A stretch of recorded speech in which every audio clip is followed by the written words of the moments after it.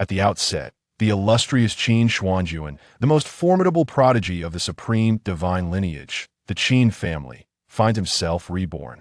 Possessing the rare, dual-eyed Dao physique, his innate talent and potential surpass that of his contemporaries. However, he is devoid of any joy. This is solely because he has reincarnated as a villainous character from the novel destined ancient god emperor in his previous life. Did he truly reject the engagement with the future ice emperor of the Xiao family, whose talents and abilities have been rendered utterly obsolete? Did he ruthlessly extract the supreme bone from the reincarnated empress who was raised as a child bride?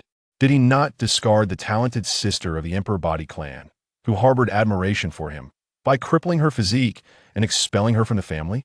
Even the innocent holy maiden and the eternal knight Demonis, who had pursued and revered him since childhood, were regarded by him as obstacles to his Dao and thus met with his harsh rejection. Ultimately, his fate concluded with him being transformed into a soul puppet by the destined male protagonist, Yiqian, along with all the jilted destined female protagonists. As he reminisced about the narrative within the book, Qin Xuanjun's eyes narrowed, his mind swirling with countless thoughts. At that moment, a subordinate reported that the talents and abilities of Xiao Linxue, the prodigy of the Xiao family, had mysteriously dissipated overnight. The family convened to deliberate and resolved to visit the Xiao family to annul the engagement. In response, Qin Xuanjun flashed a charming smile and coolly remarked, "Prepare lavish gifts and proceed to the Xiao family." On the day when both the destined childhood sweetheart and the Qin and Xiao families believed he was to annul the engagement, he proclaimed, with the dual-eyed Dao physique rendered invincible, "What need is there to annul the engagement for the sake of proving the Dao system?" The host alters the storyline, rewarded with the record of the great Dao demon seed, the blood of the ancestral dragon, the supreme bone, and the exquisite holy body Dao Fetus.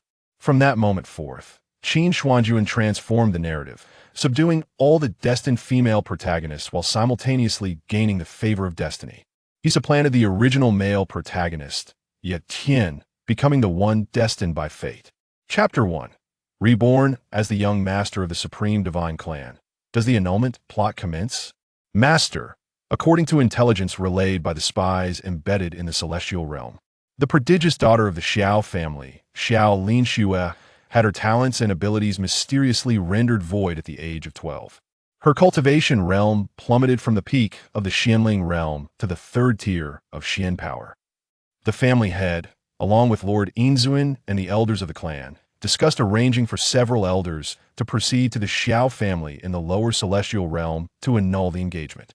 In the Shattered Divine realm, within the palace of the young master of the supreme divine lineage, Qin Xuanjun absorbed the reports from his subordinates while processing the memories in his mind. He is a reincarnator, having perished under the wheels of a truck only to awaken as the young master of the Qin family. From birth, he was accompanied by the ethereal shadows of 9 forbidden celestial dragons, with thunder raging across the heavens and the earth. With the unparalleled dual-eyed physique and an innate understanding of the Tao akin to sipping tea or drinking water, he commenced with 2 extraordinary physiques, his talent and potential eclipsing all peers of his age. Yet, he found himself utterly devoid of joy, for he was but a villain from the novel The Fate of the Ancient God Emperor in his previous life, Qin Xuanjun. He had driven away all the heroines arranged by his family, only to find himself besieged by them and Yi Tian during his future conquests in the celestial ruins, ultimately reduced to a soul puppet. Xiao Linxue encountered the soul of an elderly lady and took her as a mentor, acquiring the Ice Emperor's divine record, devouring the eternal divine ice, and becoming the sole female Ice Emperor of the heavens. How intriguing! I shall meet this future Ice Emperor, Qin Xuanjun mused, his demeanor serene as he reclined upon the 9-dragon celestial throne, his fingers gently tapping against the armrest. A hint of a thought-provoking smile graced his lips as he calmly declared, "Prepare sumptuous gifts. I, the young master, shall personally accompany you to the Xiao family in the lower celestial realm." "Yes, young master." The elder kneeling before Qin Xuanjun responded with utmost reverence, acknowledging the remarkable talent and illustrious potential of the young man before him. He was already destined to be the next head of the Qin family, due to his innate gifts. Meanwhile, in the lower celestial realm within Tianxian City at the Xiao family residence. Xiao Linxue stood anxiously and indignantly by the bedside of her gravely ill father, since her extraordinary talents had inexplicably deteriorated overnight, leaving her a mere third-tier cultivator. The family's market stalls and supply channels within the city had been ruthlessly suppressed and seized by rival clans. Her father, leading the clan to defend their territory, had suffered severe injuries, compounded by her constant worry for her now-defunct, gifted physique, which had left her utterly drained. With her ailing father, a shattered family, a once prominent fiancé, and her own utter incapacity weighing heavily on her, Xiao Linxue clenched her delicate fists, fighting back the tears welling in her eyes. "Teacher, what should I do?" she implored the ancient spirit residing within her necklace. The spirit sighed softly, her silence heavy with resignation, and conveyed through a soul transmission. "Alas, if only a fraction of my soul's power remained, if I could devote 1 to 3 years to cultivate you, and if we could obtain top-tier soul, elixirs, or divine ice. Unfortunately, neither of us can swiftly alter this dire situation." The spirit, Sheng Shuang, felt deep sympathy for Xiao Linxue and her family's plight, yet was powerless to assist. She had only just absorbed a fraction of the other party's decades of cultivation to awaken, and her own soul was feeble. Although the latter had regained the 9th tier of power within a month due to the elixir she had concocted, it was utterly impossible for her alone to contend with the multitude of rival families in the city. At that moment, the elder of the Xiao family stumbled in, announcing news that plunged both Xiao Linxue and her father, Xiao Rulong, into despair and fury. The heir of the supreme divine clan, the Qin family, had arrived in the lower celestial realm, accompanied by a retinue of elders bearing lavish gifts. It was likely, if not certain, that he had come to annul the betrothal with her, the once promising prodigy now rendered useless. Indeed, she thought, what of past friendships, what of engagements made in childhood, what of my once celebrated talents? A bitter yet ironic smile crept across her face. All of it is but an illusion. That so-called divine young master may very well regard me as mere weeds by the roadside, Sheng Shuang observed, watching Xiao Linxue suffer such a blow. For a moment, she was at a loss for words of comfort, only able to sigh quietly. "Do not despair, Xiao Shui. In the future, I shall aid you in becoming the Ice Emperor of the Heavens and restore the glory of the Xiao family. You, Xiao Linxue, shall not be inferior to any prodigy in this world." Xiao Linxue did not respond but questioned silently within her heart. "Even with my teacher's guidance and the method of consuming divine ice, can I truly surpass that fiancé with the dual-colored pupil?" At this juncture, the other 3 prominent families in Tianxian City, Lu, Zhang, and Fan, upon learning of the arrival of the Qin family's illustrious heir, were preparing to welcome him and facilitate the annulment of Xiao Linxue's engagement. After all, in their view, the peerless young master had come to the lower celestial realm's Xiao family for little more than to rescind the engagement. Surely he would not traverse such distances with a trove of precious resources simply to engage in idle conversation with a discarded fiancé. As long as we flatter him and welcome the esteemed lord properly, and then take the initiative to pressure the Xiao family into severing the engagement, perhaps our 3 families can soar to great heights. The heads of the 3 families envisioned their prosperous futures while surrounding the entire Xiao family compound. "Xiao Linxue, why do you not come forth? The heir of the supreme divine clan has arrived in the lower celestial realm. If you and the Xiao family are wise, you shall promptly annul the engagement and not obstruct the young master of the Qin family on his path of cultivation."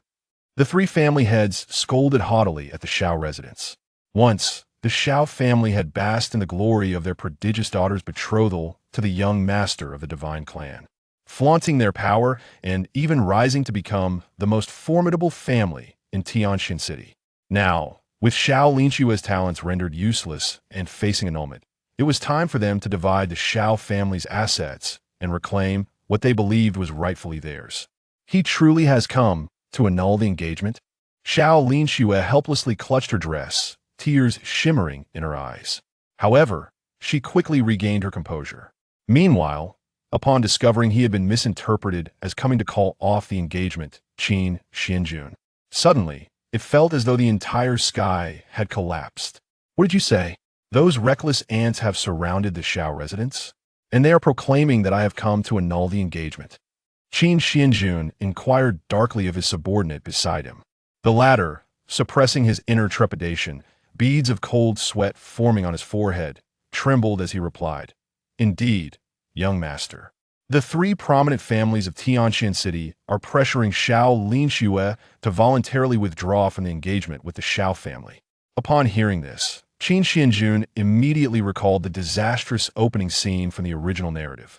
Xiao Linxue had established a 3-year pact, relying on the wisdom of the ancient soul matriarch and the record of eternal divine ice, to rise as an unparalleled prodigy, possessing several terrifying ancient divine ice powers. After I was secretly ambushed and sealed by the destined male protagonist, Yi Tian, within a mystical realm, I was subsequently defeated by the Qin family of the Western Divine Domain, causing my reputation and status within the clan to plummet.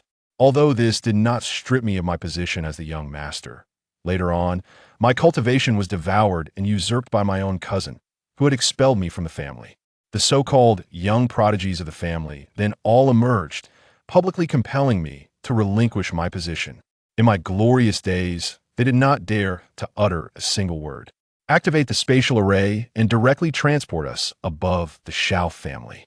Qin Xuanjun, with his hands clasped behind his back, instructed the elders and subordinates beside him with a detached demeanor. Although he could traverse the void or open a spatial portal using his heavy pupils, once he assumed the identity of Qin Xuanjun, this sensation of commanding and issuing orders truly felt exhilarating. As you wish, young master. The elders and strong figures of the Qin family all nodded in agreement, casually waving their hands to open a resplendent spatial passage leading directly to Tianqian City. The cultivation system, Xianling, Xianren, Xuandi, Xiantian, Xuanchong, Xuanai, Xuanyou, Xuanwei, Xuandao, Xuanxiang, Xuanjun, Xuandu, Xuanxing, Xuanseng. Alchemical items and techniques. Common grade, spiritual grade, law grade, Xian grade, immortal grade, divine grade, sacred grade, emperor grade, Dao grade. Chapter 2. Who says this young master has come to the Xiao family to annul the engagement? The gravely ill Xiao Rulong rose from his bed, his complexion pale as he coughed up a few mouthfuls of fresh blood. In a tone laced with humility, he implored, "Shui, please. Do not hesitate to beseech your fiancé, the young master, on my behalf." Observing her father, who was on the brink of death, yet still concerned for her, Xiao Linxue felt a surge of emotion, her voice trembling as she replied, "Father, please do not plead with him. He is the young master of the supreme divine clan, the Qin family, while I am merely an ordinary girl stripped of my cultivation talent. If he wishes to annul our engagement, then let it be." With that, Xiao Linxue supported her father as they exited the Xiao residence alongside the family elders. "Xiao Linxue, you have finally emerged." The heads of the three major families jeered mockingly. "The young master of the divine clan has come in person, and you do not rush to kneel and welcome him? Perhaps, if he feels benevolent, he might grant you a position as a maid." Yet, Xiao Linxue stood resolutely at the entrance, her posture straight and devoid of any intention to kneel in greeting. As the fiancée, she had no need to bow like others. Even if that status were to change, she would never adopt a demeanor of subservience to beg. "Linxue, you should kneel and welcome him, lest the young master of the divine clan become enraged." Others chimed in, "Indeed. It's not the end of the world to be dismissed. Perhaps the young master might even compensate our Xiao family with some precious cultivation resources." Witnessing Xiao Linxue's unwavering stance, the elders and clansmen of the Xiao family knelt in preparation for Qin Xuanjun's arrival, simultaneously urging her to reconsider. Faced with such an impasse, Xiao Linxue inhaled deeply. The tears in her eyes had long since dried, leaving only an indomitable spirit and unwavering resolve. She would not allow the annulment of her engagement to confine her to the mundane realm. She would strive for mastery, to become the ice emperor of the heavens. Sooner or later, all those who had bullied and mocked her would kneel before her in submission, including that young master of the divine clan. In that moment of transformation, as her resolve crystallized, a chilling yet powerful aura radiated from Xiao Linxue. In an instant, her cultivation level surged, breaking through 3 realms, with the initial signs of the Emperor's aura manifesting. Though Xiao Shui has endured hardships beyond the comprehension of ordinary souls, if this can temper and solidify her resolve and spirit, it may prove beneficial for her future path. Saint Frost reflected silently upon witnessing the emergence of the Emperor's aura in Xiao Linxue. At that moment, a golden light, radiant as the sun, descended from the heavens. The onlookers quickly raised their heads, beholding a striking young man clad in resplendent golden robes, accompanied by a dozen elders in white robes. As they traversed the golden path from the horizon, we humbly welcome the esteemed young master of the supreme divine clan. The leaders of the three major families and their clansmen knelt, their faces adorned with sycophantic smiles. They were solely focused on currying favor for potential rewards, oblivious to the fact that what Qin Xuanjun would bestow upon them was not resources, but rather the obliteration of their clans. Welcome, esteemed son-in-law. No, we extend our respects to the young master's presence at the Xiao family. As Qin Xuanjun and the elders of the Qin family gracefully descended before the Xiao residence, Xiao Rulong hastily approached, bowing deeply, his haggard face marked by humility and despair. Xiao Linxue observed her father's bent posture, instinctively clenching her fists, her beautiful eyes brimming with determination and indignation. There is no need for such courtesy, father, Qin Xuanjun said, not adopting an arrogant demeanor, but rather assisting Xiao Rulong to his feet with a smile. Upon noticing the regard and attitude displayed, both Xiao Rulong and Xiao Linxue were momentarily taken aback, a glimmer of hope rekindling within them. Patriarch Xiao, this is 100 boxes of cultivation resources prepared by my young master for your family, sufficient for you to thrive in the immortal realm. At that moment, an elder from the Qin family waved his fan, producing a golden celestial box filled with abundant cultivation resources. Seeing this, Xiao Linxue felt her flicker of hope extinguish, her stunning ice-blue eyes filled with humiliation and fury. Taking a deep breath, she suppressed her anger and addressed Qin Xuanjun. Young Master Qin, should you wish to annul our engagement, I, Xiao Linxue, will not cling to you shamelessly. However, please take these resources back. My family has no need for your charity. Qin Xuanjun frowned, about to explain, but was interrupted by the leaders of the three major families. Xiao Linxue, have you looked in the mirror to see your own status? The young master bestowing resources upon you is a favor. How dare you insult his generosity? As for your engagement to the young master, it was you who overreached. Do you understand? If your family knows what's good for you, take the resources and leave. Witnessing the obsequiousness of the three major family leaders towards Qin Xuanjun and their derision directed at her, Xiao Linxue grasped the marriage contract tightly in her hand, her voice cold and filled with wrath as she declared, since the young master of the divine clan looks down upon me and has come here with gifts to annul our engagement, then I, Xiao Linxue, will comply with your wishes. But remember this, 30 years in the east, 30 years in the west, do not bully the young girl. However, just as Xiao Linxue was about to declare that famous line, Qin Xuanjun stepped forward, interrupting her. Annul the engagement? Who said this young master has come to the Xiao family to annul the engagement? As his words resonated, the unfinished lines on Xiao Linxue's lips caught in her throat. She widened her beautiful eyes, staring blankly at Qin Xuanjun, as if questioning, stop pretending. What else could you possibly seek from my family, if not to annul the engagement? With your status and background, what woman have you not encountered? Surely you cannot be enamored with a useless girl like me? Even the elders of the Qin family exchanged puzzled glances with Qin Xuanjun. They were eager to inquire. Young master, did we not come to this desolate place merely to annul the engagement? You need not feign courtesy, young master. I, Xiao Linxue, am aware that my talent and cultivation do not match yours. Being with me would only hinder your path to enlightenment. Xiao Linxue composed herself, distancing herself from Qin Xuanjun by several steps, her lovely face betraying a sense of detachment and indifference. She could not bring herself to believe that he would honor the engagement. The leaders of the three major families, witnessing her demeanor, felt a weight lift from their shoulders, thinking, the young master of the divine clan must not wish to bear the burden of breaking a promise. Hence he seeks for Xiao Linxue to take the initiative to dissolve the engagement. Consequently, they pointed at Xiao Linxue, mocking her with scornful laughter. Xiao Linxue, you at least have some self-awareness. Quickly tear up the engagement contract and do not impede the young master's journey. Hearing their words, Xiao Linxue inhaled deeply. As if resolved to make a decision, she gripped the edges of the marriage contract tightly, her knuckles turning white from the strain. Just as she was about to tear up the engagement, a broad and warm hand suddenly clasped her delicate fingers, halting her actions. Silence. This young master, with his unparalleled dual pupils and body, has no need to regret the marriage contract. In Chapter 3, a confession of 12 years of deep affection unfolds. With tears difficult to conceal, Qin Xuanjun swiftly enveloped Xiao Linxue's fragile form in his embrace. His demeanor icy and domineering as he bellowed at the heads of the three great clans. Dare to bully my fiancée? You have chosen the path to your demise. As his words echoed, A terrifying celestial radiance erupted from his dual pupils, enveloping the area with unfathomable power, transforming into an expansive sea of celestial energy that obliterated the clan leaders and all their kin into ash. In the face of such overwhelming force, those who usually oppressed the Xiao family were rendered utterly speechless, unable even to emit a cry of despair.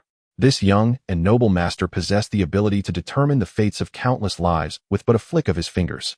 Gazing at Qin Xuanjun, who had decisively annihilated the three great clans with a single stroke, Xianxiaaudiobooks' beautiful eyes widened slightly, her delicate face momentarily frozen in astonishment. At that moment, she was uncertain whether to be moved or shocked. Both his protection of her dignity and the terrifying power emanating from his eyes far exceeded her expectations. You, my dear fiancé, are bound to possess immeasurable potential in the future, Sheng Shuang remarked with a tone of admiration towards Xiaolinxue. Yet, I still can't shake the feeling that his intentions may not be pure. With his background and unparalleled talent, what could he possibly want from you? Surely he doesn't foresee you becoming the Ice Emperor of the Heavens? Upon hearing Sheng Shuang's words tinged with concern, Xiaolinxue quickly regained her composure. The blush on her face faded, replaced by a sense of vigilance and distance. Taking a few steps back, she clasped her hands in gratitude towards Qin Xuanjun. Thank you, young Master Qin, for standing up for me and vanquishing the three great clans. However, my talents and cultivation are indeed quite meager, and I fear I am unworthy. Noticing the calm and guarded look in Xiaolinxue's eyes, Qin Xuanjun silently scoffed within. Is she truly the future Ice Emperor? She certainly isn't someone easily swayed by mere words. He gently ruffled her hair, a tender smile gracing his features, as he declared, No, you are worthy. I believe that in the future, you shall not fall behind me. The elders of the Xiao family, along with the Qin elders, were left in stunned silence. Their mouths agape. How could she, Xiaolinxue, possibly keep pace with someone of the dual pupils and divine lineage? Simply being allowed to remain beneath him was already a privilege. Even Xiaolinxue felt her cheeks flush with embarrassment, unable to meet Qin Xuanjun's earnest gaze. Since the bizarre disappearance of her talent and cultivation 12 years ago, this was the first time someone other than her father or teacher had bestowed upon her such high hopes and praise. She had mistakenly thought this person was here to annul their marriage, only to find him treating her with such kindness and without condescension. Young master, your actions may not sit well with the clan leader and your aunt, an elder from the Qin family cautioned, approaching Qin Xuanjun. His words struck a sensitive chord in Xiaolinxue's heart. Indeed, he was the scion of a divine lineage, while she was merely an ordinary girl from the lower realms. Could the chasm of their backgrounds truly be bridged? Young Master Qin, during these 12 years when my talents have been rendered obsolete, neither you nor the Qin family have reached out to assist me. I presume the powerful members of your clan do not support our engagement? Xiaolinxue said. Her head bowed, her voice devoid of emotion. Qin Xuanjun inwardly lamented, how unfortunate. It was true he had not seen her in 12 years, and now his sudden warmth might raise suspicions. However, he was well versed in the art of persuasion. Disagree? Who dares defy my words? Within the clan, who would dare instruct me in my actions? The clan leader is the present strength of the Qin family, but I, Qin Xuanjun, am the future of the Qin family. With his declaration, a dominating and profound aura swept over the assembly, silencing any dissent. Even the elders of the Qin family bowed in agreement. For the first time, Xiaolinxue experienced the sensation of being cared for with such fierce protectiveness. Her heart raced, her cheeks burned with warmth, and she instinctively closed her legs, feeling an unusual sensation arise within her. Yet, Qin Xuanjun's verbal pursuit did not end there. He understood that he must dispel all doubts lurking in Xiaolinxue's heart. Therefore, he adopted a sincere and resolute demeanor, slowly articulating, the reason I insist on our engagement is twofold. First, the bond and promise of our ancestors cannot be forsaken. Second, I believe you will not allow your worth to be diminished due to your lost cultivation. As for the third reason, at this point, Qin Xuanjun appeared to recall some cherished memory, his dual pupils shimmering with unshed tears. With heartfelt intensity, he lifted Xiaolinxue's small hand, confessing earnestly, in truth, from the very first time I visited the Xiao family as a child, I have harbored feelings for you. As Qin Xuanjun's words fell, Xiaolinxue's mind went blank. The elders of the Qin family were similarly aghast, their thoughts racing. Oh no, is the young master serious? This is disastrous. This girl could very well ensnare the young master's heart at such a tender age, and in the future, it may jeopardize his path. Young Master Qin, are you truly sincere? Do you genuinely like me? Xiaolinxue's cheeks flushed with shyness as she lowered her head, nervously fidgeting with her clothing. Her delicate feet tapping softly on the ground, transforming from a nascent empress into a bashful maiden. Indeed, I am, Qin Xuanjun affirmed with a nod. Although he had first met Xiao Linxue when she was a little girl playing in the mud, that did not hinder his eloquence. Upon learning of your inexplicable loss of talent and cultivation, I hastily delved into the ancient tomes of my family, seeking a remedy for your plight. Unfortunately, I found nothing of use. Thus, over the subsequent 12 years, I sought rare treasures that could restore your talents or reconstruct your meridians. As he spoke, Qin Xuanjun casually retrieved a myriad of celestial treasures from his spatial ring, placing them before Xiao Linxue. Dragon hearts, phoenix livers, celestial dew, divine springs, sacred pills, and miraculous medicines. Overwhelmed by the treasures before her and Qin Xuanjun's heartfelt confession, Xiao Linxue could no longer contain her pent-up emotions, rushing into his embrace as tears streamed down her face. Wu, my husband, I am so sorry. I truly deserve this. How could I ever doubt your love for me? I will engrave all of your kindness from these 12 years, and today deep within my soul. From now on, I shall strive to cultivate diligently and repay you well. Please do not hesitate to make use of me. As Qin Xuanjun gazed upon the thoroughly duped future Ice Emperor, he nearly failed to suppress the urge to smirk. Saint Frost, on the other hand, was torn between amusement and exasperation. Look at what you've turned my successor, who possesses the potential of the future Ice Emperor, into. Just then, a melodious voice resonated in Qin Xuanjun's mind. Ding! The host has significantly altered their fate trajectory, activating the Destiny Villain System. Chapter 4, System Rewards, obtained Ancestor Dragon's Essence Blood and the Great Dao Demon Seed Record. Given the host's exceptional innate talents and background, the Novice Gift Pack has been cancelled. Listening to the suddenly emerging pleasant female voice in his mind, Qin Xuanjun coldly retorted with his thoughts. Cancelled? Go ahead and try. Do you believe I want to extract you and shape you into a humanoid RGB? The voice huffed in response. Host, without the system's guidance, your path will be fraught with challenges. Qin Xuanjun chuckled. I am the scion of the Divine Clan with a dual pupil physique, well versed in the entirety of the original narrative. How difficult could the path truly be? The voice fell into a slight silence before playfully replying. Oh dear host, don't be angry. I was merely jesting. With that, she distributed the Novice Gift Pack, Ancestor Dragon's Essence Blood, and the Great Dao Demon Seed Record. Furthermore, the host's changes have influenced the predetermined plot, granting a favorable disposition from the Chosen One and triggering additional rewards. Cold Flame Divine Ice, Ghostly Blood Spring Flower, and the 100-Zhong Ice attribute Divine Mystic Crystal. Qin Xuanjun felt the Ancestor Dragon's Essence Blood seamlessly integrate into his body along with the arcane and wicked technique, his eyes flickering with astonishment and satisfaction. Yet, he sensed that the system's true capabilities extended far beyond this, prompting him to inquire, System, aside from altering my narrative and gaining rewards through the Chosen One's favor, do you possess any other functionalities? The system, slightly prideful, replied, of course. As a destined villain, showcasing your prowess can earn you shock values. Suppressing the Chosen One or courting the Chosen One can yield destiny points. Engaging in nefarious acts, such as murder or arson, can grant villain points. These can then be used for lottery draws or to exchange for rewards in the system shop. Upon hearing this, Qin Xuanjun developed a rough understanding of the system's capabilities. Husband, there are many people here. Xiao Linxue gently tugged at Qin Xuanjun's sleeve. The gazes of the Xiao family members and the elders of the Qin clan made her delicate face flush with warmth, her petite form squirming restlessly in his embrace like a frightened rabbit.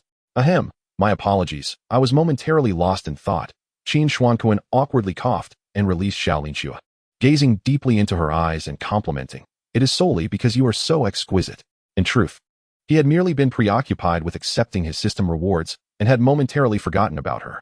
However, Xiao Linxue was thoroughly moved by Qin Xuanjun's actions, her face reddening as she shyly replied, Husband, you flatter me. I am merely of average appearance.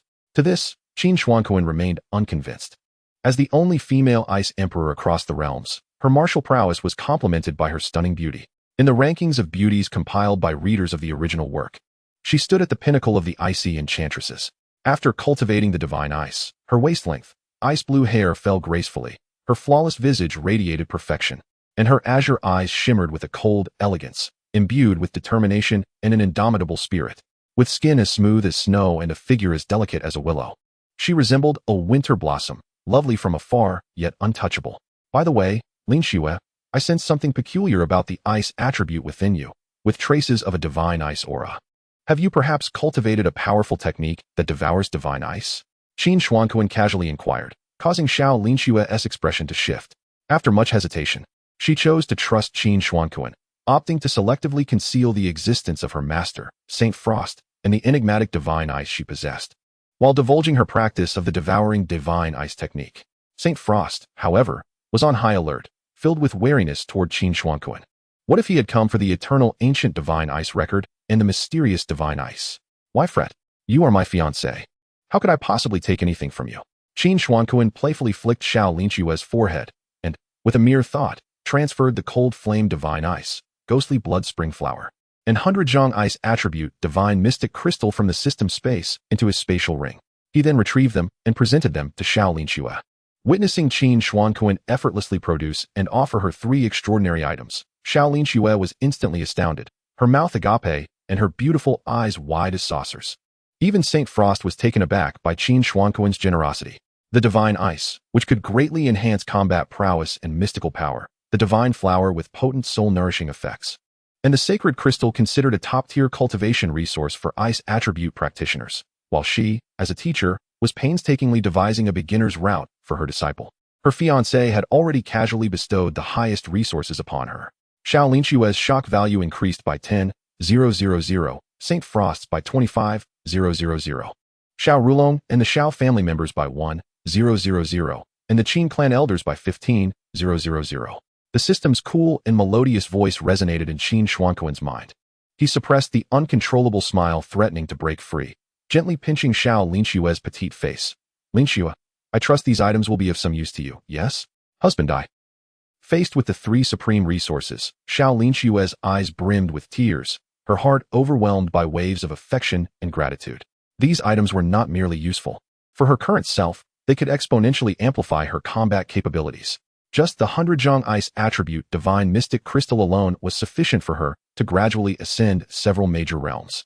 If she were to devour some divine ice, evolve her technique, and perhaps even rejuvenate her master Saint Frost's soul, it was almost unimaginable. How could I have harbored even the slightest doubt about my husband? I have repeatedly displayed wariness, distance, and hostility. Yet he has consistently shown me such meticulous care and heartfelt sincerity. Those resources must have been painstakingly acquired over the past 12 years. Yet he is willing to offer them to a fiancé he met only once in childhood and whose cultivation has been utterly wasted. Xiao Linshua bit her crimson lip, her delicate hands tightly clutching her skirt, her fondness for Qin Xuanjun reaching an unprecedented height. Having witnessed the fickleness of human emotions, she found herself utterly powerless against Qin Xuanjun's timely generosity. Husband, I should never doubt you. From now on, whatever you do, I will heed your words. Xiao Linshua gently nestled into Qin Xuanjun's embrace, her tone sincere and tender. Witnessing this, Saint Frost refrained from further comment. After all, Qin Xuanjun's journey, from the annihilation of the 3 great families to his resolute refusal of the engagement, to his heartfelt confession to Xiao Linshua, and ultimately to the potential sacrifices he made in seeking those coveted resources, had utterly won her admiration and approval. Furthermore, with the unmatched background of Qin Xuanjun, the young lord of the divine clan, complemented by his striking sword-like brows and starry eyes, one cannot help but admire his handsome demeanor. Were it not for the fact that she is Xiao Linshua's master, she would have longed to approach him herself. Nearby, Xiao Rulong and others, who were kneeling on the ground, dusted off their sleeves and silently rose, straightening their long-bent backs. Meanwhile, the onlookers from Tianxian City, including various cultivators and eclectic factions, cast envious glances filled with jealousy and resentment towards them. With Qin Xuanjun's refusal to annul the engagement, the Xiao family would naturally bask in the glory alongside Xiao Linshua, transforming from a family that was once easily bullied in Tianxian City into a force that none in the immortal realm would dare to provoke. However, Qin Xuanjun chose not to take Xiao Linshua away at this moment, for the fated heroine relies not on resources, but rather on those heavenly opportunities. In the immortal realm, there exist several secret locations that could hasten Xiao Linshua's rise, making her a formidable ally. Linshua, take this jade pendant, Qin Xuanjun said, handing her a blue, extraordinary family jade pendant inscribed with rune formations that could assist in combat defense or facilitate communication with him. When the time is ripe, I will come for you to join the Qin family. He smiled and gently ruffled her hair, clutching the jade pendant tightly. She stood on her tiptoes and planted a peck on Qin Xuanjun's cheek, her beautiful eyes glimmering with shyness as she replied, "Rest assured, my lord. Linshua will catch up to you soon." Qin Xuanjun nodded, instructing his men to set up several gathering spirit formations and offensive and defensive killing arrays for the Xiao family before returning to the West Divine Domain Qin family with the elders. However, Upon arriving back at the Qin family, he was immediately surrounded by a throng of core elders.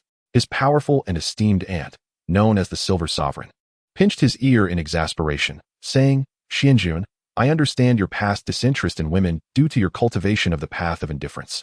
But now it seems you've succumbed to the allure of femininity. Yet, xianxiaaudiobooks truly does not befit you. With so many women in the divine realm, cannot you consider a different alliance? Is xianxiaaudiobooks truly that captivating? I am not inferior to her, am I?" The woman, adorned with flowing silver hair, straightened her posture, causing a wave of allure that made Qin Xuanjun avert his gaze. Throughout his life, this aunt had always doted on him while delighting in teasing him. "Indeed, esteemed lord, now that the divine realm is aware of this matter, they call you the one with tearful double pupils, the most sentimental in the West divine domain. Do not let that xianxiaaudiobooks tarnish your heart and youthful vigor." The family elders chimed in, their concern evident. It was only natural for them to react this way. After all, who would not go mad upon learning that their uniquely gifted and esteemed young lord had been bewitched by a mere mortal girl during an excursion to the lower realm? Nevertheless, Qin Xuanjun resolutely disregarded their objections, insisting on maintaining his engagement with xianxiaaudiobooks. In the days that followed, he remained in the family's exclusive cultivation area, solidifying his prowess while simultaneously practicing the record of the great Dao's demonic seed. This extraordinary technique had 3 modes of application. The first, the body seed, allowed for rapid control and enslavement of cultivators with significantly inferior cultivation, albeit with the drawback of being easily detectable and requiring a substantial power disparity. The second, the soul seed, enabled the extraction of an opponent's soul and the implantation of a seed once they had been defeated and were incapable of resistance, thus allowing for the enslavement of their spirit, possessing neither significant advantages nor disadvantages. The third, the heart seed, was an exceedingly formidable ability, once fully implanted. It would insidiously alter the original will of the host, making escape from control nearly impossible, and even upon reaching the imperial realm, they would remain eternally bound as loyal servants. The downside was the considerable time investment required to plant the heart seed, necessitating frequent interaction with the subject. As time passed, the celestial radiance enveloping Qin Xuanjun began to converge within him. He broke through the Xianxian realm, and his pair of extraordinary, shimmering pupils, nourished by the ancestral dragon's blood, grew increasingly vibrant. Upon exiting the cultivation area, he found a little girl dressed in a short skirt adorned with golden phoenix patterns lying at the entrance. With bright brows and pearly teeth, her fair and flawless face showcased the potential of a budding beauty. Oblivious to her own appearance, she lay there soundly asleep, her skirt billowing in the wind and revealing her undergarments. This girl was none other than Qin Xuanjun's prodigious cousin and destined daughter, Qin Ruoxi. Despite her youth, she had awakened an unparalleled imperial physique with a bloodline concentration that surpassed even his own. "Ruoxi, wake up," he said, gently pinching her soft cheeks. Hee. Ruoxi accidentally fell asleep. She replied with a dazed smile, wiping the drool from the corner of her mouth, revealing a tiny, sharp canine tooth. "Why are you sleeping here?" Qin Xuanjun raised an eyebrow in inquiry. Seemingly intimidated by his past demeanor, Qin Ruoxi shrank her head, lowering her gaze as she timidly said, "Ruoxi heard that brother Xuanjun went to the lower realm and was bewitched by that vixen from the Xiao family. No, by brother Xuanjun's fiancée." Observing the little girl's forlorn expression, Qin Xuanjun felt a complex array of emotions. In his memories, she had always admired her talented cousin. However, his former self, focused on the path of indifference, never showed her kindness. Later, he had ruthlessly seized opportunities from her within a secret realm. And after being outdone in the bloodline test at the blood sacred platform, he had resorted to underhanded tactics to drain her bloodline, rendering her imperial physique useless and expelling her from the family. This had thoroughly broken the heart of the destined little sister. Since then, the Qin family lost a naive and innocent cousin, while the destined male protagonist gained a heartless little demoness in his harem. "Are you jealous, Ruoxi?" Qin Xuanjun teased, lightly pinching her cheek. The unexpected intimacy and jest left her blushing, speechless. "I have some free time now. Would you like to stroll around the divine continent's heavenly city with me?" he asked with a smile. Initially taken aback, Qin Ruoxi quickly nodded vigorously, fearing he might change his mind. Within the divine continent's heavenly city, Qin Xuanjun leisurely strolled alongside Qin Ruoxi. For her, this was an exceptionally rare experience. "Brother Xuanjun, I want to eat candied hawthorn," she exclaimed, pointing to a nearby stall selling the sweet treat. The candied hawthorns were crafted from rare heavenly sugar and divine fruits, bursting with sweetness and infused with pure, profound energy. "All right, I'll get you some," Qin Xuanjun replied, procuring several skewers of candied hawthorn and filling her little mouth. Brother Xuanjun, Ruashi can't fit any more candied hawthorn. She mumbled, her words muffled. What a beast. You dare indulge in such things? Hearing the scornful remarks and peculiar glances from passing cultivators, Qin Xuanjun's expression darkened, his lips twitching as he thought. Thankfully, I put on a disguise beforehand, or the reputation of the Qin family's young lord would be in jeopardy. At that moment, a cold yet melodious voice echoed in his mind. Ding. The destined child Wang Chun has been detected at a gambling stone stall within the Divine Continent's heavenly city. The host's intervention to suppress can yield both destiny points and villain points, while neglecting the situation allows the opponent to acquire a portion of the immortal stone's inheritance. Upon hearing this, Qin Xuanjun gently patted Qin Ruaxi's head and said, Ruaxi, please wait for me here for a moment. I have a matter to attend to and shall return shortly. Qin Ruaxi obediently nodded, watching as Qin Xuanjun's figure vanished around the corner of the street. Meanwhile, at a stall selling gambling stones, the child of destiny, Wang Chun, under the guidance of the spirit of an elderly man, set his sights on a particular stone. However, he found himself lacking in immortal stones, and the prices of items at the stalls in the Divine Continent's heavenly city were exorbitantly high. Thus, he decided to attempt haggling, as suggested by the elderly spirit. Old man, could you perhaps lower the price a bit? Consider it a way to foster good relations, Wang Chun suggested with a smile. Lower the price? Do you believe I will break your legs? I'm a vendor of gambling stones, not a charity. If you don't want to buy, then leave. The stall owner waved his hand dismissively, reprimanding him impatiently. Wang Chun frowned slightly but restrained his anger, preparing to offer some high-grade runes he had crafted in exchange. Just then, a slender, fair hand grasped the gambling stone, and a card containing 100,000 immortal stones was slapped onto the table. This gambling stone is mine now. Wang Chun turned in shock and anger, only to see Qin Xuanjun, adorned with a dark black patterned mask, calmly pocketing the stone. Indeed, it is fortunate for this gambling stone to catch your eye, the stall owner said with an ingratiating smile, pocketing the card. After all, such a generous display indicated that the individual was of extraordinary background, likely a person of considerable wealth. This gambling stone was clearly my find first. Is it not a bit excessive for you to snatch it away? Wang Chun retorted coldly, displeased by the stall owner's grotesque demeanor. The highest bidder wins. If you cannot produce the funds, do not expect to linger in vain. Qin Xuanjun replied with a sardonic smile, unperturbed. Just as Wang Chun was about to unleash his power and fury, the elderly spirit exclaimed in alarm, Little Chun, do not act rashly. This person is surrounded by 10 powerful beings in the shadows. Wang Chun was taken aback. Why would someone with such a background compete with a mere cultivator at the same stall? Could it be he has discerned that the gambling stone contains the essence of a quasi-emperor's legacy? Do not be disheartened, Little Chun. There are other treasures at this stall. The elderly spirit quickly reassured him. Wang Chun composed himself, intending to have the elderly spirit sense for other stones with precious opportunities. Qin Xuanjun observed Wang Chun's expressions. Utilizing the shock value he acquired to purchase a soul-disturbing pearl from the system's marketplace. This is a top-tier rune I crafted, worth hundreds of thousands of immortal stones. This one, and this one, I shall take them all. With gritted teeth, Wang Chun produced all his valuable runes to buy the gambling stones selected by the elderly spirit. However, upon slicing open each stone, he was left utterly dumbfounded. Chapter 6. Do you know how you wish to die after bullying someone from the Qin family? Rags, rotten melons, scrap metal, and even a chunk of beast droppings emerged from the stones. The onlookers recoiled at the pungent stench, murmuring in disbelief, My goodness, this person is indeed extraordinary. He exchanged runes worth hundreds of thousands of immortal stones for mere rubbish. Indeed, to extract dung from a gambling stone is nothing short of extraordinary luck. Hearing the comments around him and witnessing the unsightly filth on his hands, Wang Chun's face turned a dark shade of blue as he mentally berated the elderly spirit. Old man, did you not say these stones contain treasures? What is the meaning of this scrap and dung? The elderly spirit, awkward and bewildered, replied, Well, it is possible that the stall owner employed some disruptive technique that caused my soul's perception to malfunction. Ignoring the brooding Wang Chun, Qin Xuanjun, using his heavy pupil ability, purchased another gambling stone. If I cannot uncover anything worthwhile, I shall see what you can produce, Wang Chun sneered, watching Qin Xuanjun by the stone with a sense of schadenfreude. After all, when one is down on their luck, they naturally wish for others to share in their misfortune. The onlookers and the stall owner, noting Qin Xuanjun's extraordinary demeanor and lavish spending, cast curious glances, eager to see what fortune he would unveil. Qin Xuanjun's fingers shimmered with profound celestial light as he slowly sliced open the dull stone. To the astonishment of the crowd, 2 magnificent, 7-colored celestial fruits burst forth from the fissures, shimmering in the air. just from the patterns and radiance on the surface of the fruits. It was clear they were of exceptional quality. Wang Chun, the child of destiny, received a shock value of 10,000. The elderly spirit received 15,000. And the onlookers and stall owner received 5,000.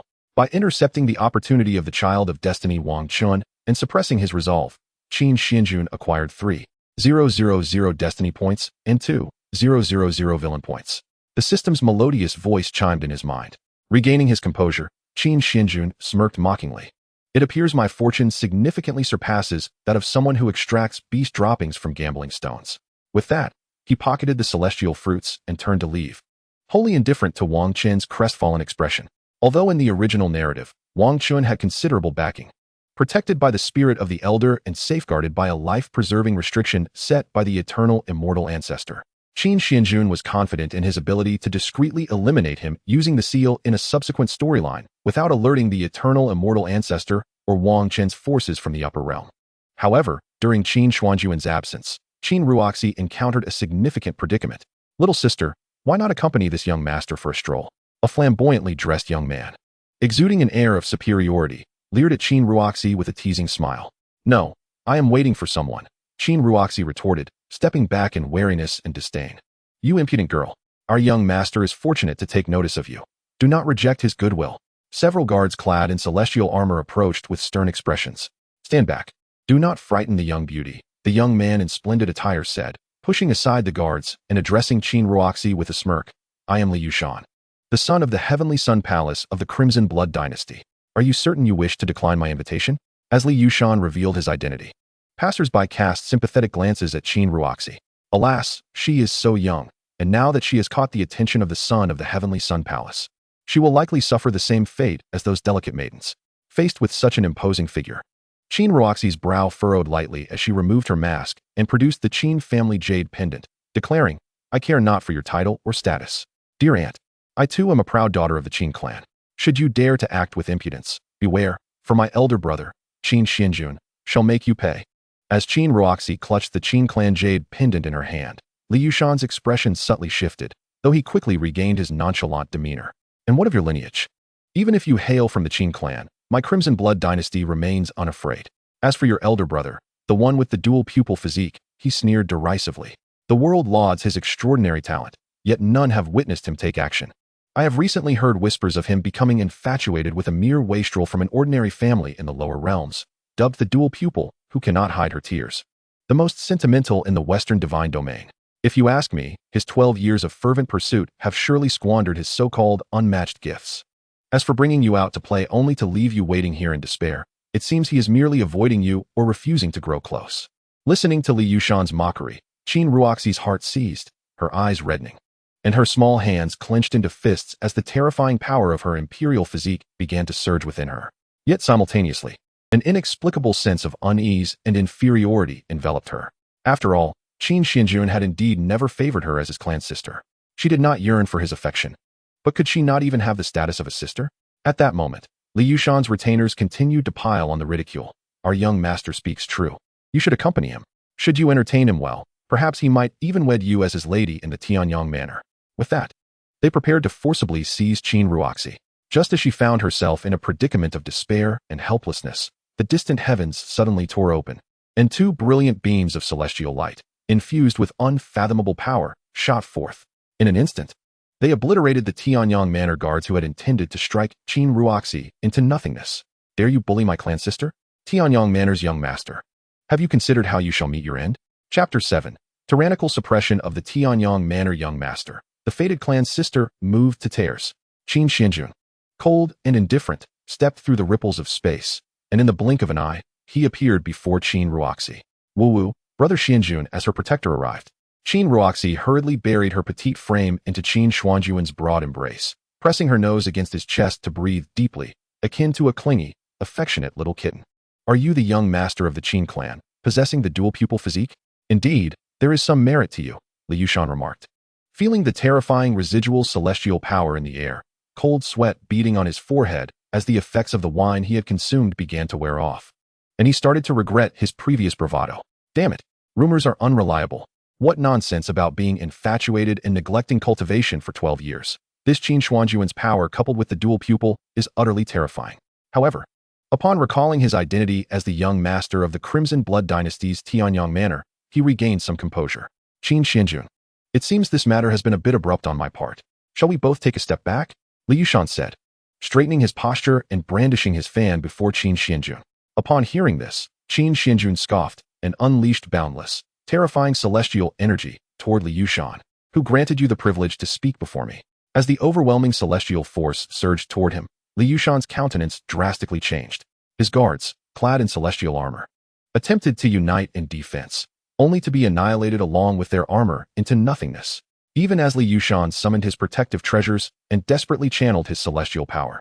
He was still flung hundreds of feet away by Qin Xuanjun's casual outburst of energy, shattering several market stalls in the process. The onlookers were overwhelmed with astonishment, accumulating a shock value of 10,000 from the bystanders, 15,000 from Li Yushan, and 20,000 from the Empress of the Crimson Blood Dynasty. Observing the data that appeared on the system panel, Qin Xuanjun raised an eyebrow, a cold smile gracing his lips. Oh, so it turns out the Empress of the Crimson Blood Dynasty has been watching in the shadows. Cough, cough, my father, the Prince of the Crimson Blood Dynasty. Li Yushan, in a pitiful state, dragged his severely injured body from the rubble, coughing up blood and fearfully pointing at Qin Xuanjun. You cannot possibly offend the Crimson Blood Dynasty over a mere nuisance of a clan sister. Hearing Li Yushan's words, Qin Ruoxi tugged at Qin Xuanjun's sleeve with concern. Brother Xuanjun, thank you for rescuing Ruoxi, but perhaps we should let this go. I fear I may bring you trouble.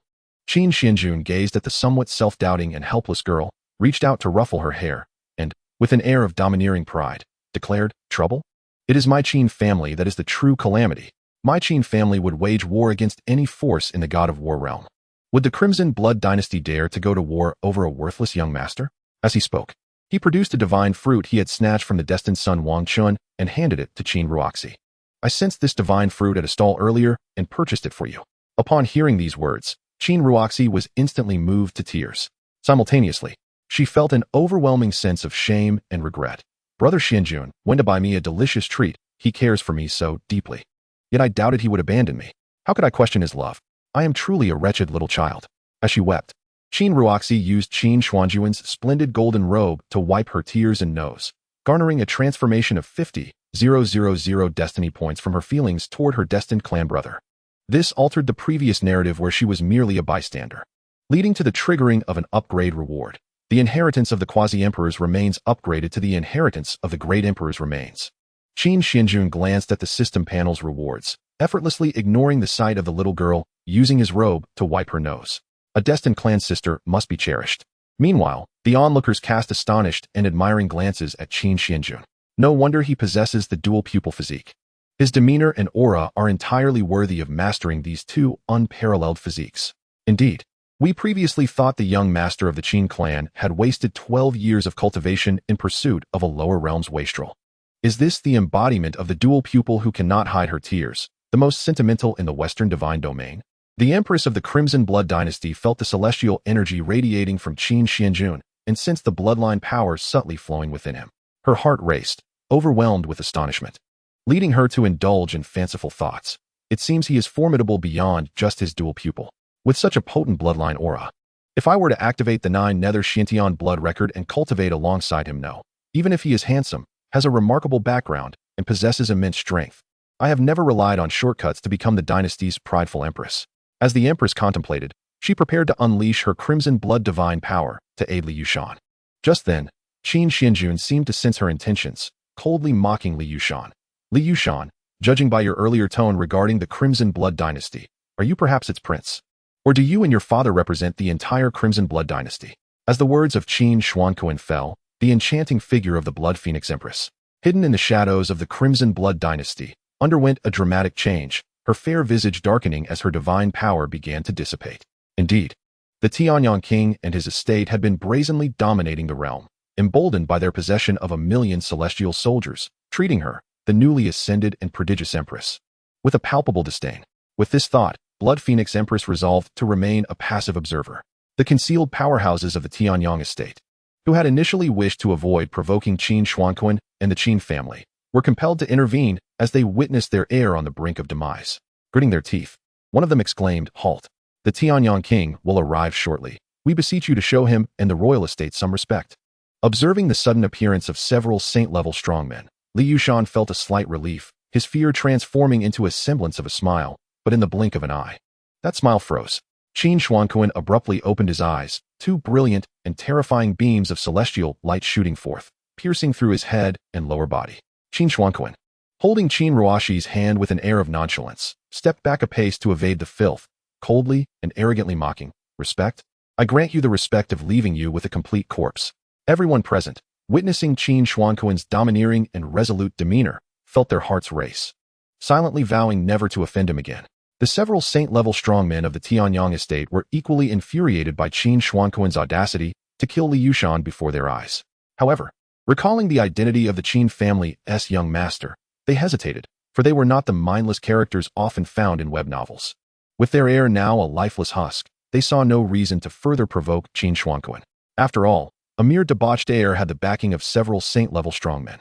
They could not believe that Qin Xuanjun, as the young master of the Qin family, would lack formidable protection. This matter will be remembered by the Tianyang royal estate.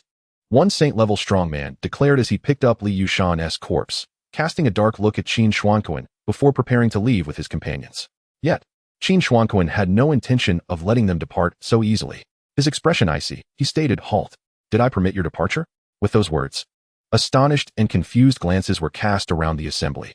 Qin Xuanjun's celestial energy coalesced into a chair, which he reclined upon lazily while clapping his hands. In an instant, 10 saint-level powerhouses materialized behind him, shattering the space around them. "Take them down together and bring them back to the family for immediate refinement. My soul lamp has dimmed.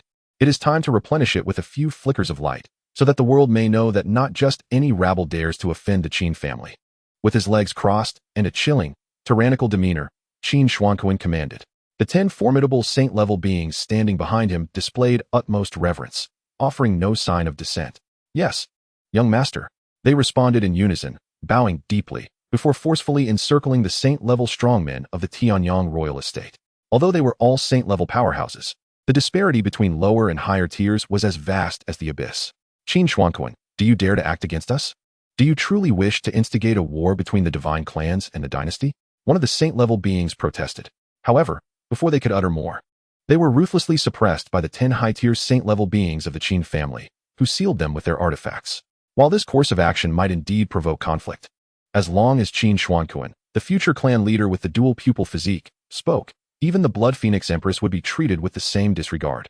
Acquiring 20,000 shock points from the Blood Phoenix Empress, 12,000 from the onlookers, and 30,000 from the fated clan Maiden Qin Ruoshi, Qin Xuanjun mused, a satisfied smile gracing his lips as he observed the opulent rewards on the system panel.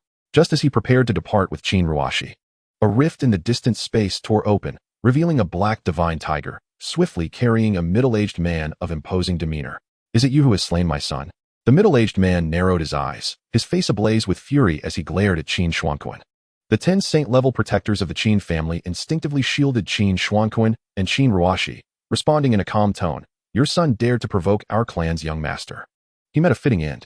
"Indeed, a fitting end," the middle-aged man retorted, his rage turning into a mocking grin as he raised his hand, conjuring an abyss-like terror of divine power, his murderous intent palpable. "In that case, you shall remain here today." As the situation escalated unexpectedly, the onlookers, disregarding their previous curiosity, hastily fled for their lives. Meanwhile, Blood Phoenix Empress watched with glee, relishing the prospect of both her adversary and the Qin family's strongmen suffering mutual destruction. Yet at that moment, a cold, seductive voice pierced her thoughts. "My Empress, you wouldn't wish for the remnants of the previous dynasty and the secrets of the 9 nether profound blood record to be exposed, would you?" Chapter 8. Devouring Divine Fruits and the Remains of Emperors. Cultivation soars once again. Upon hearing Qin Xuanjun's transmission, Blood Phoenix Empress, momentarily stunned by the revelation of his awareness of her concealed presence, felt her heart plummet, cold sweat soaking her ceremonial attire. How could he possibly know the secrets I have hidden for so many years? No, I cannot allow him to expose my secrets. With this thought, Blood Phoenix Empress emerged from the shadows, positioning herself between Tianyang King Li Yuyan and the 10 strongmen of the Qin family. Blood Phoenix Empress. The Qin family strongmen braced themselves, expecting a fierce confrontation. However, to their surprise, Blood Phoenix Empress addressed Li Yuyan, stating, "Tianyang King, Your debauched heir and his retainers provoked the young master of the Qin family first.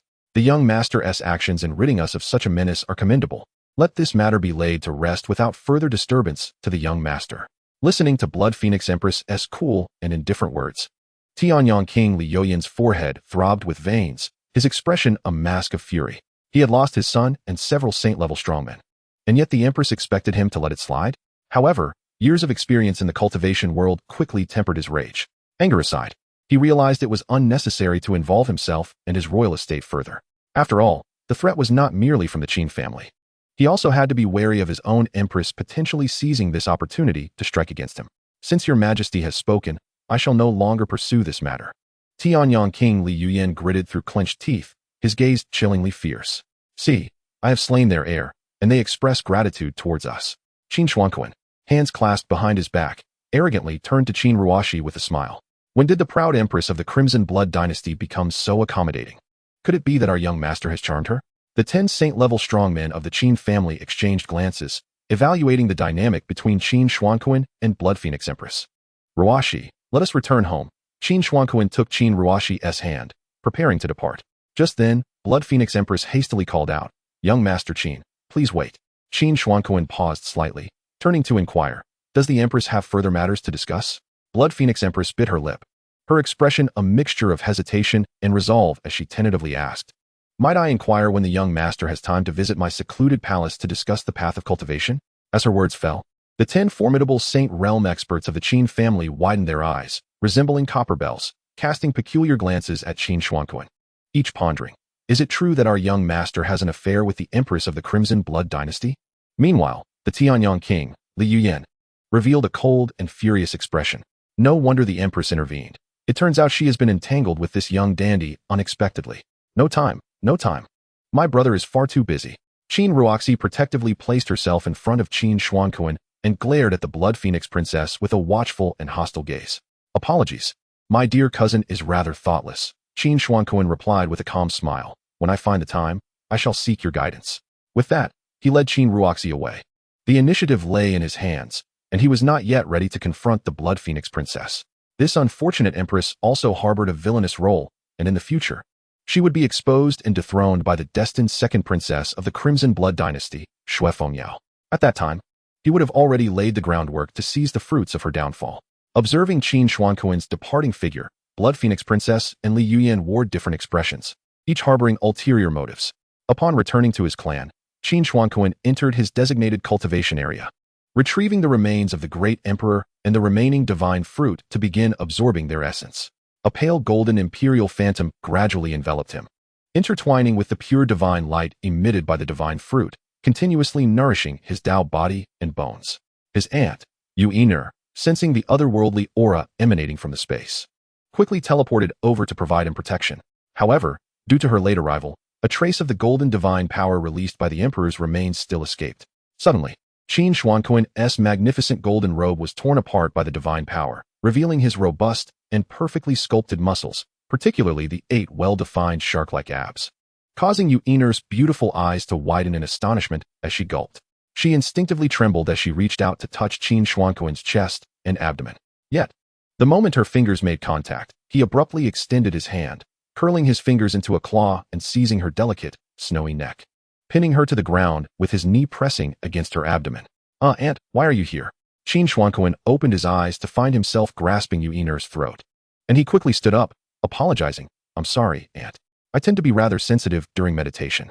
Yuiner rubbed her reddened neck, huffing disdainfully and shooting him a playful glare. I was coming to assist you. Sensing the commotion, as she spoke, her gaze inadvertently wandered back to Qin Xuanjun's abs.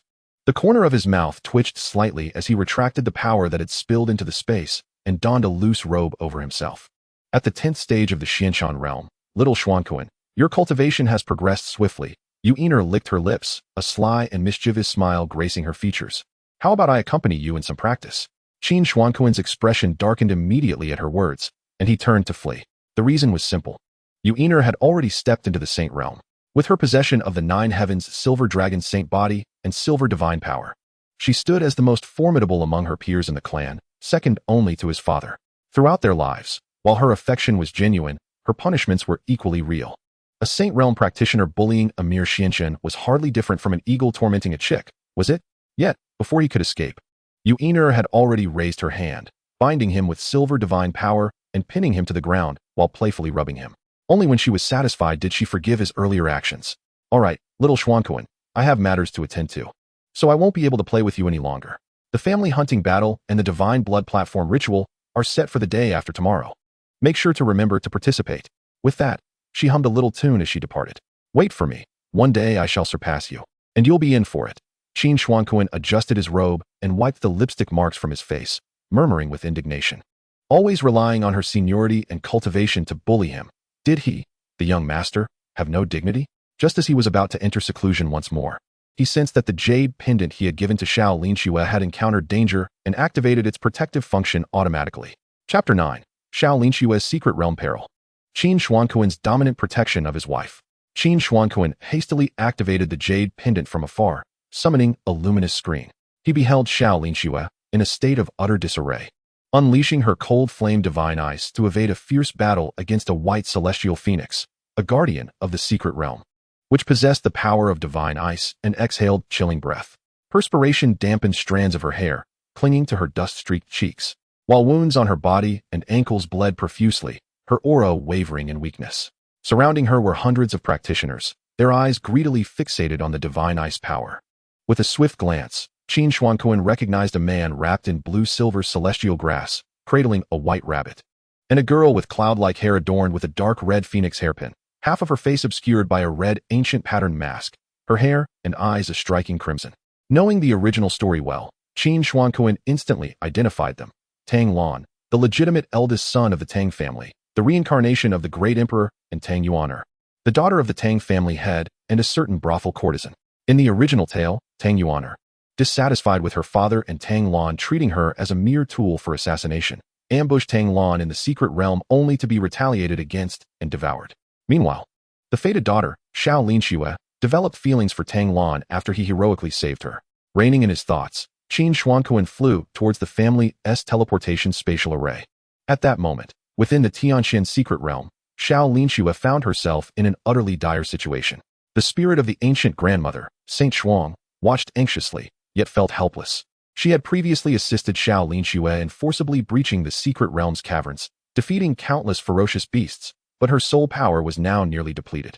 Furthermore, the negative restrictions imposed by the secret realm on soul power caused her strength to diminish significantly, while her energy consumption soared. Lin Shui, if it becomes too dire, shall we abandon the Tsanghua divine ice and the ice Xian divine power? Saint Shuang suggested with a tone of resignation. No. The divine ice and divine power are crucial for your resurrection, and they are my hope of catching up to my husband. How could I willingly relinquish what is nearly within my grasp after enduring countless hardships? Xiao Linxue stubbornly shook her head, taking deep breaths of the frigid air. Her beautiful eyes filled with determination. Saint Shuang sighed, refraining from further persuasion, and silently began to gather her soul power, preparing to fight desperately for an escape with Xiao Linxue. Yet, just as Xiao Linxue barely managed to defeat the 5th stage Frost Celestial Phoenix using the Cold Flame Divine Ice and Saint Shuang's Purple Underworld Divine Ice, the hundreds of observing practitioners surged forward, encircling her. My dear lady, we truly owe you for subduing that 5th stage beast. A burly man stepped before Xiao Linxue, mocking her. Hand over the divine ice and the divine power inheritance, and we assure you that we shall not harm you. The other cultivators gazed at Xiao Linxue's exquisite figure and flawless visage, their eyes gleaming with avarice as they beheld her bloodied palms tightly clutching the glowing orbs of divine ice and divine power. Their expressions betrayed a blatant desire and insatiable greed. As Xiao Linxue surveyed the malevolent faces of the hundreds of cultivators before her, her heart sank into despair.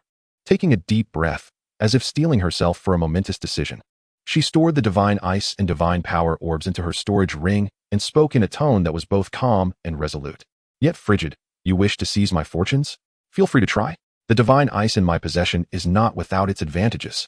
With that, she conjured an icy blade, a chilling and formidable weapon of ice coalescing in her palm. Yet, due to the excessive strain on her powers, her complexion turned ashen. A trickle of crimson blood surged up her throat, which she valiantly swallowed back. Unfortunately, the icy blade she had conjured shattered instantaneously. The onlookers collectively exhaled in relief. After all, despite Xiao Linxue's peak cultivation at the Xianren realm, Her explosive power had once subdued a juvenile divine beast, the frost phoenix of the Xiantian realm. Had she been in her prime, they might have hesitated to confront her, but now, she appeared to be a wounded and exquisite beauty at the end of her tether. Their wicked thoughts could no longer be restrained. Realizing she could not suppress the advancing cultivators, Xiao Linxue gritted her teeth and declared, "I am Xiao Linxue of the Xiao family, and my fiancé is Qin Xuanjun of the Supreme Divine Clan in the Western Divine Domain. If you have any sense, you will leave at once. Otherwise, be wary of him annihilating your entire clan." Yet, her words did little to deter the cultivators present. Just because you say so? How could a mere Xianren realm female cultivator from the lower realm possibly be connected to such a divine figure? They scoffed. Ever since the Divine Clan's young master made his heartfelt declaration in the lower realm, you are the 37th person to falsely claim to be Xiao Linxue. In this concealed secret realm, no one will come to your aid, no matter how loudly you scream. As the saying goes, wine and lust embolden the brave, and fortunes drive men mad.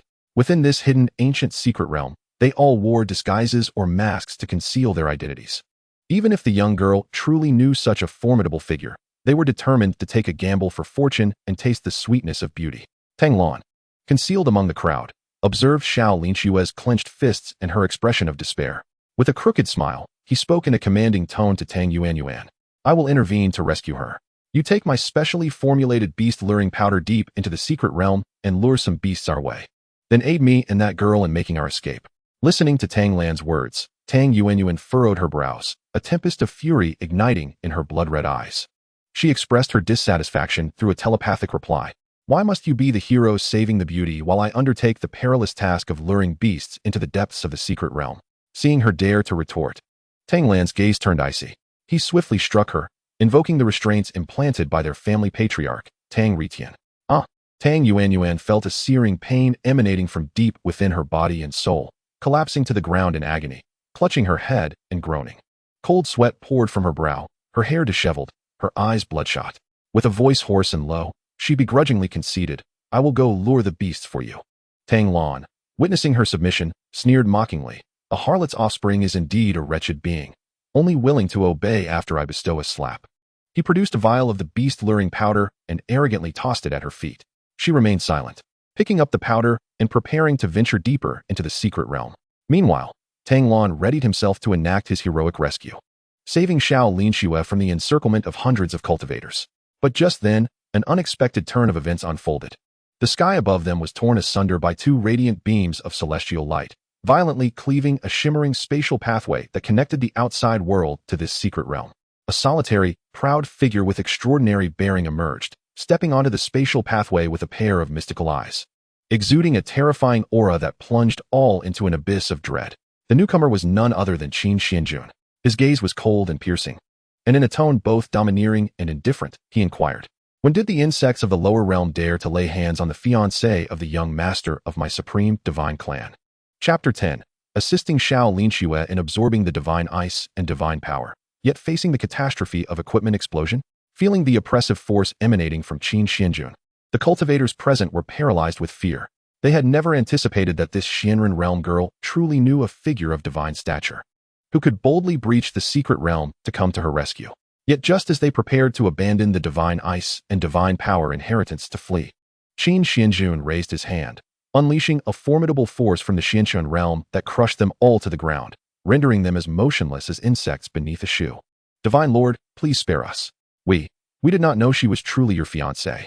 Please, Divine Lord, have mercy." The hundreds of cultivators pressed their faces into the dust-laden ground, their voices trembling as they pleaded for mercy from Qin Xuanjun. However, he showed no signs of compassion, summoning his divine power to forcibly extract their souls and imprison them within soul lamps as fuel, while their flesh was mercilessly sliced into countless pieces. Witnessing such a horrific scene, Xiao Linxue felt a profound sense of relief, as if the grievances she had suffered moments ago were finally avenged. Meanwhile, the fated child, Tang Lan, harbored a flicker of concealed envy. "Damn it, where did this guy come from? His status and talents seem to surpass mine, and he has stolen the limelight of my heroic rescue." Yet, he quickly composed himself, stepping out from behind the cliff with Tang Yuanyuan, wearing a friendly and warm smile as he approached Qin Xuanjun and Xiao Linxue.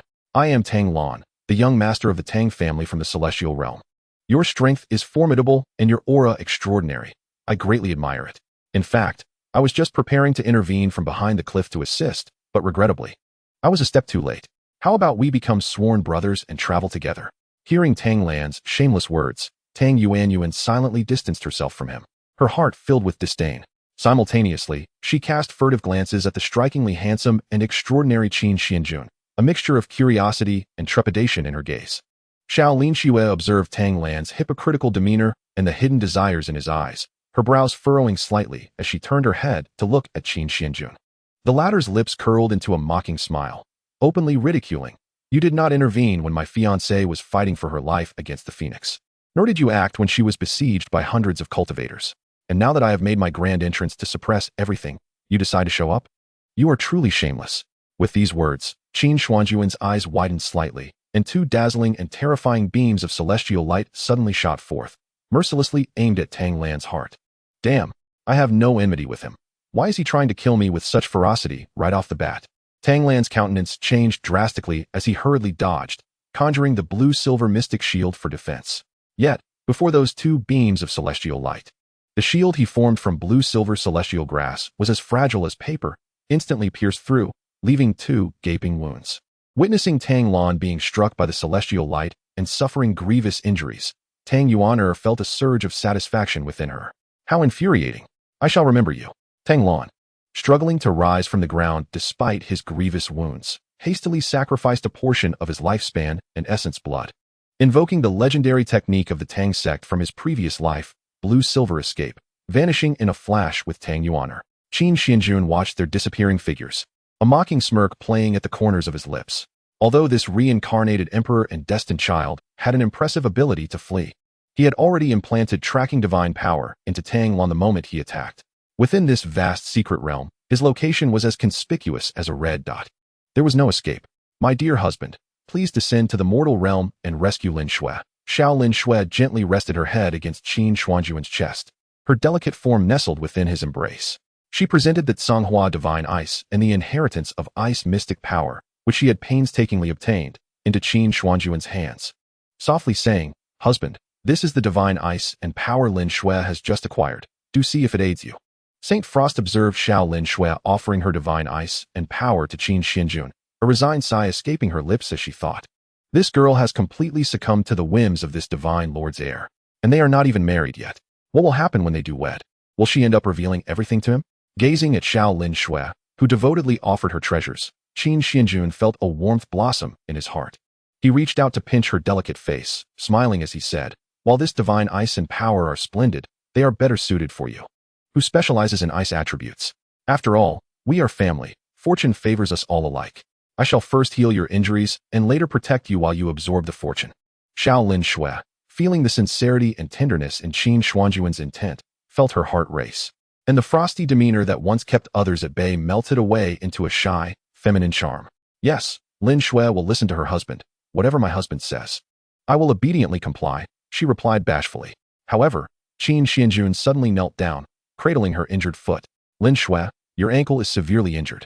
Allow me to heal it with divine power and healing elixirs. As he spoke, he began to remove Xiao Lin Shui's blue footwear. Husband, not there. My feet are filthy, she protested, slightly resisting. Yet, Qin Xuanjun did not relent. He removed her footwear and white stockings, pouring healing elixir onto her fair instep and injured ankle, gently massaging along the tender creases of her foot with divine energy. Observing Qin Xuanjuan's devoted actions, Xiao Lin Shui felt deeply moved, her affection for him intensifying. Meanwhile, Saint Frost sensed something amiss. Clearly, only her ankle was injured. Why was Qin Xuanjun? He must have a peculiar inclination. After healing her ankle, to ensure thoroughness, Qin Xuanjun even went as far as to kiss it to disinfect the wound. Saint Frost thought to herself, he is clearly hungry. I wouldn't want to expose him. Just then, the Frost Phoenix, lying on the ground, could no longer contain itself, roaring and unleashing its frost divine power towards Xiao Lin Shui and Qin Xuanjun. Come now, you shall be Lin Shui's pet in the future. Qin Xuanjun cast a sidelong glance at it, effortlessly suppressing it with divine power while using the great Dao demon seed record to enslave its beastly soul. The Frost Phoenix's ice blue eyes flickered with confusion and bewilderment before it quickly regained clarity, flying obediently to Xiao Lin Shui's side, gently nudging her leg with its noble head. Husband, you have tamed it? Xiao Lin Shui looked at Qin Xuanjun in surprise and admiration. He responded with a calm smile. I have controlled its soul and body. It is a juvenile divine beast of the ice attribute. Your divine ice power will benefit it as well. Keeping it as a pet will serve you well in the future." Xiao Linxue nodded, her admiration and affection for Qin Xuanjun growing even more profound. Receiving the favor of the destined daughter transformed into 20,000 destiny points, while suppressing the destined son, Tang Lan, yielded 10,000 villain points. And obtaining the astonishment of hundreds of cultivators and Tang Lan and Tang Yuaner garnered 30,000 shop points. Observing the rewards on the system panel, Qin Xuanjun maintained a calm demeanor. In this secret realm, the true treasures awaited were the Dragon God Emperor Yan, ranked among the top 3 in the Divine Fire rankings, which Tang Lan would help him locate. "Lin Shui, let me assist you in absorbing the divine ice power." Qin Xuanjun opened a temporary space with Xiao Lin Shui and stepped inside. "But husband," Xiao Lin Shui hesitated. "Absorbing the divine ice and power might cause a violent reaction, leading to exposure. Is that so?" Qin Xuanjun raised an eyebrow, smiling as he replied. "Then I shall be even more vigilant in protecting you, to prevent any unforeseen dangers." Xiao Lin Shui ceased her objections, retrieving the Tsanghua divine ice and ice mystic power. Consuming the special pills crafted by Saint Frost along with rare treasures to aid in absorption, activating eternal divine ice record to begin the process. Qin Xuanjun placed his hands upon her delicate back, safeguarding her as she absorbed the power. An extreme chill emanated from the Tsanghua divine ice, enveloping Xiao Lin Shui's skin and causing a delicate layer of frost to form upon her lashes.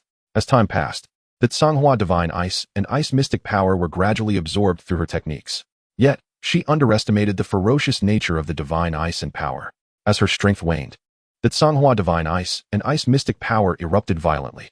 With a tearing sound, Xiao Lin Shui spat a mouthful of crimson blood, her ice blue dress suddenly shattering.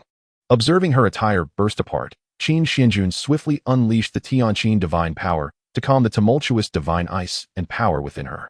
However, during this process, the future Empress of Ice, Xiao Lin Shui, was inadvertently revealed to him. Chapter 11. The Destined Son, Tang Lan, acquires the Dragon God Emperor Yin and sets a forbidden blue-silver divine slaughter array. Husband. Xiao Lin Shui, shyly crouched upon the ground, covered herself, resembling a startled ostrich. Qin Xuanjun, maintaining his composure, retrieved a large dark robe to help stabilize the chaotic divine ice and power. After considerable effort, Xiao Lin Shui finally completely absorbed the Tsanghua divine ice and ice mystic power, evolving eternal divine ice record while her cultivation soared 2 major realms, stepping into the 3rd stage of the Xiantian realm. Truly, the future Ice Emperor is deserving of his title. His cultivation speed is astonishingly rapid, Qin Xuanjun observed quietly, a hint of astonishment flickering within him. Fortunately, he had reincarnated at an earlier juncture, rejecting the betrothal and thereby garnering considerable favor from Xiao Lin Shui. Otherwise, he would undoubtedly face a formidable adversary in the future. Meanwhile, Tang Lan, accompanied by Tang Yuaner, sought refuge beneath a steep cliff in the secret realm, shrouded in wild grasses and vines, a dim and concealed haven. Damn that fellow. Not only has he stolen my limelight and beauty, but he dares to humiliate me and even contemplates taking my life. Tang Lan's expression twisted with fury as he clenched his fists, the bloodshot veins in his eyes betraying his rage. He must be that Qin Xuanjun, the young master of the Qin family. We cannot afford to offend the Tang family. Perhaps we should retreat from the secret realm and bide our time? Tang Yuaner suggested tentatively, only to be met with Tang Lan's furious slap across her face. Damn. You, the spawn of a lowly brothel woman, can only embolden outsiders while extinguishing the pride of your own kin? What of the young master of the Qin family? I, Tang Lan, shall find a way to eliminate him. Tang Yuaner, clutching her reddened cheek, lowered her head in silence, her delicate features marred by a simmering hatred reminiscent of a beast lurking beneath the waves. Tang Lan had repeatedly bullied and struck her, often deriding her mother as a mere courtesan, truly treading upon her most sensitive of wounds. At that moment, a flicker of crimson flame emanating from a dark cavern beneath the cliff captured Tang Lan's attention. He leaned closer to peer into the cave, where a strand of red dragon-shaped fire floated serenely in the air. The intense heat and apocalyptic power radiating from the flame sent shivers down even the spine of Tang Lan, the reincarnation of an emperor.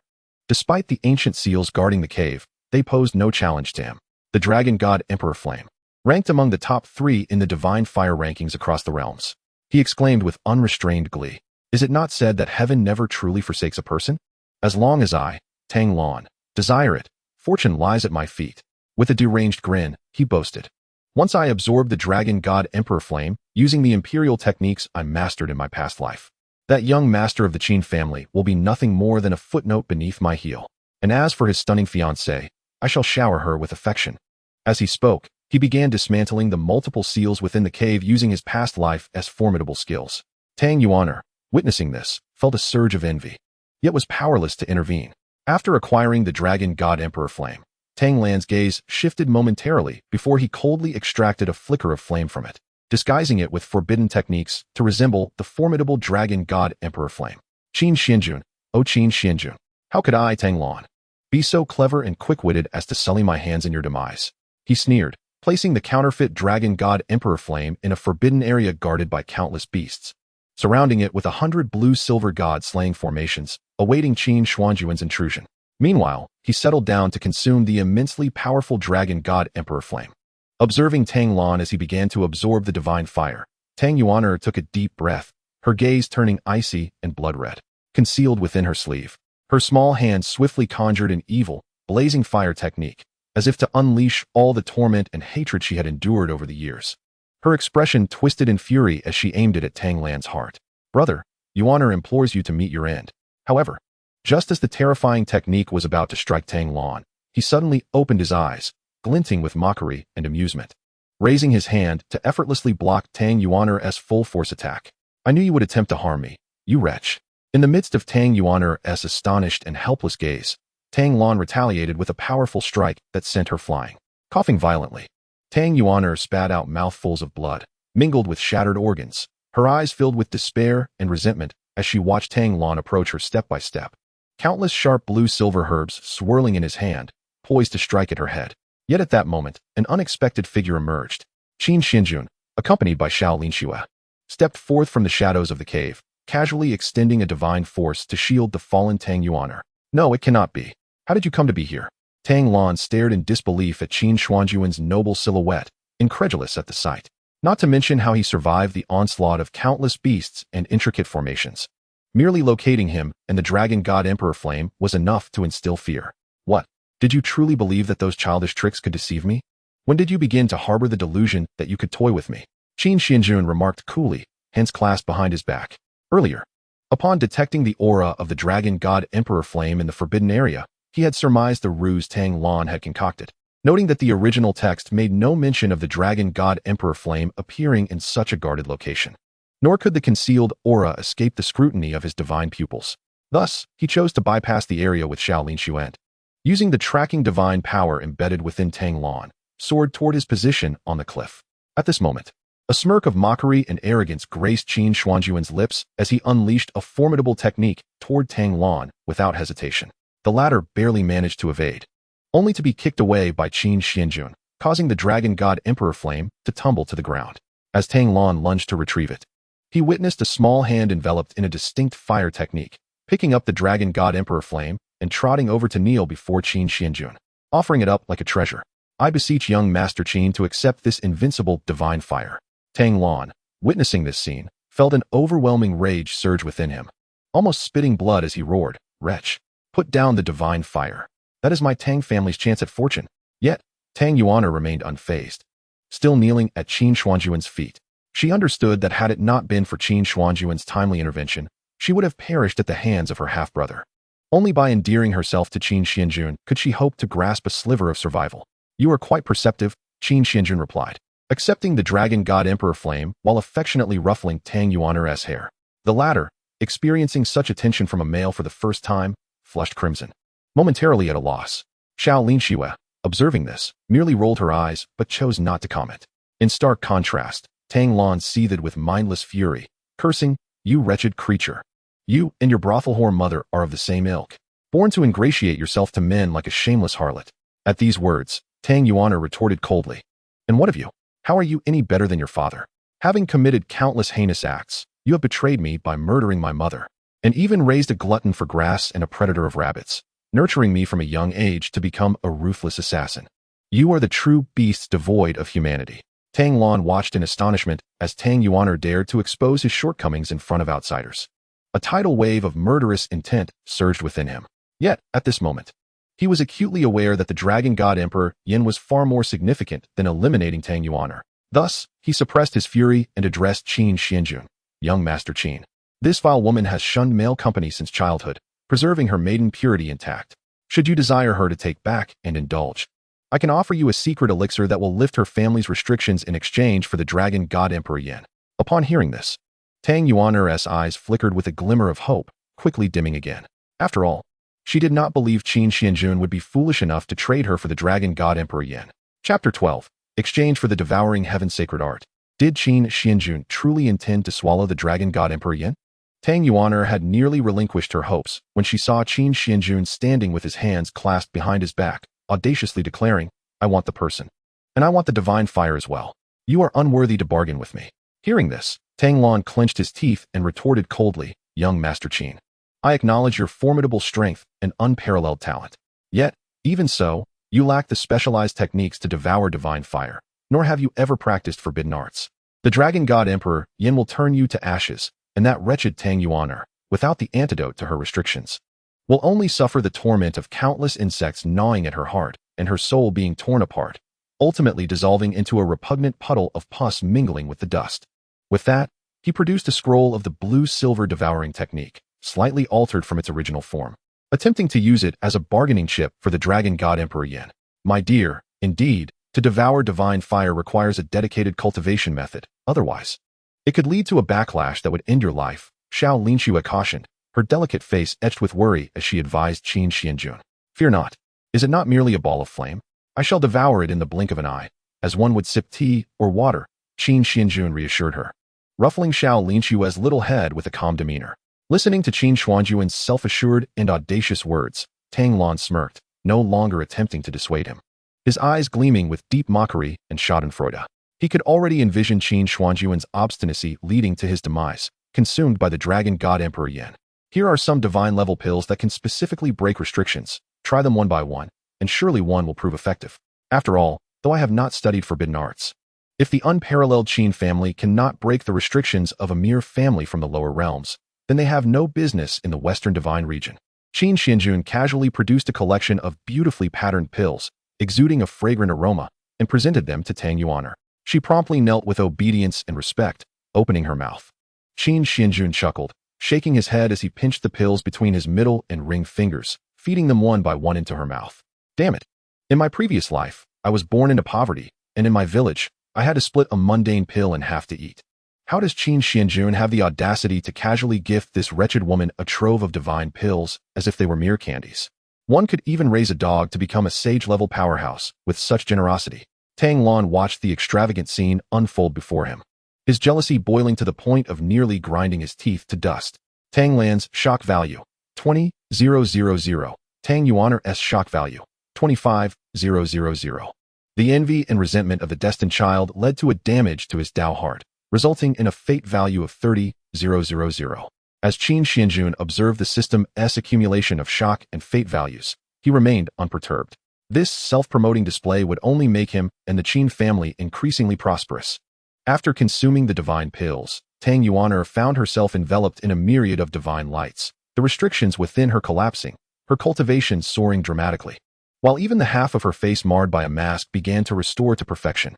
"My face has become so beautiful?" Tang Yuan incredulously touched her now fair, delicate, and exquisite visage, tears glistening in her beautiful eyes. Overwhelmed with emotion, she knelt before Qin Xuanjun, her heart laid bare, and fervently declared, "I owe my life to my master, and I can only repay you by beseeching you to grant me a soul slave mark. I am willing to serve you as a dog for eternity, unreservedly." Qin Xuanjun regarded her respectful demeanor with a satisfied smile. A request to willingly offer her soul to become a dog. He had never encountered such a plea before. "No need, rise.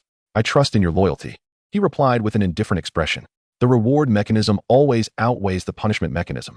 Moreover, possessing the Great Path Seed Demon record, the Heart Seed is the most perfect means to control another's loyalty. "Yes, my master," Tang Yuan nodded in response, feeling slightly disheartened that she had not received the dirty and degrading soul slave mark from her master's noble hand.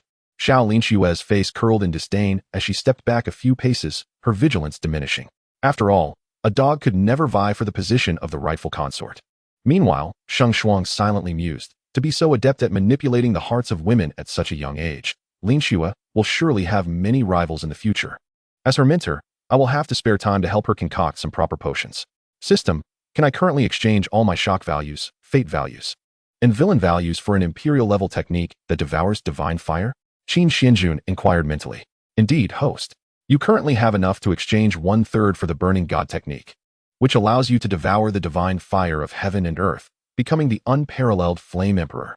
Of course, you may also expend all your system values to exchange for the transcendent imperial technique devouring heaven's sacred art, capable of consuming all peculiar treasures of the myriad realms, including divine ice, divine fire, divine thunder, or sacred source divine power seals, the system patiently explained. Then, let us proceed with the exchange for the devouring heaven's sacred art.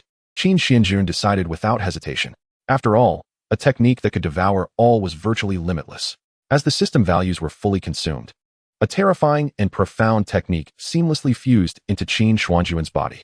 There was no arduous cultivation, nor was there a restriction to only one technique. It was designed for those who wished to avoid hardship. After the complete integration of the technique, Qin Xuanjun distinctly felt the previously terrifying heat of the divine fire dissipate, leaving only a sense of calm and warmth. Then, he made a move that astonished everyone present.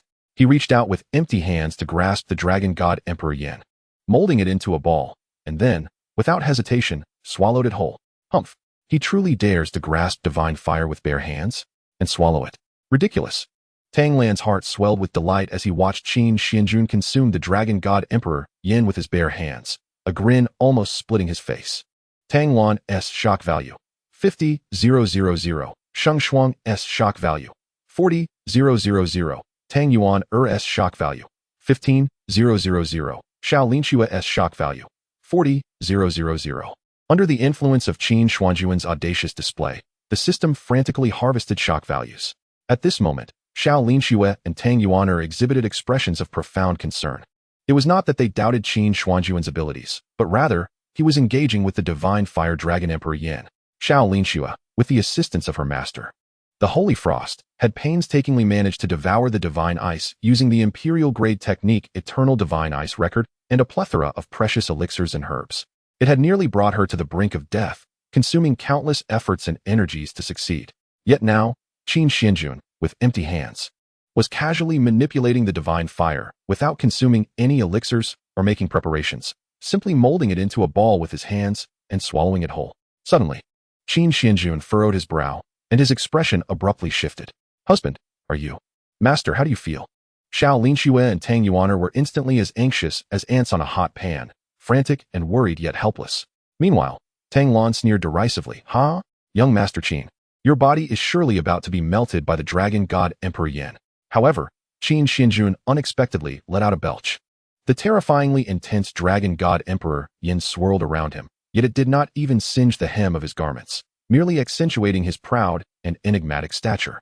This Dragon God Emperor Yin is nothing compared to the celestial porridge I consumed this morning, Qin Xuanjun remarked nonchalantly, hands behind his back in a rather ostentatious manner. Observing him, unscathed and seemingly perfectly in harmony with the Dragon God Emperor Yin, the atmosphere fell into an eerie silence, the system's shock notifications almost overwhelming. No, it's impossible. Yes, I figured it out. Tang Lan exclaimed frantically, shaking his head as he spoke to himself. This Dragon God Emperor Yin is a fake. Indeed, we must have all misunderstood. It is merely a bundle of counterfeit divine fire, and it is not the Dragon God Emperor Yin, which ranks among the top 3 in the myriad worlds. Tang Lan's face twisted in a sinister grin, as if he had uncovered the truth behind the matter. Only in this way could it perfectly explain why Qin Xuanjun could consume the fire barehanded and refine it with such ease. To this, Qin Xuanjun offered no explanation. Instead, he raised his hand, unleashing the Dragon God Emperor Yin, and with a wicked smile directed at Tang Lan, he said, "Yes, I too believe this divine fire is fake. Care to test its heat?" Before Tang Lan could refuse, a torrent of crimson flames surged forth, swiftly enveloping Tang Lan and the white rabbit he held in his arms. Chapter 13. With Qin Xuanjun absent, the clan's young prodigies vie for the top of the hunting battle. Tang Lan was immediately engulfed by a sense of impending doom, the chill in his heart constricting like a serpent. Despite sacrificing his blood and lifespan and employing life-saving techniques from his past life, his flesh was still charred by the terrifying imperial flames, even his azure hair reduced to ashes, revealing a shiny bald head. Ah! Tang Lan shrieked in agony. His visage contorted as he used secret techniques to tear open space and escape. However, the white rabbit he had been cradling could not escape, becoming a deliciously roasted rabbit. Lin Shui, let us disregard him. Come, let us savor this rabbit's meat, Qin Xuanjun remarked, casting a glance at the direction Tang Lan had fled, while he devoured the roasted rabbit with Xiao Lin Shui. At the same time, he covertly contacted powerful beings from his clan to head toward the Tang family in the celestial realm. Not to mention, with the tracking divine seal on Tang Lan, he could not escape. As a member of the esteemed divine clan, he preferred to summon others. To show respect, let us arrange a few powerful beings for Tang Lan. This rabbit meat is indeed fragrant, though its texture is somewhat gamey, Xiao Lin Shui commented, enjoying the roasted rabbit leg. Meanwhile, at the Tang family in the celestial realm, the family head, Tang Tian, was peacefully sleeping with Tang Rou, Tang Lan's mother, when several elders barged into the room, waking him in haste. Head of the family, trouble is brewing.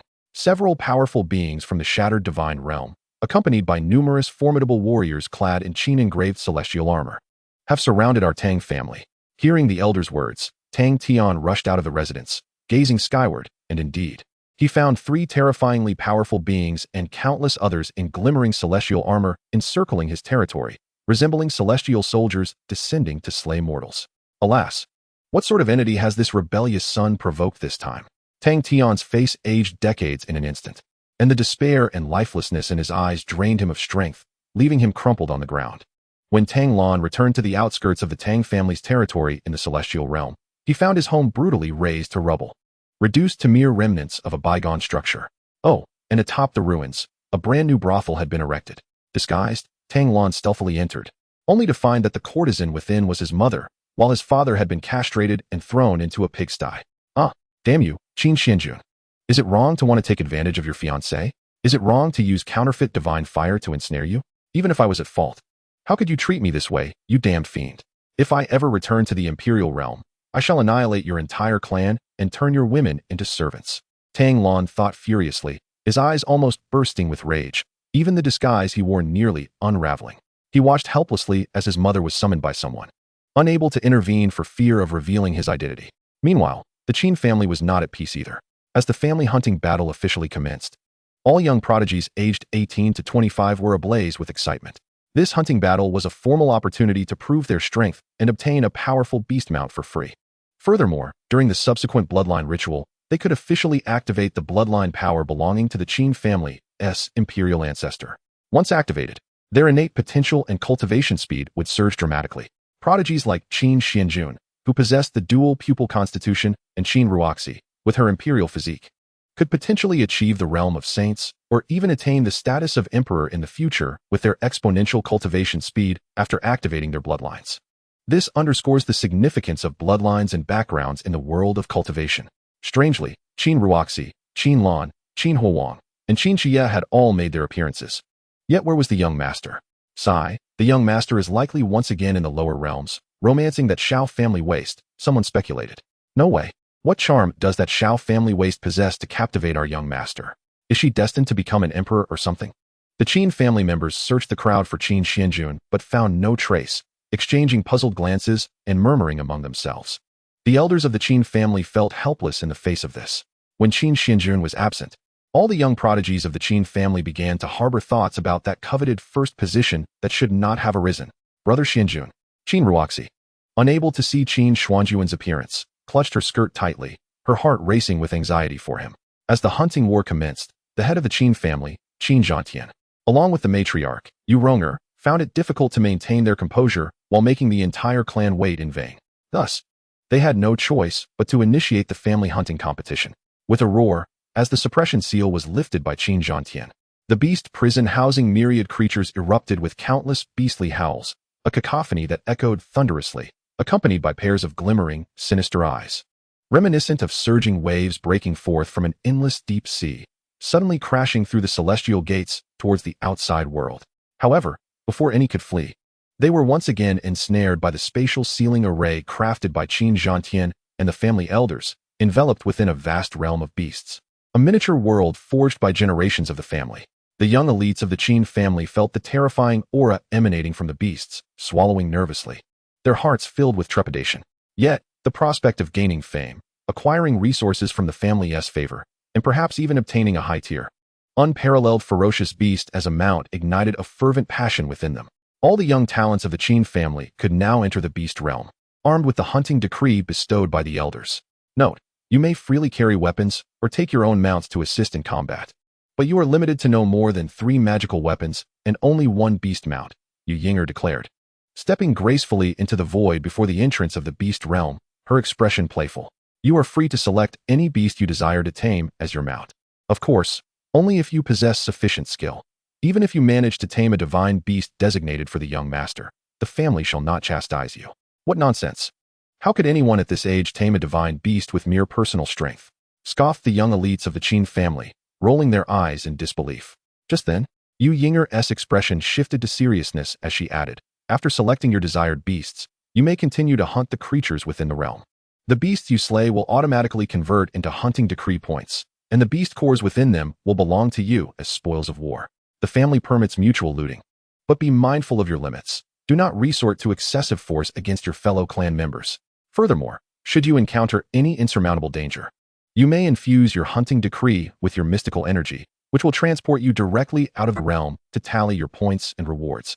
The first place will receive the Qin character Sacred Ring, an innate supreme essence fruit, the bones and wings of the divine beast Golden Dragon Phoenix, 100 million premium immortal stones, and 1 million elixirs, spiritual herbs, and runes for cultivation. The 2nd to 10th places will receive an acquired supreme essence fruit, a high-tier quasi-divine beast S bones or blood core, 10 million premium immortal stones, and 500,000 elixirs, spiritual herbs, and runes. The 10th to 100th places will receive 10 essence fruits, and may choose 10 high-tier beast cores, along with 1 million premium immortal stones. As Yu Yinger concluded her introduction, the young elites of the family surged excitedly into the beast realm. In the absence of Qin Xuanjun, an unwarranted ambition for the top position arose among them. For aside from him, none could evoke the sense of helplessness that compelled them to submit. This was the oppressive aura unique to Qin Xuanjun. It was evident to all that the reward for first place was essentially tailored for the young master. The family was paving the way for his future. But since he was not present, at the pinnacle of immortality, I, Qin Lan, shall reign supreme. A poised young prodigy stepped forth, rippling through the void to the highest peak of the beast realm, wielding the dark spirit shield in his left hand and the radiant spear in his right. Gazing down upon the crowd with an air of aloofness, his tone brimming with unparalleled confidence and authority, whether they choose to hide from my brilliance or not. With him absent, this family hunting war is my domain. With that, the dark spirit shield and radiant spear in his hands erupted with terrifying power, swiftly decimating numerous high-tier beasts. Meanwhile, Qin Xuanjun, intending to return to the family in time for the hunting war, had just stepped out of the cliff with xianxiaaudiobooks when he noticed peculiar black and white divine lights flickering in a distant shattered void. Approaching with xianxiaaudiobooks for a closer look, he discovered a small, exquisite beast egg nestled within the shimmering divine light.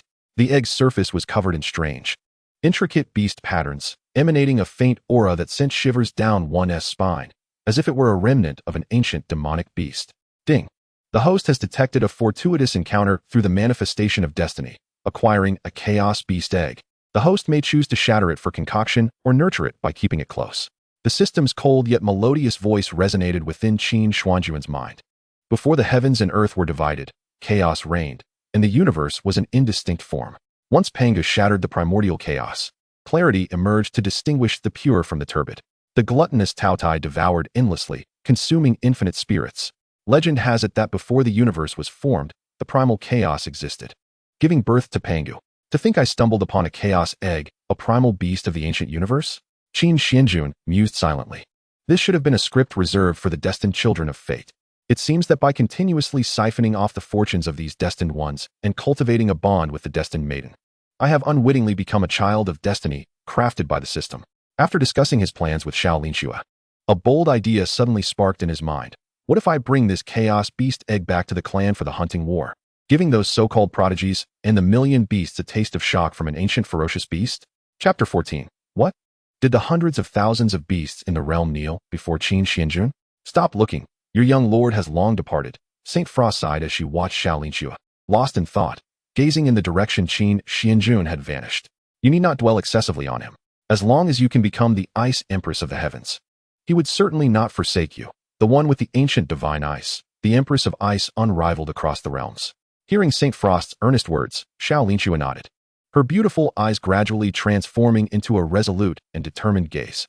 I, Xiao Linxua, shall become the sole female Ice Empress of the Heavens, catching up to my husband. With that, her previously aloof and regal demeanor shifted back to that of a shy and innocent young woman. Since my husband helped heal my feet with his mouth, and he doesn't mind them, perhaps I could bear him a brood and become the young masteress wife ahead of time? St. Frost, it's hopeless. She's beyond saving. Perhaps it would be better to annul this engagement to bring her back to normal. Meanwhile, the struggle within the beast realm of the Qin family was nearing its conclusion. Qin Xuanjun and Yuronger, seeing that Qin Xuanjun had yet to arrive, felt an acute anxiety creeping in, yet they were powerless to act. Little Xuanjun, really? Is that waste from the Xiao family so captivating? I, who spend every day in the family, am not inferior at all, Yu Yinger muttered with a sense of indignation, her chest heaving with the rapid breaths that accompanied her anger. Alas, if the young lord truly continues to be absent from the hunting battle and the divine blood altars refining, he is likely to miss a plethora of opportunities and resources, which would gravely tarnish his status and reputation. It would become increasingly difficult to suppress those unruly prodigies and the formidable elders they represent. The loyal elders of the Qin family, allied with Qin Xuanjun, sighed with urgency and concern. Meanwhile, as they gazed at the dazzling figure of their own child dominating the battlefield within the beast ruins, the other elders and powerful figures of the Qin family exchanged glances filled with shifting emotions, their lips curling into smug and mocking smiles. Inwardly thinking, what does your dual-eyed imperial form mean, Qin Xuanjun? I am not inferior to you. I too possess an imperial demeanor. Today's family hunting battle will merely mark the beginning of your descent from the pedestal of the young lord. As members of the exalted Qin family in the Western divine domain, it is not wrong for them to unite in preserving their family's status and prestige. Yet, throughout generations, the family heads have always adhered to a survival of the fittest approach, selecting only the most gifted and promising individuals among their kin. Even if one's father is the clan leader and resources are skewed in one's favor, should one fail to excel and be outshone by others, the elders and ancestral figures will not hesitate to forsake you in favor of a more exceptional prodigy to inherit the lineage. Heaven did not give rise to me. Xianxia, the sword path is eternal like the long night. Within the beast ruins, a spirited young man wielding an antiquated celestial sword raised his hand and unleashed a terrifying sword light, akin to a chasm, imbued with an unparalleled and profound sword intent that instantaneously carved a domineering rift across the void. Below, countless colossal and formidable beasts were enveloped by an endless sword intent, transforming into a sky filled with blood mist and shredded flesh. The sword energy shimmered, slicing through the void. This embodied the unity of man and sword. Since being defeated by the young lord, has Xianxia truly attained such a level of sword mastery? The talented individuals of the Qin family watched in awe and trepidation at Xianxia's terrifying sword intent. At that moment, another young man, disheveled with bloodshot eyes and a somewhat deranged demeanor, staggered through the void, unleashing divine power to conjure a terrifying sea of fire. Bizarre in style and filled with countless viscous, blackened, bloody tendrils. Within this inferno loomed the ethereal visage of a three-legged, seven-headed, ten-eyed divine being. With a mere wave of his hand, he could annihilate countless beasts. I have ascended. I've seen the three holy lotuses atop the heavenly immortal gate, the jade capital, Qin Xuanjun. This time, it shall be your heart that shatters. He laughed maniacally, tears streaming down his face, leaving one uncertain whether they stemmed from joy or sorrow. After venting his emotions, he touched his face in confusion. Strange, how did I end up here? Who am I? Qin Huang? No. Qin Huang was killed long ago by Qin Xuanjun. Right. I am Qin Xuanjun. I am the young lord of the Qin family. Qin Huang. Do you think you can challenge me? You are unworthy. Observing Qin Huang's bizarre and frenzied demeanor, the talented individuals of the Qin family felt a chill run down their spines, shaking their heads in resignation. Alas, ever since this child challenged the young lord in his youth and was drawn into another dimension by his dual pupils, creating an illusory nightmare and being executed 1,000 times, he has become this way. At this moment, Qin Lan, Qin Huang, and Qin Xie stood in silent confrontation, calmly suspended in the void above the crowd. The entire family hunting event had devolved into a stage for them to showcase their brilliance. As for Qin Ruashi, she remained somewhat subdued due to her excessive concern for Qin Xuanjun. She scanned the crowd repeatedly, casting her gaze towards the entrance of the beast ruins. Yet that figure had yet to appear. Qin Ruashi, it appears you hold a certain fondness for the young lord, Qin Lan remarked, radiant with brilliant crimson divine light. As he approached her with a teasing smile. Noticing this, Qin Huang and xianxia exchanged contemplative glances before simultaneously converging towards Qin Ruashi, effectively cornering her and blocking any escape. What do you want? Qin Ruashi instinctively took a step back, her small face reflecting a hint of apprehension and alarm. Nothing much. We merely wish to borrow your hunting points for our own use. Xianxia, gripping his exceptionally sharp ancient celestial sword, spoke with an air of calm indifference. The hunting battle merely prohibits lethal force against kin, yet allows the plundering of beast points. With Qin Xuanjun absent, the first place will only be claimed among us four. Therefore, as competitors, we will first send you away before vying for the top spot. With that, Xianxia unleashed a terrifying sword light towards Qin Ruashi. In a hurry, she summoned her imperial body's divine power to defend, but soon found herself overwhelmed by the joint assault of Qin Lan and Qin Huang, falling into an absolute disadvantage. After all, her imperial body had yet to fully awaken and merge, and her bloodline had not activated, thus rendering her incapable of contending with the three. Just as despair began to settle in, a familiar figure transformed into a streak of light, swiftly entering from the entrance of the beast ruins. Those who dare to bully my people, your audacity is commendable after such a long absence from battle. Qin Xuanjun appeared, stepping through the void. Casting a calm gaze upon Qin Ruashi and the trio of Qin Lan, Qin Xia, and Qin Huang, observing their expressions of alarm and apprehension. Qin Xuanjun, you have finally arrived. Qin Lan's eyes narrowed slightly as he took a deep breath, his grip on the divine spear of light trembling, revealing his inner turmoil. Qin Xuanjun? If you are Qin Xuanjun, then who am I? Ah yes, I am Qin Huang. Qin Xuanjun, I too shall make you taste the bitterness of a shattered heart. Ha ha. Qin Huang laughed maniacally, tears streaming down his face, surrounded by an aura of terrifying and eerie divine power that sent chills through the heart. Meanwhile, Xianxia silently wiped the blade of his sword and spoke with an icy tone. Young lord, you have never faced defeat, yet today, my sword shall be stained with your blood. To this, Qin Xuanjun merely smiled lightly, seemingly unfazed by being surrounded by the three prodigies. Standing with his hands clasped behind his back, he closed his eyes and spoke softly. As kin, I have never exerted my full strength against you, yet even so, you shall remain forever in the pursuit of second place. Among the myriad divine demons in the heavens, all must bow before me. The sole master of the divine throne amidst the vast firmament shall always be one. I grant you time to pursue, until you can no longer be seen. As the words fell from his lips, he opened his eyes, two resplendent beams of celestial light shooting forth from his pupils, directed towards Qin Lan, Qin Huang, and Qin Qi, augmented by his divine power. Aware of the terrifying intensity of the twin-eyed celestial light, they dared not confront it head-on and swiftly turned to evade.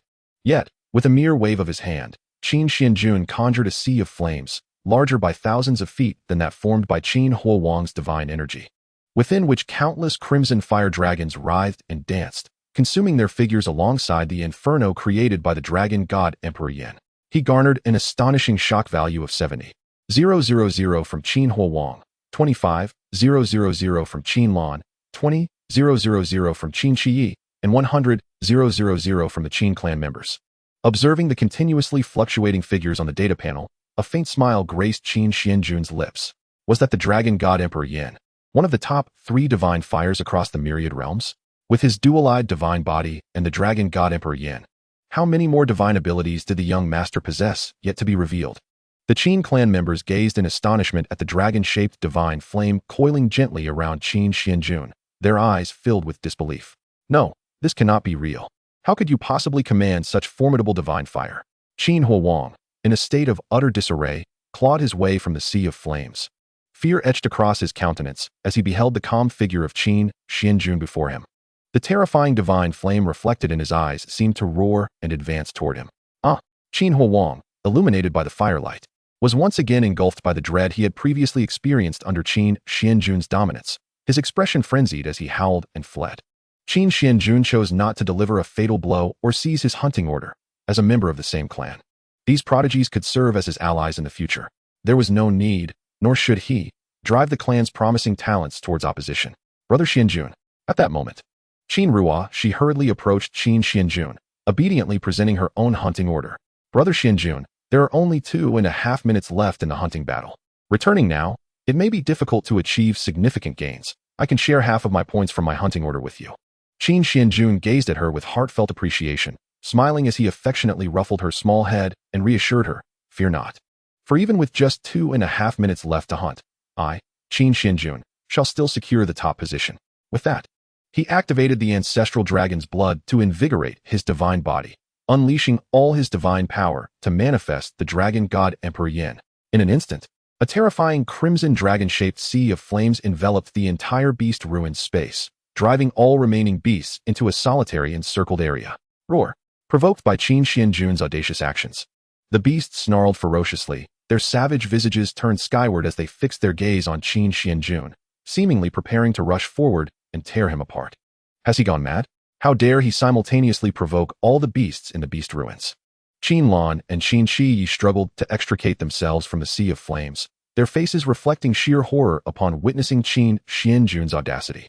Qin Zhantian, Yu Yin heir, and the clan elders also watched in trepidation, gathering their divine power and laws, ready to intervene at any moment. However, what transpired next left everyone present utterly astounded. Qin Xuanjun, hands clasped behind his back, discreetly infused a trace of divine power into the chaotic beast egg concealed beneath his voluminous robe, his demeanor regal as he gazed down upon the beasts, calmly commanding, "Kneel." As his words echoed, the remaining hundreds of thousands of beasts in the beast ruins seemingly sensed the terrifying pressure emanating from their bloodlines. Trembling in fear as they knelt before Qin Xuanjun, some notoriously rebellious high-tier beasts even whimpered, completely terrified. Qin Xuanjun amassed a staggering shock value of 300,000 from the hundreds of thousands of beasts, and 200,000 from the talented members of the Qin Clan. Observing the surging shock values on the system panel, Qin Xuanjun, satisfied, gracefully approached the beasts to select his favored mount. Although he no longer held any regard for divine or ferocious beasts after acquiring the chaotic beast egg, they could still serve as a suitable substitute before the chaos truly birthed. Did we not see this correctly? Hundreds of thousands of beasts in the beast ruins uniformly knelt before the young master. Surely there must be some hidden agenda at play. Hidden agenda? You should try asking them to bow to you. The talented members of the Qin Clan and the elders exchanged astonished glances, debating in hushed tones. Meanwhile, Qin Lan and Qin Shi exchanged determined looks, seemingly resolved to confront Qin Xuanjun. Qin Xuanjun, while we do not know how you managed to compel these beasts to submit collectively, we cannot remain passive and watch. With that, they unleashed their full power and charged at Qin Xuanjun. Yet, unbeknownst to them, their advance would only provoke Qin Xuanjun to respond with even more overwhelming force, shattering their resolve and ensuring their complete submission. Chapter 15. A mere flick of the wrist is all it takes to shatter your limits of understanding. At the pinnacle of the celestial realm, I, Qin Lan, alone shall traverse the path of cultivation to its end, with the dark spirit divine shield in his left hand and the light song divine spear in his right. Qin Lan unleashed a power so fearsome it summoned the phantoms of all gods and demons throughout history, launching a ferocious assault upon Qin Xuanjun. Surrounding these divine phantoms was a remnant, yet profound aura of a time-space path. Qin Lan, has he mastered a fragment of the time-space path? Even those in the sacred realm may not comprehend it. Indeed, moreover, it represents a supreme path intertwining time and space. The elders of the Qin Clan gazed in disbelief at Qin Lan's exaggerated display of power, their expressions filled with shock as they anxiously observed Qin Xuanjun, enveloped by the myriad phantoms of gods and demons and the force of the time-space path. In their eyes, since Qin Lan could wield a fragment of the time-space path, he possessed the qualifications to rival Qin Xuanjun. After all, even a fragmented path holds terrifying power that could make sacred realm experts envious. System. Exchange for a similar time-space path. While Qin Xuanjun defended against the myriad divine phantoms and the force of the time-space path with the dragon god Emperor Yin and his dual eyes, he communicated his thoughts to the system. Qin Xuanjun, there is no need to struggle. Doing so will only erode the foundation of your divine body under the force of the time-space path. Qin Lan taunted, wielding the time-space wheel infused with the power of the path, a mocking glint in his eyes. Beside him, Qin Shi observed the remnants of the time-space path coiling around Qin Lan, a flicker of admiration and wariness crossing his gaze as he tightened his grip on his sword, prepared for the eventuality of Qin Xuanjun's defeat and Qin Lan's ascension to the top. Yet, what Qin Xuanjun did next left him, Qin Lan, and the elders of the Qin Clan utterly unprepared. He closed his eyes, allowing the force of the time-space path to invade his body and soul. Such an action was tantamount to courting death. Young master, Xuanjun, the elders of the Qin Clan and Qin Zhantian, unable to process the situation, hastily concentrated their divine power, ready to shatter clan rules to rescue Qin Xuanjun. At that moment, they were astonished to discover that the power of the temporal path did not merely obliterate the physical body and soul of Qin Xuanjun. Instead, it seamlessly fused with his essence, entwining itself around him as he meditated and breathed. It was as if he were the rightful master of the path itself. How could this be possible? How could you integrate my temporal path power into your being? Qin Lan gazed at Qin Xuanjun in horror, as though encountering a specter. The latter responded with a nonchalant smile, his tone imbued with an overbearing arrogance. I observed you once, closed my eyes to contemplate, and fortuitously grasped the essence of the temporal path through my Dao body. As he spoke, he deliberately raised his hand, summoning forth a temporal path even more complete and formidable than Qin Lan's, coalescing into a terrifying colossal mill, where all deities and demons from ancient times to the present manifested as flickering phantoms of divine light, revealing the entirety of the temporal path upon the wheel of time and space. Could it be that the young master merely witnessed Qin Lan execute the temporal path once and directly comprehended its full essence? This was utterly terrifying. Was the young master still human? Was this the Dao body that perceives and transcends like sipping tea or drinking water? The proud descendants and elders of the Qin family widened their eyes in astonishment, staring at Qin Xuanjun, who stood amidst the ethereal void, entwined by the temporal path, resembling an invincible deity. The shock values acquired were staggering: 100,000 from Qin Lan, 30,000 from xianxia, 300,000 from the elders of the Qin family, and astonishing values from Qin Zhantian.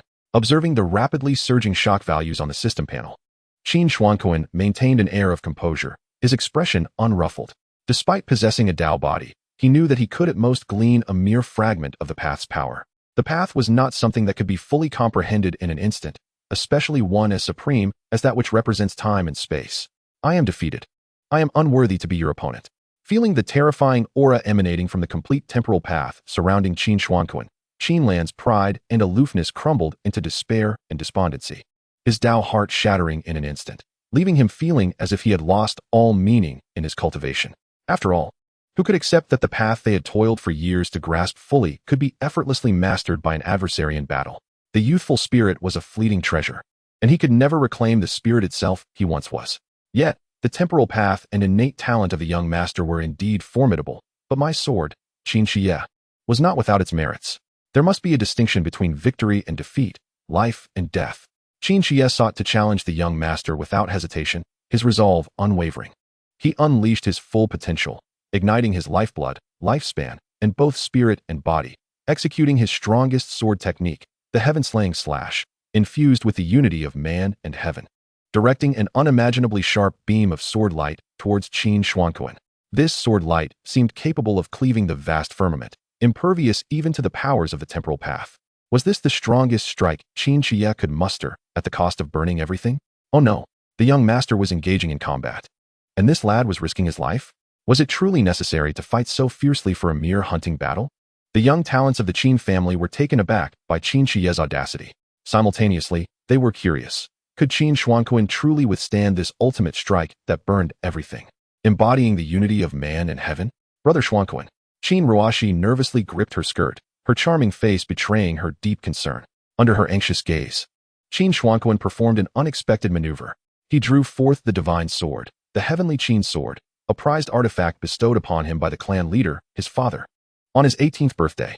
Yet, everyone knew that Qin Xuanjun possessed the rare Dao body of the heavy eye, thus focusing primarily on physical cultivation and seldom wielding a sword.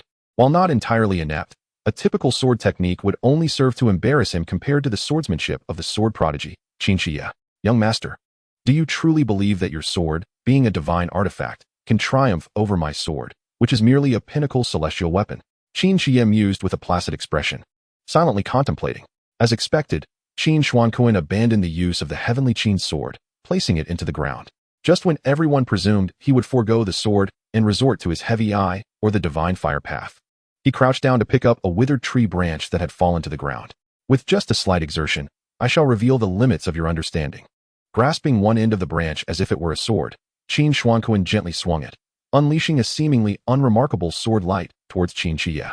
The onlookers assumed it was an ordinary strike devoid of sword intent and energy, yet the elders of the Qin family, along with other high-ranking cultivators, sensed a terrifying aura of death emanating from that sword light, making them shudder uncontrollably.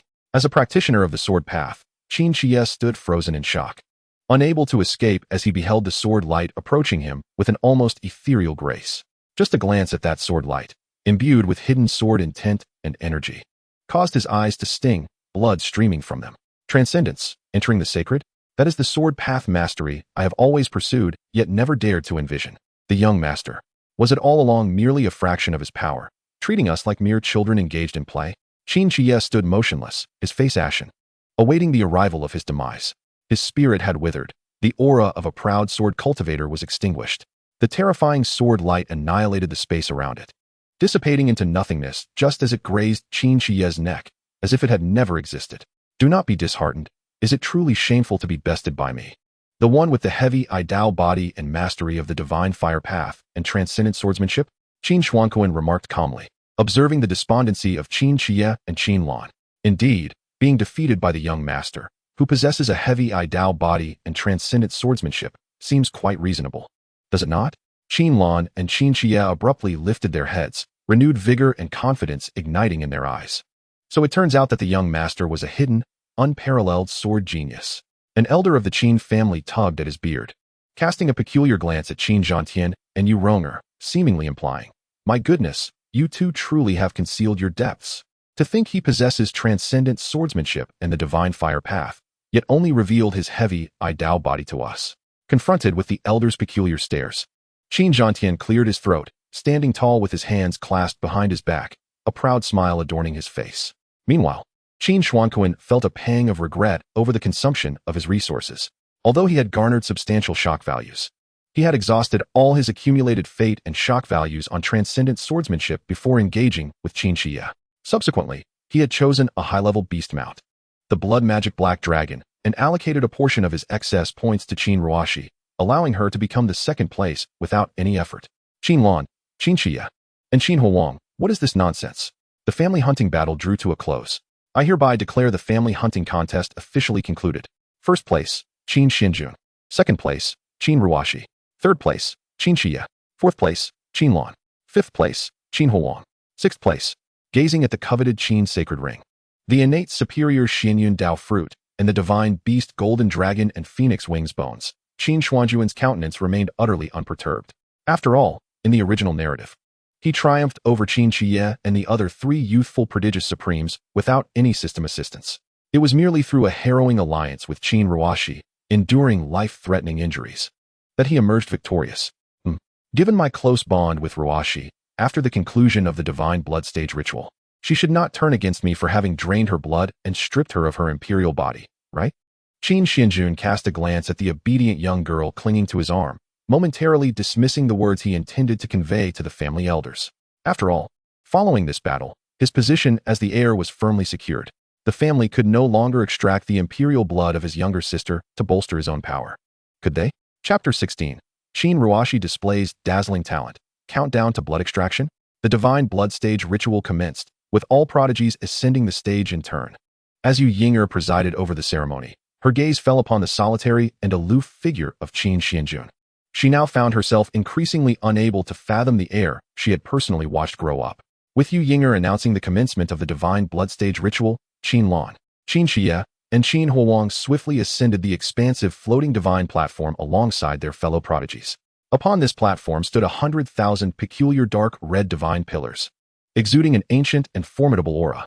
Qin Xia and the others gazed at the surrounding 100,000 dark red pillars with fervent anticipation. However, with Qin Xuanjun present, their ambition for the coveted top position faded, replaced by a desire to transcend their limits and awaken the ancestral legacy bestowed upon the Qin family. Otherwise, they feared they might not even qualify to pursue that solitary figure. Brother Xuanjun, shall we ascend as well? Qin Ruoxi inquired, clasping Qin Xuanjun's arm. Qin Xuanjun nodded, leaping gracefully onto the floating blood platform with Qin Ruoxi. As he ascended, the crowd instinctively retreated, willingly clearing the central space of the platform.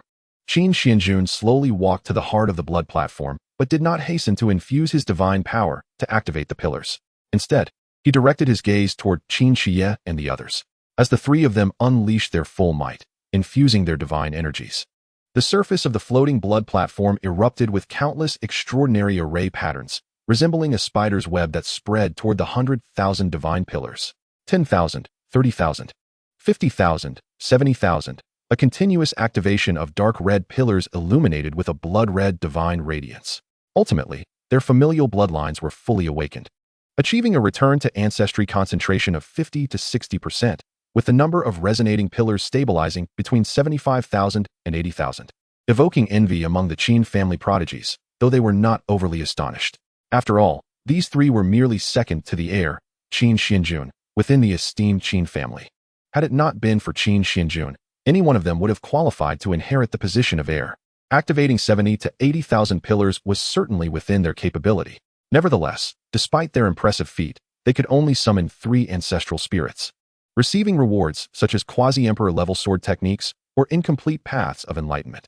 Brother Xuanjun, if I embarrass myself later, you mustn't mock me, Qin Ruoxi jested, feeling somewhat self-conscious and inferior as she observed that Qin Xie and the others had failed to awaken the imperial ancestral spirits. Upon hearing this, Qin Xuanjun shook his head with a bemused expression. You embarrass yourself? In the original tale, you achieved a 100% return to ancestry during the Divine Blood Stage ritual, fully activating the family's imperial bloodline and resonating with 99,999 pillars. Your imperial body completely awakened, your cultivation sword, and you received the imperial level techniques and complete path of enlightenment from the ancestral spirits, overshadowing my own resonance of 90,000 pillars. That was what incited the original's murderous intent toward you, leading to the collusion with the clan leader and aunt to drain your imperial blood. Rest assured, I believe you will reveal a talent that even I shall envy. Qin Xuanjun reined in his thoughts, smiling as he tousled Qin Ruoxi's hair in encouragement. All right, Brother Xuanjun, I will do my utmost. Qin Ruoxi nodded obediently, then raised her small hand, concentrating her divine energy and slowly infusing it into the ground's array. A resonant hum echoed through the air. Qin Zhantian, Yu Yinger, and the family elders seemed to sense something, abruptly rising from their celestial seats. Their expressions filled with astonishment as they beheld the dense bloodline power erupting from Qin Ruoxi. 70,000, 80,000, 90,000, 95,000, under the astounded gazes of the onlookers. Qin Ruoxi's bloodline power reached a concentration of 100%. Moreover, she commenced her resonance from 70,000 pillars. Even as she achieved a staggering 95,000 pillars, an unprecedented feat among the Qin family's illustrious prodigies, she did not cease. Ultimately, the number of resonating pillars stabilized at 99,999. I succeeded. I resonate with so many pillars. I have not disappointed Brother Xuanjun. I succeeded. Qin Ruoxi, having received the memory inheritance from the imperial ancestral spirit, awakened from her meditation and joyfully beamed at the gathered clansmen and elders while observing the number of resonating pillars. However, as she glanced around, her smile abruptly froze, her face turning rigid. She noticed that the expressions of those around her bore no hint of admiration or joy. Instead, they openly displayed disdain and jealousy, whispering discontent and hostility. How infuriating! How could she, Qin Ruoxi, resonate with so many pillars and receive the ancestral inheritance? Clearly, the esteemed heir has treated her with such kindness, yet she steals the limelight from him. What is her true intention? Could it be that she covets the position of heir? Indeed, neither Qin Xie nor the esteemed heir managed to achieve a 100% return to ancestry, while she, a mere ordinary girl without any notable background, simply relies on her good fortune to wield a stronger bloodline power. Otherwise, how could she resonate with over 9,000 pillars and awaken the imperial ancestral spirits? We are all part of the heir's faction. My father risked his life on the line for the future heir's inheritance. Why does she have to emerge at this moment to disrupt everything? That imperial blood ought to belong to the esteemed heir with the dual-pupil body. Yes, indeed, that imperial blood should rightfully belong to the esteemed heir. She is nothing but a villain. The disdainful gazes and unabashed jeers from the clan members and elders caused Qin Ruoxi's heart to ache painfully, a relentless buzzing echoing in her mind. Even the joy of resonating with the divine pillar and gaining her fateful inheritance faded into icy desolation, an unrelenting chill sweeping over her heart. For a fleeting moment, she wished she were devoid of this imperial bloodline. No, Ruoxi did not intend to usurp the position of the young master from Brother Xuanjun. Ruoxi did not deliberately overshadow Brother Xuanjun's brilliance. Ruoxi is not the villain. She should rightfully be the hero. Qin Ruoxi raged silently within, while tears of cold clarity cascaded down her cheeks, blurring her vision. She could not discern Xuanjun's expression, yet she found solace in the fact that her tear-streaked sight mirrored the disdainful glances of the clan members and elders. Ruoxi.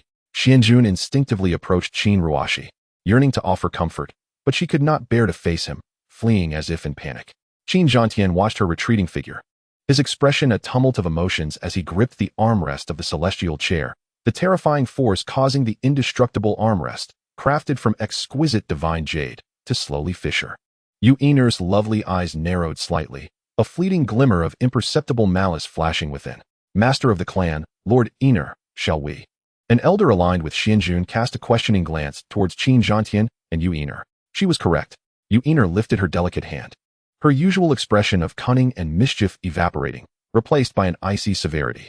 The elders, witnessing this demeanor, instinctively recoiled a few steps, trembling with trepidation.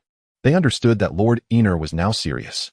In her youth, barely past 30, she had once single-handedly avenged herself against a lecherous young nobleman, annihilating 10 venerable patriarchs of his clan. The ethereal power of silver flowed ceaselessly through Yuiner's fair, slender fingers, her voice cold and devoid of warmth. Reminiscent of a millennia-old glacier, she is not at fault. She is merely too radiant. As she transformed into a silver streak and vanished, Qin Xuanjun offered no objection. Meanwhile, Xuanjun was wholly engrossed in activating the clan's bloodline resonating divine pillar, utterly oblivious to Yuiner, his father, and the elders of his faction plotting to strike against the fated sister, Qin Ruoxi, to siphon her imperial blood for his own gain. Chapter 17. The ethereal grace of Empress Yaoji bestows the path of divine law, the birth of the 9 dragons. After Qin Ruoxi departed, all the clan members and elders redirected their attention to Xuanjun, who stood at the center of the floating blood platform. Although endowed with unparalleled talent and myriad divine abilities, the brilliance of Qin Ruoxi's earlier display rendered them skeptical of Xuanjun's capacity to surpass her record. After all, throughout history, only Qin Ruoxi had achieved the feat of resonating with 99,999 divine pillars, which was precisely why the elders and Xuanjun's aunt harbored murderous intentions towards her. Ding! The system detects that the host is facing a pivotal moment in their life. As the destined antagonist, how could one settle for being a mere second? It is suggested that the host continues to consume fate value to obtain a temporary surge in destiny and fortune. Just as Xuanjun prepared to merely go through the motions, the system's cool, melodious voice echoed in his mind. Upon hearing this, a subtle smile graced his lips as he mused. Is it reasonable for an antagonist to possess the boon of fate? This system is guiding me to walk the path of the protagonist, leaving the protagonist with no way forward. With this thought, he resolutely ignited his fate value, infusing divine power into the ground array to activate the bloodline within, unleashing the might of the Zhongtong Daoti and the divine fire. Amidst the astonished gazes of onlookers, the familiar humming resonated once more. As the once dim divine pillar began to radiate a dazzling crimson light upon Ruoxi's departure, the numbers soared. 70,000, 80,000, 90,000. With Xuanjun's efforts, a multitude of divine pillars resonated with him, initiating from 70,000. Strangely, Xuanjun's bloodline concentration stood at a mere 30%. Yet, the resonance of the divine pillars showed no signs of diminishing. Is this a trick? The young master, relying solely on his 30% bloodline concentration, can evoke so many divine pillars? Now I understand. Perhaps the young master's strength does not depend on the ancestral bloodline, but rather on his own extraordinary talent. The crowd gazed at the resonance initiated by Xuanjun, their expressions filled with admiration and astonishment. However, the astonishment Xuanjun evoked did not end there. 96,000, 97,000, 99,000, until all 100,000 divine pillars resonated, emanating a blood-red luminescence that reached the heavens and the earth. The crowd remained silent, a chilling stillness enveloping the scene. Even Xuanjun himself could hardly fathom achieving resonance with 100,000 divine pillars. My son Xuanjun possesses the demeanor of an emperor. Qin Xuanjun's face flushed with excitement as he clenched his fists, his eyes brimming with pride and satisfaction. The clan head and elders from the young master's faction also exhaled in relief. It's secured, it's secured. The position of the young master is undoubtedly solidified. As for whether they would still extract Qin Ruoxi's blood, they would certainly respond, yes. It is her imperial blood we seek. With the young master's strength already formidable, should it be combined with her imperial blood, the path of the Zhongtong would become invincible, opening multiple avenues. Though your bloodline power may be feeble, your innate talent, potential, and fortune are astonishingly formidable, fully qualifying you to awaken the legacy I bestow upon you. An ethereal figure of a woman, clad in a white robe, her beauty cold and transcendent, emerged from the center of the floating blood platform, her delicate feet bare. As she elegantly moved, the white celestial bells adorning her ankles chimed melodiously. The clan elders, recognizing her identity, widened their eyes in shock, exclaiming, "Empress Yaoji. She is the Empress Yaoji, co-founder of the Supreme Divine Clan with our ancestor Qin Xian." Hearing the astonished exclamations from his fellow elders, Xuanjun was taken aback, hastily lowering his head, diverting his gaze. Unable to bear the sight of Empress Yaoji's exquisite, unshod feet. Though Empress Yaoji retained her charm, he was not bold enough, no, he was not audacious enough, to stare at his own ancestor's feet. "Your praise is unwarranted, esteemed Empress. I merely happened to resonate with 100,000 divine pillars through sheer luck." Xuanjun replied to Empress Yaoji, his demeanor neither servile nor arrogant, exhibiting neither joy nor fear. In his youth, with innate talent that commanded respect, he maintained an unshaken composure. "Young one, you indeed have impressed me." Yaoji, the ancestral sovereign, lavishly extolled Qin Xuanjun while gracefully waving her delicate hand, summoning an extraordinary orb of light that drifted toward him. The latter held his breath, focusing intently, allowing the luminous sphere to merge with his being. In that instant, a multitude of profound Tao rhythms and divine powers intertwined, encircling Qin Xuanjun and forming a realm of mystical terror. Within that domain, 9 ethereal dragon apparitions, each 100 feet long, coalesced in the air, entwined with golden red Tao rhythms and divine energy, roaring ferociously. This was the divine domain of Tao. Furthermore, it was the most formidable variant of the divine domain of Tao, the 9 dragons' birth, mastered by Yaoji, the ancestral sovereign. Qin Zhantian, Yuronger, Yuiner, and the elders of the Qin family, along with several hidden ancestral figures observing from the shadows, were all utterly astonished as they beheld Qin Xuanjun and the surrounding divine domain of Tao, their eyes filled with envy and admiration. Resonating with 100,000 divine pillars, he had awakened Yaoji, the ancestral sovereign, to attain the divine domain of Tao. Who amongst them dared to even contemplate such a feat? The path to the Qin family's future lay beneath his feet. With a gaze imbued with depth, Yaoji addressed Qin Xuanjun, and then removed a white celestial bell tied around her ankle, tossing it toward him before transforming into a wisp of smoke and slowly dissipating. He hastily caught the cool bell, which still bore the fragrance of a woman, and carefully stored it within the Qin sacred ring, treating it as a treasured possession. After all, how could a bell worn daily by Yaoji, the ancestral sovereign, be anything ordinary? Could it be that Yaoji, the ancestral sovereign, has even bestowed a bell upon the young master? Surely, the young master cannot be on such intimate terms with Yaoji, the ancestral sovereign? The members of the Qin family gazed at Qin Xuanjun's proud and upright figure with expressions of envy. At this moment, he reaped considerable rewards. Resonating with 100,000 divine pillars garnered him a shocking value of 50,000 from Yaoji, while he received a staggering 100,000 from his kin. The bestowal of the divine domain of Tao earned him an additional 110,000 from his family, and receiving the celestial bell from Yaoji resulted in a shocking 200,000. Little Xuanjun, you truly have not disappointed your aunt, Yuiner said with a smile as she teleported beside him, affectionately draping her arms around his neck in playful teasing. You should first enter seclusion to absorb the fruits of your hunt and the wings of divine beasts, while also mastering the newly acquired path of time and the divine domain of Tao. Once you solidify your internal powers, I shall present you with a delightful surprise.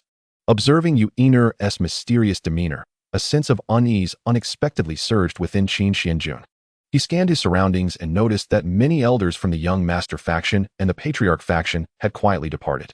Recalling Qin Ruashi, who had spectacularly vanished from the blood divine platform, he pondered, could the surprise Annie mentioned involve extracting Qin Ruashi's blood for transplantation? Surely not. Chapter 18. With the dual pupils already invincible, why borrow the blood of others? Even though Qin Xuanjun had firmly established his identity as the heir apparent, to err on the side of caution, his aunt and the elders of the young master faction still prepared to act against Qin Ruashi. After all, possessing multiple strands of imperial blood offered numerous pathways. Auntie, you truly have put me in a difficult position, Qin Xuanjun said with a helpless expression. You must stop your avatars at once. However, Yuiner frowned, about to say something, when Qin Xuanjun grasped her delicate shoulders firmly, causing her bosom to sway slightly. She is my clan's sister. As the young master, how could I act against my kin? Seeing Qin Xuanjun's serious demeanor, Yuiner sighed and shook her head in response. The secret formation for extracting imperial blood has already been activated. It is too late to intervene now. Upon hearing this, Qin Xuanjun's expression changed dramatically. Auntie, please take me there at once. He unabashedly seized Yuiner's tender, fair hand, speaking with urgency. After all, setting aside the fact that he did not wish to stand in opposition to this destined sister and lose a significant ally for the future. Merely being with her would yield substantial destiny value, far outweighing the benefits of multiple strands of imperial blood. Really, how can you be so careless with a girl's hand? Yuiner playfully rolled her eyes at Qin Xuanjun, then raised her hand to unleash divine power, tearing through space to reach a concealed chamber within the clan. Meanwhile, within a certain hidden chamber, Lord Silver, what do you intend to do? Qin Ruoshi was bound by white celestial ropes on a chilling, icy bed. Her small face filled with confusion and fear as she looked at Yuiner and a group of clan elders. At that moment, Yuiner's expression was devoid of any emotional fluctuation, cold and terrifying, starkly contrasting with the playful demeanor Qin Ruoshi remembered. We had no intention of acting against you. However, you obstructed the path of the young master. The imperial blood within you does not rightfully belong to you. It should reside within the young master's body. You may believe that the young master treats you well, but in his eyes, you are perhaps merely a vessel for the imperial blood. Several elders of the Qin family replied with blank expressions, then turned their attention to Yuiner. Proceed, Lord Silver, extract her imperial blood thoroughly. Such noble blood should be bestowed upon a worthy individual. Yuiner nodded, resolutely activating the secret formation inscribed within the chamber. Qin Ruoshi's emotions transitioned from initial trepidation and fear to panic and despair as she beheld the rising formation, feeling her blood forcibly drawn from her body. She let out anguished cries and moans, tears streaming down her face as she sorrowfully murmured, Why must you treat Ruoshi this way? Brother Xuanjun, is your affection for Ruoshi merely a facade? Am I just a vessel for imperial blood in your eyes? It hurts so much. Ruoshi fears pain the most. I do not wish to become a withered, skeletal corpse. Brother Xuanjun, if you desire my blood, I would willingly give it to you. But why must you forcibly extract every drop? The despairing and helpless wails of the young girl, imbued with a tragic sorrow, stirred the hearts of those who listened. Yet, Yuiner merely watched, unmoved. Known as Lord Silver, she was not a person of benevolence. In the Qin family, aside from the clan head Qin Xuanjun, her biological sister Yuronger, and her nephew Qin Xuanjun, everyone else was merely dispensable kin in her eyes. There is no need for despair. The blood within you will remain in the young master's body, and you should feel honored, one elder of the Qin family remarked with a mocking tone. Qin Ruoshi gazed blankly at the ceiling, a chilling hatred gradually taking root within her heart. The innocence and naivety on her face faded, leaving only a piercing coldness. At that moment, Yuiner received a command from her true form. However, looking at the already activated formation and the imperial blood being drawn drop by drop from Qin Ruoshi, she could only let out a resigned sigh. Once the formation's secret technique was initiated, forcibly interrupting it would only result in the destruction of the imperial blood and the demise of the host. In such a case, both blood and life would be lost. Bang! Just then, the door of the chamber was violently smashed open by divine power. The elders of the Qin family turned to see Qin Xuanjun swiftly approaching the cold jade bed where Qin Ruoshi lay, accompanied by Yuiner. Young master, your arrival is fortuitous. All of Qin Ruoshi's imperial blood has been extracted. Please, do hasten to transplant it into your body. The elders spoke with obsequious expressions towards Qin Xuanjun. The latter, gazing at the vivid, viscous imperial blood shimmering with an otherworldly glow before Qin Ruoshi, coldly reprimanded. Who gave you the authority to act without my consent? Begone.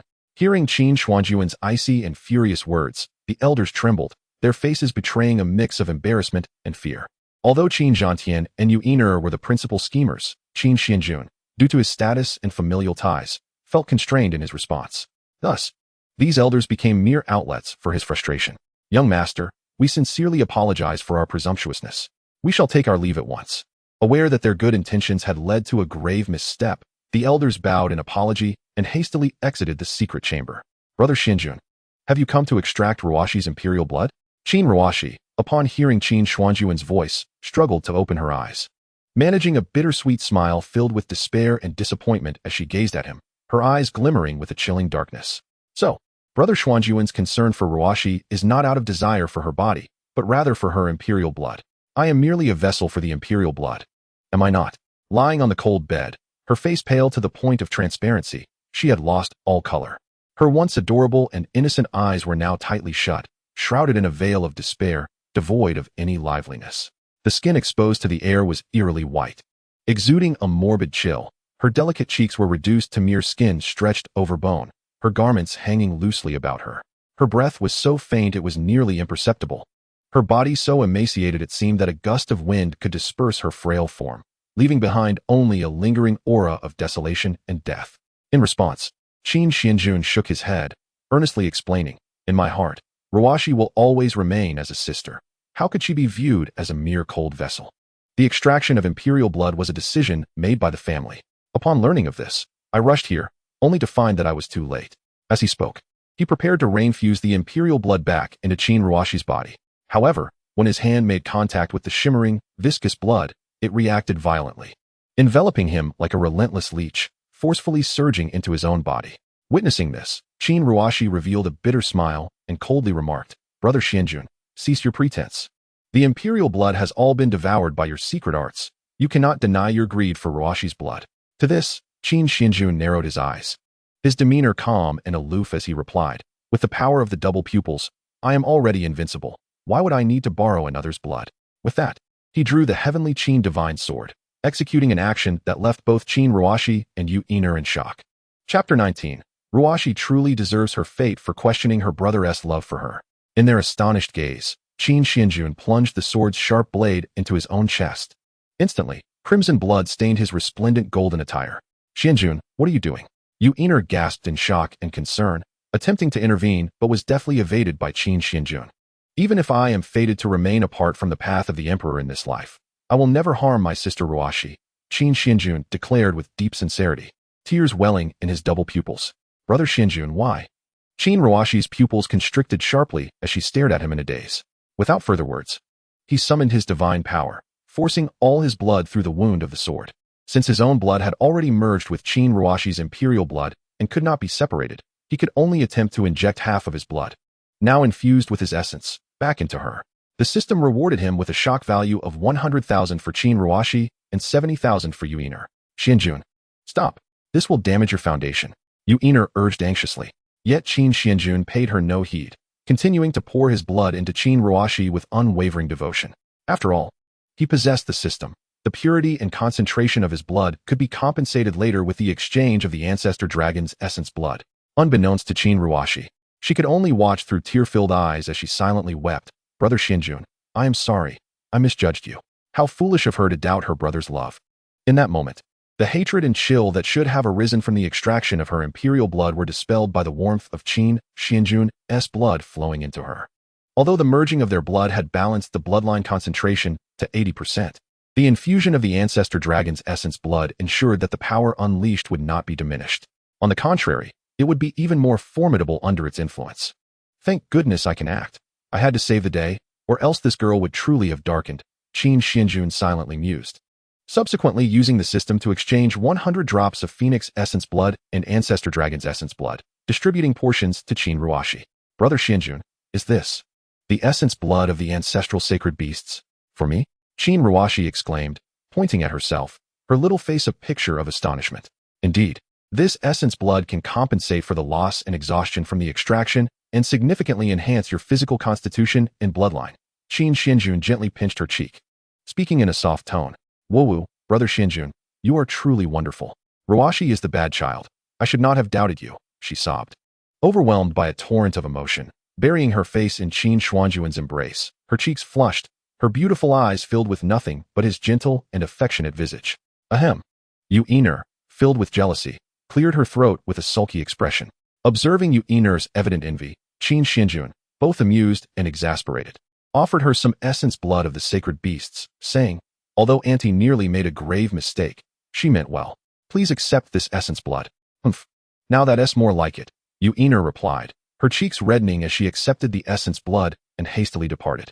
By the time Qin Xuanjun and Qin Ruashi had absorbed the essence blood of the ancestral sacred beasts, night had fully fallen, and the moonlight streamed through the window, illuminating Qin Ruashi's rosy cheeks. At this moment, she bore no resemblance to the dark, brooding figure she had been earlier. Instead, she radiated the innocence and shyness of a girl in the throes of burgeoning affection, filled with regret over her earlier misunderstandings. "The moonlight is bright, and the night is cool. Shall we take a stroll by the lake?" Qin Xuanjun smiled at Qin Ruashi. She obediently nodded, wrapping her arms around his, accompanying him as they exited the secret chamber. They were enveloped in the cool night breeze, gradually making their way to a serene bamboo grove by the lakeside. Qin Ruashi's heart was tumultuous as she traversed the moss-covered, overgrown path, nearly tripping over her own feet. Qin Xuanjun swiftly reached out to steady her, but she, in a playful turn of fate, tumbled into his embrace, her body soft and languid, refusing to budge. "Brother Xuanjun, is Ruashi tired?" she murmured, burying her face in his chest, her tone sweet and indulgent. Amused yet exasperated, Qin Xuanjun shook his head, lifting her to sit on a massive jade stone by the shimmering lakeside. Though it was indeed absurd for a master of the Xianxian realm, possessing an imperial body, to stumble and struggle to take a few steps, Qin Xuanjun, a past master of charming women, chose not to expose the clumsy facade of this destined maiden. Instead, he transformed the situation to his advantage, bending down to cradle her delicate foot, deftly removing her footwear and white cotton socks. "Brother Xuanjun, my feet are dirty," Qin Ruashi said bashfully. Her cheeks flushed, yet she made no move to resist. Holding her porcelain-like feet, he submerged them in the icy, crystalline lake water, gently massaging and cleansing them. The lake was cold, and the breeze carried the fresh scent of grass. Yet it did little to dissipate the shyness and restlessness stirring within Qin Ruashi's heart. Cautiously, she lifted her gaze to admire Qin Xuanjun's strikingly handsome face, illuminated by the moonlight. A barely perceptible affection began to swell within her. "If only, I would rather be an ordinary brother-sister couple with Brother Xuanjun, accompanying each other for a lifetime. But do I truly have the right?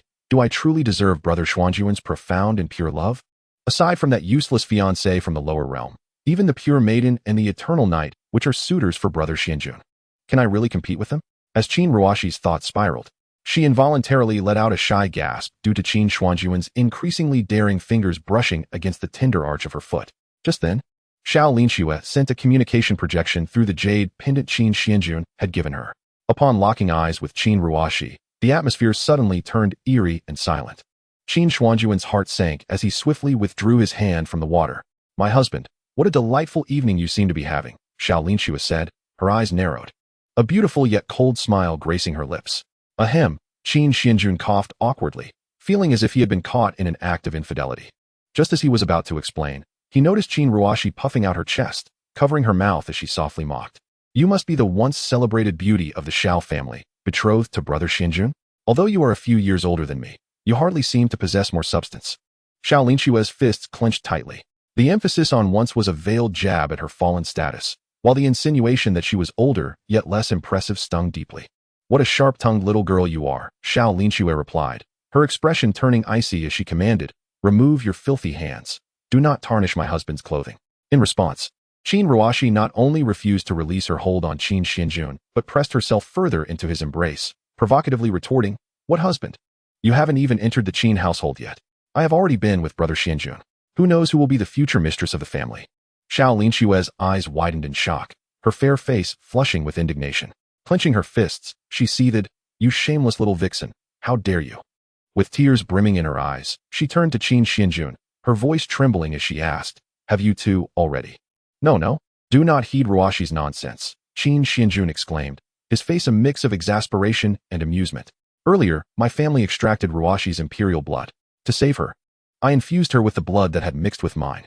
Hearing his explanation, Xianxiaaudiobooks felt a slight relief but continued to glare at Qin Ruashi, who lay in Qin Xuanjun's embrace, making faces in delight. "Exchanging blood? Clearly, I have never received such treatment," she thought bitterly. "My husband, when I become the Ice Empress of the Realms, will you cleanse your body of her blood and accept mine instead?"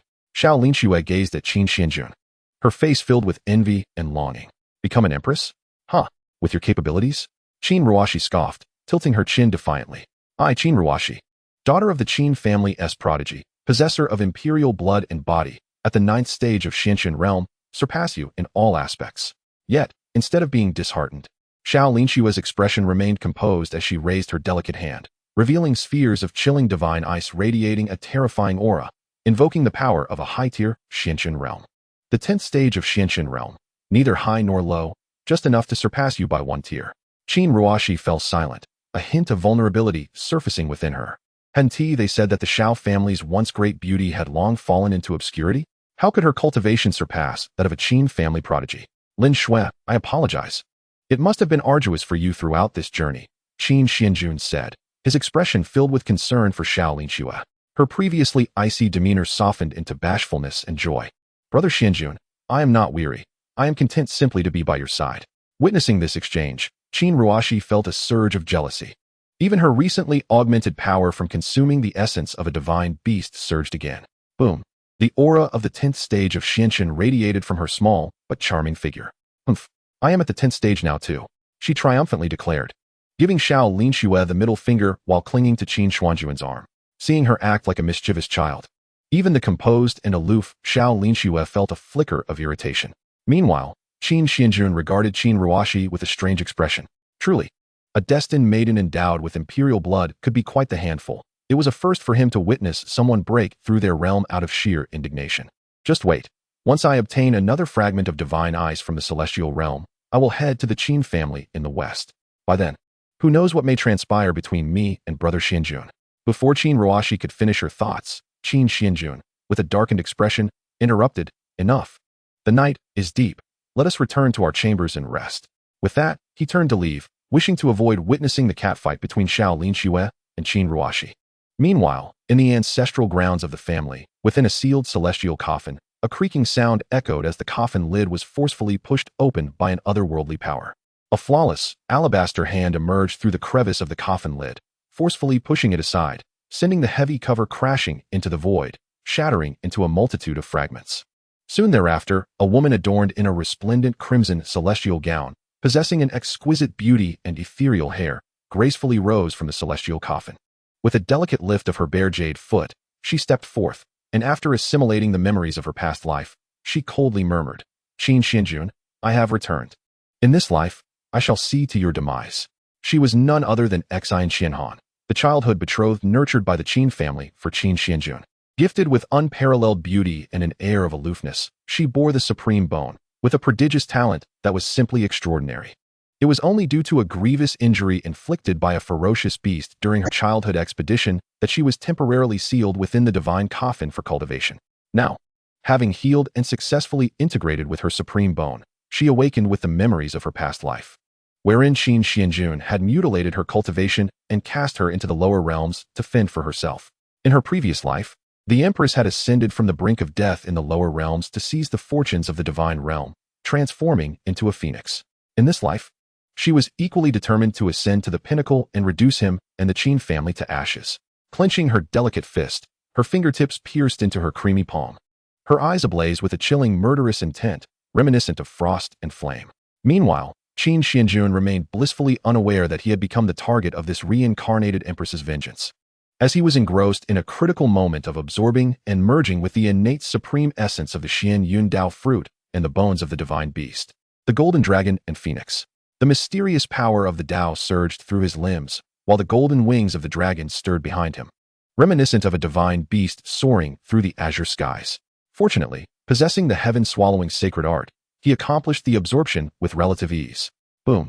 A terrifying force, characteristic of the fifth layer of the Xianyu realm, erupted from Qin Xuanjun, infused with the might of the Dao and the essence of divine power. This commotion did not go unnoticed by Qin Zhantian and the family elders, as well as a few reclusive ancestors.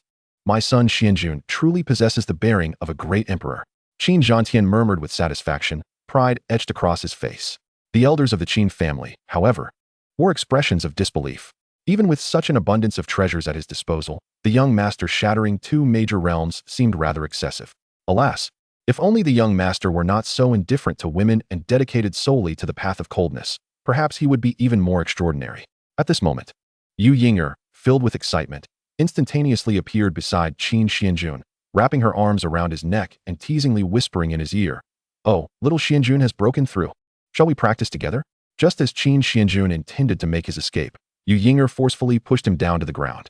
However, sensing something amiss, she suddenly blushed and awkwardly got up to leave.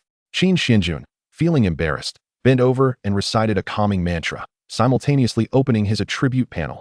Host, Qin Xuanjun. Cultivation realm, fifth layer of Xianyu. Cultivation techniques, heavenly Qin technique, Dao of the great demon seed, heaven-swallowing sacred art. Physique, twin pupils, Dao body. Golden dragon and phoenix wings. Bloodline, ancestral dragon and phoenix blood. Strength, dragon god flame, time and space Dao, heavenly Qin divine power, Dao domain of the 9 dragons. Mastery of the transcendent sword path. Mount, chaos ferocious beast egg, blood magic black dragon. Items, Qin sacred ring. 7 days later, upon learning of Xianxiahan's awakening, Qin Xuanjun promptly alerted the family to gather their forces in preparation for the imminent emergence of an ancient secret realm in the Western divine domain. Meanwhile, the fated children, Wang Chun and Tang Lan, were drawn together by the resonance of their destinies and inadvertently discovered the forthcoming ancient secret realm. Concurrently, Empress Shui Fengji of the Blood dynasty, her sister Shui Fengyao, the Daozi of the Yuntian Dao sect, and several other prodigies from major factions also intermittently sensed the anomalies surrounding the secret realm. A chaotic battle for supremacy among the forces of the divine realm was on the horizon. Yet, Qin Xuanjun remained unperturbed, script in hand and accompanied by a fated companion, ready to tread the path of destiny and leave them with no escape. Chapter 21. The ancient secret realm emerges. Qin Xuanjun faces many, yet holds the upper hand. In the Western divine domain, within the Tianzhou mountain of the Xian Dao continent, Qin Xuanjun, foreseeing the plot of the original story, had already discreetly arrived at Tianzhou Mountain with his aunt and the family's elite elders. Alongside him were Tang Yuan'er, Qin Ruoxi, and the reincarnated Empress Xianxiafan's, who had awakened her memories. Gazing upon the familiar and handsome visage before her, Xianxiafan's felt a tumult of murderous intent within, yet maintained an outward calm. After all, she was currently in no position to confront the Qin family. In the soon-to-emerge ancient secret realm, she would seek the perfect opportunity to eliminate Qin Xuanjun entirely. Young Master Xuanjun, shall we travel together once the secret realm opens? Xianxiafan's forced down her murderous urge, her face feigning warmth and respect. Her tone gentle as she addressed Qin Xuanjun. Internally, she braced herself for rejection. Hurry and refuse. I do not wish to behold your utterly detestable face any longer. After all, in her previous life, although she had been groomed by her family as Qin Xuanjun's betrothed, he, being a man singularly devoted to cultivation, had always rebuffed her advances, perpetually wearing an icy demeanor, and had never even touched her hand throughout the years. I am indeed of that intent. Qin Xuanjun replied with a smile, nodding in agreement. This left Xianxiafan's utterly flabbergasted. How infuriating. Why did he agree? Wasn't he supposed to refuse? As she beheld Qin Xuanjun's warm smile, her heart raced uncontrollably, stirring an unusual flutter within her. After all, Qin Xuanjun's strikingly handsome face, paired with his gentle and serene smile, was indeed captivating beyond measure. Though Xianxiafan's had slumbered within the celestial coffin for many years, her beauty remained as breathtaking as ever. Meanwhile, Qin Ruoxi, observing the interaction between Xianxiafan's and Qin Xuanjun, felt a surge of jealousy. Pouting as she clung to Qin Xuanjun's arm, teasingly remarking, I wonder, in brother Xuanjun's heart, who is more beautiful, sister Qianhan or me? Qin Xuanjun's lips twitched slightly, a frown creasing his brow. Naturally, he could not answer such a perilous question. It was baffling that this little girl, who usually behaved so obediently, could be so easily provoked by the mere presence of another woman near him. Xianxiafan's, observing Qin Xuanjun's closeness with Qin Ruoxi, was equally astonished. She had recently learned that Qin Xuanjun had chosen to forego extracting blood from Qin Ruoxi, leaving her utterly stunned. Could it be that fate has shifted in this life? No, this must simply be a ruse by that man. He merely seeks to lower our guard or utilize our bodies to cultivate his imperial blood and supreme bones, and when the opportune moment arises, he will undoubtedly extract blood and bones with ruthless intent. Heart Qianhan silently pondered this as she clenched her delicate fists. With me here, do not be anxious. Qin Xuanjun, noticing Heart Qianhan's subtle expression, mischievously grasped her small fist, prying her tender fingers apart one by one, then interlocking their hands together. Let go. Heart Qianhan, feeling a mix of resistance and embarrassment, struggled momentarily but dared not forcibly free herself from his grip. After all, he was the esteemed scion of the Qin family, a member of the supreme divine lineage. Until she ascended to the pinnacle of the emperor realm, she could only bide her time and endure her vengeance. Simultaneously, Qin Xuanjun could distinctly sense two envious, shadowy gazes scrutinizing him from the shadows, those of Wang Chun and Tang Lan, the destined children upon whom he had placed tracking divine seals. Damn it! Why does he get to embrace beauty on both sides while I am left to scurry like a rat? Tang Lan muttered, sporting a glaring bald head. Rest assured, young Master Tang, once we enter the secret realm, I shall join forces with you to seize the opportunity to eliminate that Qin family scion. Furthermore, we shall intercept all his fortuitous encounters.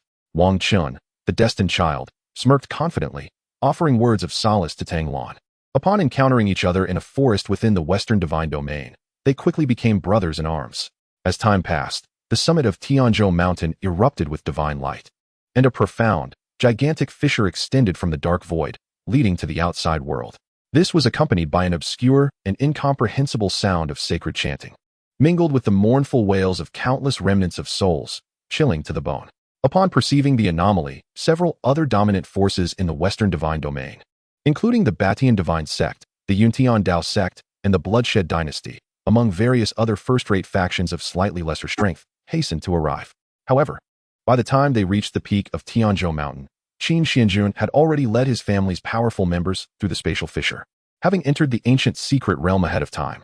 The vice master of the Batian divine sect watched Qin Xuanjun's figure gradually disappear into the spatial rift, a flicker of deep apprehension flashing in his eyes. Meanwhile, Blood Phoenix Ji gazed pensively in the direction of Qin Xuanjun's departure, her heart heavy with concern. Noticing her gaze, he smirked with a hint of mockery. Blood Phoenix Ji felt a chill run down her spine, as if she were an exposed lamb before him, devoid of any secrets. How is it that your majesty knows that peerless Qin family scion with the Dongtingdati?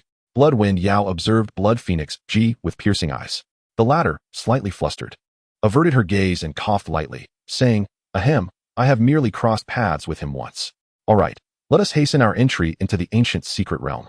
With that, she led her trusted ministers and numerous powerful members of the dynasty through the spatial fissure into the secret realm. Sister Empress, Bloodwind Yao thought, I shall uncover your secret sooner or later. His expression was icy as he stared at the departing figure of Blood Phoenix Ji, his mind swirling with thoughts. Within the ancient secret realm, Master, although we arrived early and gained the advantage, this realm imposes cultivation restrictions, significantly diminishing the strength of saint-level experts. Coupled with the perilous and strange forbidden zones, as well as the remnants of fierce beasts and miasmic toxins, if we recklessly search and explore, we are likely to suffer tremendous losses, a worried elder of the Qin family whispered in Qin Xuanjun's ear. However, upon hearing this, Qin Xuanjun remained unfazed, even smiling calmly. He retrieved a pre-drawn map from the Qin character's sacred ring and handed it to the elder, his tone bland yet imbued with an undeniable authority. This is for you. Do not ask questions, simply follow the instructions. Furthermore, while this secret realm imposes limitations on saint-level experts, it is advantageous for me. You should search for resources for yourselves and the family. Do not concern yourselves with me. I shall manage. The elders of the Qin family pondered for a moment before bowing their heads in agreement and swiftly departing. Heart Qianhan, observing this, felt somewhat bewildered. Lacking the divine perspective and having missed the family's hunting battle and the sacred blood altar's refinement, she had not witnessed Qin Xuanjun's terrifying power firsthand. Thus, she perceived him as somewhat overconfident. Keep pretending, she thought. When you encounter the main forces of the Yuntian Dao sect, you may very well abandon us just as you did in your past life, all for the sake of fortune. Heart Qianhan's memories of her previous life surfaced, recalling how Qin Xuanjun had similarly chosen to venture forth alone in search of opportunities, while she and Qin Ruoxi had clung to him. Upon encountering the main forces of the Yuntian Dao sect, after being teased, he had opted to preserve his strength by turning a blind eye, abandoning her and Qin Ruoxi. Unsurprisingly, it was not long before they indeed encountered the main forces of the Yuntian Dao sect, witnessing the identical trajectory of fate unfold. Heart Qianhan's lips curled into a mocking smirk, her expression frosty as she cast a sidelong glance at Qin Xuanjun. In a deliberate attempt to provoke conflict, she had even chosen not to wear a veil or any items to obscure her face, revealing her flawless and breathtaking beauty before Yunxian, the scion of the Yuntian Dao sect, and his entourage of prodigies. This is going to be entertaining, she mused silently. Master, we are outnumbered. Should we not avoid their sharp edge? Tang Yuan'er suggested, her expression fraught with concern. Qin Xuanjun, however, merely smiled nonchalantly, casting a discreet glance at the gloating Heart Qianhan, and replied with a wicked grin, Avoid what? The advantage lies with me amidst their numbers. Stand behind me. You will witness a spectacle. Chapter 22. Are all of you from the Yuntian Dao sect lacking in vigor? This little strength is hardly sufficient for my back massage. Upon entering the secret realm, they unexpectedly encountered the young Master Qin. A young man clad in a flowing cloud robe, holding a feather fan, approached with an air of arrogance. He was none other than Yun Xian, the vice master of the Yuntian Dao sect. At this moment, he discreetly signaled to the talented disciples and elder experts beside him, who understood his intent and stealthily drew their treasures, forming intricate array patterns. So then, what are your thoughts? Qin Xuanjun observed their subtle maneuvers, but chose not to intervene. It was no wonder that young Master Qin was referred to as the one with tearful den, the most affectionate in the Western divine domain. His companions were indeed breathtakingly enchanting. Perhaps, young Master Qin, You might consider parting with some resources from your storage ring and your beautiful companions. After all, you would not wish to be besieged by the main forces of the Yuntian Dao sect without any allies, would you? Yun Xian declared imperiously, eyeing Qin Xuanjun's lack of protective elders and family prodigies with a glint of greed and excitement. He clapped his hands, and the talented disciples and elders around him erupted with power, activating the grand and ominous barrier array they had secretly constructed. In an instant, an immense barrier of white jade ascended, firmly trapping them and Qin Xuanjun within its confines, rendering escape impossible. As the esteemed young master of a formidable sect in the Western divine domain, he was far from the mindless antagonists, with Qin Xuanjun currently isolated and unsupported. Ensnared by the unique divine sealing barrier of their Dao sect, it was indeed the perfect moment to strike. You wish for me to surrender my resources and companions? Qin Xuanjun's eyes narrowed slightly, a glimmer of murderous intent flashing across his expression.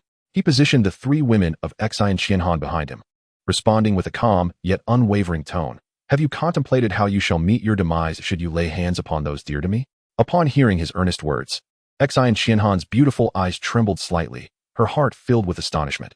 How curious. Why would he choose to protect me? Shouldn't I merely be a tool for his use? Meanwhile, Yun Xian was incensed by Qin Xuanjun's declaration, sneering as he retorted, Young Master Qin, you truly possess an audacious tongue. Do you think I would foolishly challenge you to a duel alone?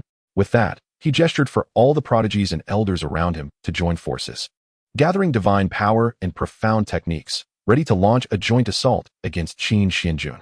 However, observing the calm demeanor on his face, both Lin Xiu, his childhood friend, and the enchanting Lu Ruyan felt a chill creep into their hearts, as if they were about to endure some grievous humiliation. Simultaneously, the fated son Wang Chun and Tang Lan were lurking beneath a cliff, secretly relishing the sight of Qin Xuanjun being engulfed by a torrent of divine power and countless shadowy techniques, feeling quite satisfied. In their eyes, the enemy of their enemy was their friend. No matter how powerful Qin Xuanjun was, he could not possibly defeat so many from the Yuntian Dao sect alone. Could he? Brother Yun Xian, did you not profess your love for Ruyan? Why then do you covet other women? A girl clad in a light azure gown, exuding an air of pride and a hint of discontent, questioned. She was Lu Ruyan, the youngest daughter of the Lu family, a second-rate power, yet blessed with the ancient Qinglian holy body. Ruyan, you misunderstand. My intention is merely to line up those women for our sect's prodigies to enjoy. As for the resources we will acquire from the Qin family's young master, I assure you, I shall allow you to select first. Yun Xian responded enthusiastically to Lu Ruyan. Brother Yun Xian, how can you give everything to her? I am clearly your childhood sweetheart. Lin Xiu interjected, unable to hold back as she observed Yun Xian being led by Lu Ruyan. Yet, he merely scratched his nose, appearing somewhat troubled, without retracting his decision. As they deliberated over the spoils, Qin Ruashi had already unleashed her imperial body in a fierce rage, intent on avenging Qin Xuanjun. Even Tang Yuanyuan's beautiful eyes were filled with tears, her expression resolute and filled with fury as she invoked the Emperor Flame and the evil spirit flame bestowed upon her by Qin Xuanjun, transforming into a majestic nine-headed flame dragon apparition. However, Xianxiahan intervened, speaking in a calm tone, Young Master Xuanjun is already dead. We should part ways. Your actions now would only lead to self-destruction. Yet, as the ashes of divine power began to settle, a solitary, proud figure emerged unscathed, striding forth with an elegant and unperturbed demeanor. This cannot be. It's a trick. Yun Xian was instantly dumbfounded, his eyes wide with horror and disbelief. With so many prodigies and powerful elders surrounding him, even one endowed with the Yun Tiandao's lineage should have perished in ashes. The notification of shock values accumulated was displayed on the data panel. 50,000 from Yun Xian, 70,000 from Lu Ruyan, 30,000 from Lin Xiu, and 100,000 from the collective of the Yun Tiandao sect, alongside 80,000 from the fated daughter Xianxianan. The shock values continued to surge, and Qin Xuanjun observed their reactions with amusement, his lips curling into a teasing smirk. Is everyone from the Yun Tiandao sect suffering from a lack of vitality? Such feeble strength, not even enough to give this young master a proper back massage. In a heartbeat, a bone-chilling coldness slithered through the hearts of Yun Xian and his companions like a constricting serpent. As rational cultivators, they could not remain idle after witnessing Qin Xuanjun emerge unscathed. Quickly dispel the formation. Retrieve the spatial teleportation talismans.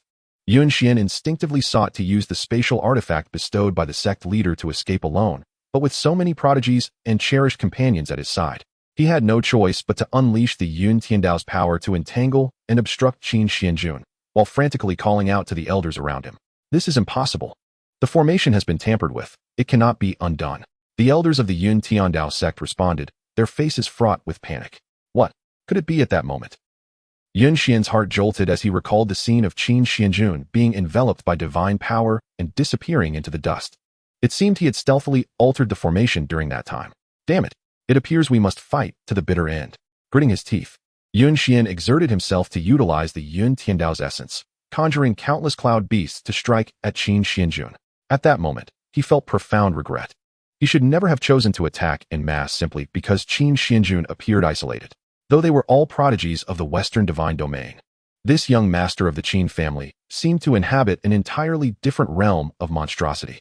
In the face of Yun Xian and the desperate counterattack from the Yun Tiandao sect's formidable members, Qin Xuanjun merely snapped his fingers, invoking the temporal and spatial Dao to freeze time and space within the area. Although those sect elders were limited by the ancient secret realm and retained peak power of the Xianwei realm, the temporal freezing effect was sufficient for him to transcend boundaries and engage in battle with an almost supernatural advantage. Roar! The terrifying and searing dragon god Emperor Flame surged forth towards Yun Xian and the others, while simultaneously, a domain imbued with supreme Dao rhythms and potent divine light abruptly manifested, enveloping all members of the Yun Tiandao sect within the realm of divine fire Dao law.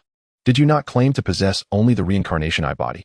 Yun Xian, aghast at the terrifying powers entwining around Qin Xuanjun, could hardly contain his shock. In response, Qin Xuanjun stood with hands clasped behind his back, his expression calm as he wove a facade of past truths. When did this young master ever claim to possess solely the reincarnation body? The reason I have not revealed more is that my adversaries have been too weak, unworthy of my employing other means. As he spoke, Qin Xuanjun's gaze sharpened, two brilliant rays of divine light shooting forth from his reincarnation eyes, instantly piercing through and severely wounding two elders trapped within the domain of divine law. With a sound akin to thunder, they were struck down, spewing blood from their mouths, their chests marred by gaping wounds.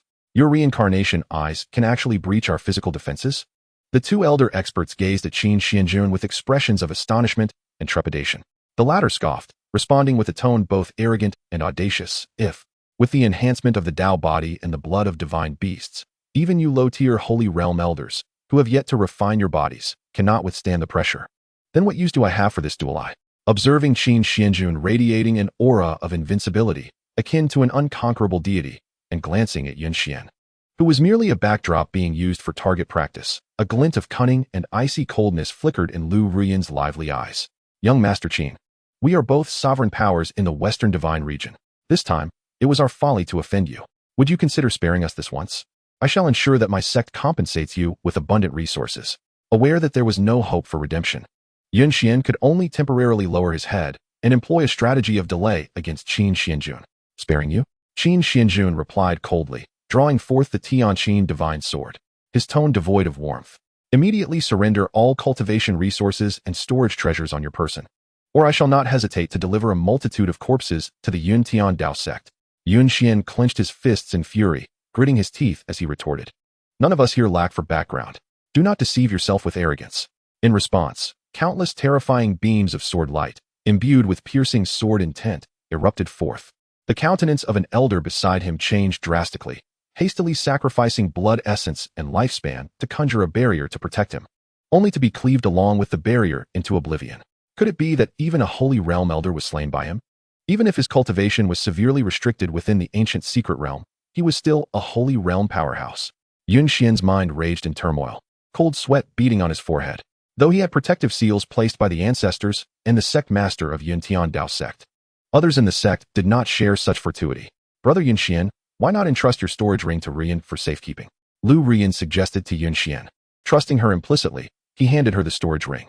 After all, despite her cunning nature, she would never so brazenly pass the storage ring to an enemy, would she? However, the very next moment, young Master Qin, I am Lu Ruyan. This is the storage ring containing resources entrusted to me by the young sect master of my sect. Please accept it. Lu Ruyan suddenly unleashed her ancient Qinglian sacred body and the Ruyan shadowless step, soaring into the air to kneel before Qin Xuanjun, a flattering smile adorning her face as she presented Yun Xian's storage ring to him. Ah, you are quite perceptive, Qin Xuanjun remarked. his hand reaching out to caress Lu Rian's face with a playful tone.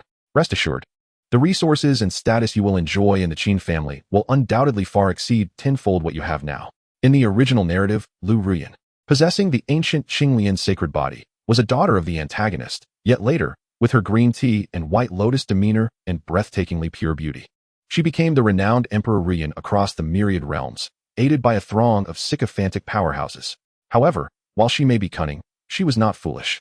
She knew that if she could secure Qin Xuanjun's favor and, while still retaining her innocence, ascend to his bed, perhaps becoming the young masteress lady was not beyond the realm of possibility.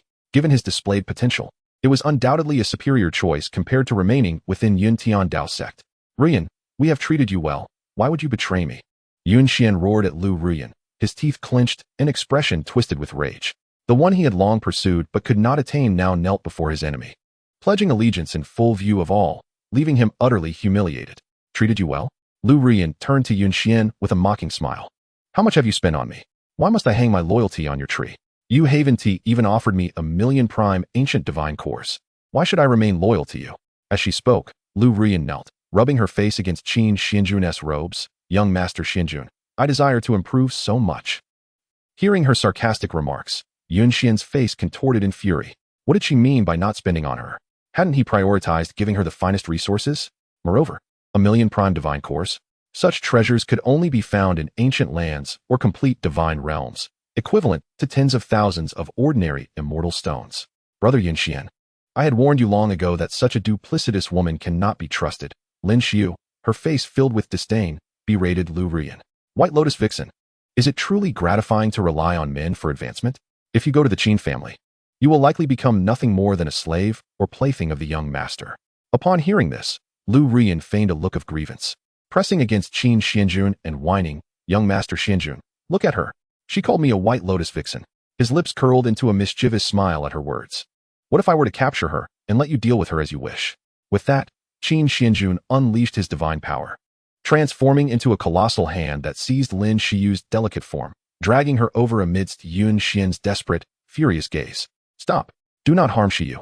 Yun Xian's voice cracked in a hoarse shout. As the saying goes, only when one loses something truly precious do they realize its worth.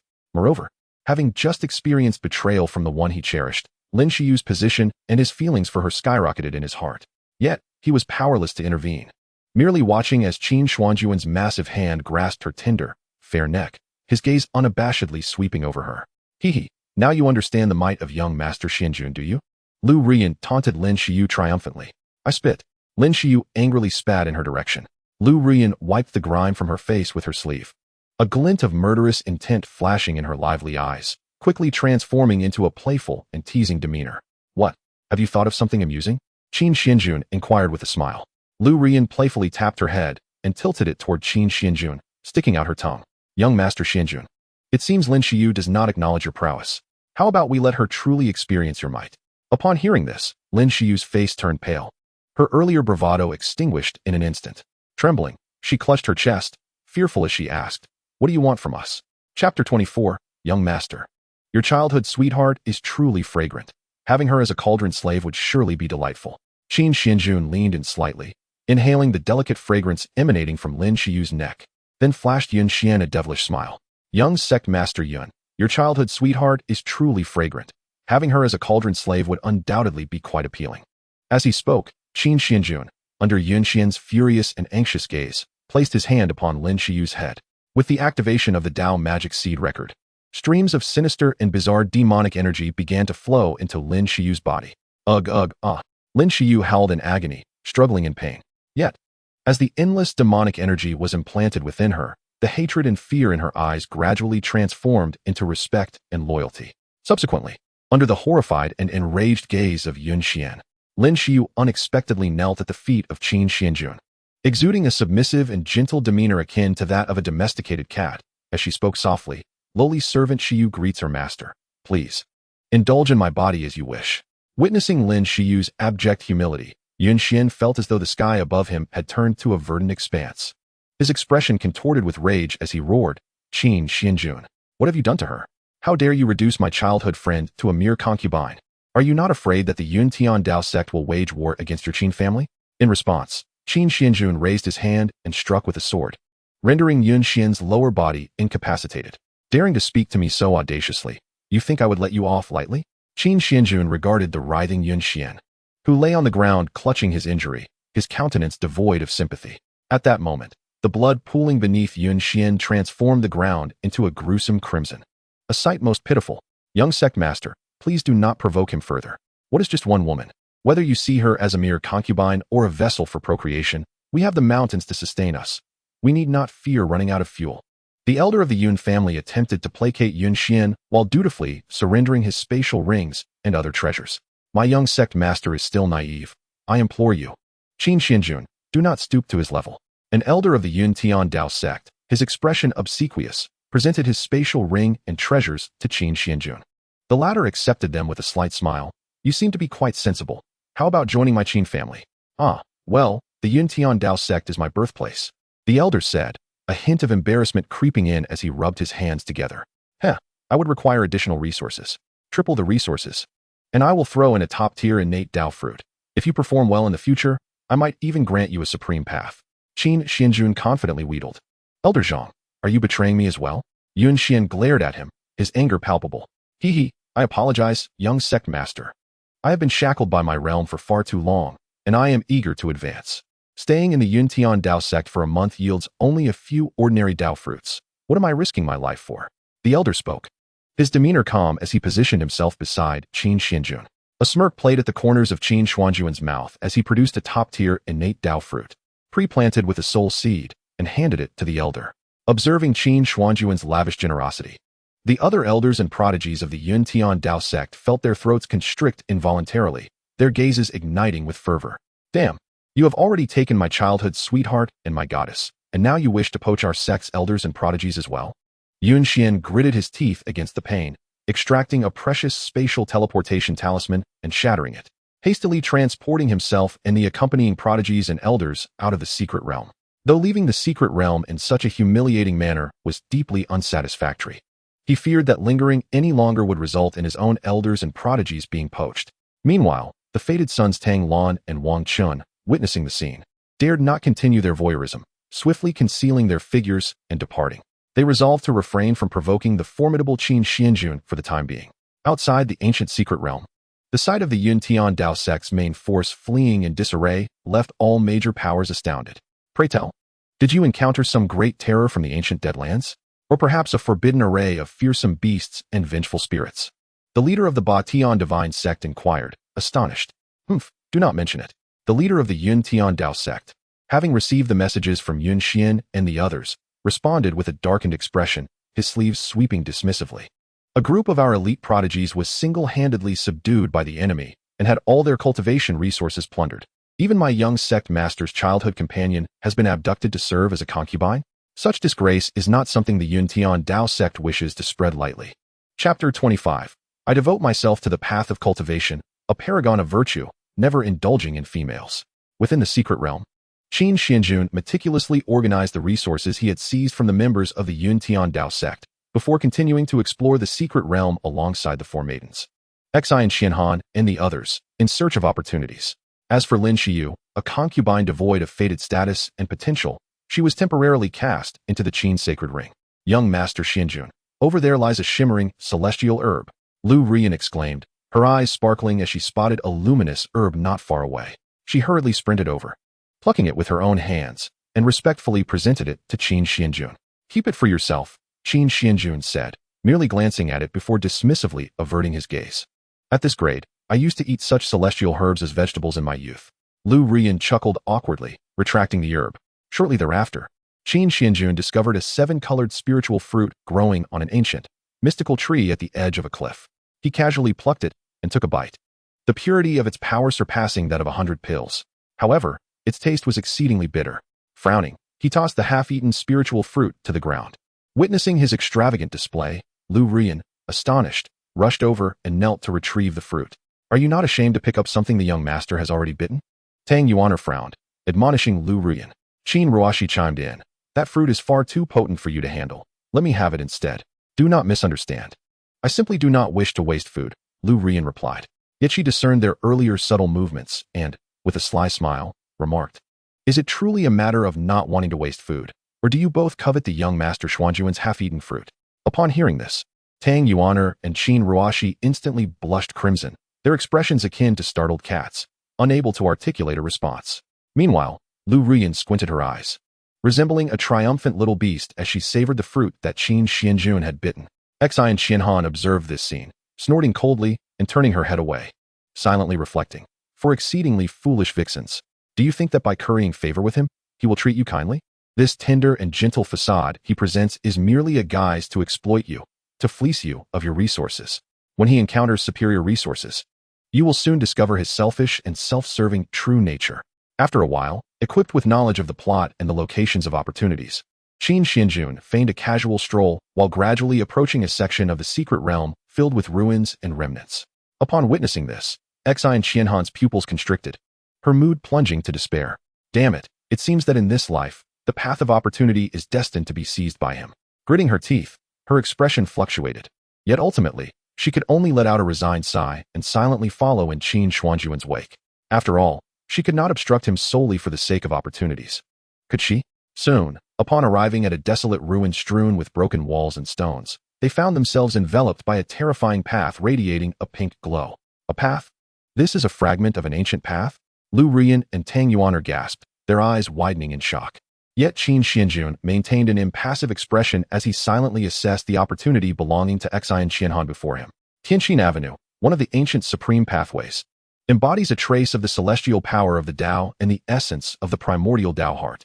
Yet, it does not rank among the top 10, and pales in comparison to the dual-attribute medium pathway exchanged through the system. Step back. Qin Xuanjun, wielding the Tianqin divine sword with a calm demeanor that brooked no dissent, commanded. "Yes, master," replied Tang Yuan'er and the others, bowing respectfully. In an instant, a flash of sword light surged forth, shattering the overwhelming power of the Tianqin Avenue that loomed over them into nothingness. Following this, amidst the astonished and covetous gazes of Xianxiahan, Qin Xuanjun effortlessly conjured myriad dragon-shaped imperial flames with one hand, ensnaring and extracting the essence of the Tianqin Avenue, holding it within his grasp.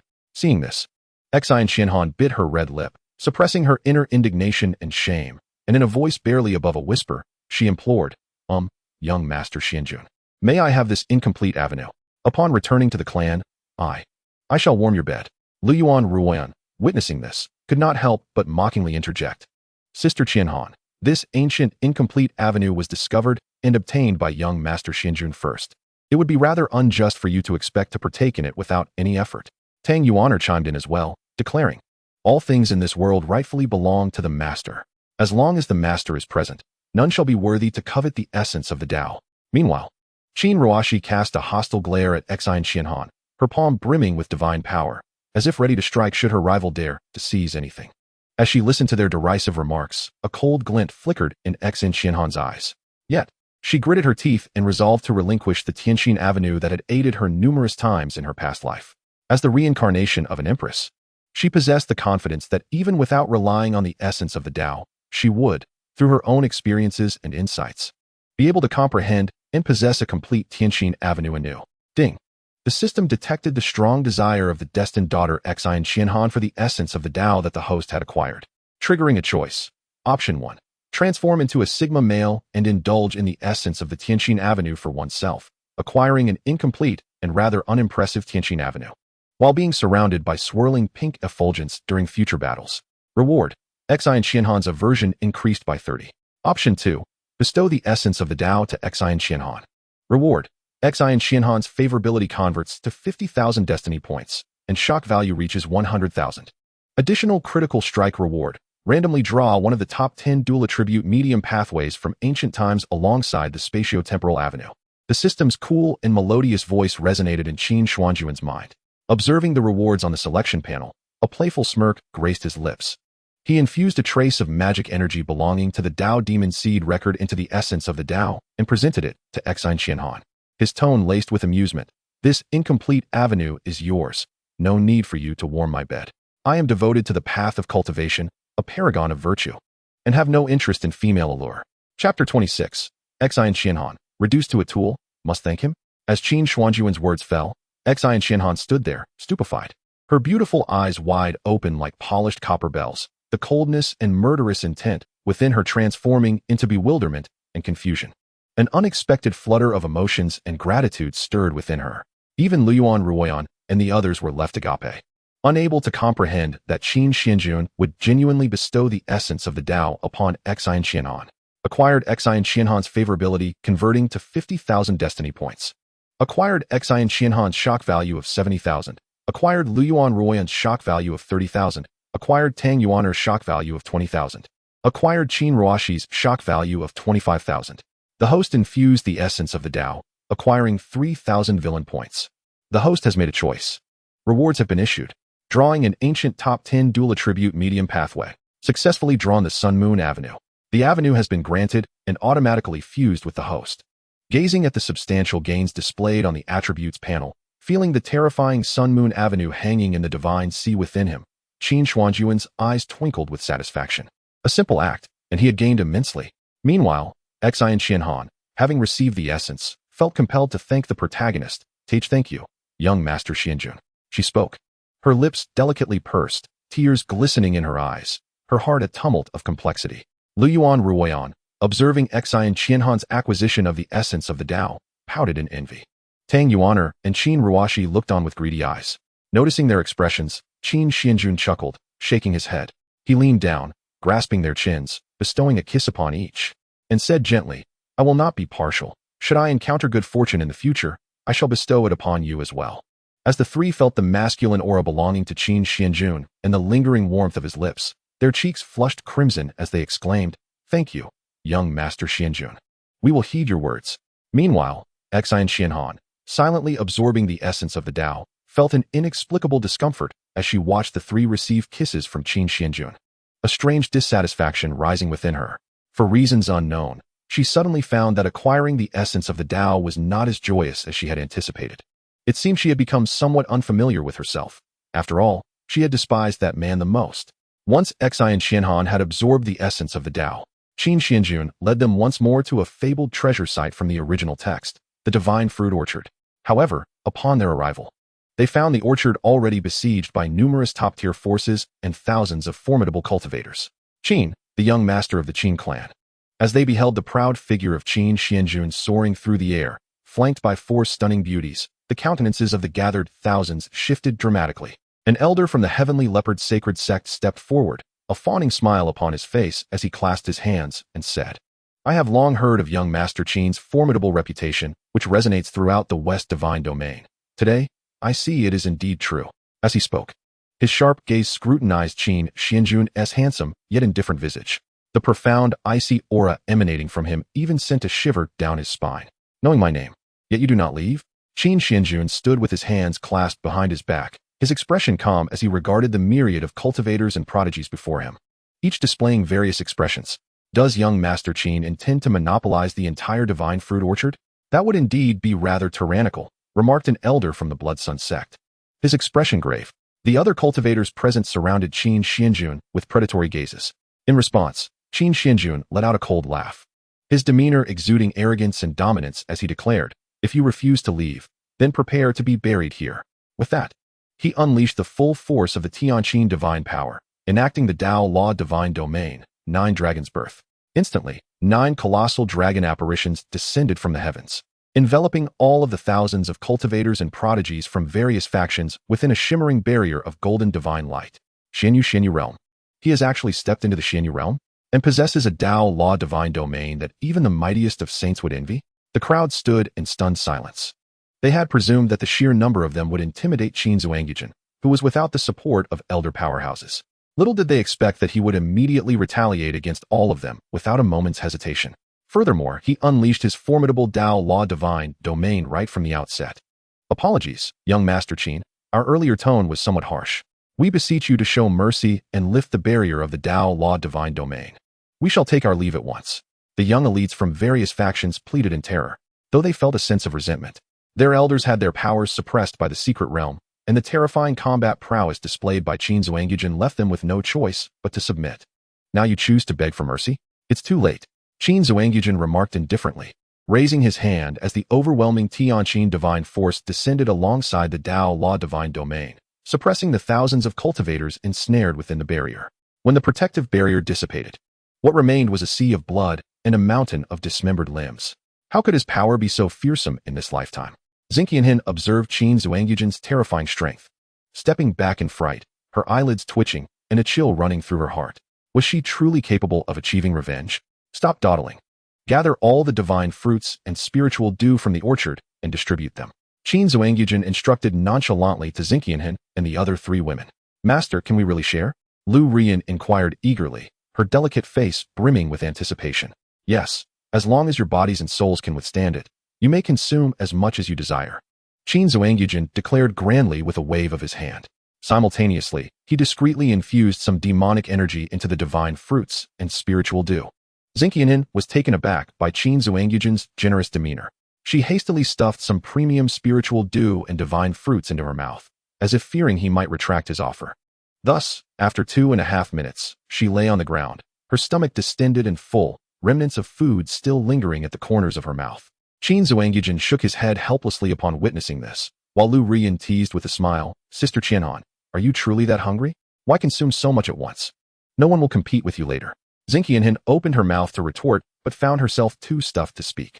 Just then, a vast surge of profound energy rapidly approached from a distance. It seemed that other powerful factions had sensed the presence of the divine fruit spiritual liquid and were coming to investigate. Master, we have acquired the resources. Let us leave this place at once. Tang Yuan urged Qin Xuanjun. He nodded in agreement, not wishing to stir up further trouble. As Xianxiahin attempted to summon her divine power to follow the fleeting figures of Tang Yuan and the other women, she found herself unable to do so. Having consumed too much divine fruit spiritual liquid, her belly was so bloated that she could hardly walk, let alone fly. In her moment of desperation, regretting her gluttony, a pair of long, slender arms lifted her delicate form. No, Xianxiahin protested shyly. Silence, do not be a nuisance. Qin Xuanjun replied coolly and dominantly. Upon hearing his words, a peculiar sensation washed over Xianxiahin. I am a reincarnated empress. Being carried by an enemy is utterly humiliating. Chapter 27, Sister Empress. If you cannot handle it, allow me to take over. As Qin Ruashi and the others watched Xianxiahin being carried by Qin Xuanjun, they felt as though the sky had collapsed. Damn it, this woman is not beneath me in rank. I was careless. Lu Rian frowned, a glint of coldness flashing in her eyes. She flew over to Qin Xuanjun's side and smiled at Xianxiahin, saying, Sister Qianhan, allow me to carry you instead. After all, you've eaten well and are rather heavy. Young Master Xuanjun might be distracted by the battle while carrying you, which would be quite taxing for him. Xianxiahin, upon hearing her sarcastic remarks, felt her temper flare as a reincarnated empress. Who are you calling heavy? Do you believe I won't tear your mouth apart? I don't want you to carry me. Get away. Lu Rian feigned a pitiful expression, pouting as she turned to Qin Xuanjun and said, Lu, young master. Look at her. I merely wanted to help relieve some of your burdens while offering to carry Sister Qianhan as well. Just as Qin Xuanjun was about to respond, he felt Xianxiahin's long, supple legs squeezing him tightly. This woman had been so resistant just moments ago. Why was she suddenly so compliant? Can you all stop buzzing around my young master like flies? Qin Ruashi exclaimed, hands on her hips, glaring at them. If you are feeling unsatisfied, I can find you a batch of strong male companions upon our return. Lu Rian took a deep breath. Realizing that Qin Ruashi's position beside Qin Xuanjun made her a figure not to be trifled with, she could only force a smile and reply playfully, No. Lu Rian isn't interested in that. Let us leave that to Sister Qianhan and Sister Yuan. Tang Yuan clenched her teeth, suppressing the urge to incinerate Lu Rian with her imperial flame. Had she provoked her? Be quiet. Qin Xuanjun frowned, looking up towards the distant, thunderous peaks of the divine pool. There, he sensed the auras of the Empress Blood Phoenix and Tang Lan, as well as Wang Chun, and glimpsed the colossal thunder beast with dual horns, infused with the essence of destruction. The thunder pool, thunder beast, thunder, Empress Blood Phoenix. Child of destiny. This must be the fabled place where the 9 heavens divine thunder is born, the ancient Xiantian thunder pool. Qin Xuanjun's eyes narrowed, his mind racing like lightning. Without hesitation, he concealed their presence and soared towards the Xiantian thunder pool. Meanwhile, within the Xiantian thunder pool, Blood Phoenix Empress addressed the young man clad in black robes and marked with strange patterns. Young Master Xianying, this 9 heavens divine thunder is of great use to me. Will you part with it in exchange for the holy grade 9 pattern domineering pill I acquired from the secret realm? I believe it complements your domineering divine body exceedingly well. She produced a pill entwined with 9 crimson patterns, exuding a terrifying power, and spoke earnestly. The one before her was none other than the young master of the domineering divine sect, Yi Xianying. He scoffed, his gaze unabashedly sweeping over Blood Phoenix Empress and her sister, Bloodwind Yao, as he mockingly replied, "You wish to barter with me? Ha! Once I capture you two sisters, you will belong to me. The pill will be mine, and so will the Thunder Pool's divine thunder." With that, Yi Xianying gestured, and the hidden powerhouses revealed themselves, utilizing the sealing treasure obtained from within the secret realm, the heavenly sealing pearl, to cast a divine realm barrier over the Thunder Pool. Feeling their cultivation severely suppressed within the barrier, both Blood Phoenix Empress and Bloodwind Yao turned pale. "Sister, it seems we have no choice but to join forces," Bloodwind Yao remarked with a teasing smile towards Blood Phoenix Empress. The latter furrowed her delicate brows, her charming visage steeped in grave concern. She and Shuefeng Yao had unleashed the power of the Crimson Blood God together, yet they were effortlessly subdued by Yi Xianying. Within the formidable barrier constructed by the Zhentian Pearl, their struggles proved futile. "Your Majesty the Empress." Some elders and powerful figures from the Crimson Blood dynasty sought to intervene, only to be swiftly encircled and grievously wounded by the elders of the Batian divine sect. Even the proud young maidens of the dynasty fell one by one at the hands of Yi Xianying. "My Empress, cease your struggles," he taunted with a sinister smile as he advanced step by step towards Shuefengji and Shuefeng Yao. "Why not come willingly to the Batian divine sect as the lady consort of the young sect master? Surely that is preferable to languishing upon a cold throne all day?" Seeing this, Shuefengji's beautiful eyes narrowed slightly, and the jade-like hands hidden behind her back quietly coalesced a drop of deep crimson power. Although such an act would harm her foundation and potentially require the sacrifice of a portion of her lifespan and essence, failing to resolve the encirclement would jeopardize not only the Xiantian Thunder Pool and other opportunities within the secret realm, but also render any attempt to retrieve spatial treasures for escape futile. Due to the Zhentian Pearl in Yi Xianying's possession, just then, an extraordinarily sharp sword light flashed across the scene. Crack! To the astonishment of Yi Xianying, Shuefengji, Shuefeng Yao, and all present, the seemingly impregnable Zhentian Pearl barrier was cleaved open by a single strike. "Damn it! Who dares to disrupt this young sect master's affairs?" Yi Xianying turned in anger, but as he recognized the newcomer, his rage transformed into deep apprehension and shadowy caution. "Xianjun, young master." Shuefengji's lovely face lit up with joy. Her heart moved as she expressed her gratitude to Qin Xuanjun, who flew in with the majestic wings of the golden dragon divine phoenix. "Thank you, young master Xian, for your timely rescue. Words are unnecessary between us. For the covenant you previously mentioned is one that my supreme divine clan, the Qin family, is more than satisfied with," Qin Xuanjun replied, his hands clasped behind his back, his demeanor composed as he delivered his statements with an air of seriousness. Hearing his words, Shuefengji was initially taken aback. When did I propose any covenant? Yet she quickly grasped that he was intentionally taking advantage of her predicament to mislead others into believing that the Crimson Blood dynasty had allied with the Qin family, thus binding them to the Qin family's worship. Unfortunately, she could not expose Qin Xuanjun's deception at that moment. Beside them, Shuefeng Yao regarded her elder sister and Qin Xuanjun with a peculiar expression, pondering when her sister, who was notoriously indifferent to men, had developed such a close rapport with the young master of the Qin family. "Feng Yao, do not jump to conclusions. I have not." Shuefengji awkwardly attempted to explain to her sister. The latter, noticing the four extraordinary beauties accompanying Qin Xuanjun, chuckled lightly. "Sister, there is no need for explanations. To explain is to cover up, and to cover up is to admit the truth. It seems the young master Qin, being exceedingly charming, has an abundance of admirers." With a glimmer of mischief in her eyes, Shuefeng Yao playfully pushed Shuefengji aside and nestled close to Qin Xuanjun, saying, "If you cannot seize the opportunity, let me. Your sister, take the lead." Chapter 28. Shielding Xian Qianhan from the thunder tribulation, she is moved to tears by deception. Shuefengji was momentarily dazed by this push. She could hardly believe that her half-sister would vie for a man against her.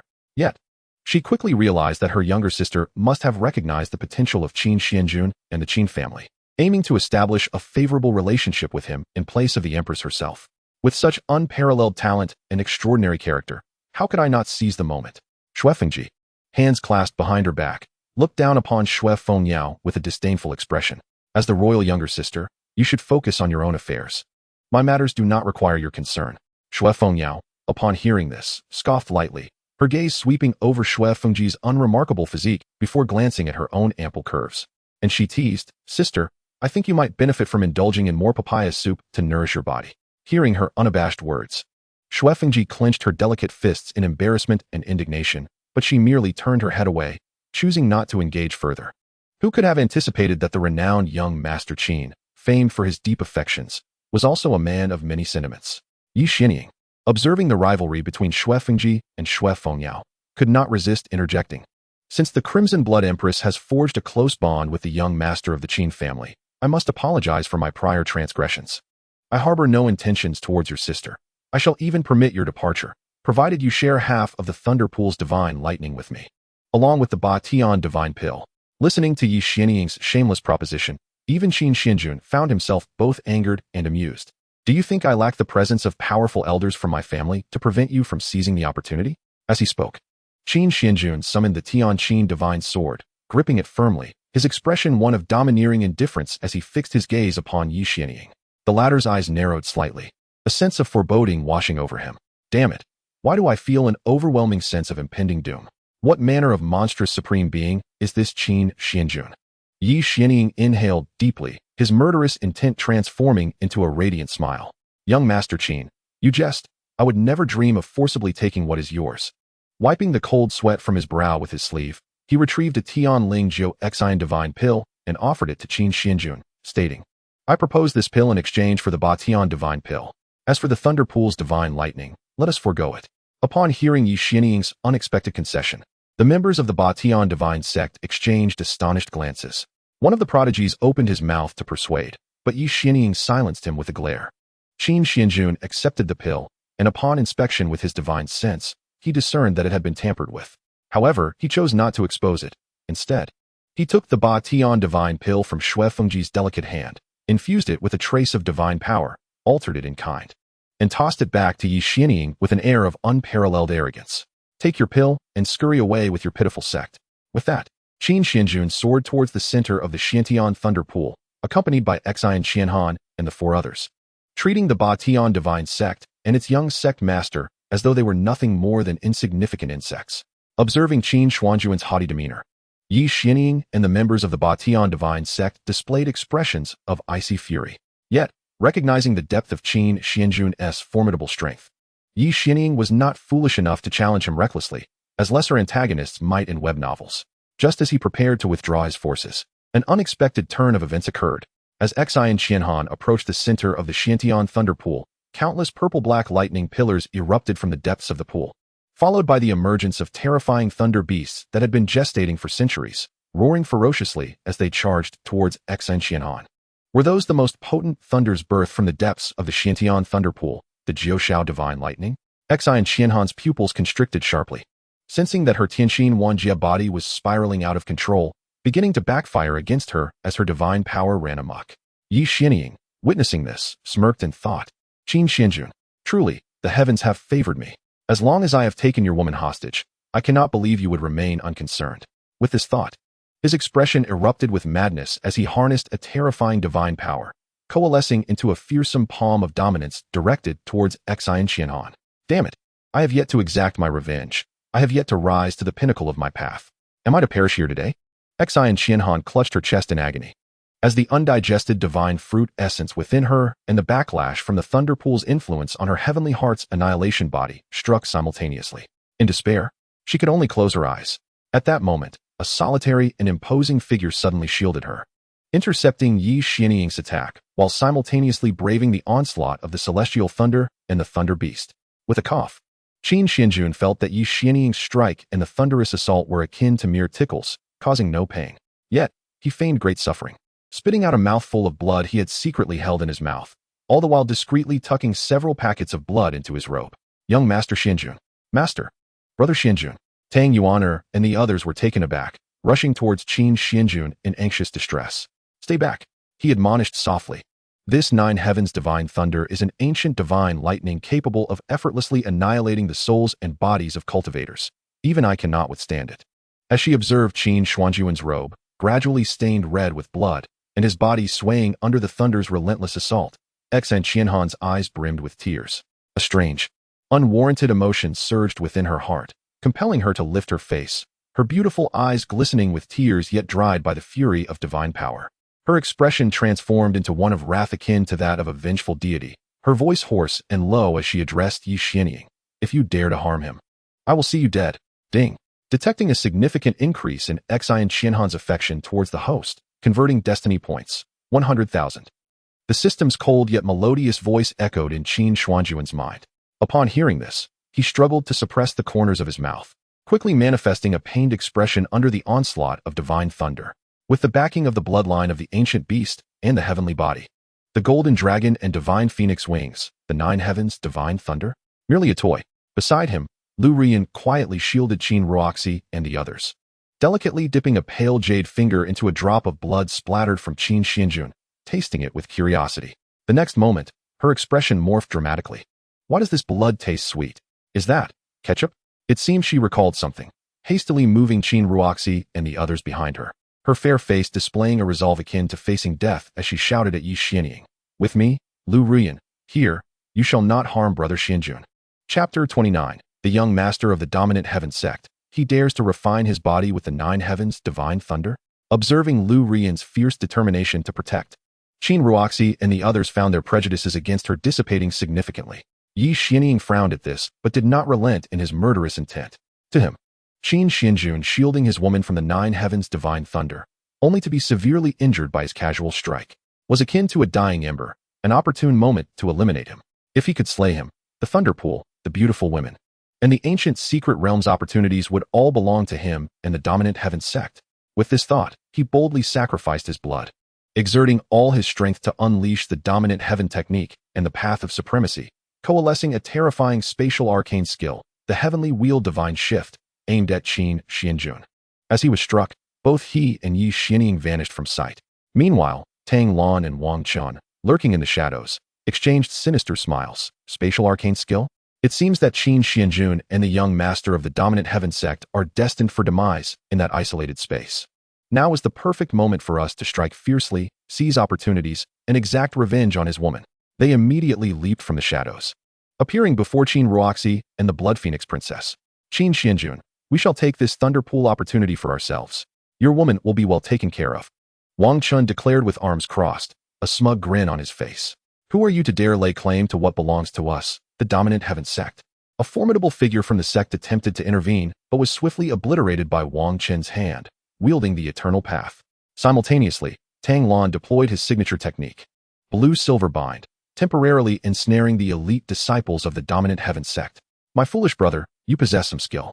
However, to dare to insult our master is to court death. Tang Yuan, her countenance icy, unleashed her evil spirit flame body and the imperial flame, incinerating Tang Lan's binding grass into ashes. Lu Rian, Qin Ruoxi, Blood Phoenix Princess, and others also invoked their imperial bodies, Ancient Green Lotus Sacred Body, Crimson Blood Divine Body, and Wind Spirit Thousand Mystique Body, unleashing their powers to engage in a fierce battle against Tang Lan and Wang Chun. Thus, the two destined children were astonished to discover that the women surrounding Qin Xuanjun were remarkably formidable, so strong that their attempts to flaunt their prowess backfired spectacularly. You two pathetic fools, with your cowardly demeanor, how dare you step forward and boast? Lu Rian raised her hand, unleashing a surge of green lotus divine power that sent Tang Lan flying, his blue wig blown off by the wind, revealing a shiny bald head. Damn it, if it weren't for the restrictions of this secret realm on soul power, today, I would let that old ghost possess me to kill you. Seeing the situation spiraling beyond their expectations, Wang Chun hastily pulled the enraged Tang Lan away. Meanwhile, within the isolated space constructed by Yi Xianying, he cackled. Ha ha, Qin Xuanjun, I acknowledge your imperial demeanor, but what of it? Today, in your attempt to save the fair maiden, you have taken the brunt of divine thunder and have been gravely injured, destined to become my stepping stone. Yi Xianying, filled with mad triumph, taunted Qin Xuanjun while producing a transmission jade, constructing a light screen to relay the scene to the outside world. Xuanjun, as she watched the image of Qin Xuanjun trapped in the isolated space, his robe stained with blood, Yu Yinger's eyes filled with tears, her murderous intent manifesting as a palpable force, akin to an endless sea of blood. Something is amiss. Xuanjun is cautious by nature, with strength capable of overwhelming any peer. How could he be drawn into the isolated space by the young master of the dominant heaven sect? Qin Zhantian furrowed his brow, deeply perplexed. In the independent space within the secret realm, with layers upon layers of spatial restrictions imposed by ancient rules, we cannot break through from the outside. If a saint-level expert were to force their way in, they might be annihilated by the secret realm itself. What should we do? Yu Ronger's beautiful face was filled with anxiety and worry. As a mother, she longed to assist Qin Xuanjun in every possible way. How could she stand idly by as he faced peril? Don't worry, sister. Even if it costs me my life, I will rescue my nephew Xuanjun. Yu Yinger took a deep breath, her beautiful eyes glinting with a cold silver light. Revered as the Silver Sovereign, she is far from a timid soul paralyzed by fear. Yet, the leaders and elders of the Batian Divine Sect and the Yuntian Dao Sect revel in their malicious glee, sneering, "Isn't your Qin family's young master hailed as a peerless prodigy with celestial prowess? To us, he appears rather ordinary. Our young master is the chosen one." Within the independent space constructed by the mysterious shadow young master, all protective barriers prove ineffective. You shall witness your young master being ruthlessly trampled beneath our young master's feet. Ha! As he rises, the beauty, the fortuitous encounters, the divine thunder of the thunder pool, and the prestige will belong solely to our Batian Divine Sect. Listening to the derision from the Yuntian Dao Sect and the Batian Divine Sect, the elders of the Qin family seethe with indignation. Their hearts heavy with regret. We should have protected our young master from the very beginning. Although we secured 70% of the resources from the ancient secret realm without a scratch, despair loomed over the hearts of the Qin family. Just then, an extraordinary scene unfolded on the luminous screen.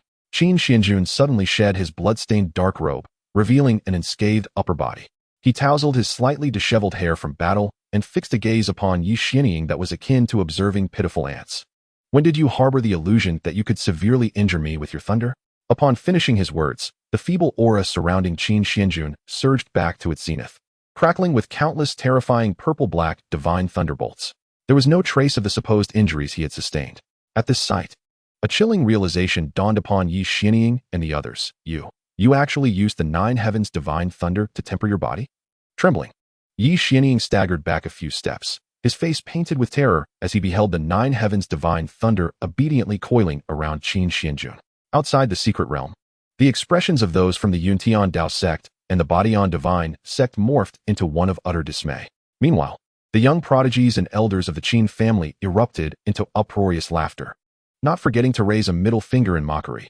"Did you think your young master from the Wangba Divine Sect was formidable? Is this all there is to him? You require pills and divine power to withstand the ordinary divine thunder from the thunder pool, unlike our young master, who treats the Nine Heavens divine thunder as a mere plaything, tempering his body with it barehanded." Ha! Chapter 30, blushing 9 times in a minute. "And yet you still claim to be the reincarnated vengeful empress?" The host, tempering his body with the Nine Heavens divine thunder barehanded and even absorbing it, has garnered an astonishing shock value of 100,000 from Yi Xianying, 300,000 from the Batian Divine Sect, 200,000 from the Yuntian Dao Sect, and 300,000 from the Qin family. The sound of shock values being harvested echoed on the data panel before Qin Xuanjun, yet he felt no surprise. In the original narrative, the fated child Wang Chun could utilize the eternal celestial body to shield Xian Qianhan from thunder, thus winning her heart and the Nine Heavens divine thunder. With his own swallowing heaven divine art, the blood of divine beast ancestors, and his Dao body, Qin Xuanjun would only achieve a more perfect outcome. "Young Master Qin, I was mistaken. I truly realize the error of my ways. In light of the Batian Divine Sect, may I offer you the Xiantian Thunder Pool? Let us part amicably, shall we?" Yi Xianying, sensing the terrifying aura surrounding Qin Xuanjun, forced a bitter smile upon his face, his tone laced with humility as he pleaded for mercy. After all, anyone with a modicum of intelligence would understand that the only option now was to bow down. A sardonic smile curled at the corners of Qin Xuanjun's lips as he replied coolly, "You do not acknowledge your mistake. You merely recognize the imminent threat of death." With that, Qin Xuanjun unleashed his body tempering and absorbed the Nine Heavens divine thunder, stepping into the terror of the third realm of the Xianwei realm. In his left hand, he wielded the Dragon God Emperor Flame, and in his right, the Nine Heavens divine thunder. With both hands drawing closer under the astonished gazes of Yi Xianying and the formidable powers from the outside, a collective shock rippled through them. Has he lost his mind? How dare he fuse divine fire with divine thunder simultaneously? If the Dragon God Emperor Flame, ranked among the top 3 in the divine fire ranking, were to merge with the ancient divine thunder, the Nine Heavens divine thunder, gasp. The members of the Yuntian Dao Sect discussed in horror, while the young master of the Yuntian Dao Sect, Yun Xian, paled as he gazed at Yi Xianying, who was trapped in a desperate situation. Unbidden, a sense of relief washed over him. He was grateful he had not foolishly engaged Qin Xuanjun in a duel within the independent space. He was thankful he had managed to escape earlier. He was relieved that the divine fire and divine thunder were not aimed at him. Qin Xuanjun, cease. Do not kill my young master of the Batian divine sect. If you dare harm my son, our sect will wage a 1,000-year blood war against your Qin family. While the Yuntian Dao sect was merely flustered, the elders and the sect leader of the Batian divine sect, Yiyu, were frantic. They shouted in rage, their eyes bloodshot, casting their voices into the secret realm to Qin Xuanjun. However, the more they screamed, the more satisfaction Qin Xuanjun felt within, having traversed realms, who still reasoned with them. I am Qin Xuanjun, the unparalleled young master of the Qin family. What does it matter that we are both from dominant factions? What can you do? This is not a romance novel. I shall act decisively. With that thought, Qin Xuanjun slightly closed his eyes, his dual pupils shimmering with boundless celestial light. As he combined the principles of time and space to seal off the area where Yi Xianying could escape, the divine fire and divine thunder between his hands gradually coalesced into a fearsome lotus, radiating a flickering red-blue sacred light. Imbued with a terrifying power that even made Qin Xuanjun shiver, he launched it at Yi Xianying's forehead. Go, Nine Heavens Dragon Flame Lotus. No. I am the young master of the Batian divine sect. You cannot kill me. Ah! As Yi Xianying sensed the overwhelming aura of destruction, his face turned ghastly pale. Trembling, he sacrificed all his life force and essence blood, desperately unleashing the power of the Batian divine and the Batian divine body. Attempting to resist the terrifying force formed by the union of the Nine Heavens divine thunder and the dragon god emperor flame. Yet, against the colossal disparity in power, he could only succumb to despair, being devoured by the dreadful lotus, his flesh and soul gradually disintegrating into nothingness, ultimately transforming into a wisp of ashes that drifted to the ground. The independent space created by Yi Xianying had already been shattered by a single strike from Qin Xuanjun. Had it not been for the sake of cooperating with the moment, he could have effortlessly obliterated it with a mere stroke of the Sun and Moon Avenue. You insolent wretch, you dare slay my son. When you emerge from the secret realm, I shall. The sect leader of the Batian divine sect unleashed his divine powers.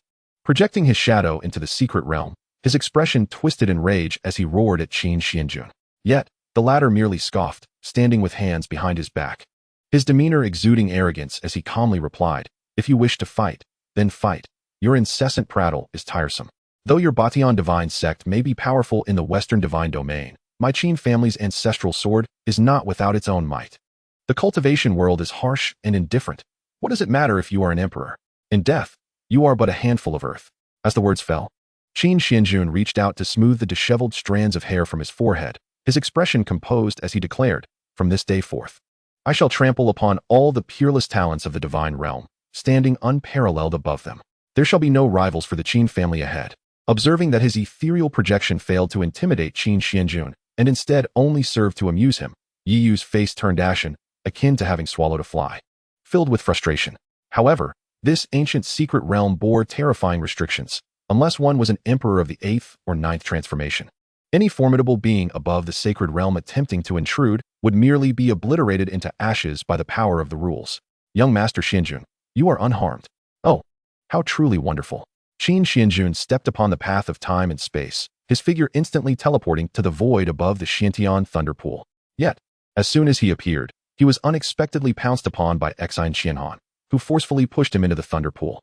He thought that this reincarnated empress could no longer contain her urge to strike him, with his hands behind his back gathering the power of the sun and moon, ready to unleash a mighty thunder upon her chest.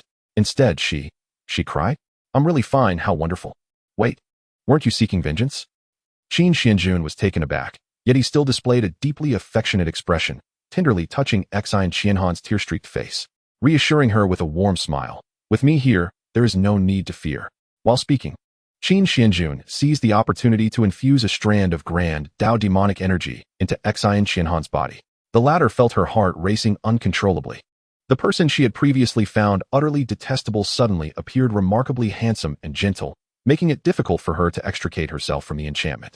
Under the subtle influence of the grand Dao demonic seed record, Xianxiahan increasingly felt a reluctance to pursue revenge.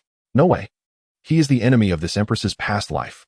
In this life, I must kill him without fail. How can I coexist with a former enemy in a love-struck manner? Xianxiahan vigorously shook her head, attempting to persuade her wavering heart. But upon catching sight of Qin Xuanjun's gentle yet domineering countenance, she blushed profusely, blushing 9 times in a minute, yet still claiming to be a reincarnated vengeful empress. Qin Xuanjun silently scoffed in his mind. When he sensed the locations of Wang Chun and Tang Lan through the tracking divine imprint, his expression suddenly became rather intriguing. Chapter 31. The Inheritance of the Ziwei Empress? Bring it forth. Qianhan, you and Rushi should explore and seek your fortunes within this secret realm by yourselves. I have some matters to attend to. I will regroup with you later, Qin Xuanjun said, pinching Xianxiafan's cheek with a smile. Xianxiafan obediently nodded. Her delicate face flushed and warm, although she strove to suppress her feelings. She could not forget the moment when he risked his life to protect her against the might of the Nine Heavens' thunder and the power of the young master of the Batian divine sect. It truly moved her deeply. Sister Qianhan, don't stare. Young Master Xuanjun has already left, Lu Rian remarked, casting a glance at the figure of Qin Xuanjun riding the blood-black dragon as he vanished into the horizon, teasing Xianxiafan with a playful smile. The latter snapped back to reality, her charming face once again adopting a cool and aloof demeanor, seemingly indifferent to everything. At this moment, the fated children Wang Chun and Tang Lan, while escaping, inadvertently discovered a concealed cave. At the entrance of the cave, a massive stone wall was engraved with several shimmering golden divine characters, the inheritance of the Ziwei Empress, the divine abode of creation. Ziwei Empress, inheritance, divine abode of creation? What kind of existence dares to claim such a defiant name? Wang Chun and Tang Lan were astonished. After regaining their composure, they exchanged glances and grinned mischievously. Ha! Have you not heard? Heaven does not completely block the path of man. As long as I, Wang Chun, wish to proceed, the road lies ahead. The period of humiliation has ended. It is time for the blue-silver immortal grass to shine once more. Immediately, a flicker of dark intent crossed their eyes as they suppressed their treacherous thoughts of betrayal and pushed open the ancient stone door, their figures swiftly darting into the cave. What greeted their eyes was an overwhelming brilliance of divine light and exquisitely pure divine power. The corners of the cave were filled with numerous celestial boxes brimming with elixirs and treasures. However, a terrifying ancient forbidden formation with 10 layers and countless purple divine symbols sealed and guarded the area. At the center of the formation stood a breathtakingly beautiful statue. Her eyes gently closed, her countenance stunning yet imbued with an aloof coldness, her snow-white hands gracefully folded across her surging bosom. Adorned in a long purple dress with intricate lace, and her delicate feet bare, exuding an overwhelming aura of ancient divine majesty. That must be the statue of the Ziwei Empress. Tang Lan inhaled sharply, his heart racing with excitement, his complexion flushed with fervor. If he could obtain the inheritance of the Ziwei Empress, the blue-silver immortal grass would surely evolve into the true blue-silver Ziwei divine grass. At that time, he would unleash a barrage of blue-silver entanglements upon that young master of the Qin family, delivering a stunning blow. Brother Tang, let us first breach the formation and divine symbols to avoid this opportunity being discovered by those domineering forces of the Western divine domain, Wang Chun advised Tang Lan. The latter nodded, suppressing his malicious thoughts, and together they exerted all their efforts to navigate through the forbidden formation and the myriad divine symbols. However, just as they narrowly escaped the deadly trials and emerged battered and bruised, the entrance of the cave was met with applause and mocking laughter. Clap, clap. Qin Xuanjun stepped forth from the shadows, a smile gracing his lips as he approached the terrified faces of Tang Lan and Wang Chun. I must sincerely thank you for leading me to the inheritance cave of the Ziwei Empress. Tang Lan and Wang Chun's expressions drastically changed. Retreating beside the statue of the Ziwei Empress, their voices trembling as they shouted at Qin Xuanjun, "Do not come any closer. We are the chosen ones who have passed the tests of the Ziwei Empress. If you dare to harm us, the Ziwei Empress will not." Yet before they could finish their threats, Qin Xuanjun summoned the Tianqin divine sword and, with a flick of his wrist, unleashed a blade of light that swiftly severed the heads of Tang Lan and Wang Chun, blood erupting in a splatter, staining the statue of the Ziwei Empress crimson. Enough with the prattle. It is your honor to have your opportunity snatched away by this young master. Do you comprehend? Qin Xuanjun stepped over their heads, which were filled with terror and hatred, pressing down with his foot, relentlessly crushing them. Yet, even as their faces became stained with blood and dust, they stubbornly clung to life, refusing to perish. Damn you! How dare you humiliate us so? Even if we descend into the netherworld, we shall drag you down with us. Tang Lan and Wang Chun roared at Qin Xuanjun, their expressions twisted with rage, fueled by the perpetual vitality of the blue-silver immortal grass and their unyielding immortal bodies. However, as they stepped beyond the novice village, they encountered the formidable demon king boss, Qin Xuanjun, who wielded the ancient dual attributes of the highest order. In terms of cultivation, Qin Xuanjun, hailing from the supreme divine lineage of the Qin family, augmented by the system's blessings, surpassed them by 1 or 2 great realms. In terms of power, he commanded the divine fire in his left hand and the divine thunder in his right. As for weaponry, he brandished the Tianqin divine sword, embodying the extraordinary essence of the sword's realm. Regarding bloodline and physique, he possessed the reincarnated Dao Body, infused with the blood of the ancestral divine beast. They stood no chance of resistance at all. Qin Xuanjun, the disparity between us is insurmountable. Your victory lacks honor. Might you grant us a 3-year covenant and not act unjustly? Tang Lan and Wang Chun trembled as they pleaded for mercy, their eyes bloodshot, hatred boiling within them. Do you still wish for a 3-year deadline? As if awaiting the Dragon King's return? A mocking curve danced upon Qin Xuanjun's lips as he raised his sword, entwined with imperial flames and divine thunder, aimed at their heads. Should this sword pierce their skulls, the sword intent combined with imperial flames would obliterate their heads and souls into nothingness. Yet, at that moment, an unexpected turn of events occurred. The statue of the ZY Empress suddenly erupted in brilliant radiance, which swiftly transformed into a stunningly beautiful apparition, radiating divine light. She raised a hand, unleashing divine power towards Qin Xuanjun, interrupting his attack. Qin Xuanjun's expression shifted slightly as he quickly employed the temporal and spatial pathways to evade the divine assault. They are the chosen ones who have passed my trials. You lack the qualification to take their lives. The ZY Empress's phantom gracefully moved to stand before Tang Lan and Wang Chun, restoring their severed heads and bodies with divine power.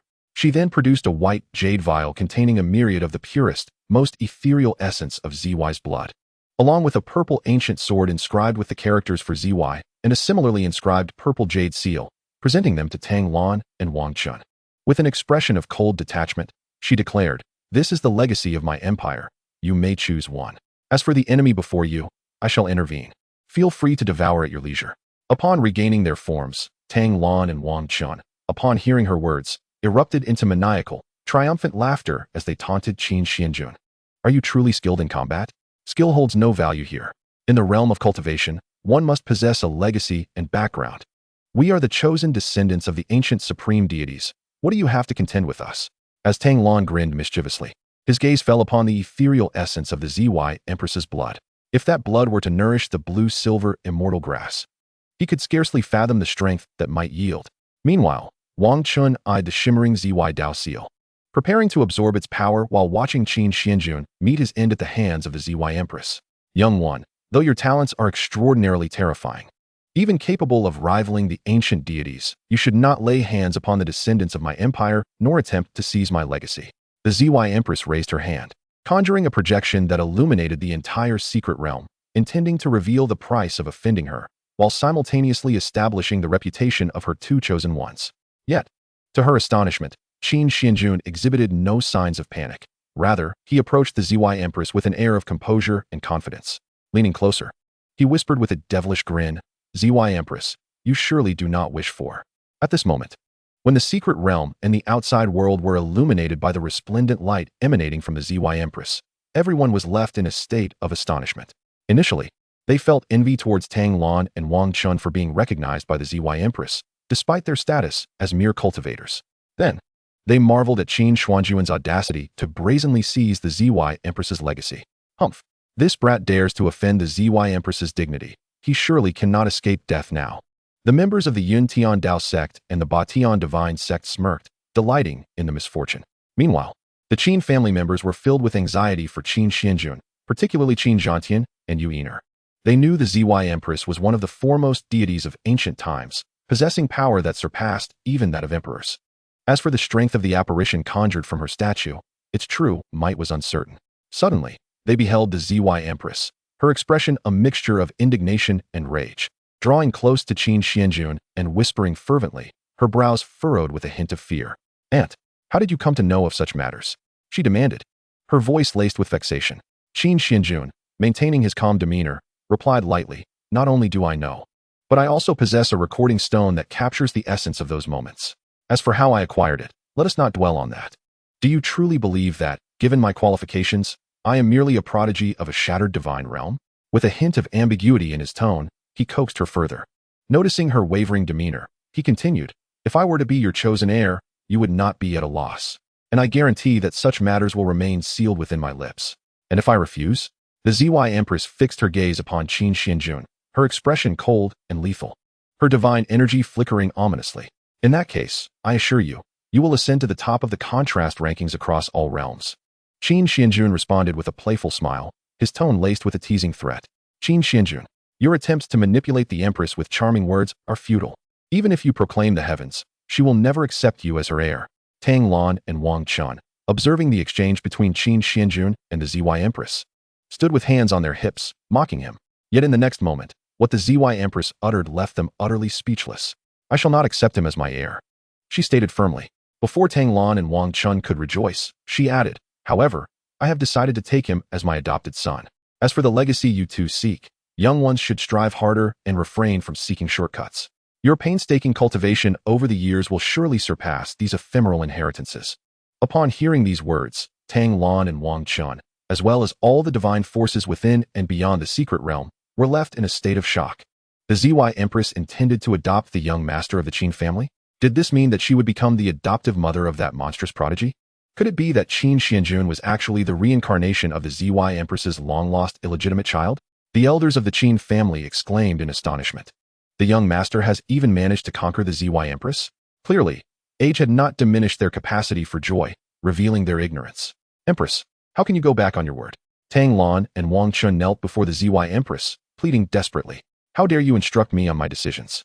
The ZY Empress's expression turned icy and fearsome, her tone devoid of warmth as she retorted. In the course of my existence, why should I feel compelled to justify my actions to others?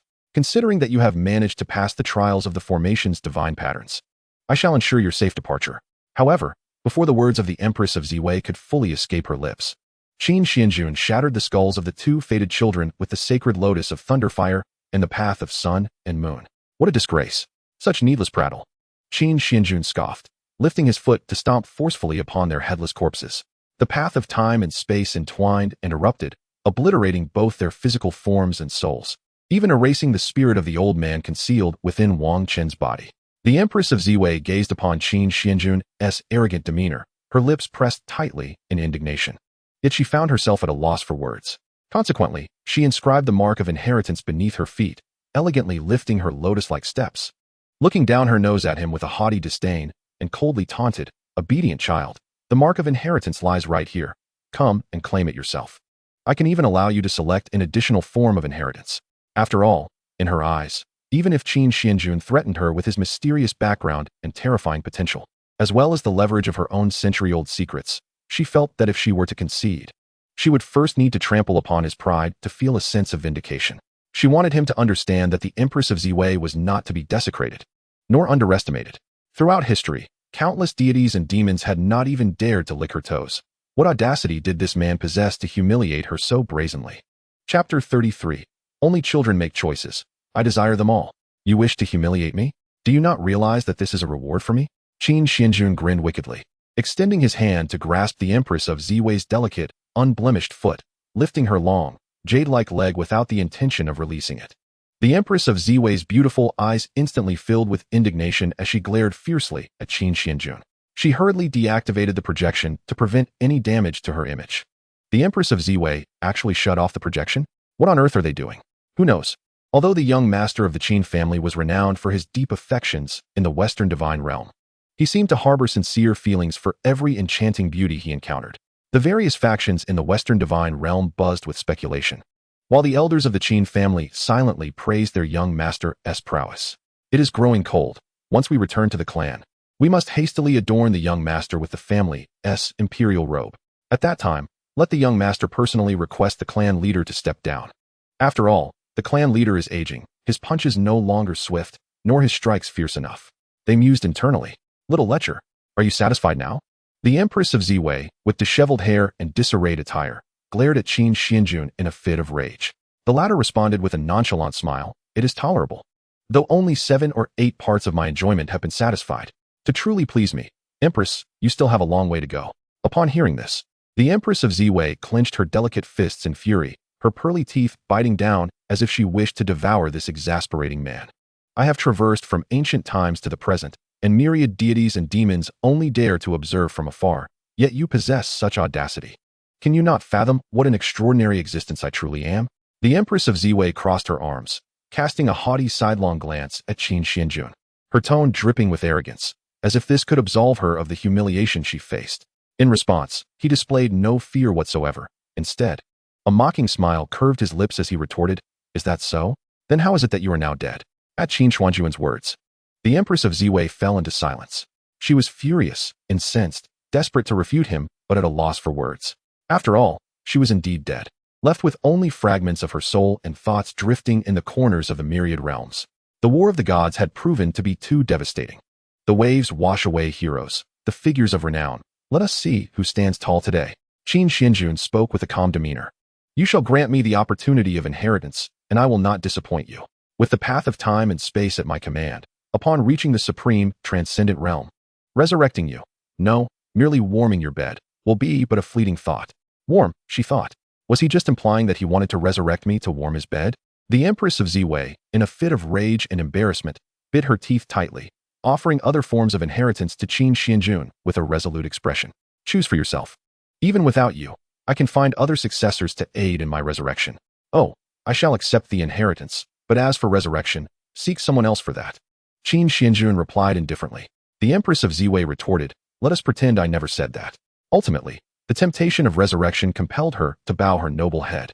After all, Qin Xuanjun was indeed the most talented and promising young prodigy she had ever encountered. Without exception, regardless of the era, he was destined to become the unparalleled supreme being who could sweep through the ages. It was merely his somewhat twisted character that displeased her greatly. Hurry and choose. The Empress of Ziwei urged impatiently as she observed Qin Xuanjun's delay in making a decision. Only children make choices.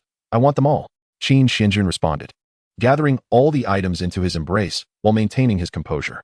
The Empress of Ziwei fell silent once more, her expression shifting to one of anger and disdain as she remarked, I have traversed from the era of the ancient gods to the present, and I have never encountered someone as shameless as you. Is that so? Well, now you have, Qin Xuanjun replied with a radiant smile, unencumbered by any sense of moral decorum. After all, he was the villain. Can morality compel an enemy to bow before you? Can morality compare to the opportunities of ancient divine inheritances that lie before him? Thus, he claimed the Ziwei divine sword, the Ziwei seal, the Ziwei imperial seal, and even the blood of Ziwei. He even stripped the close-fitting armor from the statue of the Empress of Ziwei. Chapter 34, The Peculiar Abyss. How can you, little thief, be so excessive? Even the armor closest to me is not spared? The Empress of Ziwei glared at Qin Xuanjun in indignation. He merely smiled nonchalantly, his gaze roaming over her form as he playfully suggested, why not gift me that statue as well? I assure you, I will embrace it every night as I sleep. Get lost. The Empress of Ziwei could no longer contain herself, erupting into a fit of rage. One should at least spare a stone. With that, she transformed into a wisp of white mist and vanished. Qin Xuanjun paid no further heed to the disappearing Empress of Ziwei. Instead, he retrieved the vial of Ziwei blood, consuming a tenth of it before beginning to devour and refine the Ziwei seal. The Ziwei divine sword and the Ziwei imperial seal were temporarily stored within the sacred ring of Qin. As the heaven-swallowing sacred art operated, the purple seal gradually melded into his chest, radiating a deep purple light as divine power coursed through him. Meanwhile, the Ziwei blood continuously fused with his limbs, enhancing his physical body and bloodline. This transformation made his already extraordinary bloodline, which contained the essence of divine beasts, even more formidable. It could be said that, were he to engage in a bloodline contest with the previous Qin Ruashi, he could easily defeat her ancestral bloodline, despite the Qin family's insufficient bloodline density. The Western divine realm may soon descend into the dominion of the Qin family. As the adage goes, a rabbit does not eat the grass near its burrow. It is high time to contemplate ambitions in other divine realms. Qin Xuanjun once again condenses his soaring cultivation, retracting several minor realms into his being. He rises slowly, using the chilling magical aura within his body to sense the locations of his companions.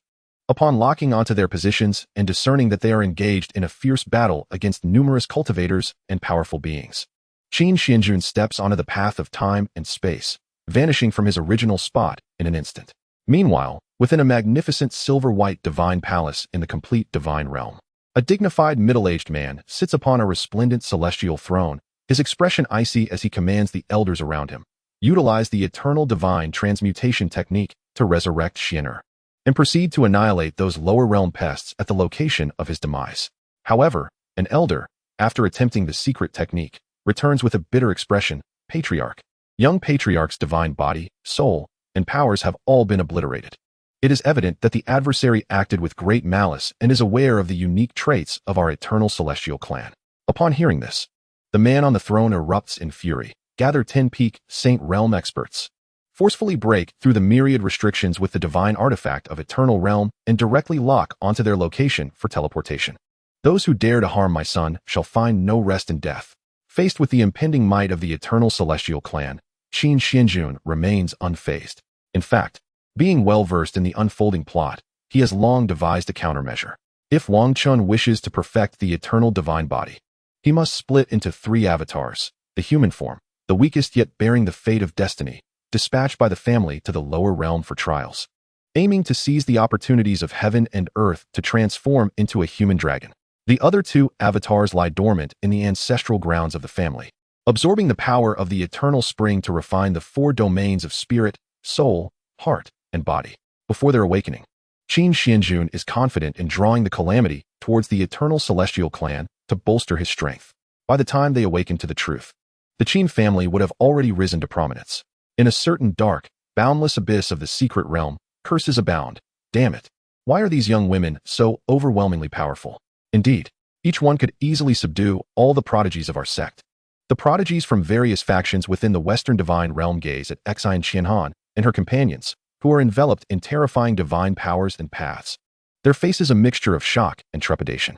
Yet, the thought of the opportunities they possess, the ancient supreme green lotus sacred pool, the blood of 3,000 demon gods, the essence of realms, imperial-grade techniques, sacred spirit flames, and the divine wind dew of the underworld, ignites their greed, transforming them into frenzied beasts, charging wildly towards Xianxiahan and her companions.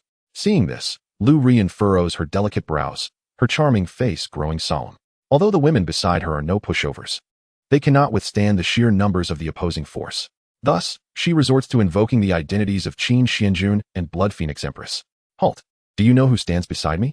Lu Rian steps back slowly, positioning Blood Phoenix Empress protectively in front of her, her tone laced with haughty pride. This esteemed lady is none other than the Empress of the Crimson Blood Dynasty, Blood Phoenix Empress. Should you dare to approach, you will be opposing the entire Crimson Blood Dynasty. As her words fall, the previously frenzied powerhouses from various factions suddenly pause, expressions of hesitation and struggle washing over their faces. Just then, a rugged man clad in black celestial armor steps forward, sneering, "Humph! I care not for your titles. Today, we shall claim both your lives and your opportunities. Even if an emperor were to descend, he could not protect you." In response, Qin Ruashi unleashes her imperial physique, her palms entwined with the golden dragon path, her charming face slightly flustered as she addresses the mass of dark-clad cultivators. "I am the most cherished younger sister of Qin Xuanjun, the young master of the Qin family. If you dare to advance, you shall be opposing my elder brother and the entire Qin family. Are you truly unafraid of death?" As Qin Ruashi's words resonate, many cultivators recall Qin Xuanjun's formidable prowess, reminiscent of a ghostly demon god, and retreat several paces. At this moment, the man in black celestial armor grins wickedly, gesturing towards the surrounding ominous black mist and towering cliffs over the unfathomable abyss below, mockingly exclaiming, "Ha! Do you know what this black mist is? Where exactly are you?" Seeing this, Lu Rian and her companions grip their skirts anxiously, a chill creeping into their hearts. The man in black celestial armor continues with a lewd grin.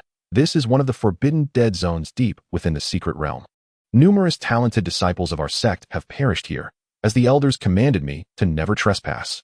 For the black mist above the abyss can obscure divine power from probing, and prolonged exposure will erode the mind.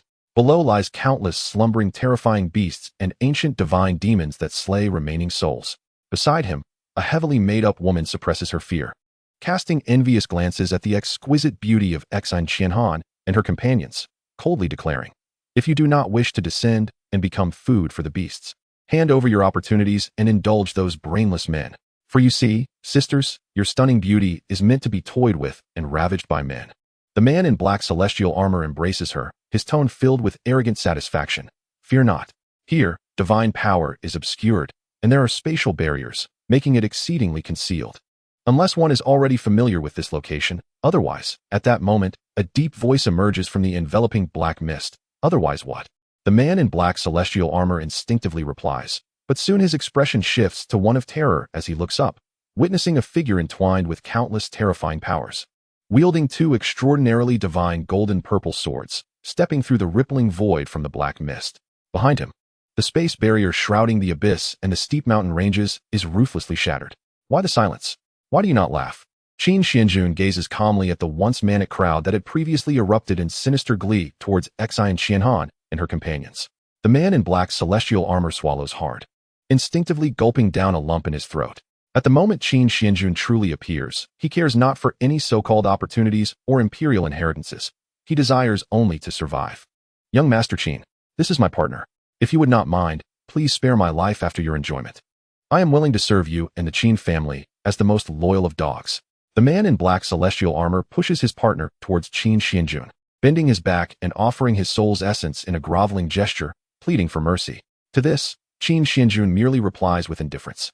You possess a remarkable understanding of the art of survival. Regrettably, I find myself disinclined towards women of such advanced age and unappealing appearance. Upon hearing this, the man gritted his teeth and, in a gesture of desperation, knelt before the void, releasing from his spirit storage pouch a delicate and youthful girl. Master, this is my daughter, Ling Ling, he proclaimed.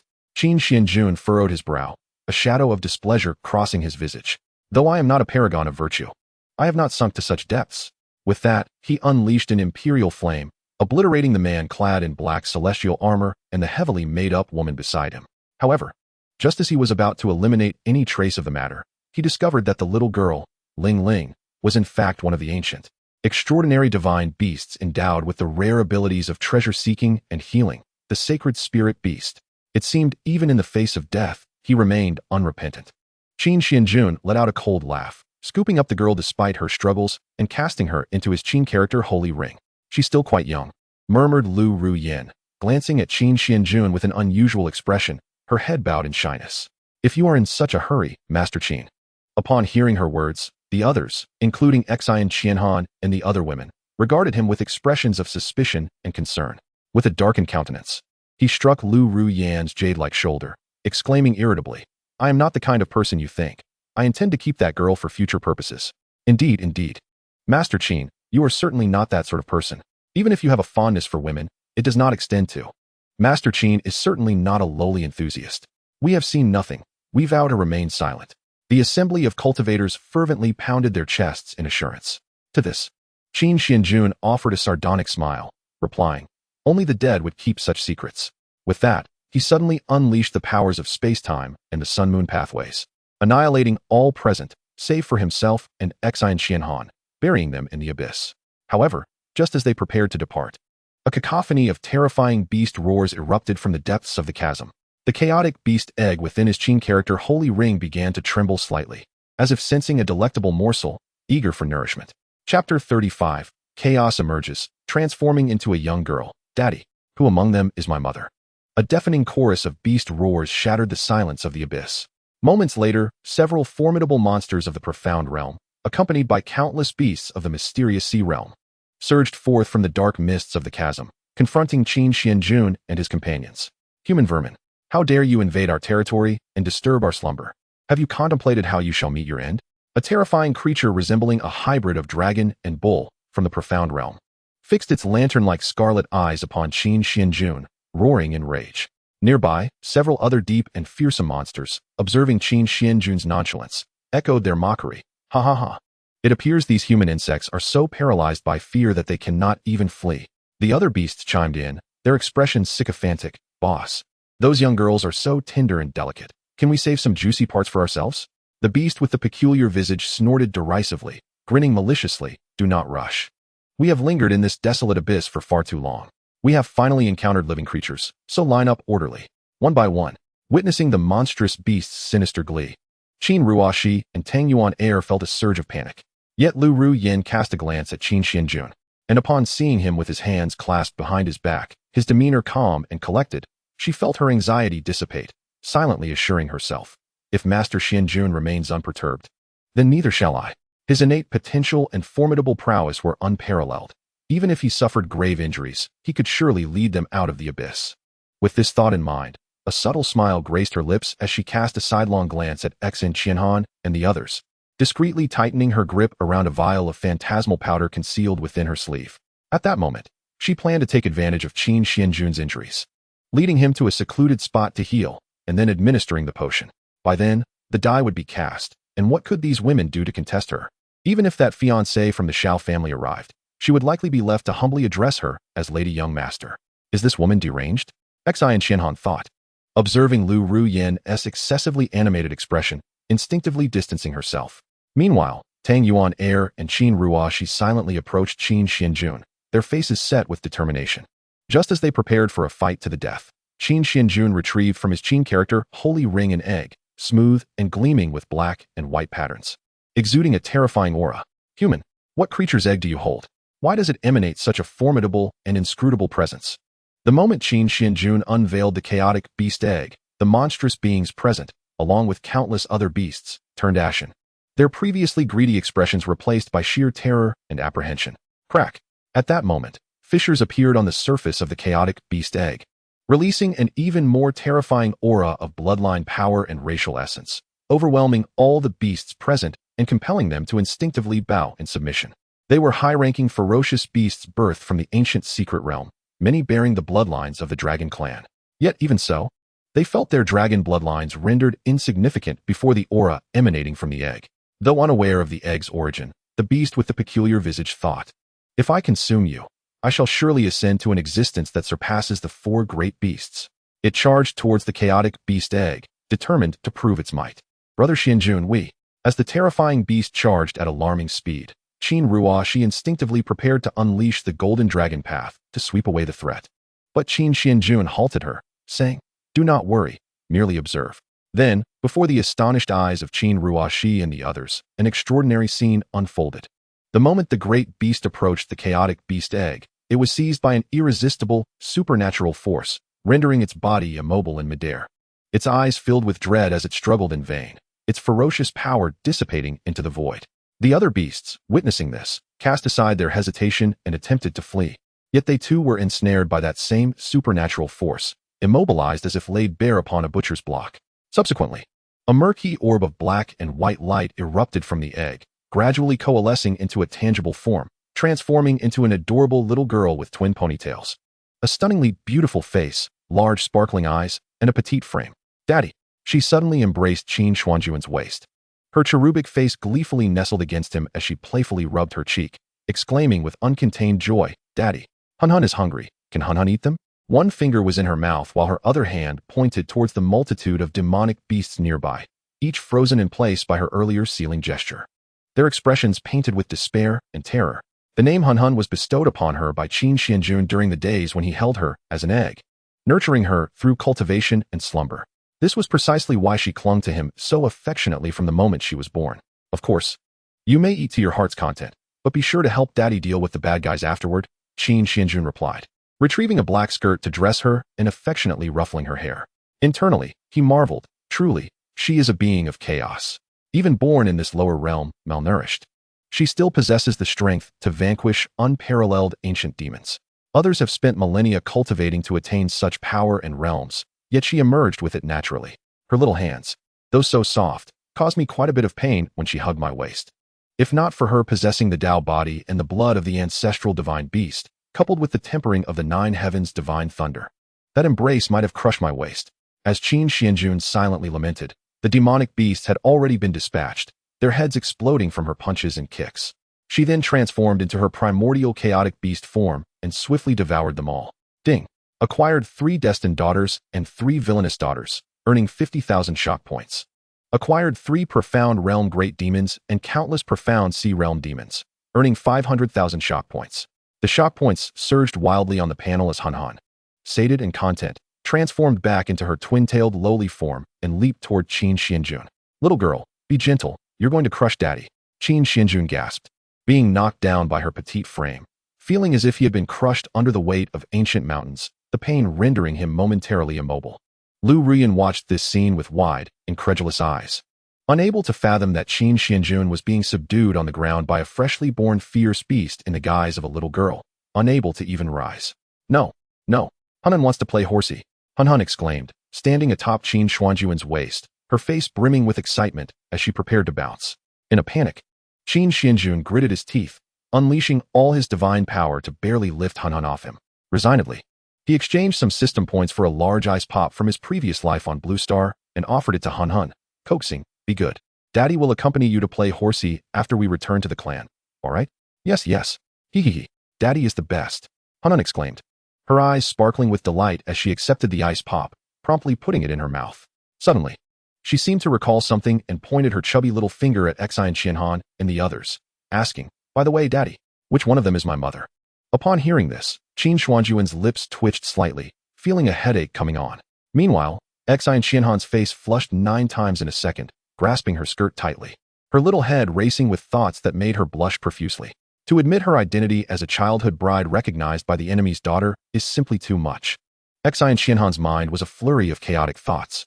Tang Yuan'er felt self-conscious. Qin Ruoxi maintained her composure. Xue Fengji lacked enough goodwill, and Xue Fengyao silently observed, while Lu Rian hesitated to claim any identity in front of Qin Xuanjun.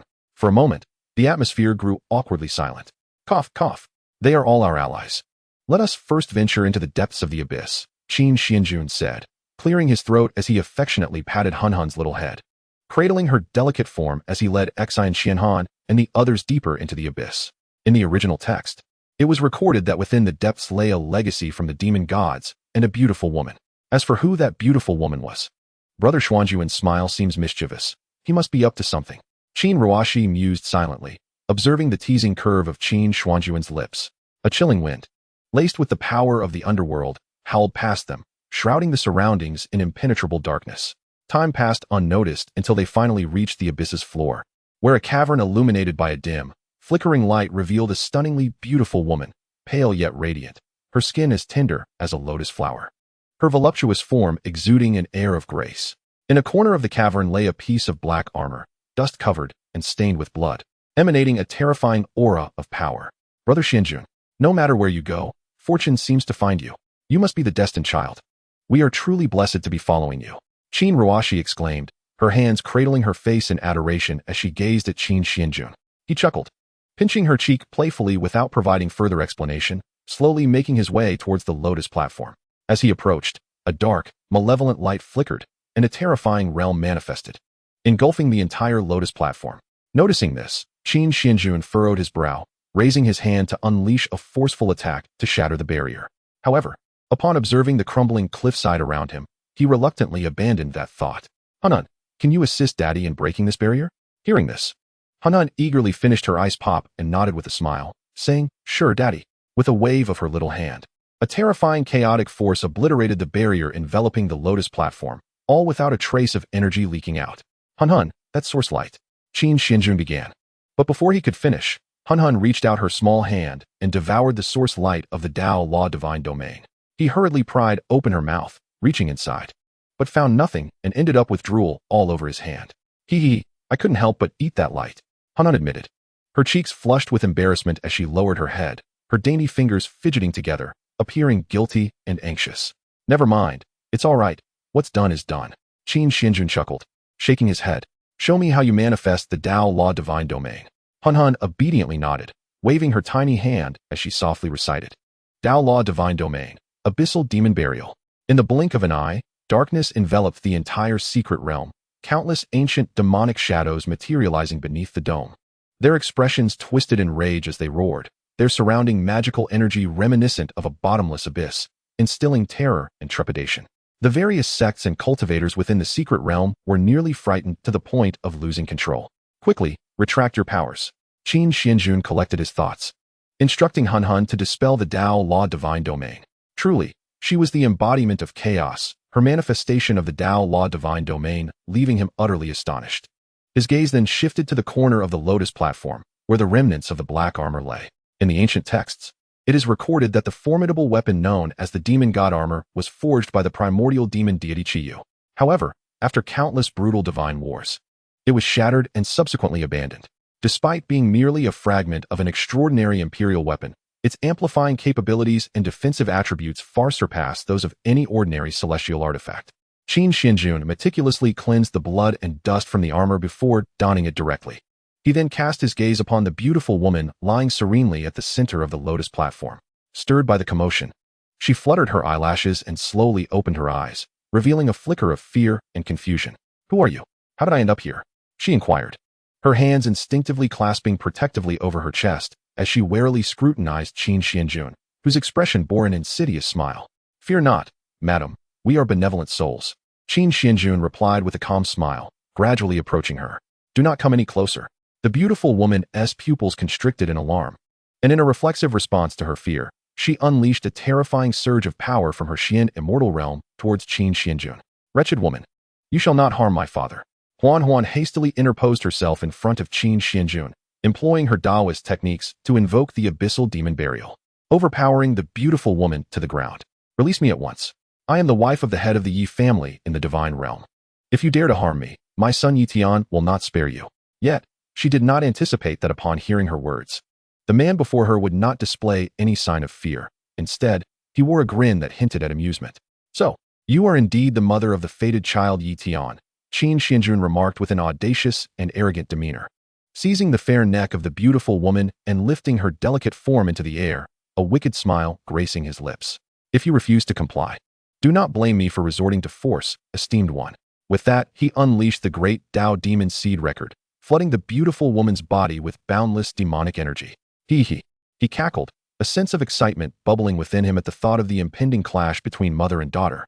"Yi Tian, my dear Yi Tian, I hope you will appreciate the gift I have prepared for you."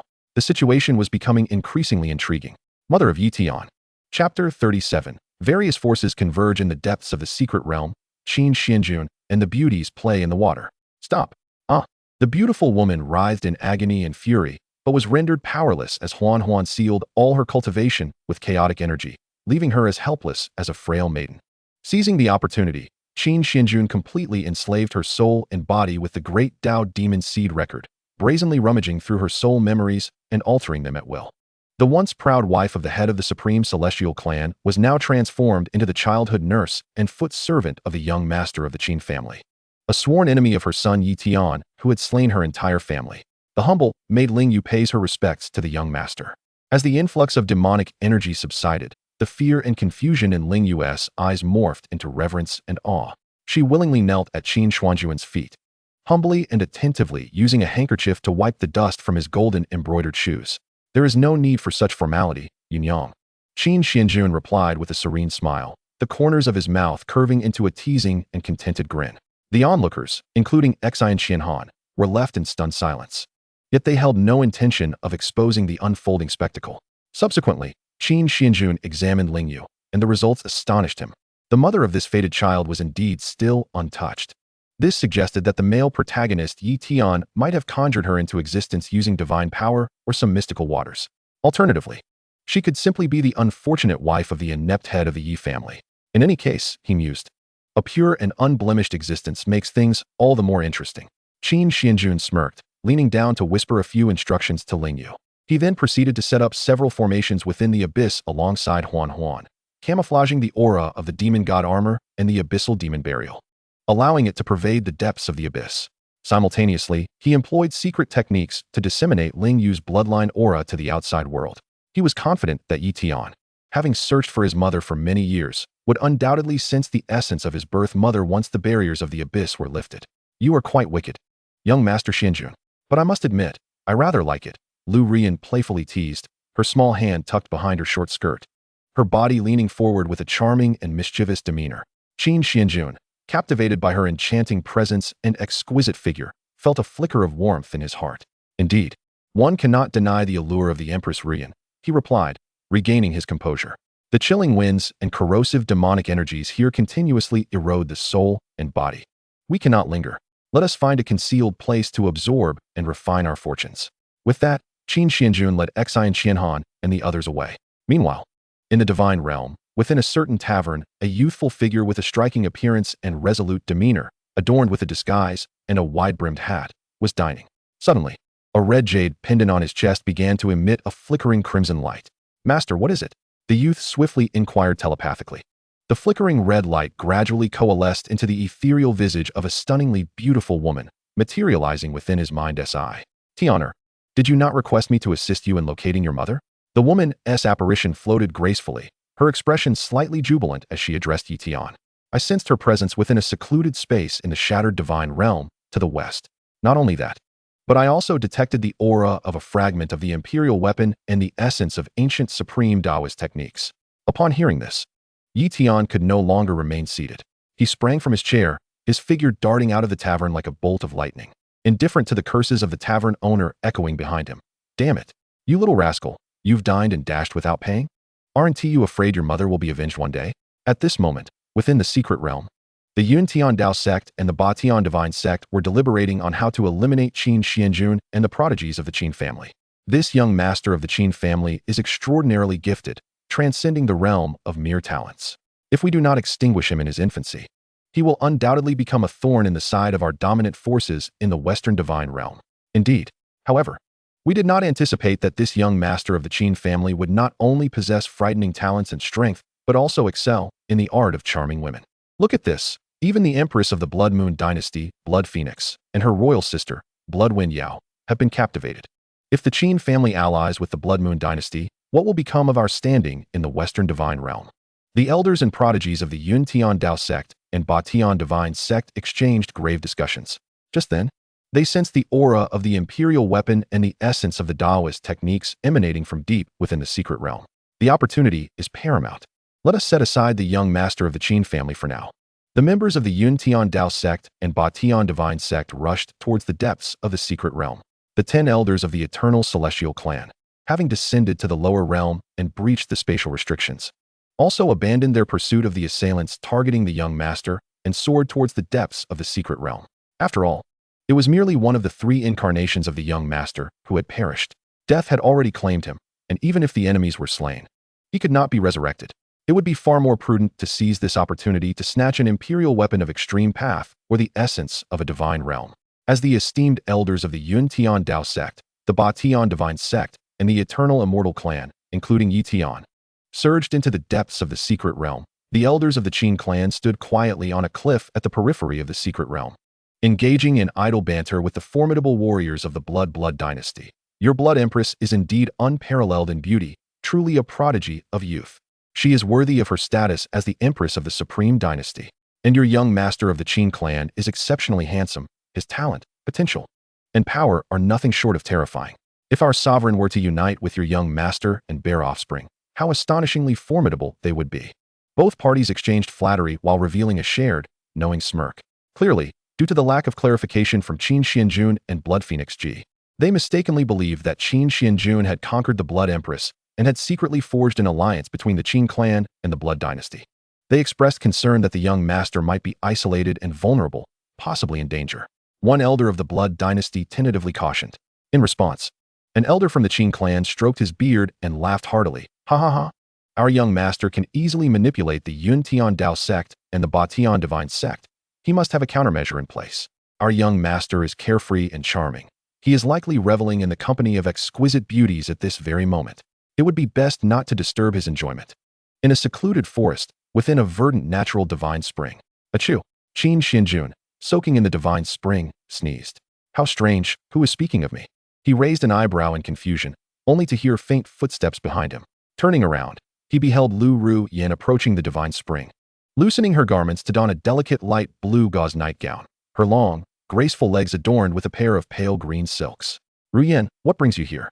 Qin Xuanjun's throat subtly constricted, a hint of perplexity gracing his countenance. It's not that I am craving your presence, young Master Xuanjun rather. I am simply eager to improve myself, Lu Ru Yin replied, producing an ancient top-grade blue lotus obtained from the secret realm, delicately cradling it in her jade hand as she stepped into the cool, green waters. To this, Qin Xuanjun smiled lightly. I am not a lecherous individual. I merely wish to assist you in devouring and refining the ancient top-grade blue lotus. Upon finishing his words, Qin Xuanjun swiftly lifted Lu Ru Yin, who mischievously smiled and discreetly retrieved a vial of mesmerizing powder, intending to sprinkle it into the divine spring. In response, Qin Xuanjun snorted disdainfully, his tone brimming with arrogance. Why go to such lengths? With that, he seized the small jade vial from Lu Ru Yin's grasp, confirmed it was harmless through his divine sense, and drank it in one gulp before his blood-red eyes could hide the desire within. Brother Xuanjun, why did you not bring us along to enjoy the divine spring? Qin Ruoxi and Xian Qianhan swiftly flew to the side of the divine spring, their expressions devoid of emotion as they fixed their gazes on Lu Ru Yin. You said you would allow us to refine opportunities first while you protected us.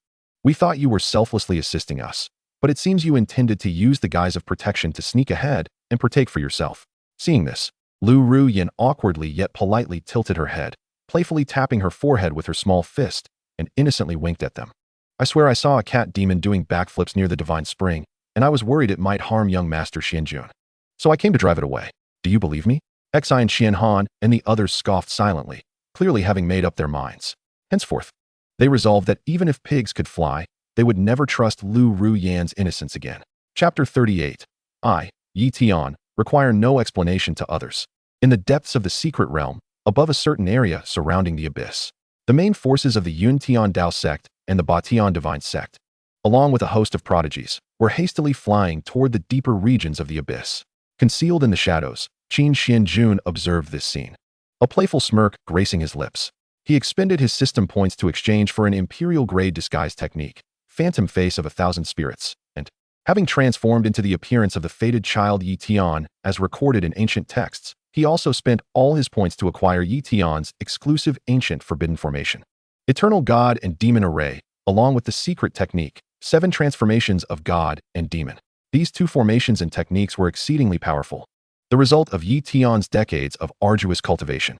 The former could enslave countless ancient gods and demon souls to serve as the array's medium, and with divine power array patterns. It could even obliterate extraordinary beings, ranking among the ancients' top forbidden formations.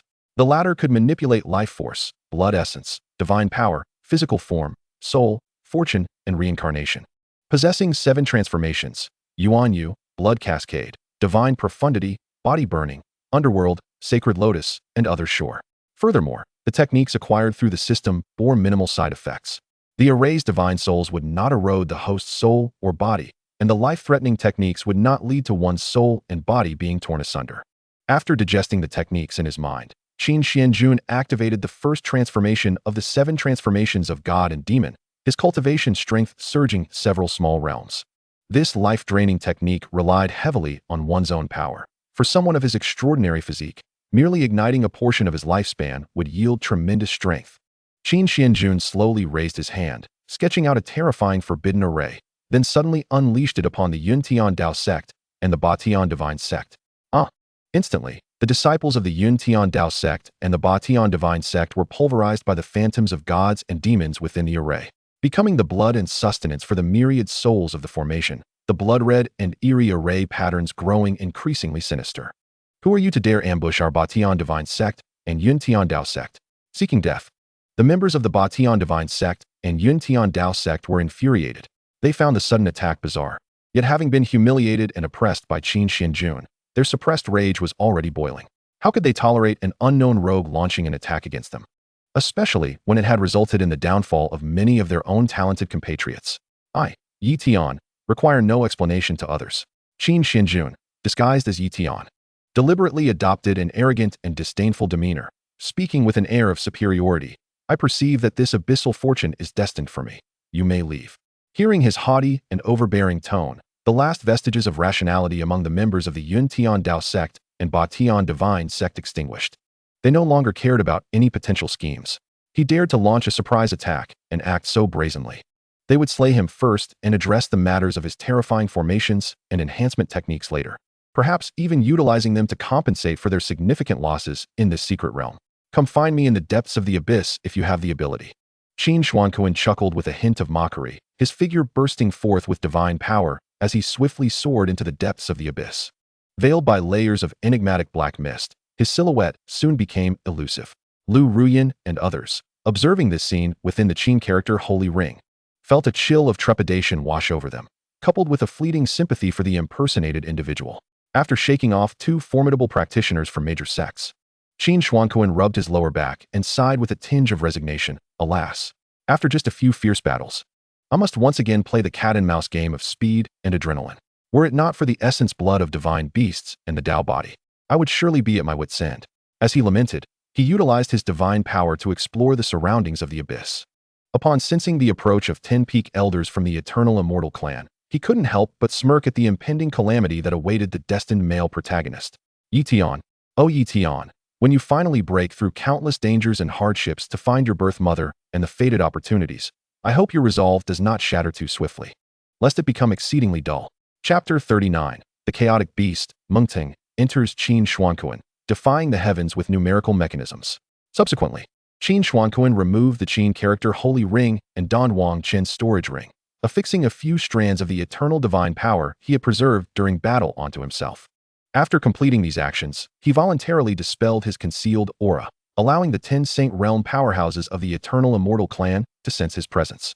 This faint divine aura belongs to the young master. Upon sensing it, the expressions of the 10 elders darkened instantly. In the next moment, they unleashed their divine power, rapidly traversing the layers of mist and teleporting before Qin Xuanjun. You lowly insect, why do you possess the divine aura and storage ring of our young master? One elder from the Eternal Immortal Clan glared at the disguised Qin Xuanjun, his demeanor ominous and filled with rage. The latter scoffed lightly, responding nonchalantly, "Oh? So the one competing with me for fated opportunities was your young master?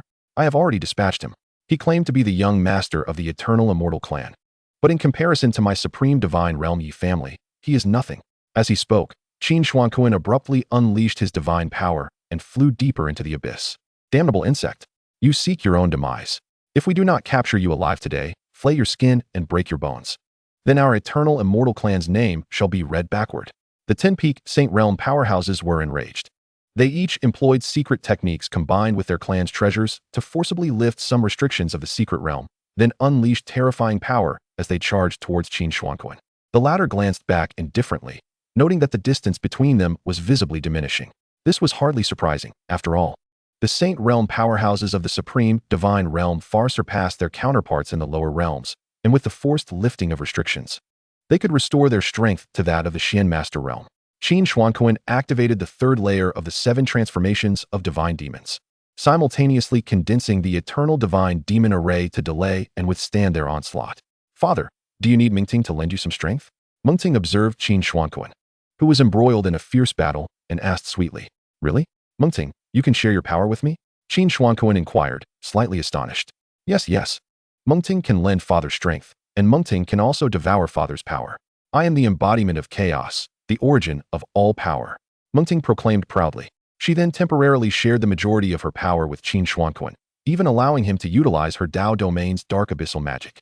Indeed, as expected of chaos, its intensity and mechanics are utterly defying. Had I been picked up by someone else or one of those destined children back then, even tying a dog would suffice to win, I fear. Qin Xuanjun marveled inwardly, astonished by the terrifying power infused into him by Mengting. The ancient forbidden formations, the ancient techniques of amplifying strength, the inscrutable chaotic power, and the dreadfully formidable ancient demonic Dao domain. Damn, to possess such a plethora of extraordinary trump cards. He truly is a scion of a great power in the supreme divine realm. The expressions of the 10 Saint Realm powerhouses from the Eternal Immortal Clan shifted drastically, their eyes filled with wariness and murderous intent towards Qin Xuanjun. Simultaneously, they dismissed the notion that he was an impersonator from the shattered divine realm, for it was inconceivable that such a terrifying prodigy could emerge from there. As for whether or not he was the young master of the Yi family, they could ascertain that by capturing him and extracting his soul for judgment later. 10 old hounds, you pursue me so relentlessly. Do you truly fear becoming enemies with my supreme divine realm Yi family, while dodging their terrifying arcane techniques and Dao secret arts? Qin Xuanjun taunted with a tone of arrogant disdain. Damnable insect, do you know the calamity you've brought upon the Yi family? Even if your father Yi Xuanjun were to arrive today, he couldn't save you, I assure you. The 10 Saint Realm powerhouses from the Eternal Immortal Clan roared with ferocious expressions. Seeing them completely riled up, a glint of mockery flickered in Qin Xuanjun's eyes. He chose not to engage with them further, for should they truly catch up, he was no match for these ancient monsters. He dispelled his disguise, leveraging the surrounding layers of magic mist and steep cliffs while allowing Mengting to employ her Dao magic to merge his aura with the abyss, causing his figure to vanish entirely from the sight of the 10 Saint Realm powerhouses of the Eternal Immortal Clan. Meanwhile, Yi Tian, with the assistance of his master Luo Hanyu, successfully arrived at the Western Divine Domain within the Shattered Divine Realm at Tianzhou Mountain. Master, quickly assist me in breaking open the secret realm. There are numerous powerful local forces guarding this place. There must be great opportunities within the secret realm. Yi Tian, concealed in the shadows, surveyed the surroundings of the Qin family, the Blood Moon Dynasty, the Overlord God sect, the Cloud Heaven Dao sect, and other factions, his countenance brimming with excitement as he spoke to Luo Hanyu.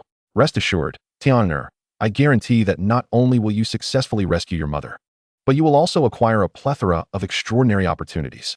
Luo Hanyu replied with unwavering confidence. As an ancient supreme deity, revered as the Scarlet Phantom Emperor, she stood on par with the ZY Emperor, though her essence and physical form had nearly perished, leaving only wisps of her soul drifting through the heavens. She had narrowly escaped the cataclysm of the divine war. While she too had lost her physical form, she preserved a substantial portion of her complete soul, making her an unmatched opponent even against peak Saint Realm powerhouses in a one-on-one confrontation. Dao Law's secret art, ethereal shadow of the void. Luo Hanyu waved her hand, creating a rift in the secret realm space, and then quietly led Yi Tian through it.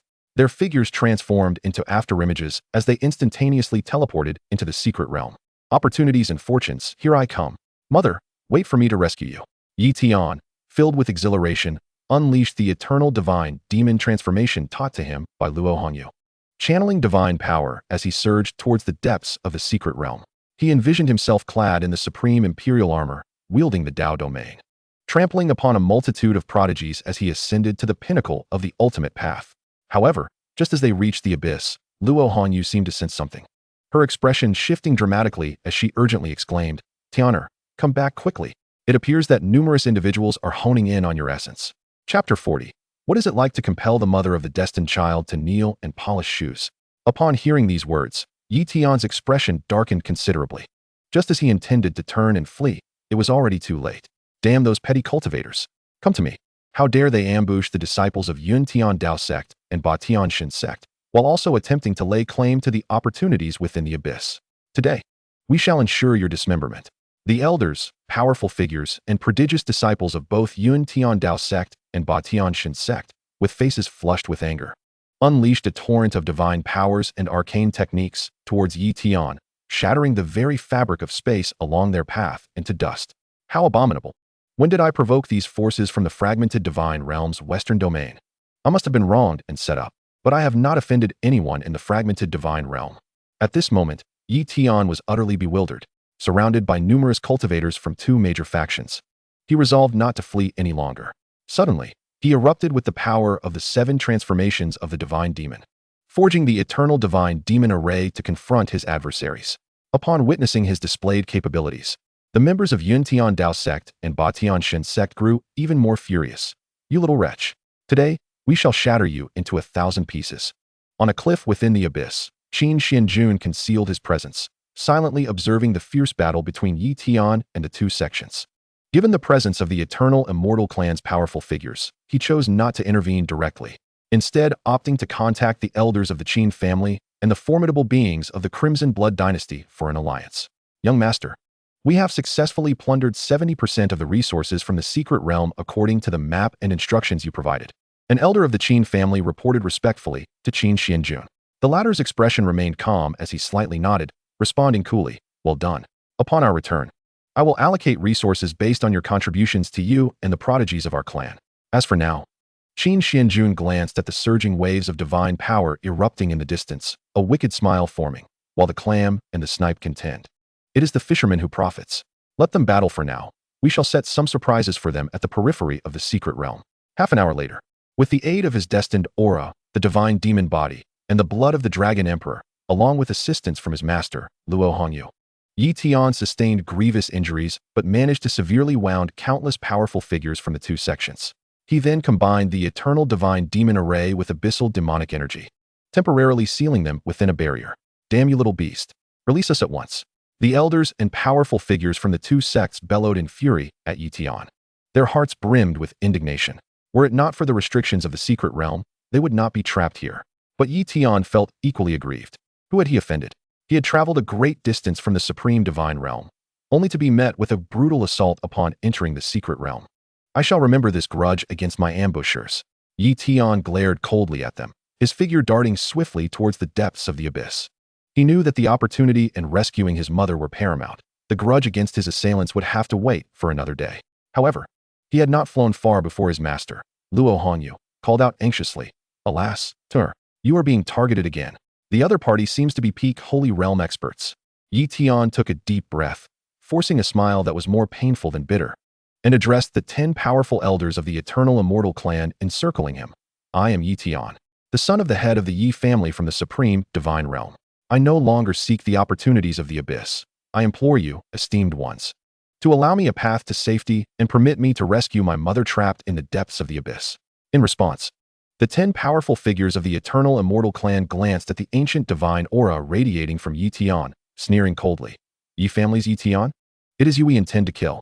With that, they disregarded the rules of combat, unleashing all their might simultaneously towards Yi Tian. Yi Tian's mind went blank. Master, save me. Luo Hanyu sighed, helplessly unleashing her spiritual power to assist Yi Tian in battling the 10-peak Holy Realm experts. Internally, she felt utterly speechless. Is this unfortunate soul truly the destined child?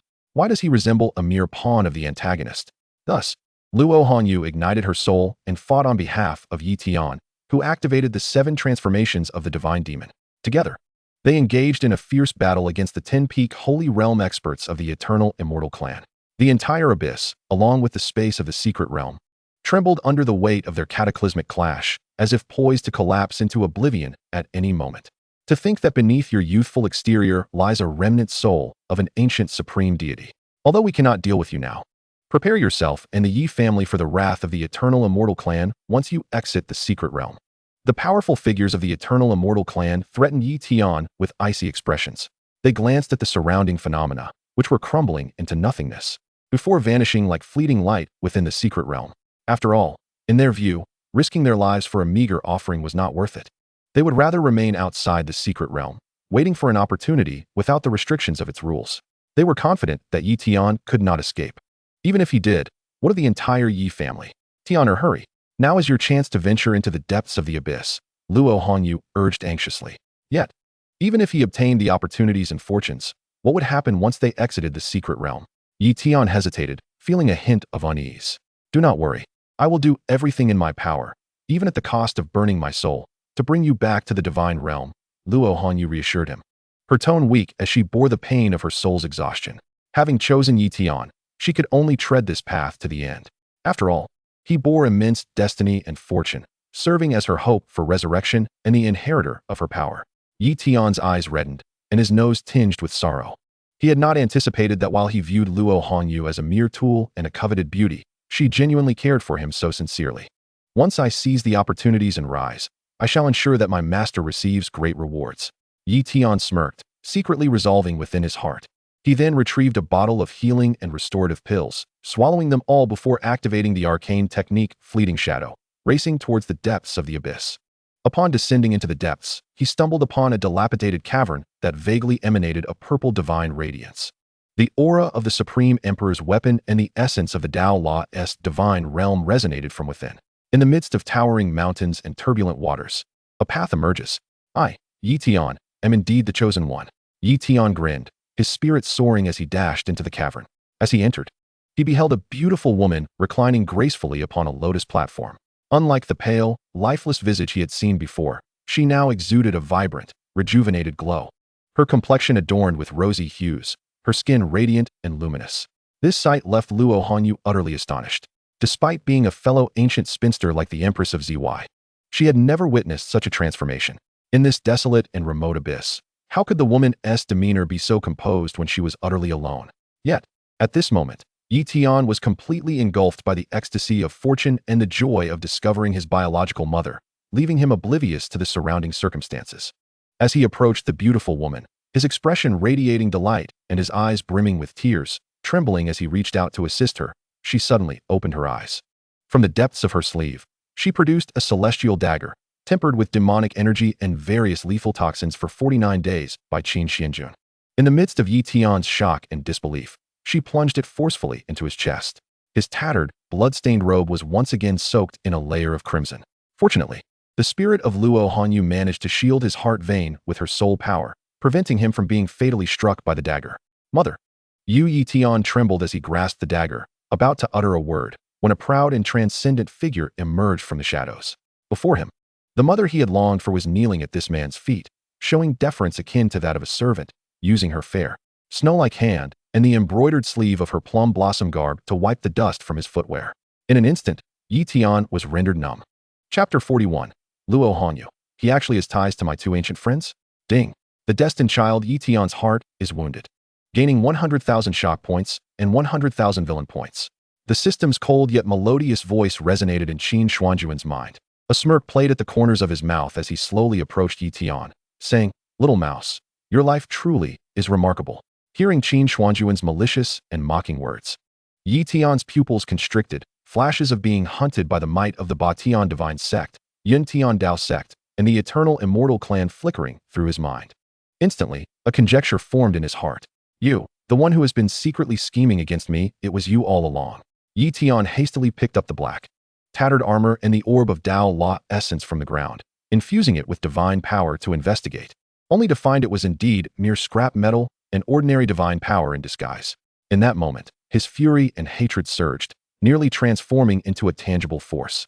Clenching his fists, his eyes turned blood red, and he glared at Qin Xuanjun with a ferocious expression. "I have harbored no grievances against you in the past, nor do I have any enmity today. Why would you go to such lengths to ensnare me? Furthermore, what have you done to my mother?" Yi Tian was utterly overwhelmed with rage. It turned out that the extreme Dao imperial weapon and the essence of the Dao law he had painstakingly acquired through life-threatening trials were all mere illusions. And his mother, she seemed to be subjugated and controlled by the very man who had betrayed him. What, then, did his arduous journey amount to? The host repeatedly schemes against and suppresses the destined child while subjugating his mother before him, leading to the shattering of his Dao heart and the emergence of inner demons. Gaining 300,000 destiny points and 200,000 villain points. Gazing at the rewards displayed on the data panel, Qin Xuanjun smirked and addressed Luo Hanyu, who was bound to the jade pendant on Yi Tian's chest. "Rather than being entangled with a feeble waste with poor character, why not accompany me? I assure you I can find a way to revive you." Listening to Qin Xuanjun's words, Luo Hanyu rolled her eyes, feeling utterly speechless. Poor character? He has been repeatedly harmed by you and hunted by various factions, and the fortune he sought with great difficulty was all fabricated. In the end, even his own mother kneels at the feet of his enemy. Wouldn't anyone break down under such circumstances? "You despicable fiend dare to humiliate me so?" Yi Tian, his expression twisted with rage, rose from the ground, igniting his life force to activate the 5th level of the 7 transformations of divine demons. Suppressing the toxic demonic energy within him, he unleashed his divine power and the essence of the Dao law toward Qin Xuanjun. This attack represented nearly all the strength he had accumulated since beginning his cultivation. In his mind, he was situated in the exalted divine realm of the Yi family, although his treatment and resources within the family had been seized by his father's adopted cousin, rendering him not among the top talents of the exalted divine realm before his rise. After employing the ancient divine secret bestowed by his master, he should have had no trouble defeating a peer from the broken divine realm. Daring to strike at me head-on, how commendable. To this, Qin Xuanjun did neither evade nor flinch, his expression indifferent as he stated coolly. He raised his hand, and a terrifying path of the sun and moon suddenly materialized, entwined with an unparalleled divine power from Tianqin. With a mere gesture, he shattered all of Yi Tian's hidden divine powers and domain. Uffed, Yi Tian, his face contorted in agony, spewed a mouthful of blood, immediately sent flying by the terrifying shockwave of power, crashing through several black, steep mountains. Cough, cough. How could his realm, at the Xianwei level, surpass mine, even while I stand in the complete exalted divine realm? How could he be so powerful? Yi Tian clenched his teeth in anger and resentment, blood seeping from between his clenched jaws. The gaze he directed at Qin Xuanjun was no longer solely filled with hatred and fury, but also tinged with apprehension, fear, and a sense of helpless defeat. "Master, aid me," Yi Tian cried out hoarsely to Luo Hanyu. Tianer, she began to offer words of counsel, but seeing Yi Tian in a state of irrational fury, she ultimately sighed in resignation. Alas, she used secret techniques and soul artifacts to barely sustain her spirit, once again exhausting her soul power to possess Yi Tian, lending him her strength for his use. No matter how formidable you may be, what does it matter? In this world, one must possess a background to thrive. With my master's support, what do you have to contend with me? Die, you cursed fiend. Yi Tian sneered coldly, his expression dark, as he activated the divine demon body and the sacred blood of the Dragon Emperor, unleashing his divine power toward Qin Xuanjun. Under the terrifying force of both Yi Tian and Luo Hanyu, who were pushing themselves to their limits, the entire secret realm began to rapidly collapse. Even the sheer cliffs of the abyss were fracturing, stones rolling down. To this, Qin Xuanjun displayed no alarm. He infused divine power into the Ziwei Dao seal, causing it to manifest upon his forehead, radiating a mystical glow. He also retrieved a pair of white celestial bells bestowed upon him by the Yaoji Emperor Ancestor, still retaining the scent of incense. As he activated his divine power, a profound purple divine seal suddenly transformed into a shadow that obscured the heavens, enveloping Qin Xuanjun within, while the white celestial bells floated in the air, producing a resonant sound that transformed into a thunderous melody, shielding Qin Xuanjun while annihilating all the power unleashed by Yi Tian and Luo Hongyu. You possess a legacy conferred by the ancient divine beings? Yi Tian's expression turned to one of astonishment, his eyes widening in shock. Meanwhile, Luo Hongyu was even more astounded, to the point of contemplating retreat. Ziwei Emperor. Yao Ji Emperor Ancestor. This extraordinarily gifted young man, with unparalleled strength, is unexpectedly tied to my two ancient friends. Though they were both lost to the world, their souls adrift in the vast expanse of the heavens. One, having suffered a grievous ambush fueled by unrequited love from the esteemed Emotian, had retreated to a shattered divine realm to recuperate, while the other remained oblivious to the fact that they had bequeathed their most cherished legacy, the Dao Seal, along with the ethereal white bell that had faithfully accompanied them, to that man. Could it be that he possessed some extraordinary quality that could captivate two ancient divine beings simultaneously? Luo Hongyu's heart was a tempest of thoughts, a chill washing over her. Master, are you all right? Ling Yu, undeterred by Yi Tian's bloodied and battered state, rushed to Qin Xuanjun's side, her small hands anxiously probing him for injuries. Do not fret. Rain daughter, cough, cough. I am fine, Qin Xuanjun insisted, suppressing a grimace as he feigned a semblance of strength despite the evident strain. You damned fiend, release my mother. Yi Tian seethed, attempting to unleash his fury upon Qin Xuanjun, only to be met with a stinging slap from his mother, Ling Yu, who retaliated with a fierce backhand. The sharp sound echoed in the air. Yi Tian clutched his swollen cheek, his expression a mix of shock and heartbreak as he beheld the icy rage of the beautiful woman before him. Mother, it is me, Yi Tian, he implored, desperately seeking to explain, but was met with Ling Yu's cold laughter. You slaughtered my entire family, sought to ensnare me as your cultivation slave. Had I not been taken in by the Qin family, I would have surely perished by your poison. You dare shamelessly call me mother? For the sake of your wretched life, you have cast aside all dignity. Ling Yu taunted mercilessly, then respectfully retreated to Qin Xuanjun's side, diligently dusting off his dark robes and footwear. Oh, I will make you pay for this. Yi Tian was utterly consumed by rage. He activated the 6th level of the 7 transformations of divine demons, igniting everything except for the cycle of reincarnation, his power skyrocketing as he attained the pinnacle of the Xian Dao realm within a fleeting moment. Demon, release my mother. Otherwise, I, Yi Tian, shall tear you limb from limb. He roared, his body enveloped in a tempest of divine energy, his countenance a terrifying mask of fury directed at Qin Xuanjun. Unfazed, Qin Xuanjun merely scoffed. When did you develop the delusion that you could harm me? You cannot even unveil my true capabilities. With that, he clapped his hands. And in the next instant, the Qin family and the myriad powerful practitioners of the Crimson Blood dynasty surged forth from all directions, encircling Yi Tian and sealing his escape routes. You pitiful wretch, do you think you are worthy of facing our esteemed master? Kneel. Several elders from the Qin family unleashed their oppressive aura, mercilessly pinning Yi Tian to the ground. Let me go? Yi Tian thrashed about, his eyes filled with fury. Observing this, Qin Xuanjun raised his foot and crushed it against Yi Tian's head, leaning closer to mock him softly. To be taken as a servant by me is your mother's fortune. Do not worry. In the future, I shall take good care of your mother. Chapter 42. The Ruin of the Secret Realm and the Catastrophic Rise of the Supreme Qin Clan. As Qin Xuanjun's mocking words echoed in Yi Tian's ears, bloodshot eyes filled with anguish and hatred, he beheld his mother not only reject him, but also willingly embrace his foe. It felt as though countless vengeful ants were gnawing at his heart. Yet, no matter how fiercely he roared in anger before Qin Xuanjun, he was merely a powerless figure consumed by rage. The destined one, Yi Tian, has completely shattered emotionally, his heart demon taking form deeply rooted, earning 30,000 destiny points and 250,000 villain points. Qin Xuanjun glanced at the rewards displayed on the system panel, then surveyed the crumbling secret realm around them. He kicked Yi Tian away like a lifeless dog, sending him flying several thousand meters. Before turning to the elders of the Qin family, instructing, the secret realm is on the verge of collapse. It is time for us to exit. Yes, esteemed master. The elders of the Qin family responded with utmost respect, their expressions filled with deference as they complied with Qin Xuanjun's command without question.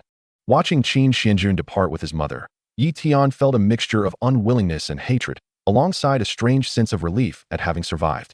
How dare they look down upon me so? Once I ascend to the pinnacle of power, I shall eradicate your entire clan, making your mother and all the women of your family my slaves to be ruthlessly tormented. Yi Tian clenched his fists, his bloodshot eyes glaring as though they might pop from their sockets. To honor, we should retreat to the supreme divine realm, Luo Hongyu suggested, her tone tinged with guilt. Indeed, one arrives in a state of arrogance only to leave in utter disgrace. As the one revered as the Crimson Ghost Emperor, she had never before suffered such a defeat at the hands of a mere junior. Master, next time you sense opportunities with secret techniques, please be more thorough. Yi Tian grumbled, somewhat discontent. Though he could not blame Luo Hongyu for his mother's enslavement, her failure to detect the counterfeit imperial weapons and Taoist origins left him frustrated and empty-handed. Sighing helplessly, Luo Hongyu made no attempt to justify herself. She understood that this incident would severely impact her chosen disciple's moral compass. Soon after, they stumbled to the entrance of the secret realm. But as Luo Hongyu prepared to breach the barrier, she discovered that the space had already been sealed by a forbidden array in the pathways of time and space. Alas, the secret realm has been sealed by forbidden arrays and the pathways of time and space. I have expended considerable spiritual power in battle. I fear I cannot break through at this moment, Luo Hongyu said, her usual composure replaced by urgency. Hearing this, Yi Tian's temper erupted. Damn it! This must be the work of that fiend and his family's powerful practitioners. His teeth clenched, eyes filled with despair and hatred. Witnessing Yi Tian's pitiful state, Qin Xuanjun emerged once more from the shadows, stating coolly, having come to the shattered divine realm, you shall now truly experience pain. Rest assured, I will take good care of your mother in the days to come.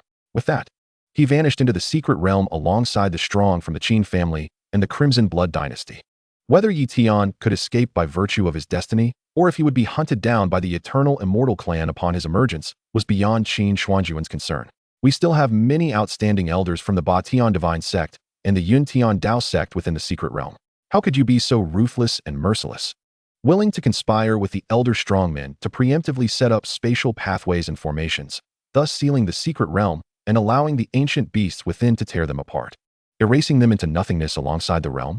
Your actions are so heartless, they mark you as a natural-born villain.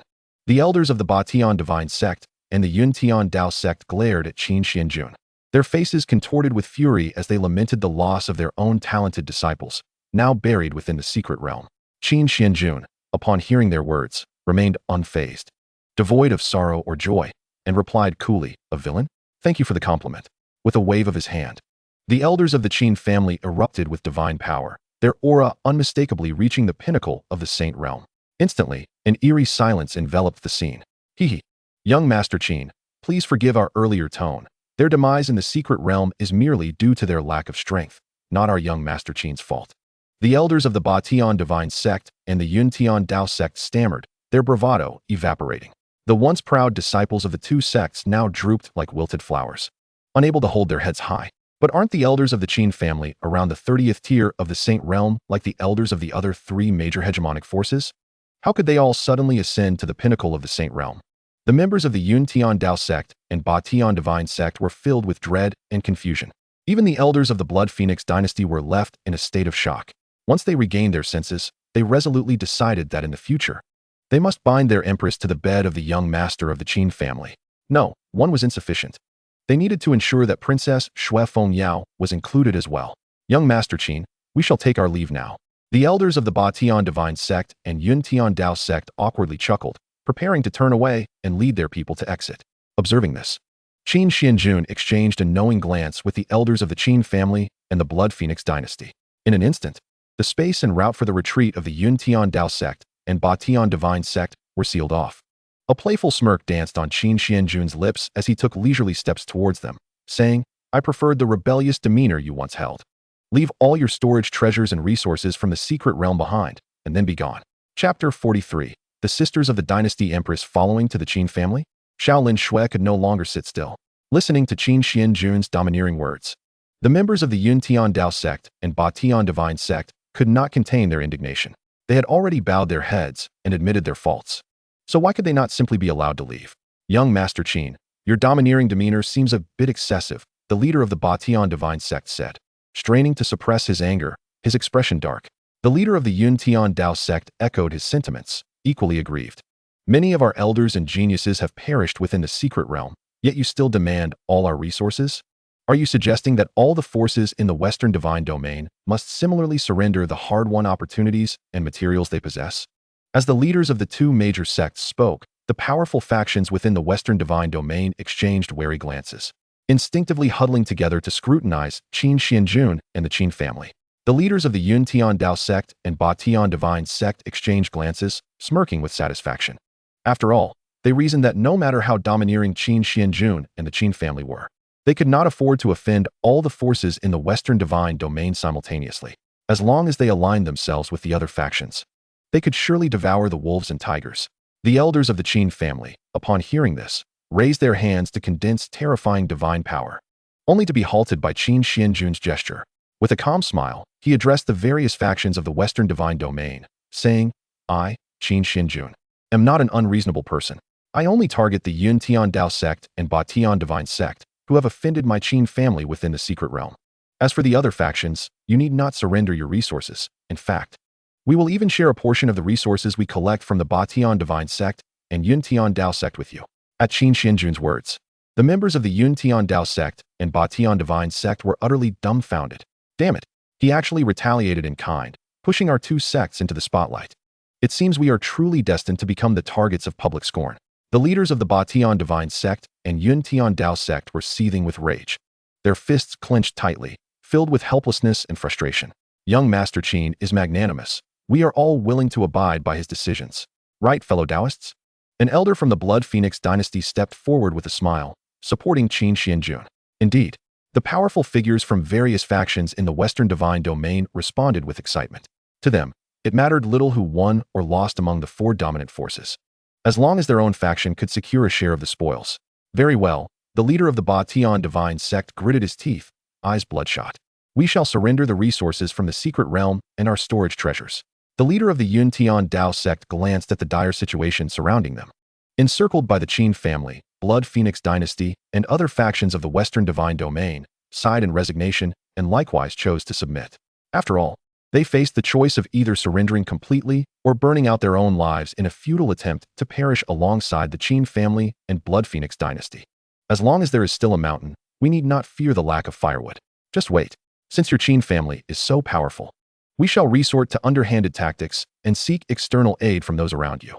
After the leaders of the two sects handed over their storage treasures and resources from the secret realm to Qin Xuanjun, they left with their expressions clouded. That young Master Qin, a leader from a first-rate sect in the Western divine domain, approached Qin Xuanjun with a sycophantic smile. Qin Xuanjun, his eyes half closed, smiled casually. Do not worry. I shall allocate a portion of the resources I collect to you. As he spoke, Qin Xuanjun coldly chuckled, infusing some of the rare materials with the eerie magical energy he had summoned from the Great Path Devil Seed record. Thinking to take advantage of him and the Qin family? It won't be that easy. After the various factions of the Western divine domain departed, Blood Phoenix initially intended to lead the geniuses of the Blood Phoenix dynasty back to the dynasty to assimilate the resources, but was stopped by her elders. Your Majesty, why not stay at the Qin family for a night? Enjoy a hearty meal before returning to the dynasty, they suggested with mischievous expressions. Unable to contain her laughter at their ridiculous expressions, Blood Phoenix transmitted her thoughts with a cold smile. You need not act so. You have all misunderstood. I, Blood Phoenix have no interest in the young master of the Qin family. I have no penchant for male beauty. There is no way I would spend a night at the Qin family. After speaking, she intended to present a demeanor of aloofness and grace, casting a beautiful and cold glance at Qin Xuanjun as she departed. However, she was surprised to find her royal sister, Blood Fengyao, sprinting to Qin Xuanjun's side, affectionately wrapping her arm around his, and adorably asking, Young Master Qin, I have many confusions regarding the path of cultivation. May I stay at the Qin family for the night to discuss cultivation with you? As she spoke, Shui Fengyao cast a provocative glance at Shui Fengji. Although her power could not compare to that of her half-sister, she believed that by currying favor with Qin Xuanjun and the Qin family, she would eventually seize back all that rightfully belonged to her. Witnessing this, Shui Fengji could no longer remain seated. I shall go as well. She disregarded decorum and modesty, hastily flying to Qin Xuanjun's side, boarding the magnificent and resplendent divine vessel of the Qin family. Amidst the peculiar gazes of the elders from the Crimson Blood dynasty, the divine vessel disappeared into the distant horizon. How come I never noticed that His Majesty is so prideful? Remarked the elders of the Crimson Blood dynasty, stroking their beards in exasperation. Then, as if struck by a sudden realization of utmost importance, one of them addressed the military leaders of the dynasty. Fetch me the finest alchemist from the Western divine domain. It seems our sovereign is soon to embark on preparations. Yes, we shall ensure that our sovereign is the first to bear fruit, striving to oust the original consort and those flirtatious specters, thereby seizing the rightful position of the main consort. Meanwhile, in the lower realms, at a tea stall, Xiao Linxue, with the assistance of Sheng Shuang, had successfully acquired all the divine ice and various miraculous transformations from both the lower and upper celestial realms. Shuer, you have now fused several types of divine ice, and the eternal divine ice record has undergone multiple evolutions. Your capabilities and hidden cards now surpass all your peers in the celestial realm. Remaining in the celestial realm will not significantly benefit your growth. It is time to venture into the shattered divine realm's western divine domain to seek your destined consort. Sheng Shuang conveyed through spiritual transmission to Xiao Linxue. The latter raised her teacup, taking a delicate sip before smiling in reply. Master, Linxue wishes to continue cultivating in the lower realms for a while longer. Sheng Shuang refrained from arguing. After all, the choice was Linxue's to make. However, at that moment, several cultivators at a nearby stall, while imbibing wine, animatedly discussed, "Hey, do you know about the unparalleled young master of the Qin family from the shattered divine realm's western domain?" "Of course we know. What about it?" "I heard that an ancient secret realm has emerged on Tianzhou Mountain in the western divine domain. The young master not only crushed his peers with an invincible stance, but also compelled the Ba Tian divine sect and Yun Tian Dao sect to voluntarily surrender their storage treasures and secret realm resources." We were already aware of that. The various forces in the western divine domain have divided a considerable amount of resources. Listening to their praises of Qin Xuanjun, Xiao Linxue felt a swell of pride. However, their subsequent words left her agitated. By the way, even the sisters of the Crimson Blood Dynasty's empress seem to have voluntarily accompanied the young master to the Qin family for a night of dining. Chapter 44 Xiao Linxue. Master, I no longer wish to remain in the lower realms. Upon hearing this, Xiao Linxue could no longer stay seated. Is what you say truly the case? She sprang to her feet, her pretty face cold with anger, her icy blue hair swirling wildly with her frigid divine power. The once pure divine waves transformed into a terrifying black, reminiscent of the ominous tides of an endless Dead Sea. It is true. It is true. The cultivators hurriedly nodded, assuring her. Xiao Linxue fell silent for a moment, her chest rising and falling with rapid breaths. Master, should we continue to cultivate in the lower realms? Sheng Shuang cautiously inquired. Master, I do not wish to remain in the lower realms any longer. If I do not venture into the shattered divine realm soon, those wicked women will steal my home. Xiao Linxue replied anxiously. With that, she tossed down some celestial stones as payment for the tea and surged outward with divine power, only to trip over a chair and fall clumsily. Sheng Shuang could only watch in exasperation. Even a dog at the tea stall shook its head in disbelief. In this day and age, a peak cultivator of the Xianhai realm can be tripped by a chair? I should sever my earthly attachments and pursue the path of indifference. With that thought, it disregarded the tearful gaze of a female dog in the adjacent artifact shop and resolutely departed. Simultaneously, within Tianzhou Mountain, the child of destiny, Yi Tian, nearly became the excrement of countless beasts in an ancient secret realm. After Luo Hanyu fought valiantly to protect him and broke through the spatial blockade to escape the secret realm, they were besieged by 10 peak experts from the eternal celestial clan. Fortunately, during their desperate escape, they stumbled upon a drifting space of shattered ruins, which not only allowed them to evade the 10 experts, but also to acquire a holy corpse puppet, a fragment of a supreme imperial weapon, the divine killing spear, and a volume of imperial-level spear techniques. Ha! Have you not heard? Heaven does not completely forsake its people. I, Yi Tian, have endured countless hardships and near-death experiences, yet in the end, I have obtained a fortuitous opportunity. Yi Tian exclaimed, tears of excitement welling in his eyes as he clutched the cold, lifeless black spear tightly. Reflecting on the trials he had faced, his expression darkened as he murmured resolutely, the Qin family of the shattered divine realm and the supreme eternal celestial clan. Wait for me. I, Yi Tian, shall ultimately annihilate your entire clan. However, when Yi Tian returned to the supreme divine realm, he found himself pursued by both the eternal celestial clan and his own Yi family. Yi Tian was bewildered. What the hell? Why is my own family hunting me down? Even though he was not favored in the Yi family, it shouldn't have come to this. Little did he know that, due to his actions, the eternal celestial clan had already marked him as the enemy responsible for killing their young master, insulting their clan's sacred elders, and seizing the imperial weapon and the source of the Dao from the lower realms. Thus, the Yi family, in their anger, had unwittingly offended a formidable force from the supreme divine realm and naturally harbored deep resentment towards him. Within the Qin family, having traced Yi Tian's whereabouts and acquisitions through divine markings and the aura of the Dao, Qin Xuanjun was unsurprised. After all, The child of destiny is inherently protected by immense fate and fortune, but this comes at a cost. Destiny and fortune are not inexhaustible. Each time one narrowly escapes death and gains opportunities, it depletes their aura of fortune. Grow well. Once this sprout reaches a suitable height, I shall reap it. Qin Xuanjun mused, a playful smirk gracing his lips. With a wave of his hand, 7 peak elders hidden in the shadows emerged, kneeling before him. It is worth noting that among the 10 peak experts, 7 had been assigned by the higher-ups of the Qin family to serve Qin Xuanjun. Young master, please give your orders, the 7 elders respectfully inquired. You will go to the brothel near the Yuntian Dao sect and handle a matter for me, Qin Xuanjun instructed. Releasing the utterly subjugated Lin Xiu from the Qin character Holy Ring to be taken away by the 7 elders. His intention was not merely to discard her as a plaything, but to ascertain whether this puppet, reduced to his tool, still held any value. Isn't it enough to control others as puppet slaves? After tiring of them, you want to throw them into a brothel as courtesans? The young master certainly possesses a wicked sense of humor, the 7 elders thought silently as they prepared to take the controlled Lin Xiu away. Wait! Suddenly, Qin Xuanjun recalled something and called out to them, commanding, do not allow anyone else to approach her. Find a way for that young Master Yun to meet her. By the way, make sure to castrate that young Master Yun and have him drink this vial of tea infused with ancient demonic energy. Upon hearing these words, the 7 elders of the Qin family immediately broke into sinister grins, their white robes tinged with an ominous hue. They were adept at causing trouble and deceiving others. 3 days later, Yun Xian, the young master of the Yuntian Dao sect, wandered despondently through the nearby town, his demeanor reflecting profound despair. His heart ached with the thought of his beloved goddess abandoning him to cling to the Qin family's young master, while his childhood sweetheart had been abducted by that same young master. How infuriating! Yun Xian clenched his fists, his face contorted with rage and anguish. He yearned for vengeance, yet he was acutely aware that he would likely never have the opportunity to confront an insurmountable foe. Alas, perhaps it was better to seek solace in a brothel and listen to some music. With a heavy heart, he shook his head and made his way toward a nearby establishment. The hidden elders of the Qin family observed this development with triumphant smiles.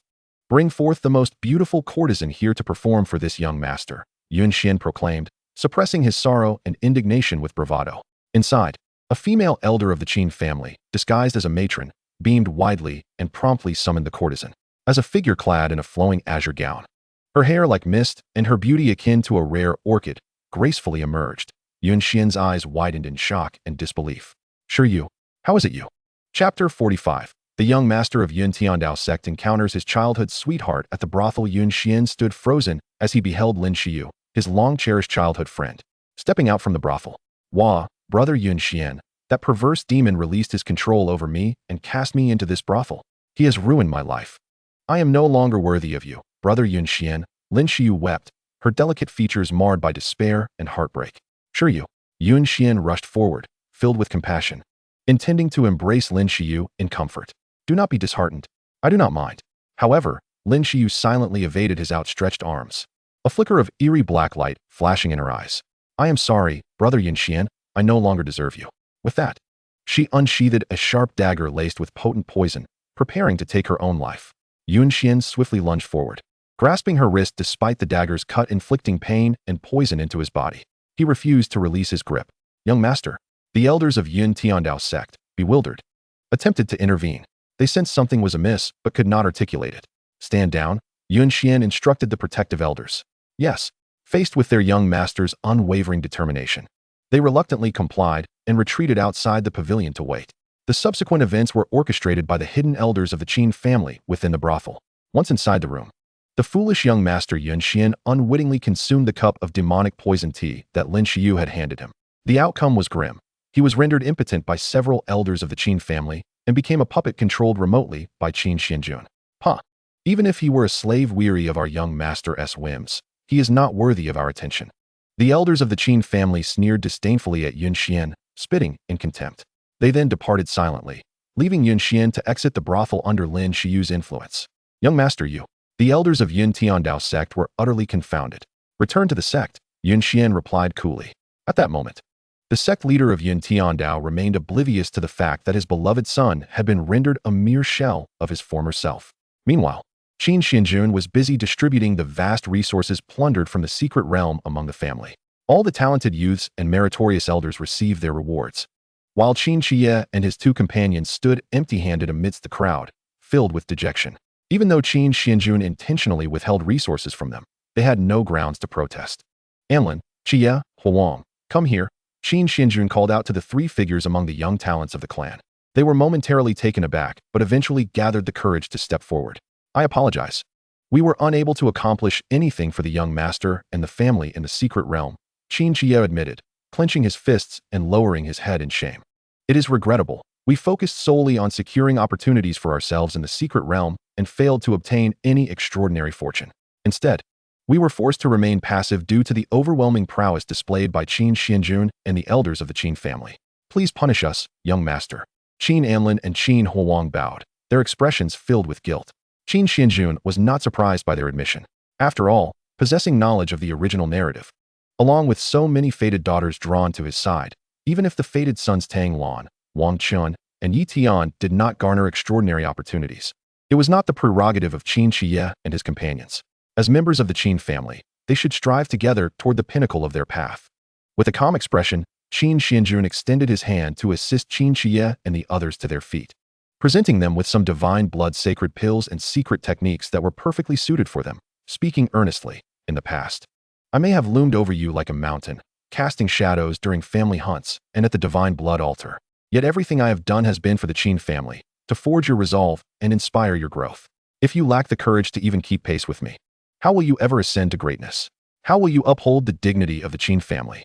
Qin Xuanjun's gaze was sincere, his voice resonating powerfully as he declared, I hope that one day, the Qin family will produce 5 emperors. As his words echoed, those present were moved to tears, their hearts swelling with ambition. Qin Xie and his companions, gazing at the extraordinary resources carefully selected by Qin Xuanjun, felt their eyes welling with tears, their hearts racing with fervor, their throats constricted, struggling to voice their thoughts. How foolish we have been. The young master did not intentionally punish us by withholding resources due to our lack of contributions. Instead, he specifically chose the best and most suitable resources for us. How shameful it was that we harbored jealousy and resentment towards the young master's unparalleled talent and strength. Yet, the young master has treated us sincerely, without regard for whether we might grow to pose a threat to his position. We truly are wretches. Do we even deserve such rewards from the young master? Filled with profound guilt, Qin Xie and his companions knelt before Qin Xuanjun, tears brimming in their eyes, tightly grasping the resources bestowed upon them. Accept this. In the future, I alone cannot support the entire Qin family.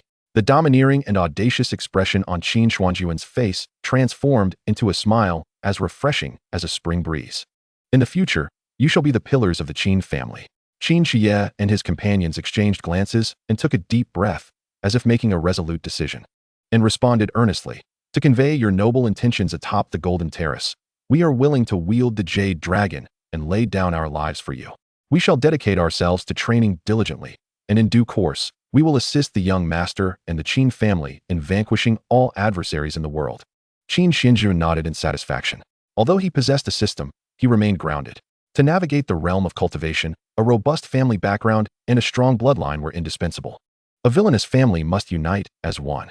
Ever since he unveiled his formidable and terrifying talents, he could summon all members and resources of the Qin family at will. Well then, you may depart to cultivate. Qin Xuanjun waved his hand and turned to leave. Subsequently, he approached Yuiner and inquired, May I borrow your divine splendor sacred bed and the gathering spirit moon profound array? Of course. Shall we cultivate together tonight? Yuiner replied with a playful smile, her lips curving subtly. Qin Xuanjun's brow furrowed as he swiftly turned away. Then I shall forego it. Wait, you can still use them. I know your power is surging at this moment. It is the perfect time to refine your divine strength and nurture your soul and body with the divine splendor sacred bed and the gathering spirit moon profound array.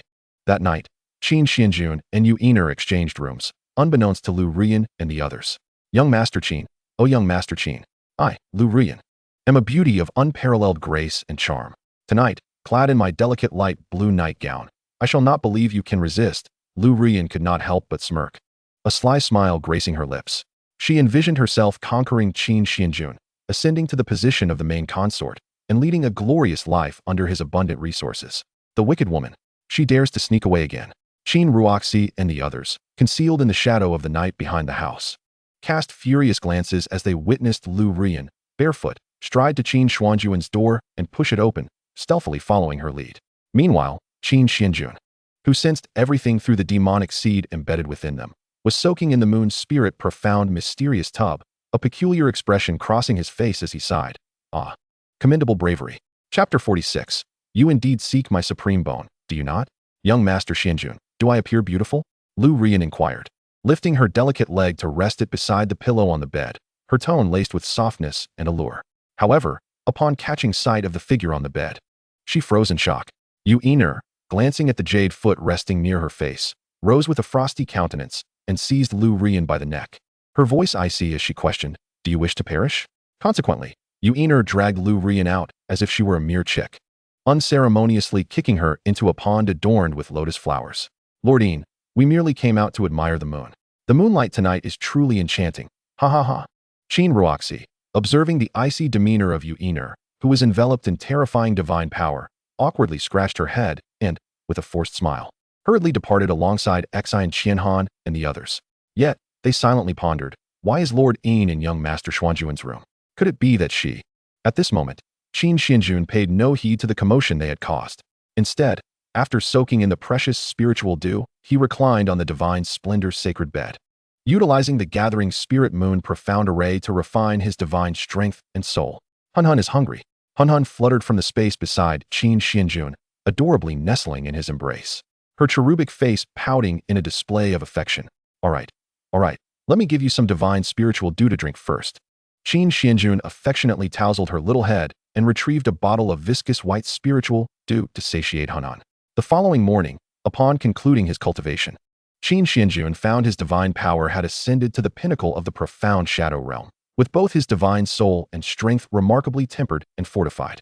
He opened his attribute panel, revealing a dazzling array of data. Host, Qin Xuanjun cultivation realm, pinnacle of the profound shadow realm cultivation techniques, heavenly Qin technique, great Dao demon seed record, heaven swallowing sacred art, 7 transformations of divine demons, eternal god demon formation, physique, double pupils, Dao body, golden dragon divine phoenix wings, bloodline, ancestral dragon primordial phoenix blood, Ziwei empress blood, a trace of mixed imperial blood, strength, dragon god emperor flame, 9 heavens divine thunder, time space great Dao, sun moon great Dao, heavenly Qin divine power, Dao law divine domain, 9 dragons birth of heaven, extraordinary sword Dao mastery, Ziwei Dao seal, mount, Hun, demonic blood black dragon, items, heavenly Qin divine sword, Ziwei divine sword, Ziwei imperial seal, Qin character sacred ring, fragmented extreme Dao imperial weapon demon god armor.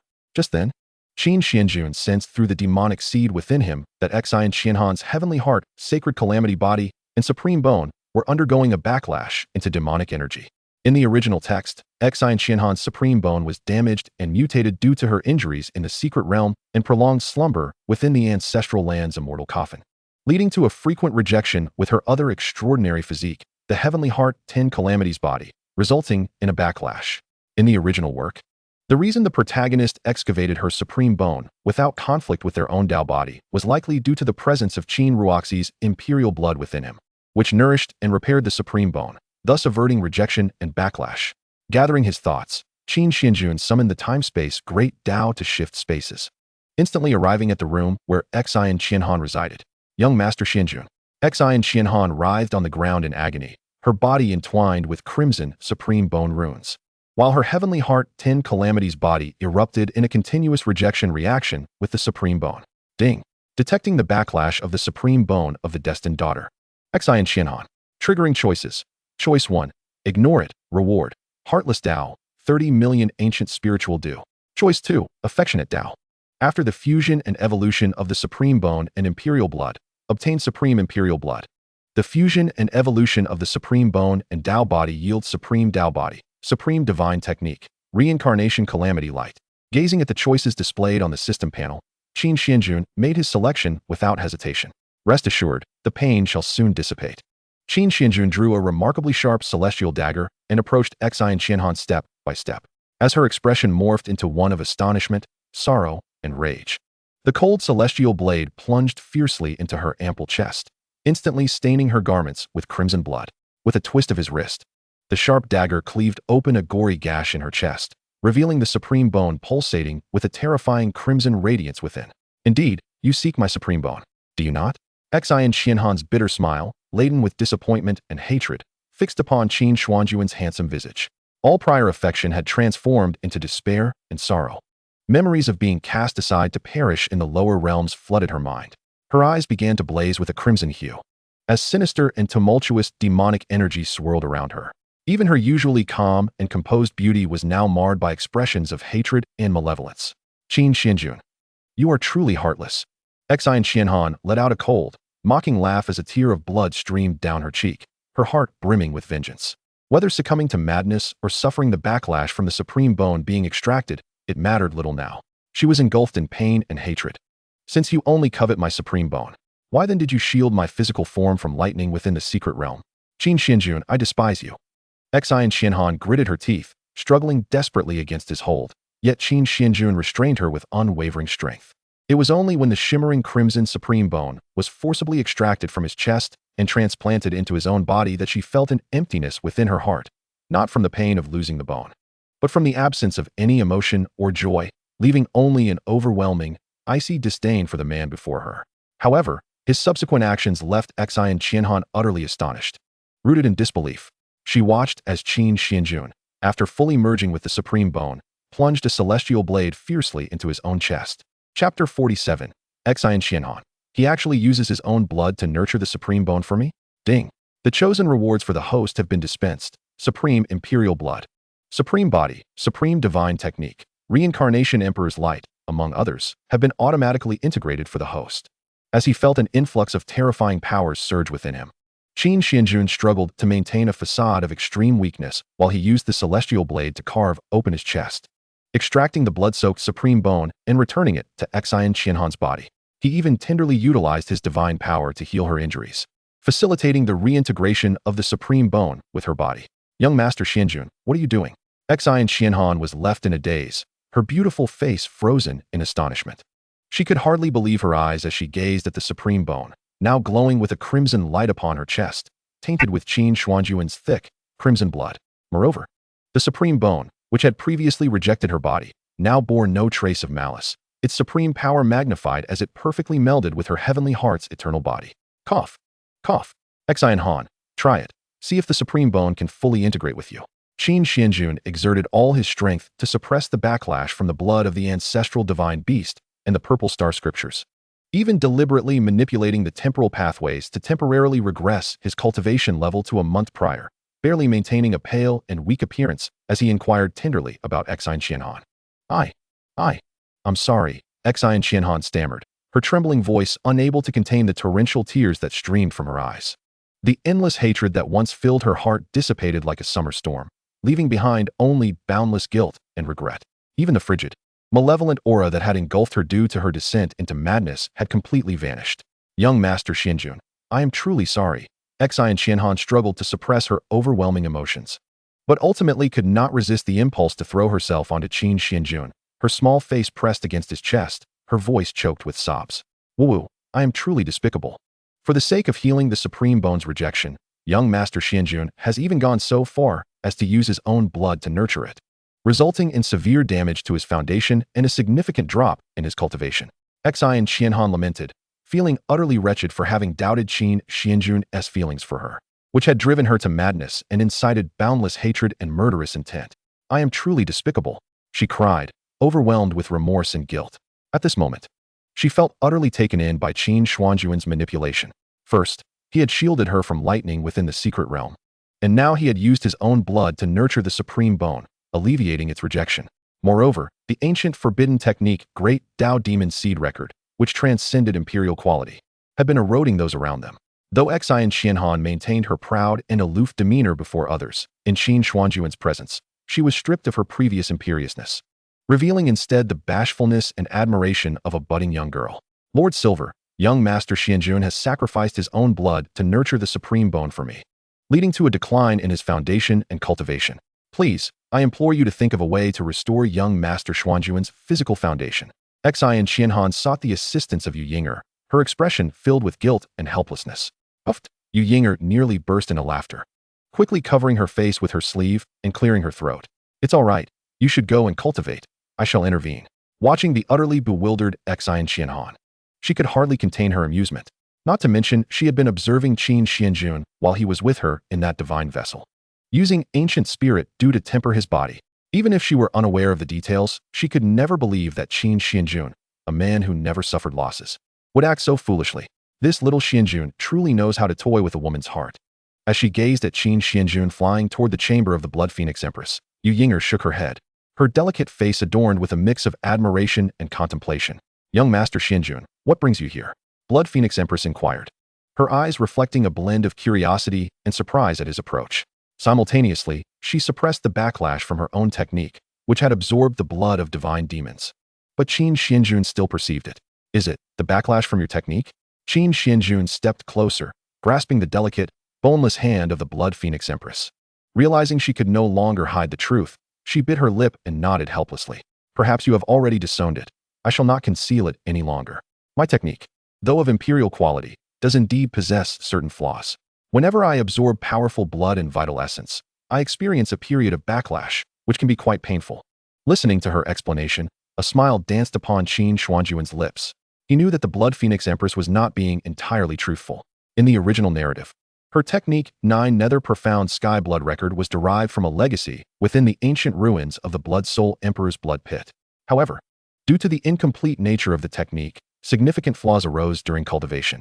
The minor afflictions she mentioned were trivial in comparison. During rainy days or at midnight, practitioners would feel their blood vessels and bones being torn apart, their divine energy spiraling chaotically within them, even igniting insatiable lust.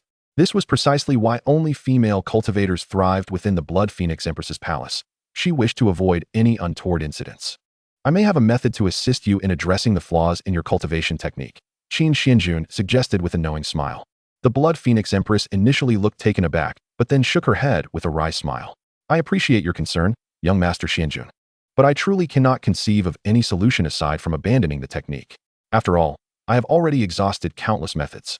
In response, Qin Xuanjun offered a serene smile, exchanging a value token for a volume of a profound technique and presenting it before Shui Fengji. This was the volume 2 of the 9 Nether Xiantian blood record. Shui Fengji's eyes widened in astonishment, her beautiful gaze now as wide as copper bells, fixated on the scroll of the 9 Nether Xiantian blood record in Qin Xuanjun's hand. Instinctively, she reached out to grasp it, only for Qin Xuanjun to deftly evade her touch. "There's no need to rush, Empress Fengji," he said, gently pinching her delicate chin and leaning closer to whisper in her ear. "To acquire this technique, it will depend on the price you are willing to pay. For after all, I believe you wouldn't wish to endure the torment of the technique's backlash and the agony of desire every night, would you?" Feeling the warmth of his breath and the masculine aura radiating from him, Shui Fengji's fair face flushed crimson, beads of sweat forming on her forehead, leaving her momentarily at a loss. Though she intended to refuse, the allure of the 9 Nether Xiantian blood record was overwhelming. She reluctantly lowered her regal head, conceding. Chapter 48. "Dear sister, you have forced my hand," she stammered, her cheeks aflame as she shyly inquired. "How about we part amicably afterward? And you treat it as a fleeting romance?" Upon hearing this, Qin Xuanjun raised an eyebrow, a teasing smile gracing his lips. "Since the Empress lacks sufficient sincerity, I shall cultivate this technique myself and subsequently assist you in your training," he declared, leaving no room for negotiation. He proceeded to immerse himself in the volume 2 of the 9 Nether Xiantian blood record. After all, it was far more advantageous to hold the upper hand over her rather than simply handing her a banquet of power, thus extracting her full potential. Observing Qin Xuanjun's somewhat unyielding demeanor, Shui Fengji frowned, yet felt uncertain about her next steps. Surely, she couldn't truly offer herself for the sake of a technique. The following day, Qin Xuanjun utilized the second volume of the technique, along with the blood attribute divine power, to temporarily alleviate Shui Fengji's suffering from the technique's backlash. However, she understood that this was not a lasting solution. "Xuanjun, whatever you desire, I am willing to offer. Could you possibly grant me that second volume of the technique?" She hesitantly asked. With a calm smile, he gently pinched her alabaster chin and jested, "What I desire is simply you." Listening to his domineering words and gazing upon his extraordinarily handsome visage, Shui Fengji felt her heart race, and her body reacted in strange ways. Without a moment's thought, she chose to flee, only to stumble over the threshold and fall hard. At that moment, Shui Fengyao happened to pass by and was taken aback to see Shui Fengji sprawled on the ground, inwardly incredulous. Is this truly the case? A formidable figure from the Xianyu realm tripped over a doorframe? Yet, as she observed Shui Fengji's smooth, radiant skin and vitality, a troubling suspicion surfaced in her mind. Are you all right, elder sister? Xue Fengyao approached swiftly to help her up, feigning concern. I'm fine, Fengyao. You should go and cultivate, Xue Fengji replied, shaking her head, pinching her trembling legs in urgency, thinking, come on, legs, don't fail me now. Elder sister, you wouldn't have surrendered your purity to Qin Xuanjun simply to align with him in the Qin family, would you? Xue Fengyao narrowed her eyes, communicating telepathically. Xue Fengji, akin to a cat whose tail had been stepped on, abruptly shrugged off her hand, responding with irritation. What nonsense are you spouting? Even if the Qin family is destined to become the sole dominant power in the Western divine domain, even if Xuanjun possesses striking features and exceptional talent, even if he is destined to soar to the highest echelons of power, does that mean I, Xue Fengji, am that kind of person? With that, she forcefully pushed Xue Fengyao aside and fled, her long, elegant legs quaking beneath her. Humph. An explanation is merely a cover-up, and a cover-up is a truth in disguise. Xuanjun has the aura of 9 nether blood, an elder sister. You can hardly walk. Are you still trying to hide this? Xue Fengyao scoffed, watching as Xue Fengji's figure disappeared, her cold gaze glinting with a hint of malice. However, she soon collected her thoughts and approached Qin Xuanjun with a charming smile. Xuanjun, I would like to have a private conversation with you. To this, Qin Xuanjun was more than agreeable. How curious, Xue Fengji mused from her hiding spot, feeling an unsettling discomfort wash over her as she observed Xue Fengyao entering Qin Xuanjun's room. She had intended to follow and eavesdrop, but the guardian formation obstructed her, rendering her unable to hear even a whisper from within. Inside the room, Xue Fengyao gazed at the 3 high-ranking elders of the sacred realm before her, as well as the volume of the quasi-emperor level wind attribute technique, wind god footsteps, and a plethora of precious cultivation resources, including exquisite pills, divine herbs, and celestial stones. Not to mention 3 quasi-saint level battle puppets. Xuanjun, Xue Fengyao began, hesitating momentarily. Observing her indecision, Qin Xuanjun leaned closer, whispering, Sister Fengyao, do you truly wish to remain under your sister's control, a mere princess of a dynasty? Upon hearing this, memories of her father's mysterious death surged in her mind, alongside her attempts to uncover the truth being thwarted by Xue Fengji and the constant surveillance she endured. The image of her sister being so weak as to be unable to walk struck her deeply. Elder sister, you have forced my hand. Clenching her teeth, Xue Fengyao's indecision transformed into resolve. She knelt before Qin Xuanjun, finally choosing to submit. Rest assured, I shall not treat you poorly.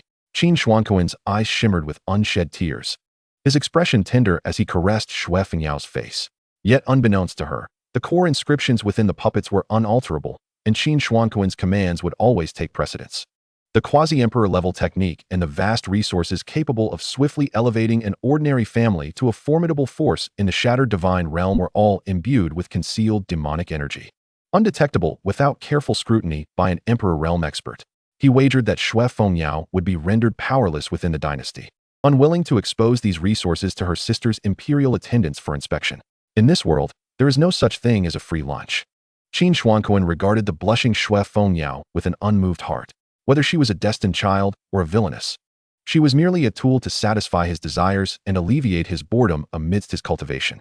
However, while he indulged himself within the Qin Clan, Xiao found herself ensnared by her own extraordinary beauty and ethereal, icy demeanor, enhanced by the myriad divine icy auras enveloping her.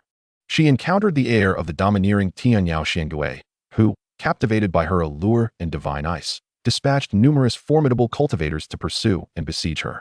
At this moment, the young master remained blissfully unaware of the catastrophic calamity he was about to bring upon Tianyao Xiangui. Chapter 49, Xiao Linxue, pursued and taking refuge in a fractured realm, unexpectedly encounters the pure maiden, Jiang Sidong.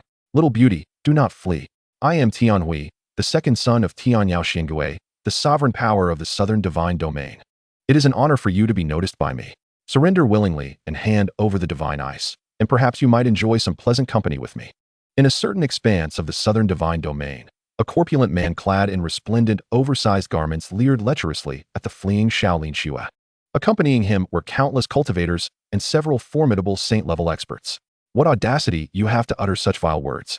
I am the betrothed of the young master of the unparalleled Qin Clan from the western divine domain. How dare you covet me? Xiao Linxue retorted sharply, her words cutting like a blade. If you are in heat, go find a sow in the mortal realm.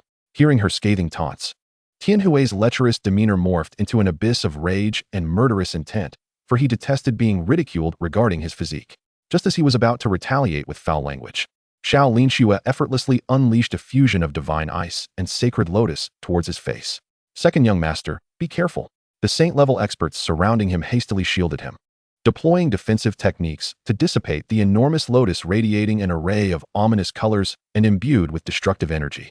The relentless humiliation shattered Tianhui's rationality. Damn it! Bring that wretched woman back alive. I shall extract every bit of divine ice from her, and then subject her to the most exquisite humiliation. His eyes crimson and filled with fury, he pointed at the vanishing icy silhouette on the horizon. But second young master, she truly seems to be the fiancée of that monstrous prodigy from the Qin Clan in the Western Divine Domain, one elder of Tianyao Xiangui cautioned, his expression fraught with concern. They are indeed a sovereign power, but they are not to be trifled with, regardless of the veracity of the rumors surrounding Qin Xuanjun. Offending the Qin Clan is not without consequence. What? Are you instructing me on how to conduct my affairs? Tianhui's gaze darkened as he threatened. Do you believe I won't report this to my mother and have your resources curtailed? Despite their anger, the saint-level experts remained silent, aware of the fierce protection his mother bestowed upon him, while the sect leader, despite being a sixth-tier emperor, was notoriously henpecked, resulting in Tianhui being excessively indulged, as evidenced by his rotund figure and pig-like visage. Yes, second young master. Notify the clan's experts to seal off the surrounding space. We must proceed discreetly to avoid drawing the Qin Clan's attention. With resigned sighs, the saint-level experts assisted Tianhui, propelling him forward in pursuit of Xiao Linxue. Swear, I apologize for miscalculating the spatial transmission. We ended up in the southern divine domain. Sheng Shuang expressed with deep regret. There are too many powerful foes. Even if I were to exhaust my soul's power for you, I would still be no match for them. Perhaps you should seek assistance from your beloved? Xiao Linxue nodded, retrieving the jade pendant gifted by Qin Xuanjun, infusing it with divine energy to send a distress signal. At that moment, she caught sight of a peculiar spatial rift shimmering with divine light not far away. Lin Shui, I sense that within that spatial rift lies a nascent world filled with heavenly treasures. Why don't you seek refuge inside? Sheng Shuang suggested, nodding in agreement. Xiao Linxue dashed into the rift. Tianhui and his entourage followed closely behind, a sinister smile plastered on his face. Follow me. Today, I shall capture that wretched woman. Yes. Second young master, the elders affirmed, hastening after him into the spatial rift. Upon entering the rift entwined with spatial energy, they were transported to an extraordinary realm brimming with spiritual essence and abundant celestial flora. Yet, this did not deter Tianhui from pursuing Xiao Linxue. What a fortuitous opportunity. Space. Fortune, a woman, divine ice. Today, I shall claim them all. His face quivered with malicious glee. Just as he and his companions encircled Xiao Linxue, ready to seize her by force, a voice rang out, Halt! How dare you bully a young lady with so many of you? Tianyao Xingui, you have truly become vile and despicable. A graceful maiden, her beauty ethereal and her presence transcendent, descended with a legion of strong allies and several saint-level experts. Intervening to shield Xiao Linxue from Tianhui's assault, Jiang Sitong, Tianhui seethed, his plump visage contorted with rage as he beheld the emergence of Jiang Sitong and her followers, who stood protectively around Xiao Linxue. Jiang Sitong, however, paid no heed to his fury, turning to Xiao Linxue and inquiring, I am Jiang Sitong, the pure maiden of the southern divine domain.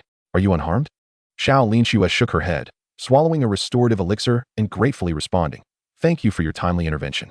I am Xiao Lin, also known as Linxue. She deliberately concealed her true name, for though her savior seemed benevolent, Qin Xuanjun had advised her to remain cautious and use a pseudonym in unfamiliar company. Fear not. Lin Shui, take refuge behind me. Those from Tianyao Xingui would not dare lay a finger on you. Jiang Sitong reassured her with a gentle smile. Do you truly intend to obstruct me? Tianhui questioned darkly. Jiang Sitong offered no verbal reply, instead brandishing her sword protectively in front of Xiao Linxue, her actions speaking volumes.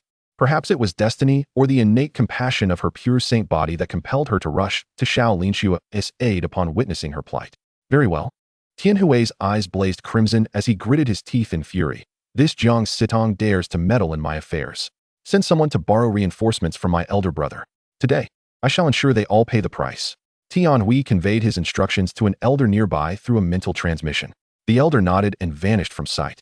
Upon locating Tianyang, the first son of the Tianyao Shuangga, Tianyang initially displayed indifference towards his frivolous younger brother. However, upon hearing that his long-cherished goddess, Jiang Sitong, was also present, he hurriedly gathered a throng of formidable allies and rushed over. Simultaneously, Qin Xuanjun received a distress signal from Xiao Linxue. leading him to gather 7 peak saint-level experts along with numerous family warriors to the site of a spatial rift. Truly, she was the daughter of destiny. Even in the face of peril, she stumbled upon a hidden world brimming with unique opportunities. As Qin Xuanjun and the elder experts entered the spatial rift, they were transported to an independent realm saturated with pure spiritual energy. Upon opening his extraordinary dual pupils, he cast a penetrating gaze into the distance. His cold and profound eyes seemingly capable of piercing through all existence and the cycles of reincarnation. I never anticipated that the pure maiden, Xianxiaaudiobooks, would cross paths with xianxiaaudiobooks. It appears that the plans concerning the pure sacred sect must be advanced. Qin Xuanjun mused silently. He refrained from immediately seeking out xianxiaaudiobooks and xianxiaaudiobooks, considering that the pure sacred sect held equal power and was not intimidated by Tianyao Shuangge. Master, should we reveal ourselves now? An elder inquired respectfully. Qin Xuanjun shook his head, a calm smile adorning his face as he instructed. You all should first conceal yourselves in the void, and only act when the time is right. I have some matters to attend to, and will join you shortly. The 7 elders bowed in acknowledgement and vanished. All right, little one, it's time for you to showcase your divine prowess. Qin Xuanjun commanded as he summoned the Holy Spirit beast from the Qin sacred ring. Although initially resistant when forcibly taken, the creature eventually submitted and transformed into a diminutive figure with short green hair and adorned in celestial garments after being swayed by Qin Xuanjun's various top-tier resources. Lingling, he called. Yes, master, she replied, nodding as she activated her innate ability, Holy Spirit treasure-seeking, leading Qin Xuanjun deep into the realm. Soon, they unearthed the pure sacred source and the divine ice essence that rightfully belonged to Xianxiaaudiobooks and Xiaolinxue, along with a splendid bundle of ice spirit sacred roses and an ancient divine crystal as large as a glacier. Lingling, you have done exceptionally well, Qin Xuanjun praised, affectionately ruffling her hair. The obedient Lingling nuzzled against his hand, a smile of contentment gracing her face. Humph, what is so impressive about that? It's merely a matter of a beast's keen sense to find things. If you're so capable, how about a duel? Lingling murmured, slightly envious. Qin Xuanjun chose to disregard the brewing tension between his 2 extraordinary beast companions and swiftly secured the treasures before hastening towards Xiaolinxue's location. At that moment, Tianyao, the first son of Tianyao Shuangge, was also making his way with a large contingent of powerful allies. Upon catching sight of the ethereal figure standing against the biting wind, his throat tightened and his gaze burned with intensity. Brother, you, Tianhui began, only to be brusquely pushed aside by Tianyao. He then circled around Tianhui and presented the Millennium Sacred Rhythm Fruit, which he had procured from a secret realm, to Jiang Sidong with an ingratiating tone, Sister Sidong. This is a Millennium Sacred Rhythm Fruit I acquired. Please accept it. Jiang Sidong initially hesitated but, upon a sudden thought, utilized her divine power to accept it, stowing it away in her storage ring. No, brother, are you out of your mind? You've already consumed one. That remaining one was left to me by father. Tianhui erupted in frustration, realizing his folly in inviting this sycophantic brother.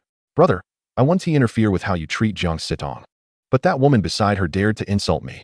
I will take her back to the family and torment her day and night. Tianhui's face quivered with indignation as his narrow eyes glowered menacingly at Xiaolinxue. Tianyang, he stammered, could you have that woman dealt with by my younger brother? Faced with the ill intentions of Tianhui and the multitude of powerful figures surrounding him, Xiaolinxue tightened her grip on her skirt, anxious that Jiang Sidong might yield to pressure and hand her over. Fortunately, Jiang Sidong was not one to be easily cowed. With an icy demeanor, she rejected, Tianyang, do we know each other well?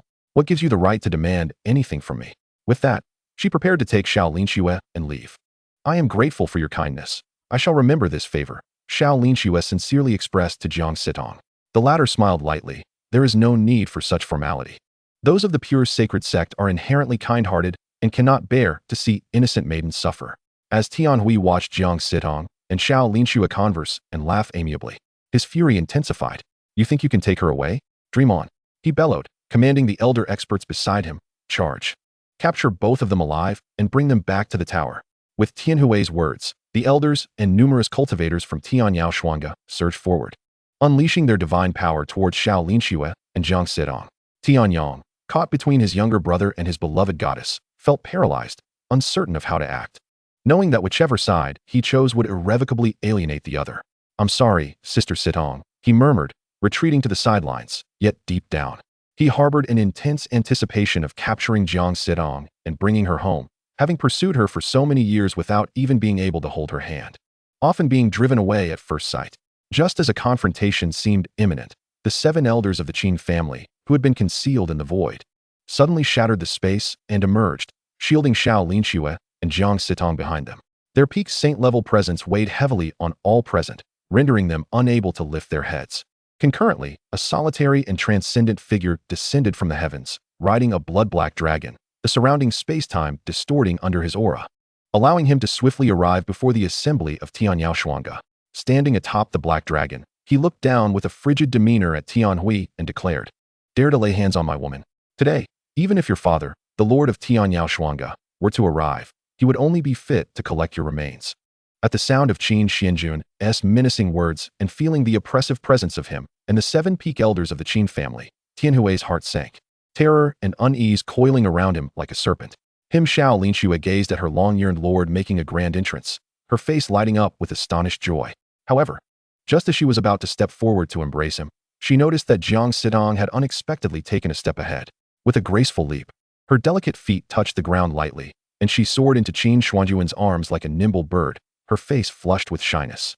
Resembling a lovesick maiden as she playfully asked, "Brother Xuanjun, did you hasten from the Western Divine Realm to rescue me?"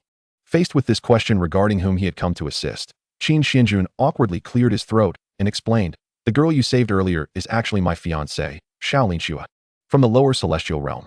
Upon hearing that you were besieged by the Tianyao, I rushed here post-haste." Upon hearing this, Jiang Sitong's smile abruptly faltered, and she lowered her head in embarrassment, rendered speechless. She never anticipated that her act of kindness would inadvertently save her rival in love. Although she possessed an inherently kind and gentle nature due to her affiliation with the Pure Saint sect, she could not tolerate this rival who shared a betrothal with the one she secretly adored. Meanwhile, Xiao Linxue observed Jiang Sitong clinging to Qin Xuanjun. Her eyes filled with longing as she gazed at him, a dark line appearing between her brows, her expression turning icy. "I am grateful for your assistance," she thought. "But I regard you as a dear friend, yet you wish to woo my fiancée?" A cold glance was exchanged between Xiao Linxue and Jiang Sitong, the fragile vessel of their friendship capsizing in an instant. Chapter 51. Jiang Sitong mused, "Does one need a reason to love someone? Is it necessary?" With a smile, she produced the ancient saintly rhythm fruit that Tianyang had previously gifted her, its mysterious aura radiating as she offered it to Qin Xuanjun. Xiao Linxue frowned, rummaging through her belongings, only to find herself without any precious treasures to present, lacking any backing from powerful factions. Meanwhile, Tianhui ground his teeth in frustration, his face trembling with anger. "Damn it! That ancient saintly rhythm fruit was explicitly reserved for me by my father. My obsequious brother silently took it from my room to give to the pure saint maiden. And now that wretched woman dares to offer what rightfully belongs to me to an outsider?" At that moment, 2 petite figures approached from afar, eagerly rushing into Qin Xuanjun's embrace. Jiang Sitong and Xiao Linxue were immediately petrified. Children? Whose offspring are they? They wondered, jealousy flickering in their beautiful eyes, their hair standing on end, entwined with an aura of chaotic rage. "Cough. These are my beast companions, not my biological children," Qin Xuanjun hastily clarified, noticing the despairing expressions on the 2 destined maidens, fearing they might spiral into darkness. Upon hearing this, both Xiao Linxue and Jiang Sitong sighed in relief, yet swiftly averted their gazes, casting icy glances at one another. "Second young master, perhaps we should devise a plan to retreat?" An elder from the Tianyao suggested gravely to Tianhui. The latter, observing the extraordinary figure hovering in the air and the 7 peak experts from the Qin family present, nodded in trembling agreement, fear gnawing at his heart. Had he known the opposing faction would arrive so swiftly, or that their family possessed greater strength than the Tianyao, he would never have dared to pursue Xiao Linxue. "Brother, let us depart," Tianhui urged, witnessing his obsequious brother still frozen in place. His blood-red eyes fixated on Jiang Sitong nestled in Qin Xuanjun's embrace, like a docile kitten, while the latter savored the fruit he had given her. Jealousy and resentment filled his heart to the brim. "Sister Sitong, what does he possess that I lack? Why have you chosen to wait for him all these years? Even though he is already betrothed, while I have pursued you for so long without even earning a glance in return." Tianyang questioned Jiang Sitong, his face a mask of discontent. She regarded him with indifference, replying coolly, "Does one need a reason to love someone? Is it necessary?"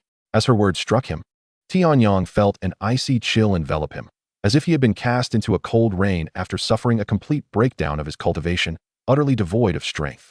Unbeknownst to him, since the childhood competition of prodigies across the 4 domains, where Qin Xuanjun had triumphed over all with unrivaled prowess, and subsequently rescued Jiang Sidong and Ying from an ancient beast. His extraordinary presence and unparalleled beauty had been etched into their hearts.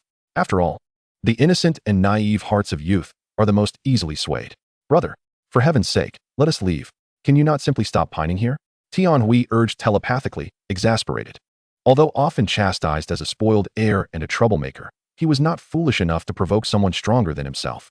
Had he known there were so many peak experts among the Qin elders, he would never have dared to pursue Xianxiaaudiobooks. I will not flee, Tianyang retorted fiercely, pulling out his blue sword with fervor, directing it at Qin Xuanjun, his expression a mix of anger and determination. Young Master Qin, you rely solely on the presence of a few peak experts to coerce Sister Sitong into your embrace. If you have the courage, let us duel one-on-one. Upon hearing Tianyang's challenge, Qin Xuanjun chuckled derisively, drawing forth the Tianqin divine sword and unleashing a terrifying sword light imbued with transcendent intent. Realizing the overwhelming aura radiating from the sword beam, Tianyang's countenance shifted drastically. As a fellow swordsman, he understood the depth of skill displayed in that moment. The sword intent and its accompanying pressure transcended his comprehension, far beyond his capacity to withstand.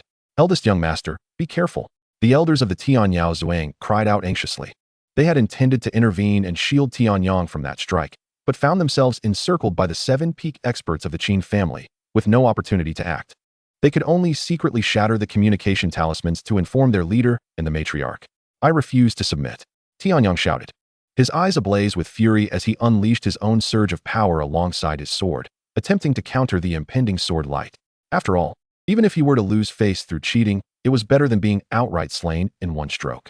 But with a piercing sound of shattering, Tianyang's desperate attempt to consolidate his power was reduced to mere paper before the terrifying sword light casually severed it.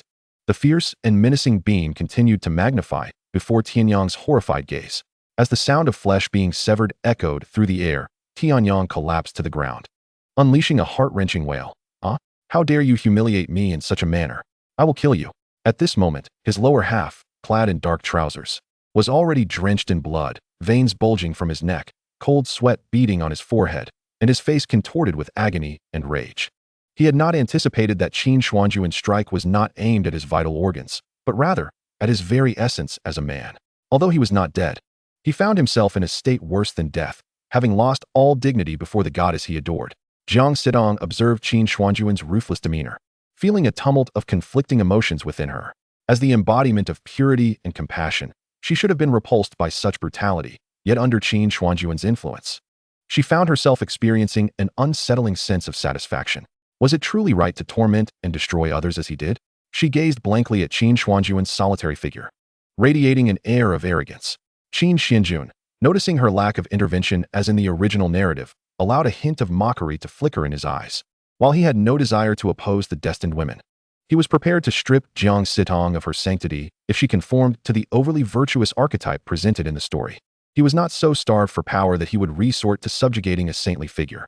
Brother, he was actually defeated by that Qin family's young master with a single strike, and even rendered powerless. Tianhui watched his brother Tianyang writhing in pain on the ground, unable to suppress a gulp. The fear and trepidation that flickered in his small, chubby eyes, squeezed by his pudgy face, caused him to abandon all thoughts of seizing women and opportunities. He hurriedly hid behind an elder of the Tianyao Xian Pavilion, preparing to use a spatial teleportation talisman to escape this perilous realm. In response, Qin Xuanjun, standing firm upon the path of time and space, coldly declared, "Halt. Did I permit your departure?" Chapter 52, Madam of Tianyao Xian Pavilion. I implore you, young Master Qin, to show mercy. Upon hearing this, Tianhui trembled, his face a mask of fear and anxiety. Young Master Qin, we were in the wrong earlier. Second young master should not have surrounded your fiancé. Please, for the sake of our Tianyao Xian Pavilion, let this matter be forgotten. An elder of Tianyao Xian Pavilion, visibly apprehensive, bowed in apology to Qin Xuanjun. The latter's expression remained unchanged, devoid of any sorrow or joy, only a chilling indifference filled with murderous intent. To lay hands on those close to me is to court death. No one can save you now. With a flick of his hand, the 7 peak elders of the Qin family descended upon all the elders of Tianyao Xian Pavilion, suppressing them alongside their disciples. In the face of such might, even the most formidable of peak-level cultivators were merely fodder for their assault. Don't come any closer, Tianhui cried, his face a portrait of despair as Qin Xuanjun advanced steadily towards him. He attempted to defend himself with talismans, but Qin Xuanjun effortlessly shattered them with a single sword strike. Amidst the swirling sword energy, he glimpsed the grim Reaper's approach. Just then, a towering figure shattered the fabric of space, accompanied by a beautiful woman and a throng of powerful elders, rushing towards them at an alarming speed. Stop! Let us see who dares to harm my son. The imposing figure shielded Tianhui, glaring furiously at Qin Xuanjun and the elders of the Qin family. The beautiful woman beside him, her expression filled with concern, helped the writhing Tianyang to his feet, cursing Qin Xuanjun with a venomous tone. You heartless little demon. How dare you render my son powerless? Today, I will ensure you and the Qin family pay dearly for this. With the arrival of his father and the formidable forces of the pavilion, Tianhui felt a surge of newfound confidence. He smirked, lifting his chin defiantly at Qin Xuanjun. His expression dark and mocking. You were merely relying on your power to intimidate. I have shown you leniency, but do not mistake it for fear. If you hand over your fiancé to the Tianyao pavilion, we can let bygones be bygones. Otherwise, we shall make the Qin family pay a heavy price. Unfazed by Tianhui's taunts, Qin Xuanjun remained composed, even finding a hint of amusement at the thought of what was to come. Queer, do not waste words on him. Even if he were to kneel before me, begging through tears, I would not spare him. The woman shot a venomous glare at Qin Xuanjun before turning back to her husband, pleading, Dear, swiftly subdue that little demon from the Qin family and crush him. He nodded, his expression grave as he scrutinized Qin Xuanjun. Through his divine sense, he sensed an overwhelming and terrifying power within the young man. Even his bloodline seemed extraordinarily formidable. Without hesitation, he proclaimed, Although you are the young master of the supreme Qin family in the Western divine realm, having made an enemy of us, you must die. The pavilion master, Tianhe, narrowed his eyes. His face suffused with murderous intent as he unleashed the terrifying power of a second transformation emperor towards Qin Xuanjun. Be careful, my love. Qin Xuanjun, look out. Xiao Linxue and Jiang Sidong, without a moment's hesitation, swiftly positioned themselves in front of Qin Xuanjun. Yet, rather than displaying fear before the impending doom, Qin Xuanjun calmly embraced both women, offering words of comfort. Do not fear, Shui'er, Tanger, I am here. Hearing his affectionate address and gentle words, both Xiao Linxue and Jiang Sidong felt their cheeks flush with warmth, casting fierce glares at one another, silently thinking, his embrace is so warm. Yet I truly wish to strangle that wicked woman in his arms. Humph. Tianhui and Tianyang, witnessing Qin Xuanjun's audacity in the face of their father's direct assault, scoffed derisively.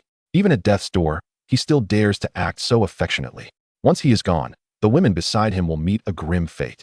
As several peak elders of the Qin family prepared to ignite their essence to confront the pavilion master, Qin Xuanjun merely shot them a glance, preventing them from acting. The reason was simple. Although the family refrained from recklessly intervening to protect their prodigy, even the most frivolous young masters were guarded by powerful protectors. Should he find himself in a dire situation beyond his capabilities, the likes of the Zy Empress, Yaoji Emperor Ancestor, and family patriarch would surely intervene to safeguard him. What unfolded next left Tianyang, Tianhui, and their mother, He Li, utterly astounded, their eyes widening in disbelief. Just as Tianhe's attack was about to reach Qin Xuanjun, it was effortlessly extinguished by a figure emerging from the distance, wielding an unfathomable power that shattered the very void.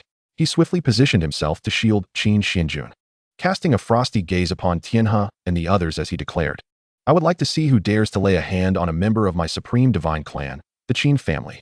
Upon the sudden appearance of the Qin family patriarch, Qin Zhantian, the expressions of Tianhui and the others turned grave, while Tianhe's eyes widened in disbelief, as if he were witnessing a specter. Third transformation. When did you ascend to the realm of a third transformation emperor? Qin Zhantian offered no response. Instead, with a casual wave of his hand, a terrifying force surged toward Tianhe. The latter, without hesitation, unleashed all his divine power, activating the Heavenly Dawn Path and the Heavenly Dawn Xianyang body, employing every means at his disposal for defense. Yet, as a mere second transformation emperor, his seemingly impregnable barrier was effortlessly obliterated before the might of the third transformation emperor, Qin Zhantian. The overwhelming force struck him, propelling him through the air and shattering countless celestial mountains within the spatial realm. Now, who do you expect to rescue you? Qin Xuanjun remarked with a cruel and vicious smile, his left hand wielding the razor-sharp Tianqin divine sword, while his right hand radiated a crimson dragon-shaped imperial flame. Advancing slowly toward Tianhui with scorn, you should be grateful that I shall bring an end to your futile and incompetent existence, but I assure you, your forthcoming fate will be anything but pleasant. I guarantee you will perish in unending agony and humiliation. as Tianhui absorbed the murderous and chilling words of Qin Xuanjun. The memory of her brother's grim fate flooded her mind, causing her to tremble in terror. Meanwhile, the head of the Tianyao Pavilion, struggling to emerge from the ruins of the Celestial Mountains, found himself thwarted by Qin Zhantian, unable to intervene. Observing the standoff between Tianhe and Qin Zhantian, Helaying's face darkened with malice. Whoever dares to harm my son will be dragged down to the underworld with me. She produced a dagger, the Zhujian Bloodblade, infused with countless toxic substances, igniting her own soul and blood to unleash power rivaling that of a top-tier sage. Gripping the black and red blade, she lunged fiercely toward Qin Xuanjun's back.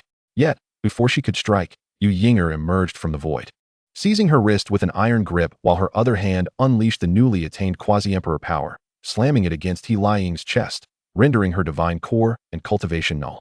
Helaying coughed violently, spitting forth blood, her aura rapidly dwindling, and her once fair complexion turned pale as a ghost. Quasi-emperor. How can she be so young? Appearing barely in her late 20s, yet already reaching quasi-emperor status?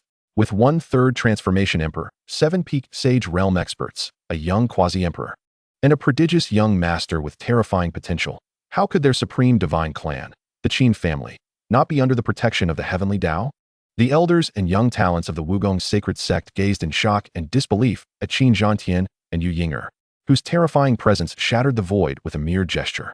Unbeknownst to them, since returning from the ancient secret realm laden with treasures, Qin Xuanjun had dedicated the majority of resources to enhance the strength of his father and aunt, as well as the elders. After all, a family's foundation was among one's most vital assets, was it not? At this moment, the doubts regarding Jiang Xitong's relentless pursuit of Qin Xuanjun dissipated. They questioned her, comprehended her, and even aspired to surpass her. With his striking good looks, formidable strength, and astonishing talent, not to mention an illustrious family, who among them would not pursue such a figure? The elders and cultivators of the Tianyao Pavilion, who had previously harbored trepidation, now felt a profound sense of despair. Young Master Qin, I beseech you, I implore you to spare Huier. I will serve as your slave, attending to you day and night. If only you would let her go. Helaying, witnessing the complete collapse of her position, no longer bore any trace of arrogance or malice, only boundless fear and humility. As a mother obsessed with her child, she cared little for her own fate, wishing only to protect her son, Tianhui, who was now marked for death by Qin Xuanjun, with a sword poised at his throat. Looking at your tear-streaked, painted face makes me want to vomit my last meal, Qin Xuanjun remarked with a grimace. Contempt etched on his features as he kicked away her grasping hand. With a mocking tone, he echoed her earlier words, Madam, spare us the pleasantries. Today, even if you kneel before me, weeping and pleading, I shall not show you mercy. With that, he instructed the elders of the Qin family, after the battle, toss her into the brothel near our Qin family in the Western Divine Region. I trust the denizens of the 4 divine regions will flock to witness the consort of the Tianyao Pavilion's head as the main attraction, ensuring a bustling business. I wonder, though, if the pavilion head's wife can withstand the ravages of those crude men. Qin Xuanjun gazed down upon Helaying with a detached demeanor, a wicked smile gracing his lips, devoid of any compassion. Chapter 53, Wugong Sacred Sect. Young Master Qin is a paragon of virtue. After all, while Lin Xiyu, the young master of the Yuntian Dao sect, and Yi Tian's mother, Ling Yu, may possess mediocre talents and potential, at least they are fair of face and possess some charm. However, the wife of the Tianyao Pavilion's head is nothing more than a withered flower. Qin Xuanjun held her in utter disdain. Subsequently, he fully exhibited the true ruthlessness of a villain. Amidst Helaying's despondent gaze, Qin Xuanjun first used the Tianqin divine sword to cripple Tianhui's divine core and cultivation, reducing him to a mere shell of a man, then seared him alive with the dragon god imperial flame. Here, eat up, he said, tossing the charred remains to his steed, the blood-black dragon, who disdainfully tilted its head, exhaling 2 streams of dragon flame from its nostrils. Glaring at Qin Xuanjun as if to say, is this all you give me to eat? Forget it. Let us just throw it into the mortal realm to feed the pigs. Qin Xuanjun waved his hand dismissively, and an elder from the Qin family hurriedly scurried over to take the charred mass to the lower realms. Honestly, do they even need to fight over the task of disposing of the young master's refuse? Muttered several other elders of the Qin family, who had barely taken a step forward. You will pay for the death of my son and the humiliation of my wife, Qin Demon. I shall make you pay in blood, tearing you apart and annihilating your soul. The head of the Tianyao Pavilion, Tianhe, sacrificed his blood essence and lifespan, igniting his soul and body to exceed the power of a second transformation emperor. His expression twisted in rage as he led Tianyang and the elders of the Tianyao Xian Pavilion in a hasty retreat. As for his eldest son being castrated, his second son killed, and his wife cast into a brothel, he could only swallow his tears and bitterness, for despite his desperate measures, he could only escape in disgrace. Ding! The host's excessively brutal actions have garnered 500,000 shock points and 700,000 villain points. The system's cold, melodic voice echoed in Qin Xuanjun's mind. My heavens! This Qin family young master is exceedingly ruthless. The elders of the Immaculate Holy Sect gazed at Qin Xuanjun's ruthless and decisive demeanor, retreating half a step in trepidation, cold sweat trickling down their backs. Sister Sidong, do you think my actions are a bit too brutal? Qin Xuanjun inquired with a smile directed at Jiang Sidong. The latter shook her head, her words eliciting a sense of unfamiliarity among the members of the Immaculate Holy Sect. How could that be?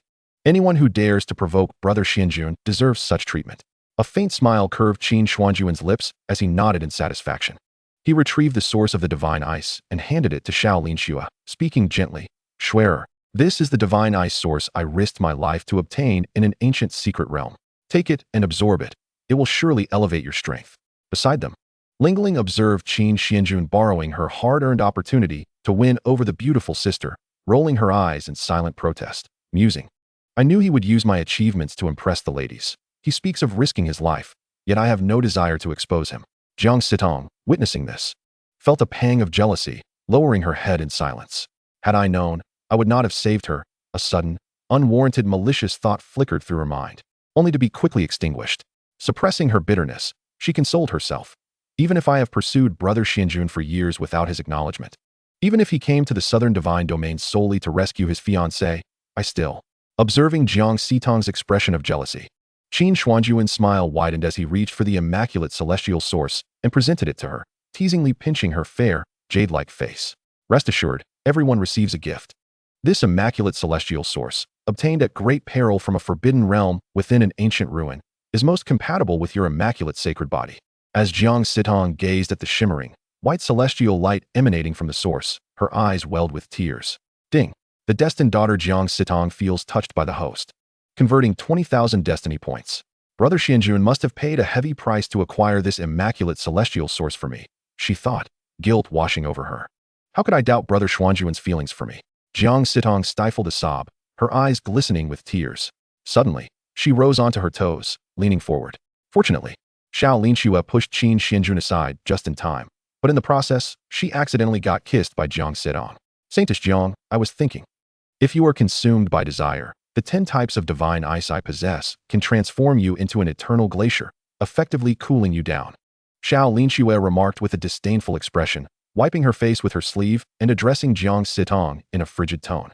The latter, feeling somewhat embarrassed, forced a smile and turned her head, unable to meet the murderous gaze directed her way. Schwer, don't be upset. Look, what is this? Qin Xuanjun, noticing the impending conflict between Xiao Linxue and Jiang Sidong, hurriedly produced a large bouquet of ice spirit holy roses and handed it to Xiao Linxue.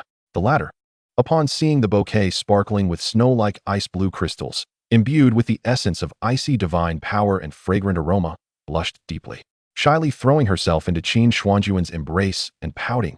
Thank you, my husband, for preparing flowers for Linxue. I adore them. Qin Xuanjun affectionately tousled her hair, saying, I am glad you like them. Observing him embracing both Jiang Sidong on one side and Xiao Linxue on the other, the members of the Immaculate Holy Sect could not help but feel a twinge of envy. How can this be the most devoted in the Western divine domain? He clearly exhibits deep affection for every beautiful woman around him. They silently criticized. Moreover, his ruthless and decisive manner is akin to that of a born villain. Seemingly aware of their thoughts, Qin Xuanjun smiled and retrieved an ancient divine source sacred crystal the size of a glacier, splitting a third of it with the Tianqin divine sword and offering it to them. This is a divine source sacred crystal I discovered in an ancient secret realm. As you are all fellow disciples of Sister Sidong, consider yourselves family. If you do not mind, please take it and share it for cultivation. Upon hearing this, the members of the Immaculate Holy Sect felt a wave of shame wash over them, their heads bowed in uncertainty.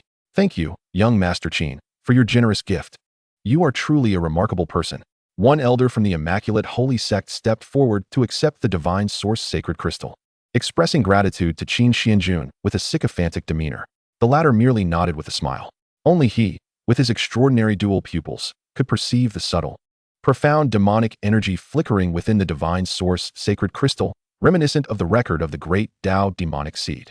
Young Master Qin, if you do not mind, would you consider staying overnight at our immaculate holy sect this evening? An elder of the sect invited with a smile, simultaneously exchanging knowing glances and whispering, after dinner. We shall arrange for you and Miss Xiao, as well as Saintess Jiang, to share the same room. Qin Xuanjun nodded with a smile, handing the elder a contact token and a Saint Spirit heavenly pill capable of breaking through the low-tier, Holy Realm shackles to enter the high-tier Holy Realm. This individual is quite perceptive. The elder, realizing he had effortlessly received a Saint Spirit heavenly pill, couldn't help but marvel at the terrifying resources of the Qin family, simultaneously developing a desire to curry favor with Qin Xuanjun. After all, in the eyes of scattered cultivators, he was an untouchable powerhouse of the Holy Realm. But before Qin Xuanjun, he found himself effortlessly surrounded by several peak Holy Realm figures. He felt no qualification to befriend him, only a desire to win his favor. Watching Qin Xuanjun and his companions depart after plundering the resources within the spatial world, a man clad in a gray robe, wearing an ancient patterned black mask, slowly emerged from the shadows, his gaze dark and foreboding as he fixed his eyes on the direction Qin Xuanjun had taken. He was Yi Tian. Qin Xuanjun, oh. Qin Xuanjun, you must never have imagined that I am still alive. Yi Tian seethed, clenching his fists, his mind flooded with memories of being betrayed by the very person he had trusted, pursued by various forces, and the horrifying thought that even his mother might have suffered at Qin Xuanjun's hands. The enemy of my enemy is my friend. Just wait. Yi Tian suppressed the boundless hatred and murderous intent within him, executing a technique of movement, his figure transforming into an afterimage before vanishing from sight. Meanwhile, as Qin Xuanjun embraced Xiao Linxue and Zhang Sidong and arrived at the Immaculate Holy Sect, an ordinary-looking yet resolute male cultivator gripped his immortal sword in fury. His gaze fixed on the hand Qin Xuanjun had placed on Zhang Sidong's waist. Release, Sister Sidong. He erupted, unleashing his divine power as he swung his sword toward Qin Xuanjun. In an instant, the entire hall of the Immaculate Holy Sect fell eerily silent. The next moment, without waiting for Qin Xuanjun or the elders of the Qin family to intervene, the sect master of the Immaculate Holy Sect personally crossed the space, appearing before Qin Xuanjun and raising his hand to deliver a powerful slap that sent the male cultivator flying out of the palace. It is our failure to manage affairs properly and our lack of etiquette. Young Master Qin has been startled. The sect master bowed apologetically to Qin Xuanjun, while the elders present also bowed in unison to express their apologies. The young talents of the sect could hardly contain their desire to slay the previous male cultivator with their swords. How dare he strike at young Master Qin? Qin Xuanjun remained utterly unfazed, merely casting a detached glance at the male cultivator. In the original narrative, he was the one who had harbored a secret affection for Zhang Sidong, but due to the chasm in their social standings, he had refrained from confessing his feelings. This was none other than Luo Fan, the destined child yet to mature. In response, Qin Xuanjun flashed a charming smile, gently enveloping Zhang Sidong in his embrace right before Luo Fan's eyes, his arm inadvertently brushing against something it ought not to have. Upon witnessing this, Luo Fan's composure shattered instantly. Ding! The destined child Luo Fan's heart shatters, earning him 400,000 destiny points. Seething with rage, he pointed his sword at Qin Xuanjun and bellowed, "Release, junior sister Sidong. If you have the capability, let us duel." At this, the hall of the Immaculate Sect fell into an eerie silence once again. Rather than being enraged, Qin Xuanjun found himself contemplating the ensuing events, even harboring a hint of amusement. Chapter 54. Will you obey my every command? Duel with me? Qin Xuanjun stood with his hands behind his back, his demeanor coolly mocking. Do you believe yourself worthy? He then turned his gaze toward the elders of the Immaculate Sect, calmly questioning, is this how you treat your guests? I apologize. Young Master Qin, it is our disciple who has shown disrespect and acted inappropriately. We will rectify this immediately. The sect master of the Immaculate Sect replied with an apologetic tone, casting a glance at the law enforcement elder beside him, instructing, disarm his divine core.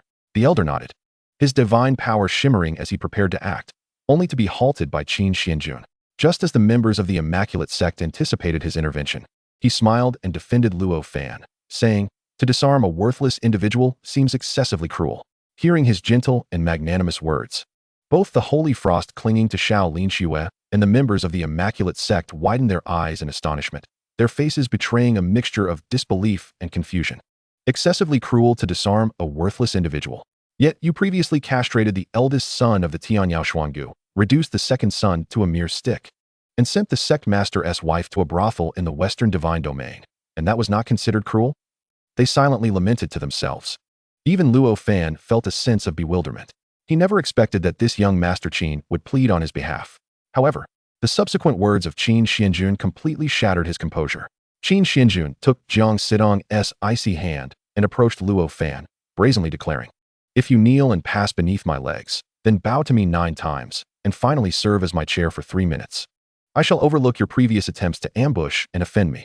As Qin Xuanjun's words fell, the onlookers collectively gasped in shock, exclaiming inwardly, "This is hardly a plea for leniency. This is nothing short of a total obliteration of one's dignity and resolve." They instinctively took a half step back, too intimidated to meet or provoke the authority of Qin Xuanjun. "Bah, do you expect me, Luo Fan, to serve you like a beast? Dream on," Luo Fan retorted furiously, glaring at Qin Xuanjun. Then, adopting a demeanor of profound grievance, he turned toward Jiang Sidong, pleading, "Junior sister Sidong, look at him. His cruelty and ruthlessness. Do you not find it inappropriate?" He even gave a contemptuous huff, casting a sidelong glance at Qin Xuanjun. In his view, the other was merely leveraging his status as the young master of the Qin family to coerce Jiang Sidong into submission. All he needed was to feign a little misery. And this kind-hearted holy maiden, who possessed the immaculate sacred body, would surely advocate for him. Thus, he could evade punishment and perhaps even create a rift between the holy maiden and that young Master Qin, allowing him to depart triumphantly while embracing the delicate waist of the holy maiden. As he pondered this, Luo Fan could not help but salivate at the thought. As anticipated, Jiang Sidong did indeed voice her thoughts. "Brother Xuanjun, I believe this is somewhat inappropriate." Upon hearing this, Luo Fan's confidence surged, and he smirked triumphantly at Qin Xuanjun, as if to say, "See, even if you use your power to coerce the holy maiden, she has consistently stood by my side." "Inappropriate? In what way?" Qin Xuanjun inquired with a smile, refraining from directly rebutting Jiang Sidong's words. Should her response fail to satisfy him, he would teach her why flowers bloom so vividly. "Junior sister, I believe Brother Xuanjun's punishment is somewhat inappropriate, so will you comply with whatever I say?" Jiang Sidong calmly asked Luo Fan. The latter's face lit up with joy, nodding vigorously, his eyes fixated on Jiang Sidong's celestial beauty, unmarred by the world.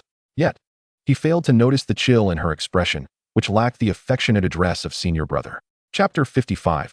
What is it like to have your divine powers stripped away by the holy maiden?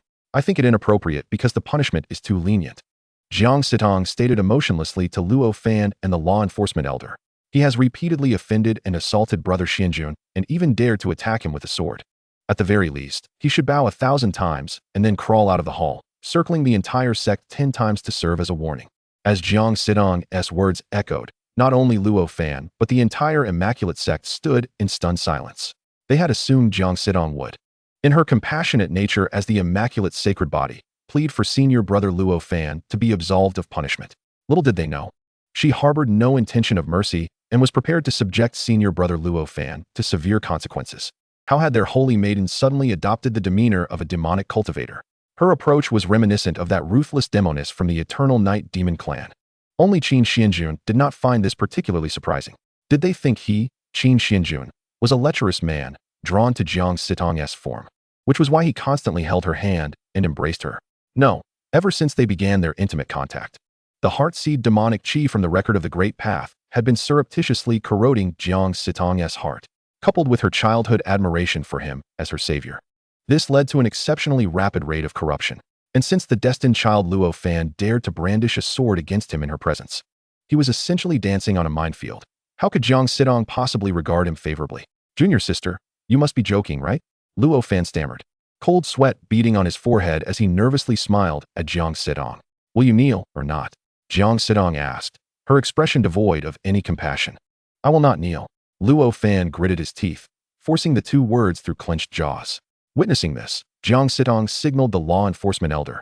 And as the elder subdued Luo Fan and sealed his divine powers, Jiang Sidong unleashed her immaculate divine power. In the face of Luo Fan's terrified gaze, she struck his chest with a single palm, the terrifying immaculate celestial power invading his body, violently shattering his divine core. "Ah!" Luo Fan immediately let out a pained wail, his energy dissipating rapidly like a deflated balloon. Soon, he descended to a state where he possessed not even a trace of the 3rd tier of mystical power. Blood, crimson and viscous, trickled from his 7 orifices, rendering his expression increasingly grotesque and anguished. Yet, Jiang Sitong remained somewhat unsatisfied. She deftly seized the blood fiend immortal lock from the hands of the law enforcement elder and personally pierced it through Lo Fan's peepa bone, leaving him utterly incapable of resistance, his foundational cultivation irreparably destroyed. Pain. Such unbearable pain. Why do you treat me thus, junior sister Sitong? What sort of enchantment has that man cast upon you? Lo Fan's eyes were a furious crimson, his complexion ashen and pale. Cold sweat trickling down his body as he questioned Jiang Sitong with a tone rife with torment and bewilderment. However, she merely cast him a cold glance before averting her eyes, her delicate lips parting to utter words that plunged Lo Fan into an abyss of despair. Cast him to the unmarked graveyard outside the sect. Let him feast on rotting flesh and fend for himself. To this, Qin Xuanjun responded with a smile. Sitong, there is no need for such cruelty. We are both kind-hearted souls. How could we possibly be so heartless? The crowd exchanged peculiar looks, pondering. Look at this couple. They are almost more ruthless than demon cultivators. Isn't this sinister? First, take him back to his quarters. In the coming years, let him chop firewood for the sect for 2 or 3 decades. If he performs well, reward him with the most inferior of mortal-grade pills, and let him have half of it for sustenance. Qin Xuanjun's cold, unfeeling words shattered Lo Fan's hopes completely. In contrast, Jiang Sitong transformed her indifference toward Lo Fan, nestling playfully in Qin Xuanjun's embrace, giggling as she said, Sitong listens to elder brother Xuanjun. Witnessing the scene of the exalted saintess actively flattering her adversary and clinging to him, Lo Fan felt as though his heart were being torn asunder. Simultaneously, he was consumed by regret and confusion over his earlier foolish provocation and ambush against Qin Xuanjun. Damn it. Under normal circumstances, given his formidable background and talent, he should have first suppressed his realm to engage me in a 3-move challenge to flaunt his prowess, and after my inevitable defeat, would temporarily spare me to save face and allow me time to cultivate, only to seek revenge later and annihilate my clan. Yet, at this moment, he lay prostrate on the ground like a dead dog, being dragged from the grand hall, leaving behind a trail of blood on the stone floor akin to a centipede. Ding! The child of destiny has been rendered powerless, with the peepa bone pierced and his Dao heart completely shattered, gaining 50,000 points of destiny value and 30,000 points of villain value. Observing the system panel's rewards, Qin Xuanjun displayed no hint of emotion. The reason he had not yet dispatched Lo Fan was that the latter still possessed an opportunity for fortune on the secluded mountain of the pure and innocent sect, a boon originally bestowed by the heavenly path, intended to aid him in rapidly rising to prominence and defeating the enemies of the pure and innocent sect during the battle at the Valley of Fallen Immortals, ultimately rescuing the sect and Jiang Sitong while capturing her heart. After the evening meal, as night fell, the sect was enveloped in darkness. Lo Fan was assigned to a modest room, yet whether by design or coincidence, he found himself able to catch a glimpse of the door to the room where Qin Xuanjun resided. As he stared with envy, anger, and jealousy that made his eyes nearly burst, Jiang Sitong, clad in a thin white feathered garment that floated like mist, approached the door of Qin Xuanjun. Her beautiful eyes glistening with spring, her cheeks flushed, and entered. His gaze was thwarted by the thick wooden door, preventing him from advancing even an inch. Reflecting on the bitter reality that the saintess he adored was about to offer herself to his nemesis, Lo Fan's expression twisted into one of frenzied rage as he cried out to the heavens, "Ah, damn it! Once I, Lo Fan, emerge from this catastrophe, reborn as a dragon, I will ensure you meet a fate worse than death." Chapter 56. Jiang Sitong, weak-kneed, supports herself against the wall as Lo Fan suffers humiliation at the hands of the cultivators and is cast off the cliff. It seems I have arrived at an inopportune moment, Jiang Sitong remarked awkwardly, observing xianxiaaudiobooks nestled in Qin Xuanjun's embrace. No, your timing is impeccable. Qin Xuanjun replied with a smile, drawing her into his arms as well. The following morning, as Jiang Sitong limped out of Qin Xuanjun's room, Lo Fan, sporting dark circles under his eyes and a twisted visage, clenched his fists, his heart brimming with overwhelming hatred and murderous intent.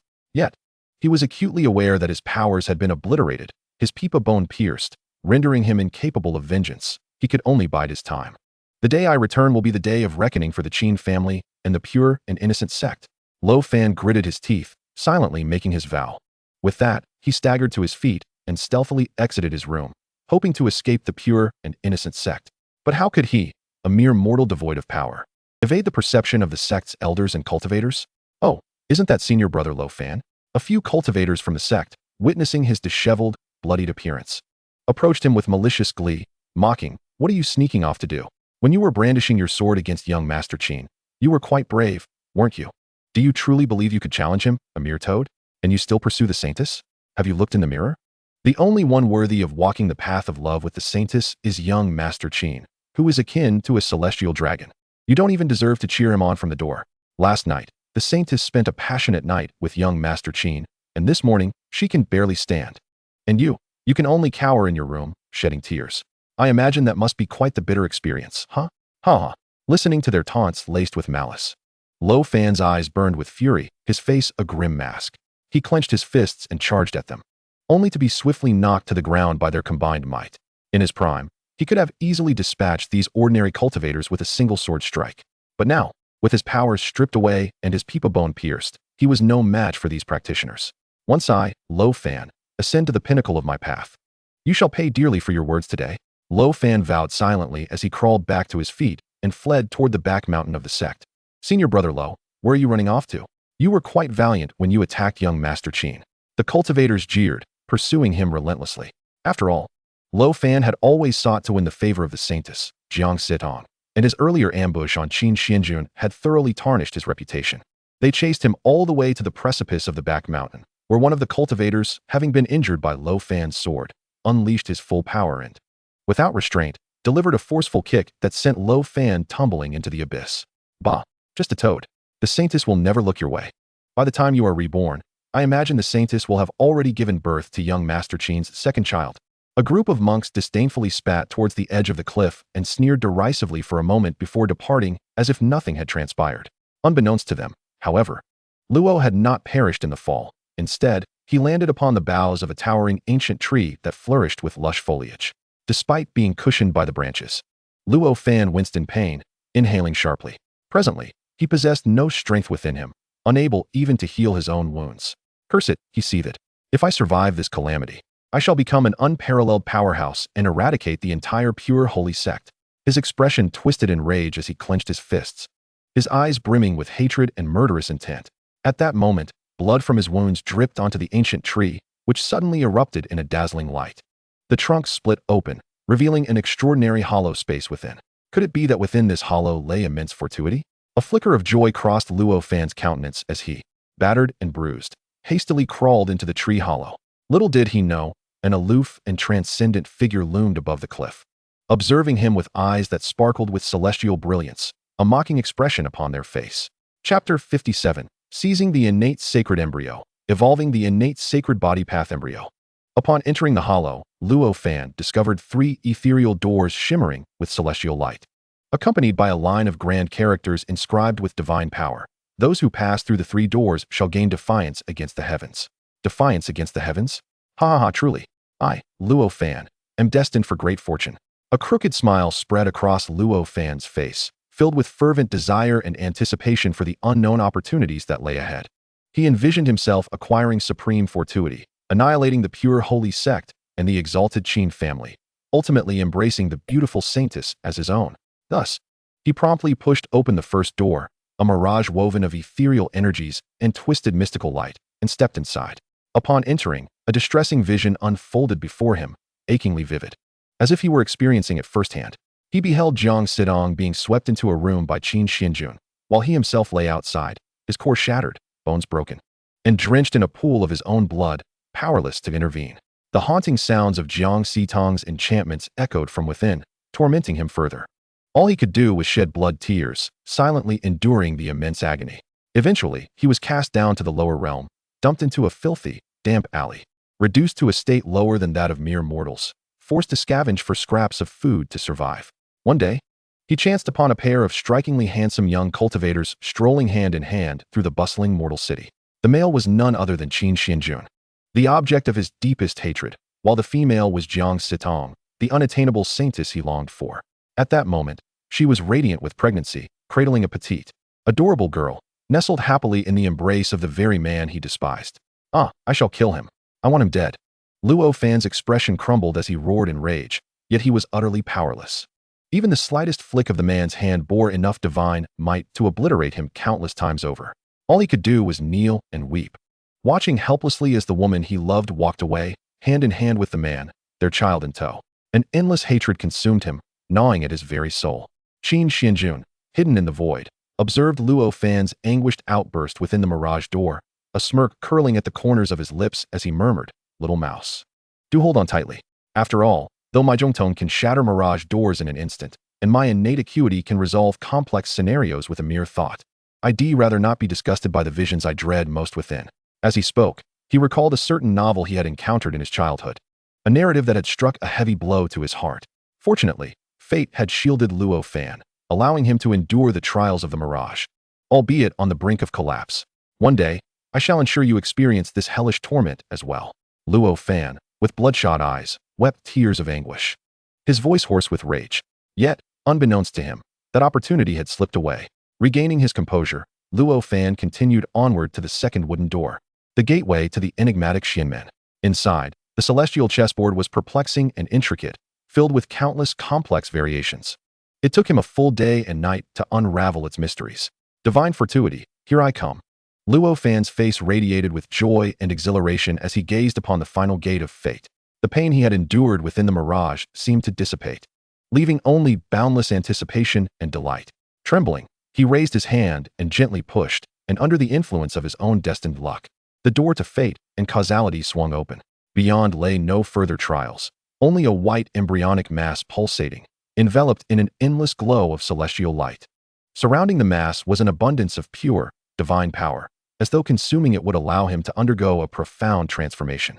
Could it truly be the innate sacred embryo? Luo Fan's eyes widened in astonishment, his face alight with joy. However, just as he reached out to touch the sacred embryo, a hand entwined with purple-black thunder and dragon-shaped crimson flames pierced through his chest. With a gasp, Luo Fan spat out a mouthful of blood, trembling as he looked down to see a gaping, grotesque wound where his heart and organs had been destroyed, the terrifying divine lightning and flames swiftly annihilating his corporeal form. "Damn it! Why are you here?" Luo Fan turned in horror to glare at Qin Xuanjun, his eyes ablaze with a murderous intent that felt tangible. "Thank you for assisting me in passing through the trials of the 3 divine wooden doors. I shall relish this innate sacred embryo and the essence of the pure holy saintess. By the way, I forgive you. Just be more careful in your next life." Qin Xuanjun remarked with a cold smirk, then without granting him any opportunity for reprisal, unleashed a torrent of divine thunder and dragon fire, obliterating both his body and soul into ashes, vanishing into the void. Ding! Host has slain the child of destiny, Luo Fan, earning 1,000,000 destiny points. Host, utilizing devouring heaven's sacred art, has successfully absorbed the innate sacred embryo, allowing the supreme path body to evolve and merge, transforming it into the chaos embryo, the precursor to creation, ranking among the top 3 innate sacred bodies of the 3,000 physical qualities. Feeling the surge of power within him and the divine aura of the sacred body, Qin Xuanjun stifled a yawn, rubbing his aching waist. Even in the chaos era, the innate sacred body was considered T0 level in terms of innate potential and power. Regrettably, in terms of combat prowess, it pales in comparison to the primordial sacred body. Chapter 58, Yi Tian's devious plot. Unbeknownst to him, everything has already been recorded by the recording celestial jade. After Qin Xuanjun completed the evolution of his innate sacred body Dao, he departed from the cliff of the back mountain and returned to his chamber with Shaolin, preparing to leave the immaculate sacred sect. After all, the plot of the fallen immortal valley has yet to unfold, and remaining here seems to serve no purpose other than to toy with the sect's saintess. He must devise a plan to outmaneuver Yi Tian. At this very moment, in the western divine region, within the grand hall of the Cloud Sky Dao sect, a man clad in a gray robe, his face concealed by an ancient, darkly patterned mask, sat proudly beside the sect leader, boasting with great confidence. Sect leader Yun. Ever since the Qin family leveraged resources from the ancient secret realm to rise to prominence, the entire western divine region has effectively become the dominion of the Qin family, with all factions bowing in submission. Yet, should your 2 great forces unite and covertly infiltrate the southern divine region, collaborating with the Tianyao Xiangong and the Hatsong evil sect, the so-called supreme divine clan, the Qin family, shall crumble under the weight of their enemies on all sides. Moreover, I am aware that a natural phenomenon will soon manifest in the vicinity of the immaculate sacred sect within the fallen immortal valley, heralding a tremendous opportunity. At that juncture, our 4 factions can merge forces and seize this opportunity, subsequently launching an assault to devour the immaculate sacred sect. Listening to Yi Tian's words, the members of the Cloud Sky Dao sect and the Batian divine sect displayed expressions of anticipation and covetousness. However, the leader of the Cloud Sky Dao sect, with a hint of concern, inquired young Master Tian. If we clandestinely enter another domain and ally with the notorious Hitsong evil sect, will the world not harbor resentment towards us and collectively ostracize us? In response, Yi Tian smirked, a glint of predatory coldness flashing in his eyes, and answered with unwavering confidence. What does it matter? When we ultimately unify the entire Western Divine region, a great scholar shall rise to defend our actions. By then, not only will we have allied with the Hitsong evil sect, but we could also abduct the beauties of the entire Western Divine region to serve as our subservience. Observing Yi Tian's unscrupulous masquerade and his alliance with two formidable foes and an evil sect, Luo Hanyu felt a twinge of disappointment in her heart. Yet she remained silent. Young Master Tian is indeed exceptionally astute and possesses unparalleled wisdom, praised the leader of the Batian divine sect, to which Yi Tian readily accepted the flattery, though his thoughts remained steeped in malice. Once I, Yi Tian, utilize you to seize the opportunity and rise to unify this shattered divine realm, I shall avenge the unjust persecution I faced in the ancient secret realm. But what if that prodigious young master of the Qin family and the myriad forces of the Qin family strike back, jeopardizing our opportunity? Yunxian stepped forward, concern etched on his face as he questioned Yi Tian. The latter scoffed, a shadow of disdain crossing his features as he replied, Humph. Qin Xuanjun and the Qin family will have no chance to act. A flicker of concealed darkness glinted in Yunxian's eyes as he pressed. Oh? What do you mean by that, young Master Tian? Yi Tian smirked again, casually stating, did he not just rescue that saintess of the Immaculate Sacred Sect and linger within her sect for some time? We can collaborate with the Hetsong evil sect, casting aspersions upon him and the Qin family, accusing him of colluding with external forces, coveting the beauty of the saintess and the vast resources of the Immaculate Sacred Sect, and preparing to dominate the entire Western Divine region after devouring the Immaculate Sacred Sect. Listening to Yi Tian's words, everyone present gasped in astonishment. Venomous. Truly venomous. Perhaps this deceit is riddled with flaws and somewhat illogical, yet lies often take root in the hearts of men, regardless of belief. Qin Xuanjun will find himself embroiled in a storm of self-justification, likely avoiding the southern divine region for an extended period to evade suspicion. Thus, our four factions can seize the imminent grand opportunity presented by the fallen Immortal Valley. After the discussion concluded, Yi Tian set off towards the Tianyao Xiangong and the Hetsong evil sect. In his estimation, one of these two factions held a deadly grudge against the Qin family, while the other bordered the territory of the Immaculate Sacred Sect, having long coveted its beauties, saintesses, and resources. He was confident they would not reject his proposal. How intriguing. Indeed, in the southern divine region, atop a towering peak within a forest, Qin Xuanjun stood silently at its summit, toying with a piece of recording celestial jade. Murmuring mockingly, it seems these little mice are not the mindless cannon fodder of web novels. They possess some understanding of utilizing cunning schemes and the forces of human nature.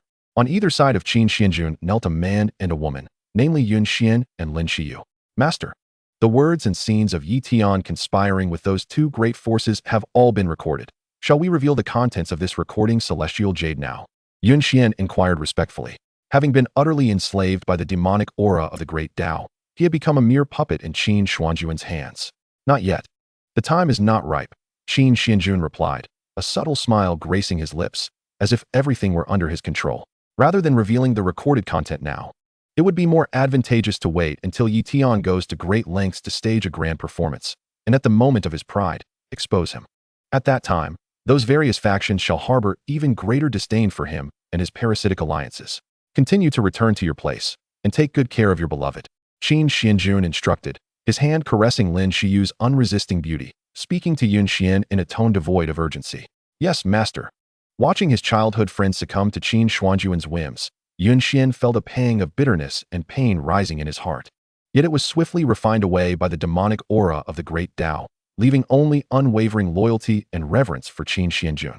In fact, witnessing his childhood friend being wantonly humiliated by Qin Xuanjun, he felt a sense of honor and thrill. Chapter 59, arriving at the Celestial Treasure Pavilion, intercepting the future Golden Empress. Subsequently, Qin Xuanjun traversed the pathways of time and space, manipulating the very fabric of reality, and in a flash, vanished from his location. In the southern divine region, outside a resplendent pavilion adorned with dragons and phoenixes, Yi Tian was in the midst of disguise. Clad in a gray robe and wearing an ancient, darkly patterned mask, silently observing the pavilion and the various treasures being presented by several auctioneers within. Master. Isn't the Celestial Treasure Pavilion a first-rate neutral faction that excels in trade rather than combat? What are we doing here? Yi Tian inquired, a hint of confusion in his voice. While the Celestial Treasure Pavilion may not excel in battle, it is highly proficient in resource trade, treasure auctions, and the procurement of celestial herbs, controlling a significant portion of the trading channels and auction resources throughout the southern divine region, especially when it comes to celestial herbs, divine flowers, and the essence of celestial stones. They are exceedingly wealthy, truly a premier special neutral force, Luo Hongyu explained with earnest emphasis. You might consider participating in the auction to see if you can strike a fortunate deal. After the auction, I shall utilize the alchemical and artifact forging techniques imparted by my esteemed master to showcase my prowess at the Celestial Treasure Pavilion. This endeavor may serve to foster connections and alliances with them, potentially allowing me to acquire rare and precious resources from their esteemed collection in the future. Moreover, through these connections, I could further ally with various factions within the Southern Divine Domain. Listening to Luo Hongyu's words, Yi Tian smiled wryly, his eyes gleaming with excitement. Indeed, my master's discerning intellect is unparalleled. I shall heed your counsel. Just as Yi Tian was about to eagerly step into the Celestial Treasure Pavilion, he was halted by Luo Hongyu's urgent call. Wait, do not enter just yet, she exclaimed, her tone laced with anxiety. Master, what troubles you? Yi Tian quickly concealed his presence, puzzled by her sudden concern. The man ahead, adorned with a dark mask inscribed with celestial patterns, instills in me an unsettling sense of foreboding, Luo Hongyu said, casting her gaze towards a figure slowly entering the pavilion.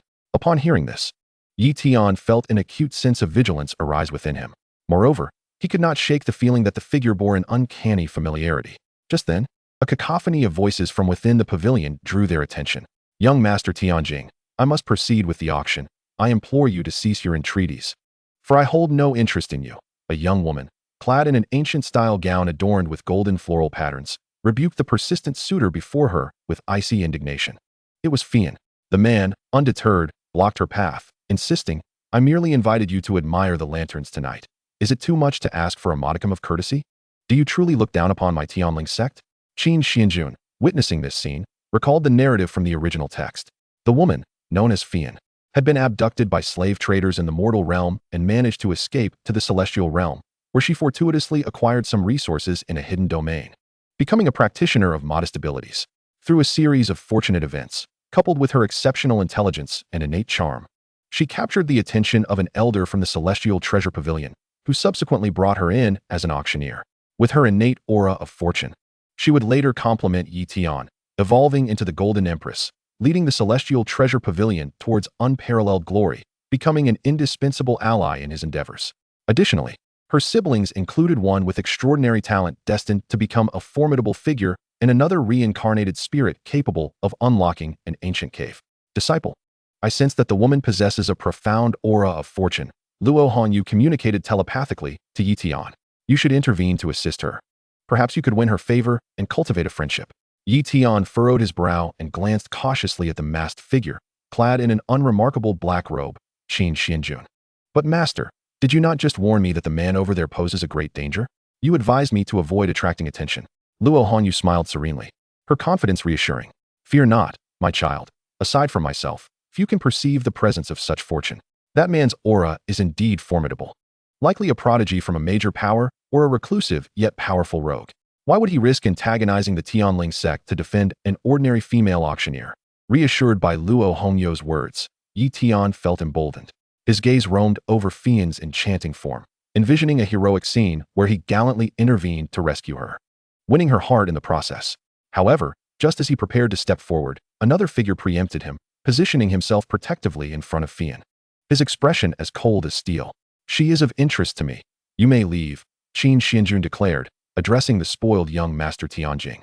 As Qin Xuanjun's words echoed, silence fell over the assembly, a palpable tension hanging in the air, reminiscent of the calm before a storm. Yi Tian's expression darkened as he realized someone had usurped his moment in the spotlight. Yet, he quickly composed himself, donning a look of schadenfreude as he observed the unfolding confrontation, secretly hoping for a clash that would leave both parties weakened, allowing him to swoop in and aid the auctioneer, thereby gaining her favor. Who are you to dare claim a woman chosen by young Master Jing, and to instruct him to leave? Do you seek death? Tianjing seethed, glaring furiously at the masked Qin Xuanjun. Meanwhile, Fian, hidden behind Qin Xuanjun, regarded him with a mixture of curiosity and confusion. She had often been pursued by the roguish Tianjing, and few would risk offending a first-rate power to defend her, fearing she would have been forcibly taken long ago were it not for the protections afforded by the Celestial Treasure Pavilion. Oh dear, this man is in for a rough time, someone mused. Indeed, young Master Tianjing's father is the sect master of the Tianling sect, wielding terrifying power at the quasi-emperor level. Why would anyone provoke him to play the hero for a mere woman? I suspect he's smitten by Miss Fian's beauty and, as a powerless rogue, is utterly unaware of the Tianling sect's might, hence his boldness, others whispered amongst themselves. As the atmosphere grew tense, the auctioneers, sensing the situation spiraling out of control, hurried to summon the elder steward. Daring to covet a woman I desire. Boy, I shall render you powerless and break your limbs, casting you aside. Tianjing's face twisted into a sinister grin as he gathered his power, ready to unleash his wrath. In response, Qin Xuanjun remained unfazed, producing a token that he displayed at an angle visible only to Tianjing, speaking in a calm voice. You believe your status as the young master of the Tianling sect makes you significant? I have encountered many elite heirs from top-tier powers, and when they see me, they defer respectfully. As for your so-called first-rate Tianling sect, in my eyes, you are but an ant, destined to grovel beneath the feet of true dominators. As Qin Xuanjun's domineering words echoed through the hall, onlookers braced themselves for the inevitable fallout. Yet, in a shocking turn of events, rather than retaliate, Tianjing unexpectedly knelt before Qin Xuanjun, his face contorted into a grotesque semblance of a smile as he began to kowtow. I beg your pardon, young master. My tone was a touch harsh. Please, call me Little Jing. The spectacle of Tianjing's exaggerated humility left the crowd in stunned disbelief. Even the tardy Zhang steward, who arrived at the scene, found his pupils constricting as he gazed upon Qin Xuanjun, his eyes rife with reverence and bewilderment. What manner of divine being could instill such fear in the young master of the heavenly spirit sect that he would kneel and confess his transgressions? With a trembling hand, Fian clutched the hem of her skirt, while her other hand delicately pressed against her rosy lips, her enchanting eyes shimmering with ripples of emotion. I shall spare your life. Begone, Qin Xuanjun remarked, merely casting a fleeting glance at the kneeling Tianjing before averting his gaze, his tone devoid of warmth. Thank you, esteemed young master, for your mercy. I shall take my leave at once. I vow never to disturb Miss Fian again, Tianjing stammered, nodding in awkward agreement before hastily rising and fleeing. Thank you for rescuing Fian, my lord. I shall forever cherish your kindness today, Fian expressed, bowing deeply to Qin Xuanjun. Her cheeks tinged with a delicate blush, exuding an air of both shyness and poise, her autumnal eyes glistening with allure. However, Qin Xuanjun remained impassive, displaying not a trace of infatuation or rapture, instead donning an expression of detached indifference. He was acutely aware that Fian's display of charm was a calculated facade, a means to win hearts and beguile the masses. He was not so easily ensnared. Fian, do not be disrespectful to our lord. Steward Zhang, observing Qin Xuanjun's disinterest, coughed awkwardly and feigned a reprimand toward Fian. It was my indiscretion. Please do not take offense, my lord, Fian humbly acknowledged, retracting her flirtation and bowing respectfully. Not at all. Kindly escort me to the auction hall. I wish to consign a few items and partake in the auction as well, Qin Xuanjun said, waving his hand dismissively, his demeanor serene. He understood that in the presence of merchants, the more one coveted something, the less one should reveal it. As he was led by Steward Zhang and Fian to the most opulent box in the auction hall, the onlookers remained in a state of shock, unable to comprehend the gravity of the moment. After all, this was the young master of the formidable heavenly spirit sect. How could he be so intimidated that he knelt without striking a blow? A cultivator preparing to participate in the auction muttered in a daze.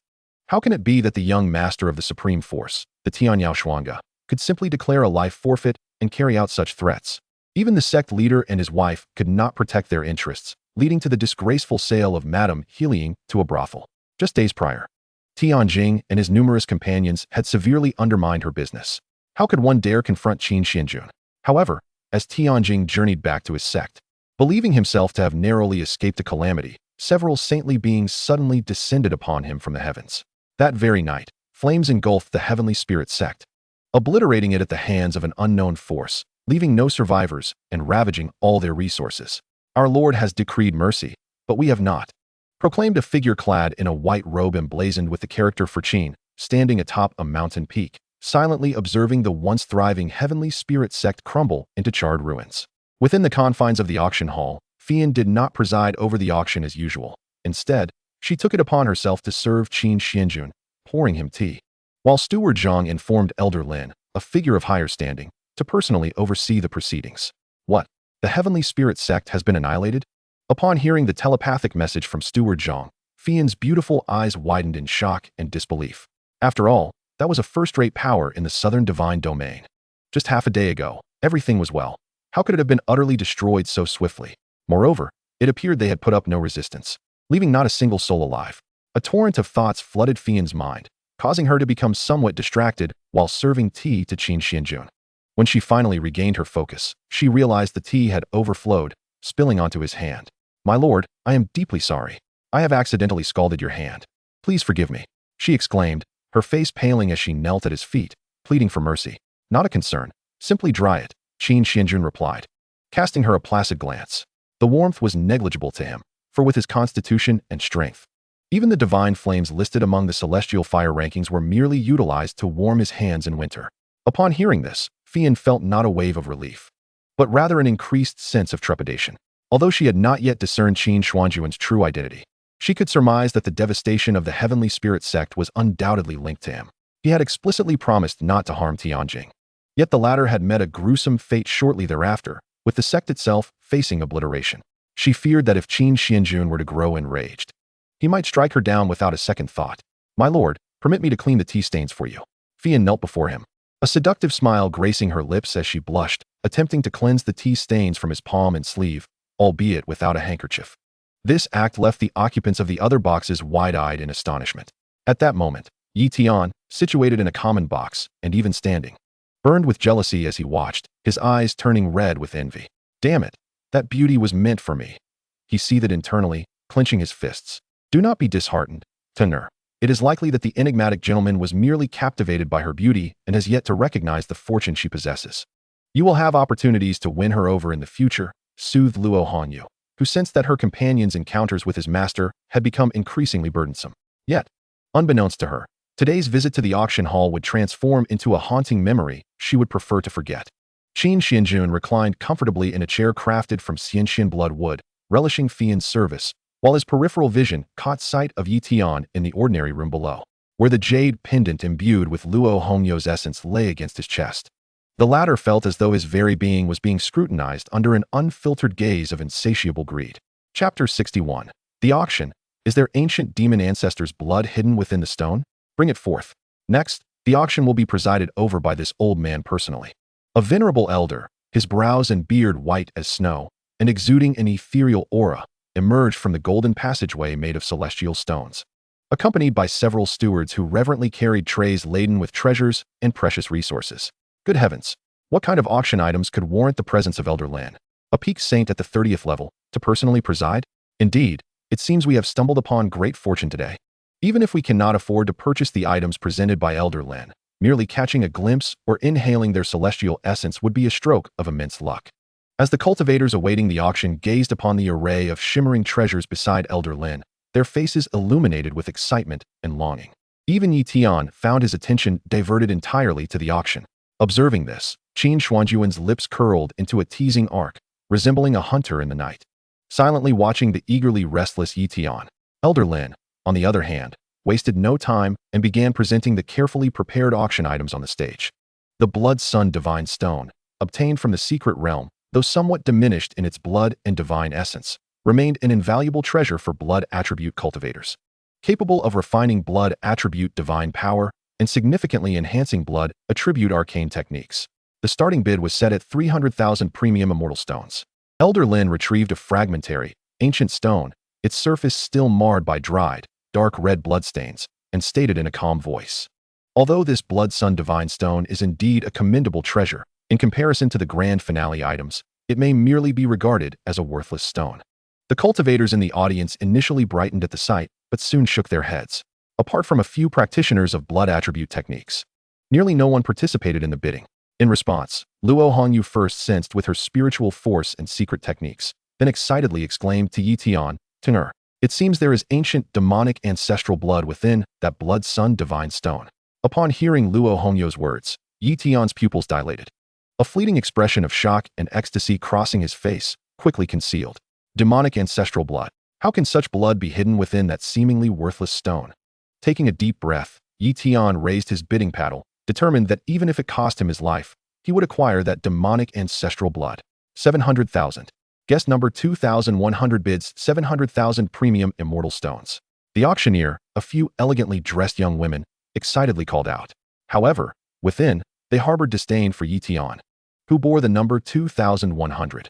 This pitiful, broke fool dares to squander 700,000 premium immortal stones on a stone of little use to anyone but blood attribute cultivators. Do you think he could be a shill? The audience exchanged bewildered glances as whispers circulated. No, a shill wouldn't be so foolish as to spend 700,000 premium immortal stones on a fragmentary blood sun divine stone. Only a monkey hired for amusement or a mindless idiot would do something so absurd.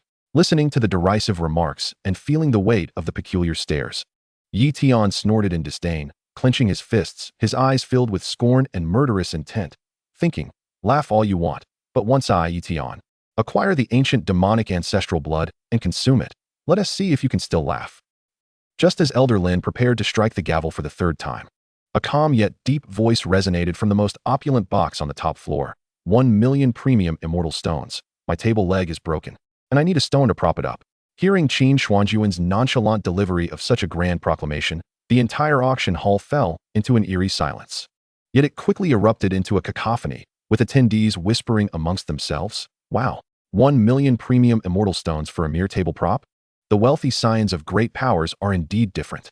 Spending 1 million premium immortal stones is like us spending a mere low-grade immortal stone. No, it's not that simple. I wonder if his family still needs stones for table props? I'd gladly be a table propping stone if they just give me a few leftover bites of divine broth. Hearing the astonished chatter and witnessing their envy and admiration, Yi Tian felt a pang of bitterness. Why was it that he was mocked for spending money on a worthless stone, while another was praised for doing the same? What a disparity in treatment. 1 million for the first time, 1 million for the second time sold. The Blood Sun Divine Stone was acquired by the esteemed guest in box number 1. Elder Lin, a cunning man, upon realizing that the bidder was the mysterious and immensely powerful Qin Xuanjun, hastily concluded the transaction, daring not to delay for fear of raising the bid. I haven't even bid yet. Are you not even pretending anymore? Yi Tian, watching the ancient demonic ancestral blood slip from his grasp, could no longer contain his fury and questioned indignantly. If you do not wish to continue bidding, then leave. If you want to continue, close your mouth and refrain from making noise in my immortal treasure pavilion. Elder Lin replied dismissively, casting a disdainful glance at Yi Tian. Feeling the terrifying aura of a saint emanating from his opponent, Yi Tian clenched his fists in frustration, unable to voice his anger. Elder Lin, clutching the Blood Sun Divine Stone, swiftly teleported to the VIP box, his demeanor shifting from cold indifference to obsequious warmth as he said, "Friend, here is your Blood Sun Divine Stone." Qin Xuanjun nodded slightly, accepting the fragmentary dark red stone, and replied with a calm smile, "Thank you, Elder Lin." "No need for thanks, young friend," Elder Lin said, waving his hand, though beads of cold sweat formed on his forehead. As a saint-level expert, he could clearly sense several even more powerful saint-level presences lurking in the shadows, as if to say that should he dare to act against the man before him, he would face dire consequences. Such existences. I must only befriend the immortal treasure pavilion, never offend, Elder Lin silently thought. Soon after, the auction resumed. Yi Tian, dejected and silent, felt a surge of hatred and murderous intent swelling within him. Concurrently, he sensed that everything that once belonged to him seemed to be slowly slipping away. The subsequent auction items failed to pique Yi Tian's interest until Elder Lin announced several grand finale items presented by a distinguished guest: the Blood Soul Sacred Spirit Flower, the Divine Spring Sacred Water, and the Supreme Divine Elixir, 9 turns Dragon Emperor Pill. Elder Lin raised the 3 trays with spiritual force and announced loudly. And at that moment, the auction atmosphere reached its zenith. Tianer, the Blood Soul Sacred Spirit Flower is the top-tier treasure I have been seeking to restore the soul. The Divine Spring Sacred Water is equally precious, capable of refining and enhancing a cultivator's foundational aptitude. While the 9 turns Dragon Emperor Pill is said to condense 9 dragon energies around oneself, greatly amplifying one's strength. These 3 treasures are exceedingly rare and invaluable.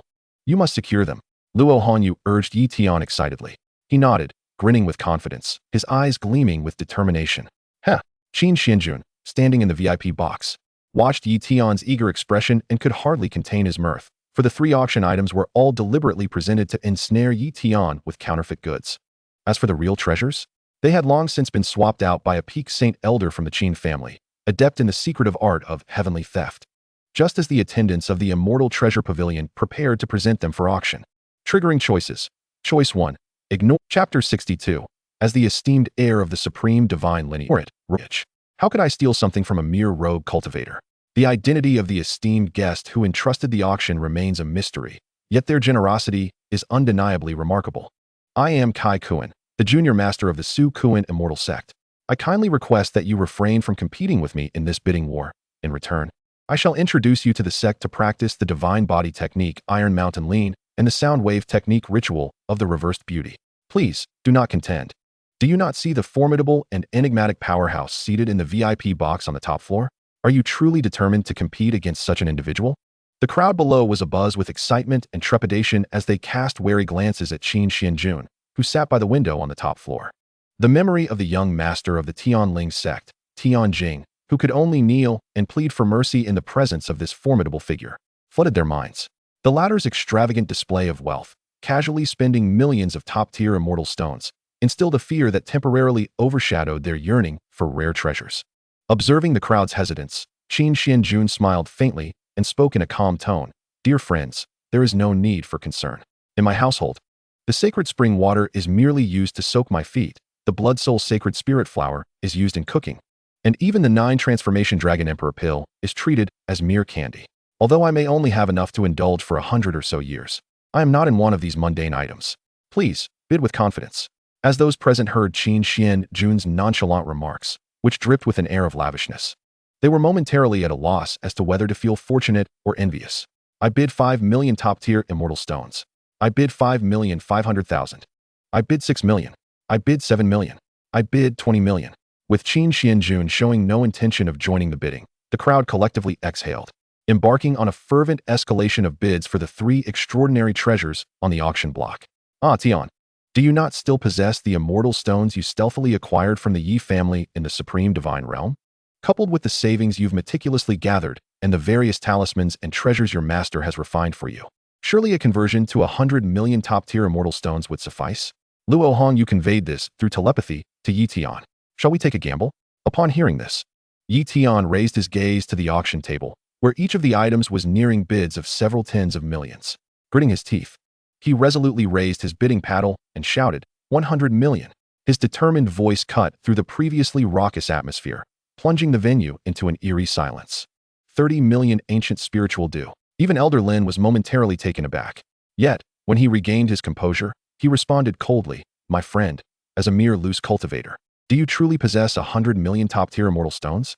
Should you make a wild bid and fail to produce the requisite stones, the consequences will be beyond your capacity to bear. This provocation ignited Yi Tian's ire. With a crooked smile, he retorted, is it not laughable that someone in the VIP box can casually offer 1 million top-tier immortal stones, and you would fawn and flatter them? Today, I shall show you what true depth looks like. However, as he reached for his waist, he found that his storage pouch had mysteriously vanished. Young master, the storage pouch at his waist is now in my possession. However, when I employed a secret technique to pilfer it, a powerful spirit force emanating from him seemed to have detected my actions. In the void, the peak powerhouse possessing the heavenly theft technique transmitted thoughts to Qin Xuanjun, who responded indifferently, no matter, simply observe. No one will believe that the young master of the Supreme Clan, the Qin family, would stoop so low as to steal from a mere loose cultivator. Damn it, who stole my storage pouch? Come out, show yourself. Yi Tian's face turned a shade of furious crimson as he squatted down, wailing uncontrollably. The crowd erupted in laughter, mockingly commenting, this person has truly lost his mind. If you lack funds, just admit it. Why pretend to be wealthy? Indeed, only a peak powerhouse could evade Elder Lin's keen perception and pilfer items. What sort of figure would bother to steal from an ordinary cultivator? As Yi Tian listened to their derision, his eyes grew increasingly bloodshot. When he learned from Luo Hongyu that a hidden peak powerhouse from the VIP box had employed a thieving technique against him, he abruptly looked up, his gaze locking onto Qin Xuanjun, who was sipping tea by the window and smiling teasingly at him. It is him. It must be him.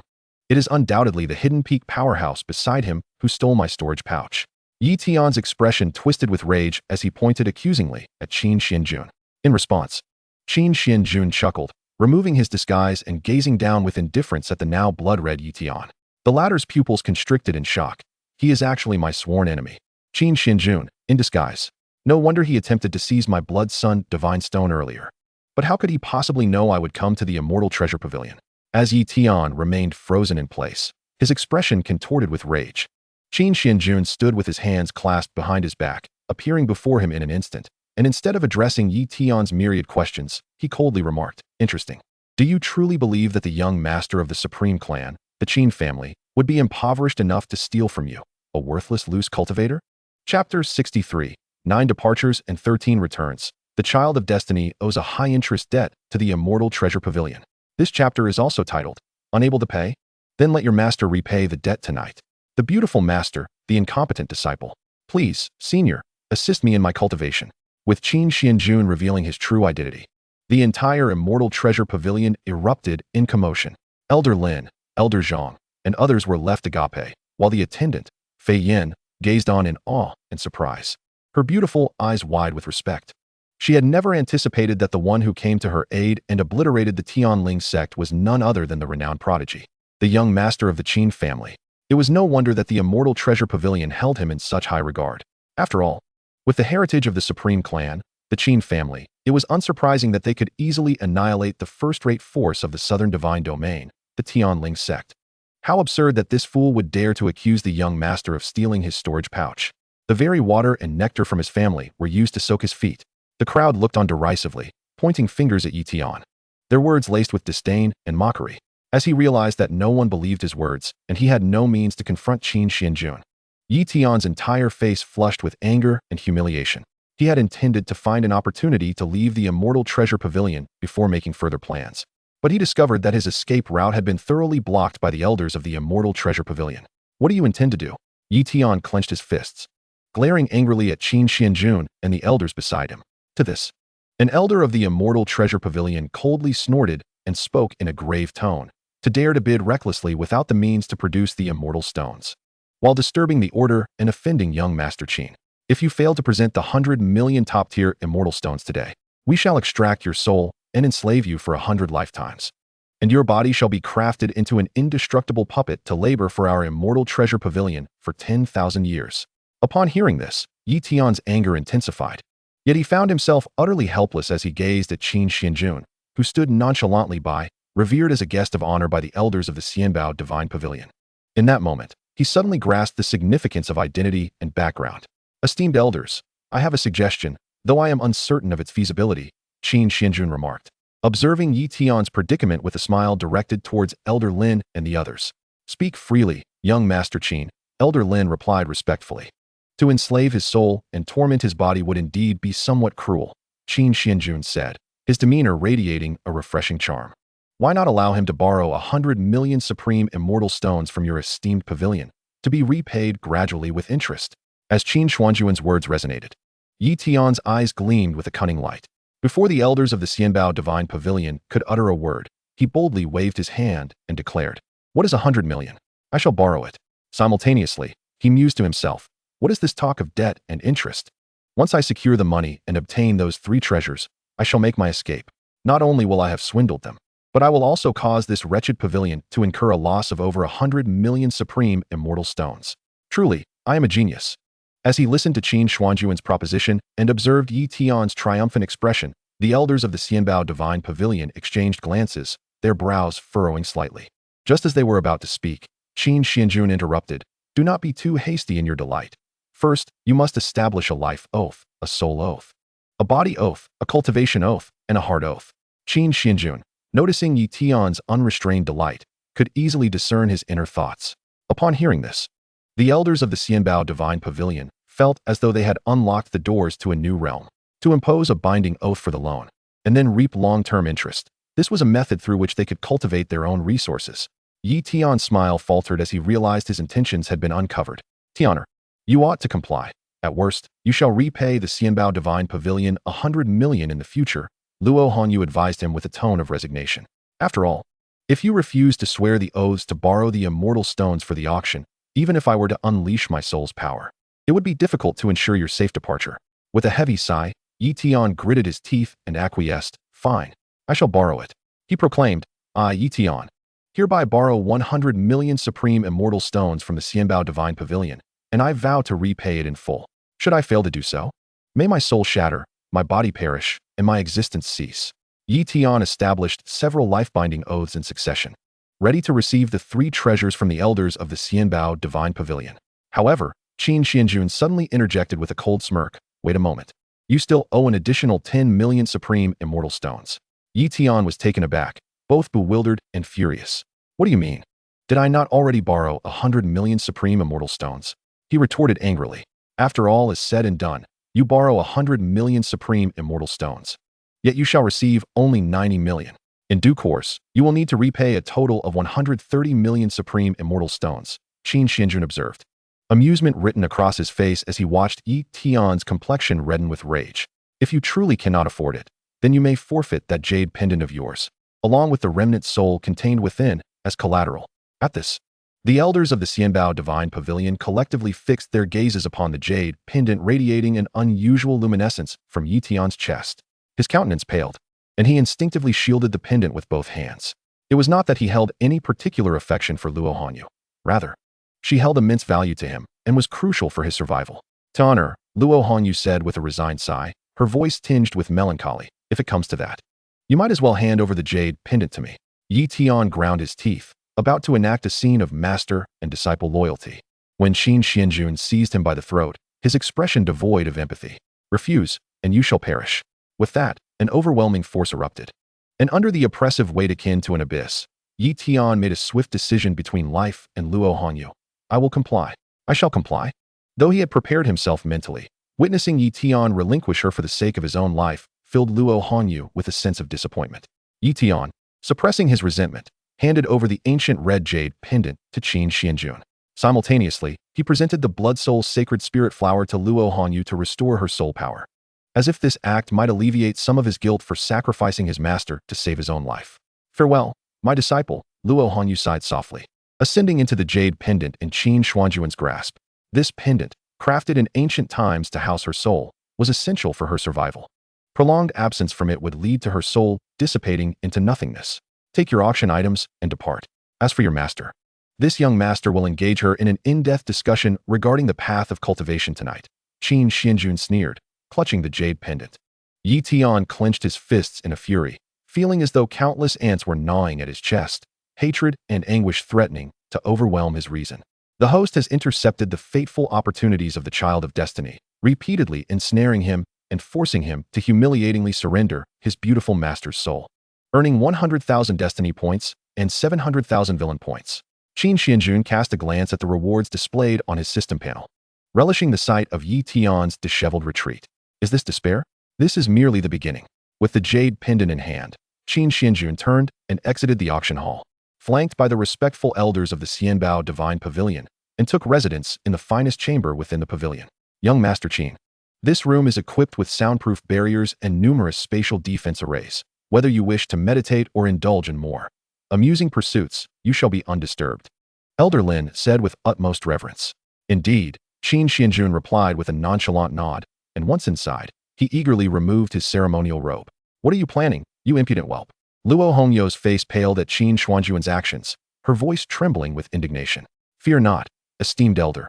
I merely wish to take a bath, Qin Xuanjun replied, a teasing smile gracing his lips as he entered the bathroom. Watching him depart, Luo Hanyu did not allow herself to relax in the slightest. During her time in the pendant, she had witnessed firsthand Qin Xuanjun's cunning, treacherous, and ruthlessly vile nature. He was the epitome of a true villain. He surely plans to bathe before turning his malicious intentions upon me. No, I cannot remain idle.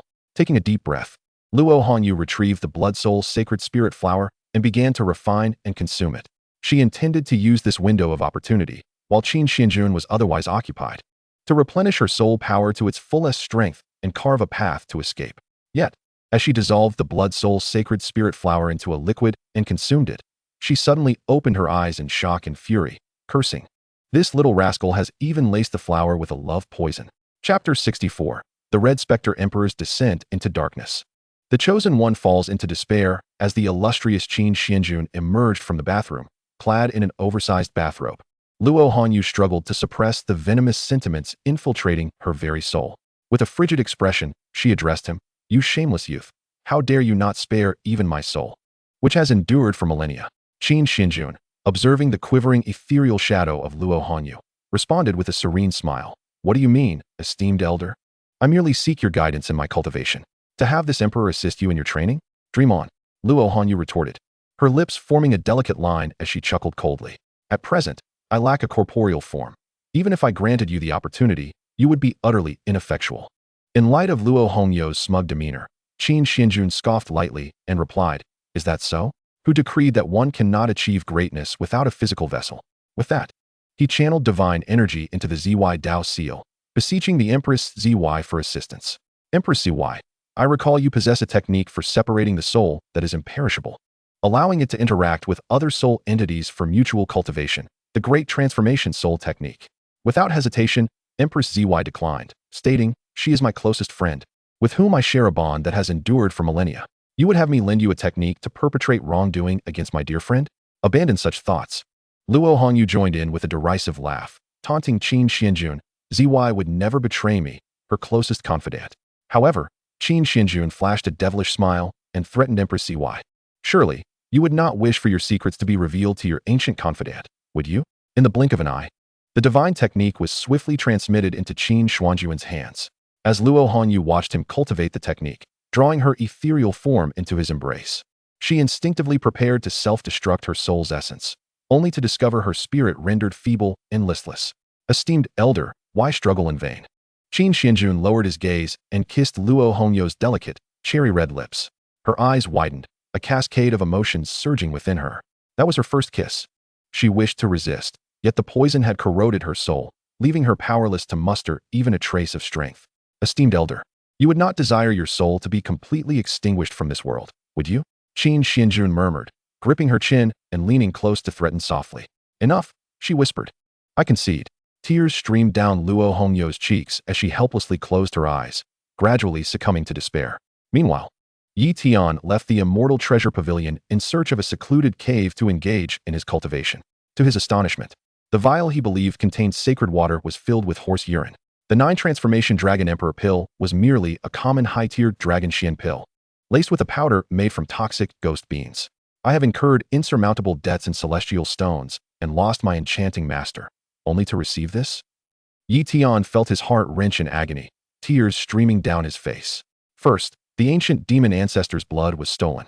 Then he accrued debts in excess of 1,000,000 top-tier celestial stones, and now his revered master, the beautiful deity known as the Red Spectre Emperor, was lost. Even the sacred water and the 9-transformation Dragon Emperor pill he had painstakingly secured turned out to be frauds.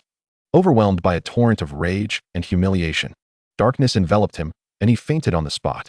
The following day, within a chamber of the Immortal Treasure Pavilion, Qin Xuanjun stood by the window, relishing the cool breeze. While he observed Luo Hongyu, curled up in a corner, weeping helplessly with her legs drawn to her chest. He draped a new red-patterned phoenix gown over her shoulders and, in a playful tone, remarked, Esteemed elder, there is no need for such sorrow. Setting aside the facts, you must admit, you are rather enjoying this, are you not? Upon hearing his words, Luo Hongyu's face flushed with anger, and she raised her hand, preparing to unleash her soul's power to strike Qin Xuanjun. Yet he, with a serious expression, proposed, How about a wager? Chapter 65. Your master has long since betrayed you. What are we wagering? Luo Hongyu inquired, her lips pursed, her expression a blend of coldness and helplessness as she gazed at Qin Xuanjun. You wager that I will allow you to return to Yi Tian. While the question remains whether he would believe and accept you, Qin Xuanjun articulated, his tone laced with mockery. Are you serious? Absolutely. Do you have any regrets? Only if you do. What are the stakes? If I lose, you regain your freedom. If I win, you shall remain by my side, loyal to me for eternity, with no chance of betrayal. And if I leave, then leave, but do not expect the elders at the pinnacle of the sacred realm to refrain from pursuing you. Very well, I shall take my leave, but do not forget to unlock the spatial array of this room. My soul is still in agony. Done, the array is lifted. Bah, shameless youth, you are destined to lose. In their brief exchange of banter, Luo Hongyu, her cheeks flushed, spat at Qin Xuanjun, and swiftly departed. Young master, are we truly letting her go? What if we lose the bet? An elder of the Qin family cautioned Qin Xuanjun with a worried expression. With a mocking smile, Qin Xuanjun retorted, Do you think I am the type to lose and accept defeat like a good-natured fool? In a world where the strong prey upon the weak, a wager is merely a game for the powerful to toy with the powerless. As he spoke, he harnessed the divine power embedded within the counterfeit pill to manifest a humanoid apparition before Yi Tian. Upon seeing the familiar figure suddenly materialize before him, Yi Tian recoiled in horror, preparing to unleash his escape technique to tear through space. However, Qin Xuanjun called out with a grin, "Yi Tian, your master exchanged her body to please me in exchange for my promise not to kill you. Why do you flee?" Hearing Qin Xuanjun's words, Yi Tian abruptly halted, turning to glare at him in fury. "What have you done to my master?" Qin Xuanjun smiled nonchalantly. "Nothing much, just spent the night with her." Upon receiving the answer he dreaded most, Yi Tian erupted in rage, channeling his divine energy toward the apparition of Qin Xuanjun before him. Yet that apparition merely waved its hand, effortlessly dispelling the energy Yi Tian had gathered. Why? Why can't I even defeat a mere phantom of his divine energy? Is he truly that invincible? Yi Tian, watching his own energy dissipate into a myriad of luminous specks, hung his head in dejection, betraying the once proud and unyielding spirit within him. "I have yet to reveal the truth about your master, and you are already in despair?" Qin Xuanjun observed Yi Tian's dejected countenance, his tone dripping with mockery. "In truth, your master has long since betrayed you." At these words, Yi Tian's head snapped up, his eyes wide with rage as he bellowed, "Impossible! Absolutely impossible!" With a calm smile, Qin Xuanjun continued, "Are you not curious as to why I have always known where you are and what you intend to do? Are you not curious as to how I came to know that the Blood Sunstone harbors the essence of the demon Ancestor's blood? Are you not intrigued by the fact that, despite being aware of the immense value the Blood Spirit Sacred Flower holds for your master, I deliberately chose not to obstruct your bidding? Are you not puzzled as to why the elixir and the holy water were swapped, leading to your downfall?" Listening to Qin Xuanjun's every word, laden with piercing intent, Yi Tian struggled to contain the surging tide of rage and suspicion within him. Through clenched teeth, blood seeping from the cracks, he managed to utter 3 words, "Not curious." Seeing that his objective had been achieved, Qin Xuanjun flashed a sinister smile. Sensing the impending approach of Luhongyu, his ephemeral form began to dissipate, leaving behind a final mocking sneer. "Are you not curious as to how your master, a mere remnant of a soul, could so effortlessly break through the encirclement of several peak Holy Realm experts from the Qin family and return to you unharmed? Disciple, I have returned. How have you fared? Have you consumed the holy water of the divine spring and the 9 revolutions Dragon Emperor pill?" Luhongyu entered the cave, a smile of survival gracing her face as she inquired with concern. However, Yi Tian's sharp gaze quickly caught sight of her disheveled hair, the lingering sheen of sweat, her freshly changed attire, and the unmistakable aura and power of that man entwined within her spirit. "Cursed be it, Master, no. This vile woman has indeed betrayed me, even willingly merging her spirit with that accursed man." Yi Tian's eyes turned blood red, a feral snarl escaping his lips as he barked at Luhongyu. "Have you returned to mock me, or do you intend to continue lurking by my side, using your spirit to please that man while divulging my whereabouts and secrets to him?" Listening to Yi Tian's relentless accusations and witnessing the terrifying countenance he wore, Luhongyu instinctively took a step back, her voice laced with confusion and anger. "What is this attitude? I have always treated you well. When have I ever betrayed you?" In response, Yi Tian let out a derisive laugh, his tone frigid as he retorted, "Do not feign innocence. Your very demeanor disgusts me. All my actions have been revealed to Qin Xuanjun by you, haven't they? That demon Ancestor's blood from the immortal treasure pavilion was only sought after because you transmitted your thoughts to him, prompting him to recklessly bid a fortune against me. Even the holy water of the divine spring was swapped for horse urine, and the 9 revolutions Dragon Emperor pill was tainted with a laxative. Don't you dare claim ignorance." As Yi Tian's words dripped with hatred and fury, Luhongyu found herself momentarily at a loss for words, helplessly shaking her head, her voice a haunting melody tinged with disappointment and despair. "What you say, Master, I truly do not know. I have always valued promises and loyalty, and once I took you as my disciple, I have never harbored ulterior motives." To this, Yi Tian scoffed disdainfully, his cold laughter ringing out. "Is that so? Then do you comprehend why that Qin young master has yet to strike me down? He cannot possibly know that I possess the destiny of fate, nor can he be aware that the great opportunity soon to emerge from the fallen immortal valley, the 9 heavens immortal gate, is a legacy left by an ancestor of my Yi family, one that only I, with the destiny of fate and the bloodline of the Yi family, can unlock. He cannot possibly know of the life-saving restriction planted within me by a 7-turn, 9-stage ancestor of the Yi family during my childhood. Surely, he cannot know everything, can he? And you cannot, with just a remnant of a soul, so easily breach the blockade of so many peak Holy Realm experts from the Qin family to return to me. Can you?" Gazing at the now silent Luhongyu, her face ashen, Yi Tian's expression grew increasingly sinister and frigid. "You shameless woman. who willingly uses your spirit to please the enemy in exchange for survival while continually undermining me. You still dare to claim you have not betrayed me. Prepare to meet your end. Yi Tian unleashed the 7 transformations of the divine demon change, raising his hand to condense the eternal divine demon array, augmented by 1,000,000 burning divine talismans crafted from the Tianyao divine fire, intending to refine Luhongyu's remnant soul into nourishment for the array, condemning her to become a mere puppet of the formation, forever stripped of the hope of resurrection. Yet, Luhongyu, having battled Qin Xuanjun's spirit fiercely the night prior, found herself unable to muster the strength to resist, and could only despairingly close her eyes, tears streaming down her cheeks. She never anticipated that Yi Tian would choose to trust an enemy over her. She never thought that a lifetime of goodwill and promises would culminate in her disciple's betrayal and her own complete heartache. Junior, you have won. A bitterly beautiful smile formed on her lips as she prepared to accept her fate, to be consumed and refined by the ancient forbidden array that she was so adept at countering. But at that moment, an unexpected turn of events occurred. A spectral figure of spirit manifested, wielding the power of time and space to rupture the void, directly transporting itself before her, its demeanor gentle yet tinged with mischief, wrapping her in its embrace. Senior, from now on, you shall remain by my side for eternity. Chapter 66. The unblemished sacred sect falls into captivity? No rush. Let us first allow them to descend into despair. Observing the sudden appearance of Qin Xuanjun, who shielded Luhongyu in his embrace, Yi Tian's expression twisted into a fierce snarl. Yet he felt utterly powerless. After all, the opponent's strength far surpassed his own, even if he were to wield the incomplete supreme imperial weapon, the divine killing spear, and employ his imperial spear techniques. He held no confidence in overcoming his adversary. As for the sacred corpse puppet he had acquired earlier, it would be nothing but fodder against the multitude of Holy Realm elders from the Qin family. Is this shameless pair of dogs so blissful in their spiritual union? Yi Tian clenched his fists, gritting his teeth as he spoke coldly. I, Yi Tian, shall one day personally slay you both. With that, he turned and fled the cave without looking back, while Luhongyu did not spare him a glance, merely casting a complex gaze upon the strikingly handsome face of the man who had taken her spiritual purity, her heart swirling with tumultuous emotions. Her cheeks flushed as she murmured, "Are you satisfied now? It's all you're doing. Senior Qi, you need not be sorrowful. I am a man of responsibility." Qin Xuanjun teased with a smile. "Humph. Your fiancée from the lower realms traveled great distances to seek you.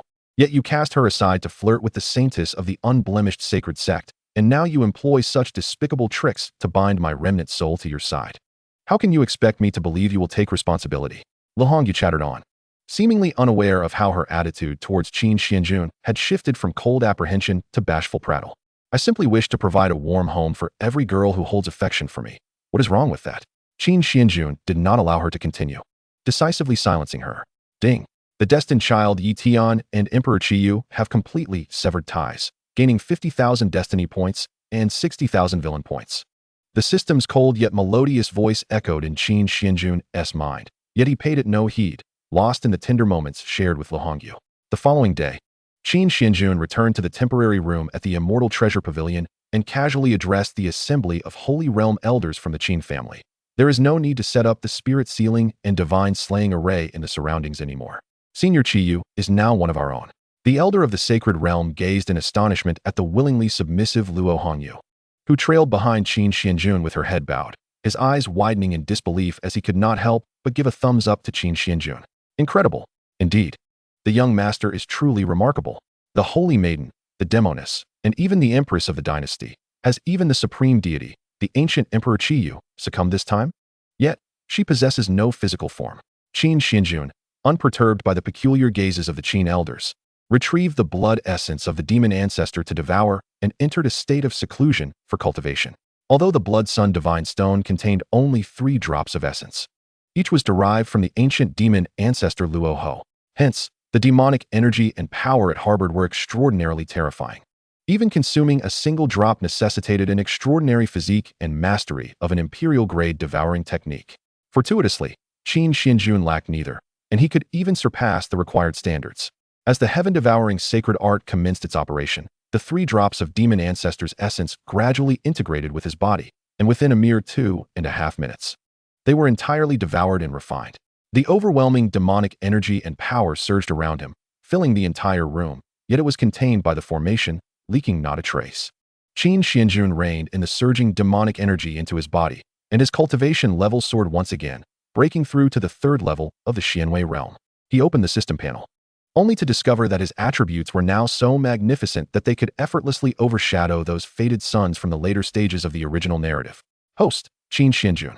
Cultivation realm, third level of Xianwei realm.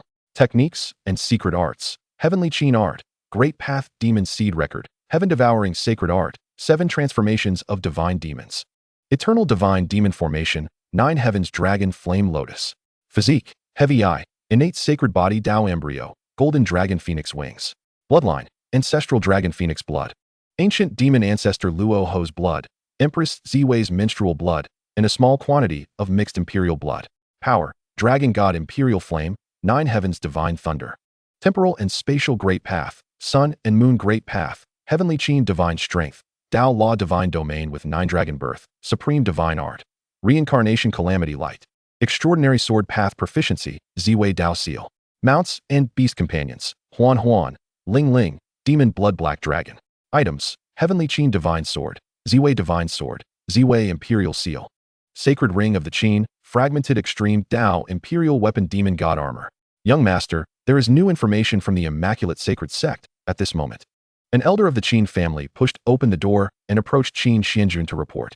The Hahuan evil sect has long harbored ill intentions towards the Immaculate Sacred Sect, while the Tianyao Xin Pavilion has secretly allied with the Xishan domains dominating Heaven Divine Sect and the Yuntian Dao Sect, having stationed countless powerful beings both inside and around the Immaculate Sacred Sect, with faint traces of multiple ancient forbidden formations appearing and flickering. Upon hearing this, Qin Xuanjun smiled indifferently. There is no rush. Embellishing a flower is never as effective as providing timely assistance. Let the Immaculate Sacred Sect first descend into despair, and we shall act later, reaping the benefits as opportunists. Meanwhile, within the Immaculate Sacred Sect, in the main hall, the Hahuan evil sect has repeatedly dispatched powerful beings to lurk at the borders of our territory. They must be plotting something grand. The sect master of the Immaculate Sacred Sect, seated upon the high altar, inquired gravely of those below. Do any of you have a countermeasure? Hearing this, the elders below exchanged confident smiles. Sectmaster, you worry too much. The terrain surrounding our Immaculate Sacred Sect is easily defendable and difficult to attack. The border territory is protected by the fallen Immortal Valley and countless divine barriers. Unless a major incident occurs in the fallen Immortal Valley that leads to the destruction of those barriers, or multiple dominant forces attack simultaneously, even if 2 or 3 dominant forces come at us, we remain unperturbed. Listening to their self-assured rhetoric, the sect master of the Immaculate Sacred Sect furrowed his brow, feeling an increasing sense of unease. The reason was simple. Having been a dominant force for far too long, coupled with the absence of any threats capable of challenging the Immaculate Sacred Sect, the elders and prodigies had grown complacent, almost forgetting the blood and turmoil that accompanied the sect's establishment. Thus, the sect master turned to gaze at the holy maiden Jiang Sitong, the precious gem of their sect, painstakingly cultivated with immense resources, a source of pride for both him and the sect. Brother Xuanjun has come to find me, and he even teased me. Jiang Sitong's lips curled upward in a smile, her face flushed with shyness and happiness, as she giggled foolishly, seemingly oblivious to her surroundings, lost in the warmth of their previous encounter. Alas, this child is hopeless. The sect master of the Immaculate Sacred Sect sighed resignedly, a dark line appearing between his brows. Musing, perhaps I should arrange for that Qin young master to break up with this silly girl, so she can have a moment to cool off. Chapter 67. Kneel and meow like a cat, and I shall grant you a supreme divine pill. My lord, these pills are indeed far too precious. I cannot accept them. Fian protested, kneeling on the ground in service to Qin Xuanjun. However, she was startled when he casually pulled a supreme divine pill from his sleeve and tossed it in front of her, causing her to gasp in astonishment. That was a supreme divine pill. How could he treat it like refuse? Take it. I usually consume these pills like candy, and I've grown somewhat weary of them. Qin Xuanjun remarked with a gentle smile as he observed the astonished Fian. If you meow like a cat, I shall feed you a supreme divine pill. How about that? Fian, initially intent on maintaining her dignity and refusing such pet-like flattery, found herself swayed by the sheer generosity he displayed. Moreover, she could later offer these pills to her younger siblings in the lower realms. Meow, meow, meow. Fian respectfully raised her little hand, bending her fingers into a cat paw, her enchanting eyes shimmering as she emitted adorable meows, playfully teasing Qin Xuanjun, oblivious to the bustling corridor of the Immortal Treasure Pavilion around them. Acquired 100,000 shock points from bystanders, 300,000 shock points from the elders of the Immortal Treasure Pavilion. Witnessing this, the surrounding cultivators could not help but shed tears of envy and jealousy. How infuriating. He actually made the beautiful Miss Fian meow like a pet for him? Alas, another day of envy for the scion of a powerful family. Shall we also meow like cats? Listening to the murmurs around him, Qin Xuanjun's lips curled into a teasing smirk as he casually remarked, "Anyone who meows like a cat will receive a divine pill from me for free." Instantly, the entire Immortal Treasure Pavilion erupted with the sounds of let's meow together. Meow, meow, meow. Countless pills, which might seem exceedingly precious to ordinary people, were casually tossed by Qin Xuanjun to the onlookers, who eagerly knelt on the ground, scurrying to collect them like chicks pecking at grains. "Young master, what is the meaning of this?" The elders of the Immortal Treasure Pavilion looked at Qin Xuanjun with puzzled expressions. He shrugged, his tone nonchalant as he chuckled. "What can I say? It's just that Qin Xuanjun is an exceptionally good person." Only the several peak elders of the sacred realm, observing the scattered pills, exchanged knowing glances. Perhaps even they, in their esteemed existence, could only faintly sense that something was amiss with those pills, yet they could not discern the nature of the issue. The young master is scheming a grand strategy. Their eyes narrowed, a glimmer of insight flashing through them, watching the crowd that left the Immortal Treasure Pavilion. Laden with treasures, still remembering to express their gratitude to Qin Xuanjun, the elders felt a sense of restlessness. Had it not been for the dignity of the Sacred Realm elders, they too would have wanted to meow like cats. By the way, in a few days, the Celestial Treasure Pavilion is indeed preparing to unveil the Dan Array Conference for the younger generation in collaboration with various forces from the Southern Divine Domain, isn't it? Qin Xuanjun, while cradling the delicate Yin in his arms and savoring her imported tea, casually inquired. Upon hearing this, the elders of the Celestial Treasure Pavilion were instantly taken aback, their faces reflecting sheer astonishment. Though the Dan Array Conference is an annual grand event in the Southern Divine Domain, allowing cultivators aged 18 to 25 to participate regardless of their origins, the timing of its commencement remains unspecified. They had only just finalized the schedule, and here was this young master, Qin, demonstrating such remarkable insight that he could even uncover their internal secrets. Elder Lin wiped the cold sweat from his brow with his sleeve and replied with a respectful bow. "Indeed, it is as you say, young Master Qin. Then, I would appreciate it if you could inform Lord Yufei when the time comes. I shall personally attend the Dan Array Conference and present you with a tremendous surprise," Qin Xuanjun declared, playfully toying with Shi Yan's soft, fair fingers, his demeanor exuding an arrogant and carefree mirth. The strategic maneuvers concerning the Southern Divine Domain will undoubtedly commence from the Celestial Treasure Pavilion. Meanwhile, on the following day, Yi Tian learned of the impending Dan Array Conference. Eagerly, he summoned the formidable figures and influential individuals from the Tian Yaoxian Pavilion and the Hehuan evil sect to his side. Confidently thumping his chest and grinning with a crooked smile, "Ladies and gentlemen, you must be present at the Dan Array Conference in a few days. I shall deliver a monumental surprise." Ignoring their puzzled expressions, Yi Tian swaggered away, chin held high, hands clasped behind his back. When it comes to alchemy, he possesses ancient alchemical secrets and unparalleled prowess. In terms of formations, he wields the ancient Forbidden Array, the eternal Divine Demon Array, as his trump card. Although Qin Xuanjun may have left him feeling inferior in terms of strength, he surely couldn't have mastered both alchemy and formations, could he? Surely not. Chapter 68. Who prompted your master to strive so hard last night? 3 days later, as the Dan Array Conference officially commenced, the major dominating forces of the Southern Divine Domain, along with countless smaller factions and wandering cultivators, gathered at a grand plaza known as the Holy Sky Plaza. Curiosity abounded regarding who would emerge victorious as this year's champion of the Dan Array Conference. Indeed, especially since our Southern Divine Domain lacks a dominant force proficient in the art of Dan Arrays. If a prodigious talent from some faction or a remarkable wandering cultivator were to claim the championship, they could potentially attract a substantial network of allies. The spectators around the plaza chattered. However, their conversations were soon interrupted by the appearance of celestial vessels aglow with radiant light, or divine palanquins drawn by magnificent nine-headed beasts, or scenes where the very fabric of space shattered with each step of the arriving figures, creating a dazzling pathway. The leaders of the Celestial Treasure Pavilion, the Tian Yaoxian Pavilion, the Hehuan Evil Sect, the Nine Thunder Divine Cult, and the Holy Land of Great Flame had all personally come to witness the Dan Array Conference. Could it be that a peerless genius in the art of Dan Arrays was participating in this event? Observing the terrifying and profound auras of these figures, the crowd was filled with astonishment. Yi Tian, donning a disguise with a mask, soared to the competition stage with an air of aloofness. His gaze swept over the elders of the Celestial Treasure Pavilion and the renowned Lord Yufei at the helm. A shadow of cold light flickering in his eyes as he silently mused. In the past, you dismissed me, Yi Tian, at the auction. Today, if I can astound everyone at the Dana Ray conference and rise to prominence, you shall be compelled to bow before me, apologizing for your previous disdain, begging me to concoct pills and craft formations for your Celestial Treasure Pavilion.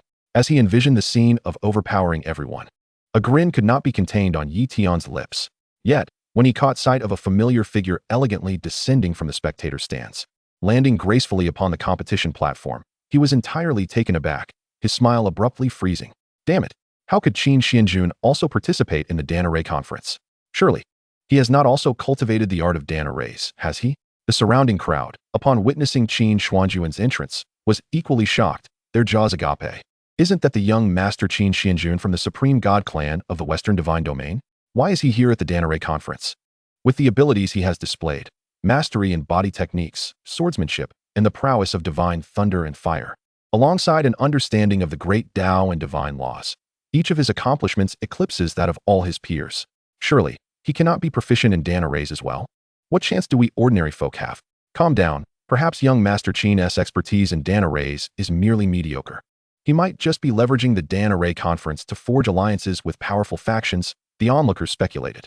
Even the elders of the Qin family and the prodigies like Qin Xia exhibited expressions of astonishment and disbelief, silently chastising. Our young master clearly has the ability to rely on the art of seduction, yet he insists on toiling away, striving for his achievements? Brother Xinjun, do you really have knowledge of the Dana Ray path? Qin Ruoshi, clinging to Qin Xuanjun's arm, asked with a perplexed expression. Xianxiahan, equally astonished, felt a flush of crimson on her cheeks as her mind raced with thoughts. Could it be that he was deliberately concealing his talents in his past life? Perhaps there exists a terrifying entity that has its sights set on him and the Qin family, compelling him to hide his true gifts? And in his past life, when he dug up my supreme bone and forced me away from the family, was it truly to protect me? Xiao Linxue clenched her skirt in helplessness, feeling a pang of inadequacy. My husband can do everything, while I can only play with ice and utilize different divine ice against various foes. Xue Fengyao, with her legs crossed, felt a flicker of pride. He is indeed the man I have chosen. Although I had to pay a heavy price to gain support from the Qin family, it was all worth it. Xue Fengji and Tang Yuan exchanged glances, their eyes sparkling yet hesitant, unable to meet the gaze of the extraordinarily handsome Qin Xuanjun. Only Lu Ruyan, understanding and compassionate, expressed concern. Brother Xuanjun, mastering so many paths to their pinnacle must be exhausting. You truly don't have to push yourself so hard. Unlike other women who merely praise your greatness, I genuinely feel for you. Even if you didn't possess such terrifying brilliance and unparalleled strength, I would remain by your side. Upon hearing this, a dark line formed between Qin Xuanjun's brows, and he thought to himself, were it not for my familiarity with the original text, I might have genuinely believed this white lotus, cunning vixen, and schemer, Rian, as Qin Xuanjun found himself surrounded by an assembly of stunning beauties. Not only was Yi Tian envious, but even the other alchemical prodigies preparing to compete could not help but feel a twinge of jealousy. Relish your moment of pride. Just wait and see how I shatter your glory and radiance when I manifest my astonishing talent in the dual paths of alchemy and formations. All the enchanting women by your side shall be captivated by me. Yi Tian cast a shadowy glance at the beauties surrounding Qin Xuanjun, an intense mix of envy and greed flickering in his depths. Once Yi Tian rises to power and exacts his revenge, these beauties shall undoubtedly become his playthings. Next, I hereby declare the commencement of the Alchemy Assembly. Those of suitable age and talent are invited to the stage to partake in the art of alchemy. Various grades of medicinal materials will be displayed, and the individual who concocts the highest grade elixir within the span of 1 hour shall emerge victorious. The elder presiding over the assembly proclaimed in a resounding voice. As his words echoed, countless prodigies ascended the stage to select their ingredients and utilize the cauldrons provided for the alchemical process. Allow me to demonstrate to you what true alchemy entails. After meticulously selecting his materials, Yi Tian simultaneously placed them into the cauldron, his remarkable and deft alchemical skills leaving the audience in a state of astonishment, even drawing expressions of shock and admiration from the esteemed Yufei and several leaders of powerful factions. This allowed Yi Tian to reclaim the confidence and pride he had previously lost. In stark contrast to the eager prodigies, Qin Xuanjun appeared remarkably laid back.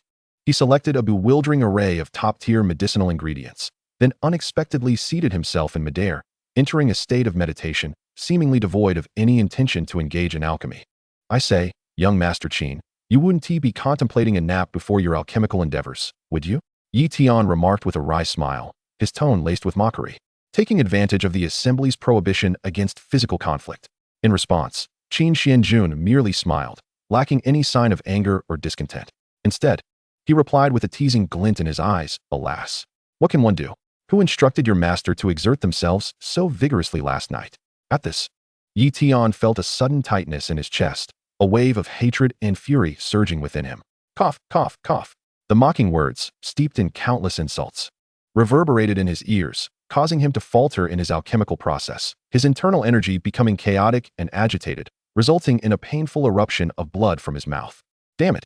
You two wretches. I, Yi Tian, shall ensure you meet 1,000 deaths in the future. Yi Tian inhaled deeply, forcing himself to regain composure. Meanwhile, Luo Hongyu, flushed with indignation, conveyed her frustrations to Qin Xuanjun telepathically. Why do you feel the need to reveal everything? At this rate, I appear to be the sort of frivolous woman. Qin Xuanjun ignored her, continuing his silent meditation. System, exchange for alchemical prowess. System, enhance my abilities. Increase my capabilities to the utmost, until they smoke. You, young man, are quite something. Ignoring messages is quite rude, you know? Hey, you're not actually feeling intimidated, are you? Luo Hongyu asked, glancing at Qin Xuanjun, who was deep in contemplation, with a hint of concern. Perhaps even she herself was unaware of why she had started to care for Qin Xuanjun. Chapter 69. You can't even compare to a single hair of him. What is young Master Qin doing? I don't know. Is he meditating or napping? At this rate, he might not even have time to concoct a low-tier elixir. The onlookers gazed in astonishment at Qin Xuanjun, floating in meditation with closed eyes, their expressions filled with disbelief. Meanwhile, the fragrant incense on stage was rapidly burning down. Young Master Qin, perhaps I should lean in and assist you with your alchemy? Though there is a risk of detection by saint-level powers, it would be better than producing nothing at all. Luo Hongyu voiced her concern to Qin Xuanjun. Do not rush me. I am still in hiding. Qin Xuanjun replied calmly, his mind racing as he fully absorbed the alchemical teachings imparted by the system. Humph. Continue to play your part, Yi Tian scoffed coldly, skillfully regulating his fire and refining his elixirs. The ethereal light flickered, and the aroma of the elixir spread throughout the arena. In the astonished gazes of the crowd, an exquisite celestial-grade elixir, the ascending transformation pill, surged with immense and pure power, charging across the contest platform. Narrowly caught by the elder overseeing the assembly before it could escape. Celestial grade. He actually managed to concoct a celestial-grade ascending transformation pill? That elixir can directly enhance a cultivator's innate talent and significantly amplify their strength. The audience was captivated, turning their attention to Yi Tian and the radiant elixir before him. With a sly grin, Yi Tian proclaimed, "You flatter me. Young Master Qin is still concealing his abilities. Compared to him, I am merely showing off." As he spoke, he cast a shadowy smile at Qin Xuanjun, not out of humility, but rather seeking to overshadow him with this display. In response, Qin Xuanjun telepathically sent 4 words that caused Yi Tian to erupt in fury once again. Your mother truly is a harlot. The elders of the Celestial Treasure Pavilion and the esteemed Yu Fei regarded the dazzling Yi Tian and the ever-silent Qin Xuanjun with furrowed brows, their hearts racing with anxiety. It seemed even the discerning Yu Fei had erred in her judgment this day. I have heard that the young prodigy wearing a mask once visited your esteemed pavilion, only to be suppressed, driven away, and even forced to make a dead oath. The master of Tian Yaoxian Pavilion and the leader of the Hehuan sect remarked with a mocking tone directed at Yu Fei and others. Just as the elders of the Celestial Treasure Pavilion were about to retort angrily, an unexpected turn of events occurred on stage. Qin Xuanjun suddenly opened his eyes and rose slowly, his hand enveloped by countless mysterious alchemical energies, which gradually coalesced into the ethereal image of an alchemical cauldron. He then utilized this ethereal cauldron to perform alchemy from a distance, casting all selected materials into its depths, employing the dragon flame to melt and refine them. In an instant, a thread of pure and immensely potent life essence was birthed within the elixir, transforming into the majestic silhouette of a 9 heavens divine dragon. Radiating boundless divine light, its fragrance wafting for miles. With its eyes gleaming, it broke free from the surrounding array's restraints and soared towards the distant horizon. The alchemical energies coalesced, gathering into the cauldron, as he conducted alchemy from afar, the divine fire melting and refining, giving rise to the 9 heavens divine dragon, which summoned a celestial phenomenon. Young Master Qin's alchemical prowess has evidently reached a transcendent level. The elder presiding over the assembly's expression shifted dramatically as he unleashed the power of a top-tier saint, managing to seal the 9 heavens divine dragon and transforming it into an exquisite divine elixir that floated gracefully in his palm. Ding! The host displays formidable alchemical prowess, producing a supreme divine elixir, earning 200,000 astonishment points from Yitian, 500,000 from the surrounding crowd, 300,000 from Luo Hongyu, and astonishment points from various dominant factions. As Qin Xuanjun observed the staggering accumulation of astonishment points on his panel, he retrieved the remaining mid-tier divine elixir liquid from his concoction and mockingly addressed Yitian. You think you're impressive just because you produced a supreme celestial elixir? The elixir I crafted from leftover materials is of a higher grade than yours. At this moment, Yitian's earlier pride had evaporated, leaving only an overwhelming sense of fury and envy that twisted his once handsome features. Damn it, that vile woman truly betrayed me long ago. How could she even impart her knowledge of alchemy to him? And that Qin Xuanjun managed to master the extraordinary art of alchemy so swiftly. Could it be that the wretched woman had already surrendered herself to him a long time ago? Yitian's countenance darkened as he clenched his fists, whispering amidst the shadows enveloping the floating celestial platform. Luo Hongyu was equally taken aback. This was her second shock since being afflicted by the poison of love. When did she ever teach Qin Xuanjun the art of alchemy? Yet during the subsequent array contest, Yitian, leveraging the amplification secret technique, 7 transformations of divine demons, and the eternal divine demon array, effortlessly crushed a multitude of prodigies. His confidence surged once more. Even if I am inferior to him in alchemy, the title of champion in this array contest must surely belong to me, right? After all, that wretched woman, my master, cannot possibly have imparted the array techniques to him as well. With a crooked smile, Yitian silently envisioned a future where he would rise to prominence. However, the next scene utterly shattered his defenses. He beheld Qin Xuanjun ascend the floating celestial platform once more, his entire being radiating the chaotic divine power unleashed by 7 transformations of divine demons. With a mere gesture, a colossal eternal divine demon array, 100 times larger than the one before him, descended from the heavens. Countless souls wailed and roared within the array, an oppressive force that made everyone present tremble. How could you also master 7 transformations of divine demons and the eternal divine demon array? Yitian pointed at Qin Xuanjun, his face a mask of horror and confusion. Memories of being wronged in the ancient secret realm of Tianzhou Mountain in the western divine domain flashed through his mind. Could it be that the other party had already? How could I have also mastered it? Qin Xuanjun taunted with a smirk. That was, of course, when your master and I fused our souls, and she personally imparted it to me. Luo Hongyu exclaimed, when did I ever teach you? Her confusion was palpable. This is infuriating. Yitian, in a fit of rage, gritted his teeth, his eyes bloodshot, and hoarsely roared at the jade pendant embedded in Qin Xuanjun's chest that contained Luo Hongyu. Luo Hongyu, what makes him better than me? Why did you even teach him the later stages of 7 transformations of divine demons and the eternal divine demon array? What gives him the right? Is it merely because he is the scion of the Qin family? Or does he possess some unique talent? Listening to Yitian's impotent rage and the twisted expression on his face, Luo Hongyu felt a flicker of anger within her. She chuckled self-deprecatingly, as if mocking her past choice of such a disciple. Her tone turned icy as she replied to Yitian, cease your wailing. You can't even compare to a single hair of the Qin scion. Hearing Luo Hongyu's admission that she deemed Qin Xuanjun superior, Yitian's anger surged, causing him to spit a mouthful of blood in anguish. The eternal divine demon array he maintained was effortlessly shattered by Qin Xuanjun. The backlash from the array combined with the turmoil of his inner demons left him half kneeling on the ground, filled with resentment and jealousy as he helplessly watched Qin Xuanjun bask in the overwhelming cheers and praises of the crowd. Crowned as the champion of the Alchemy and Array Conference, adorned with the illustrious title of dual supremacy in both disciplines, glory that rightfully belonged to him. Subsequently, the elder of the Alchemy and Array Conference announced, this year's champions of the Alchemy and Array Conference are both claimed by the scion of the Supreme Divine Clan, Qin Xuanjun. The elder approached Qin Xuanjun with an expression of admiration, patting him on the shoulder before presenting him with the reward for first place. He handed over a storage ring filled with abundant resources, tossing it casually into the Qin family's sacred ring. After all, he lacked nothing but the legacies from ancient secret realms or mystical palaces, which might prove beneficial to him. This is a divine-grade, tranquilizing and nurturing pill. Who among you desires it? Qin Xuanjun offered the freshly concocted pill to Xiao Clan and the others. They turned crimson with embarrassment, haughtily refusing. Yet when Qin Xuanjun casually tossed it into the air, they immediately unleashed their full divine power, vying for the single pill. The leaders of the four dominant factions, Tianyao Xingwei, Hehuan Evil Sect, Yuntian Dao Sect, and Batian Divine Sect, glared at the resplendent Qin Xuanjun, their eyes flashing with icy murderous intent. However, they refrained from any rash actions, retreating alongside Yi Tian in a state of disarray.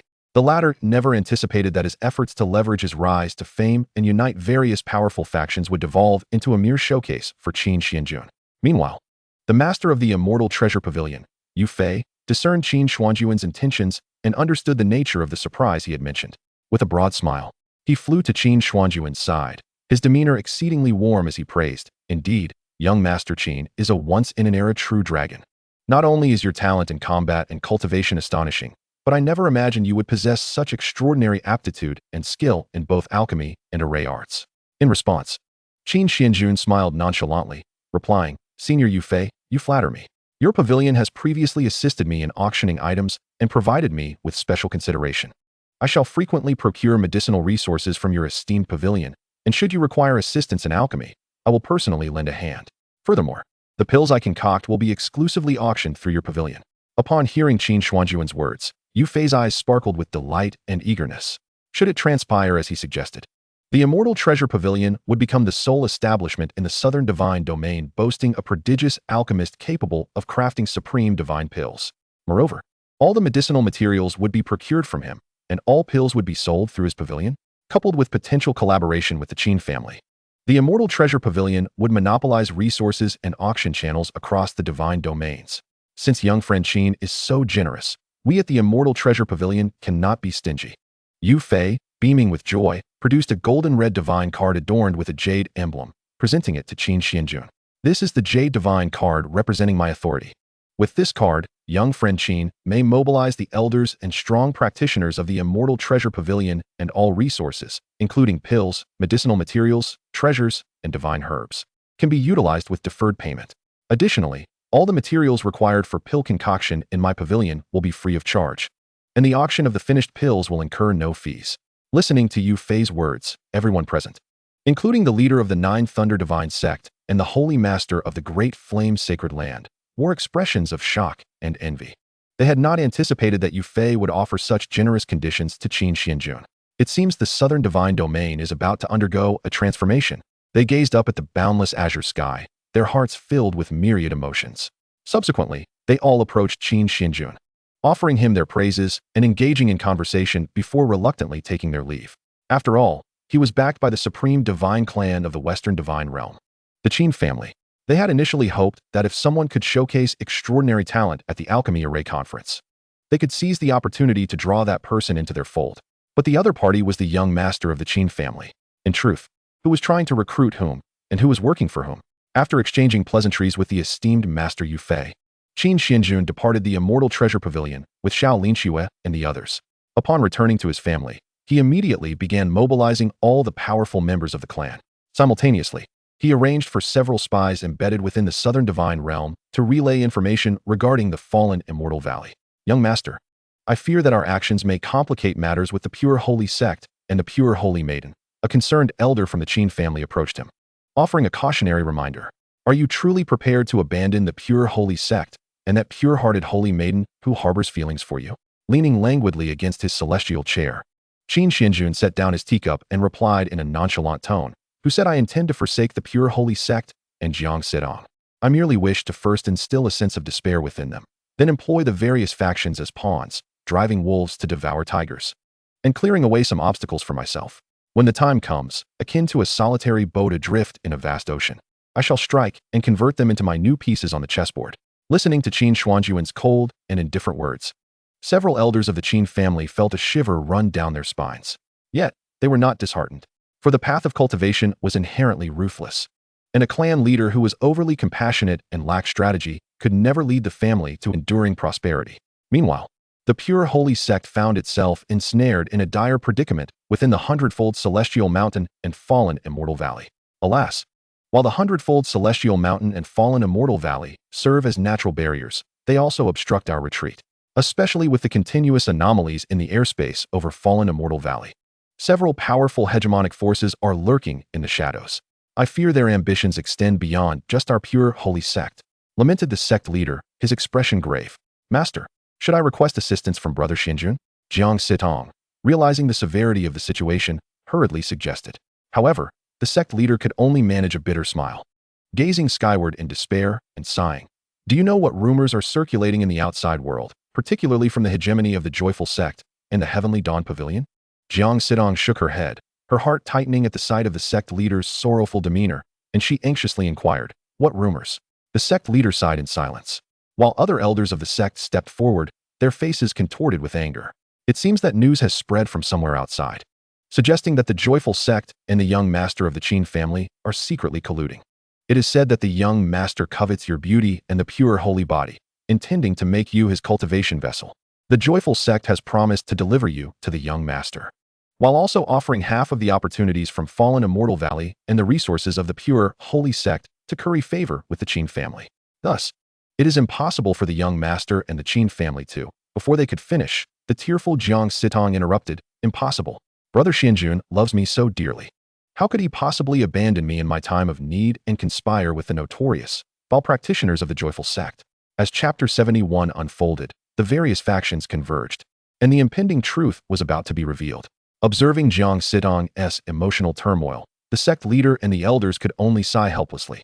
Meanwhile, the cultivators in the sect's plaza gazed up at the roiling dark clouds above, their faces etched with unease and fear. Initially, when the joyful sect's members were merely lurking nearby, they felt a sense of disdain and indifference. However, when the joyful sect, the Heavenly Dawn Pavilion, and even the Yuntian Dao sect and the Ba Tian Divine sect from the Western Divine Realm dispatched powerful cultivators to conceal themselves, surrounding the hundredfold celestial mountain and sealing off all exits, they finally recognized the gravity of the situation. In the heart of the hundredfold celestial mountain, within the fallen Immortal Valley, Yi Tian sat cross-legged atop a massive rock, swallowing a healing elixir to quell the turmoil of his disordered divine energy and the pain inflicted by the backlash of the formation. Young Master Tian, what if the treasures of the fallen Immortal Valley emerge and the young master of the Qin family arrives with peak experts from the Qin family to seize them? An elder from the Heavenly Dawn Pavilion asked with trepidation, recalling how Qin Xuanjun had once personally crippled Tian Yang's lower body before ruthlessly roasting Tian Hui, leaving a deep psychological scar on them. Humph, what is there to fear? Yi Tian scoffed, a sinister smile curling on his lips. I have already spread rumors, slandering him as someone who covets the pure holy maiden's body and the resources of the pure holy sect. If he comes, he will bear the blame. If he does not, we shall gain the fortuitous opportunities and swallow the entire pure holy sect. Upon hearing this, Fan Hao, the young master of the joyful sect, took out a mirror to examine his delicate, pale features, speaking in a low, somber tone. Once we breach the pure holy sect, the pure holy maiden shall be mine to enjoy. Tian Yang, the eldest son of the Heavenly Dawn Pavilion, chimed in, count me in. Though I may not be human, I will ensure that he pays a terrible price for this. His expression contorted with malice as he hissed. Rest assured, it is a guarantee, Yi Tian said eagerly, wrapping his arms around their shoulders, while in his heart, he coldly plotted, the pure holy maiden's essence must belong to me. Yi Tian, what right do you have to compete with me? I shall seize the opportunity to eliminate you and claim your resources and powerful members for my own. In the midst of their conversation, ethereal and elusive celestial lights suddenly cascaded from the heavens, enveloping the airspace above the fallen Immortal Valley and coalescing into a shimmering sea of silver celestial light. The golden rays refracted by the celestial sea extended outward, bathing the hundredfold celestial mountain and fallen Immortal Valley in endless golden brilliance. I didn't expect the treasures of the fallen Immortal Valley to manifest so soon, Yi Tian exclaimed, his face alight with exhilaration and excitement as he gazed at the dazzling celestial sea hovering above.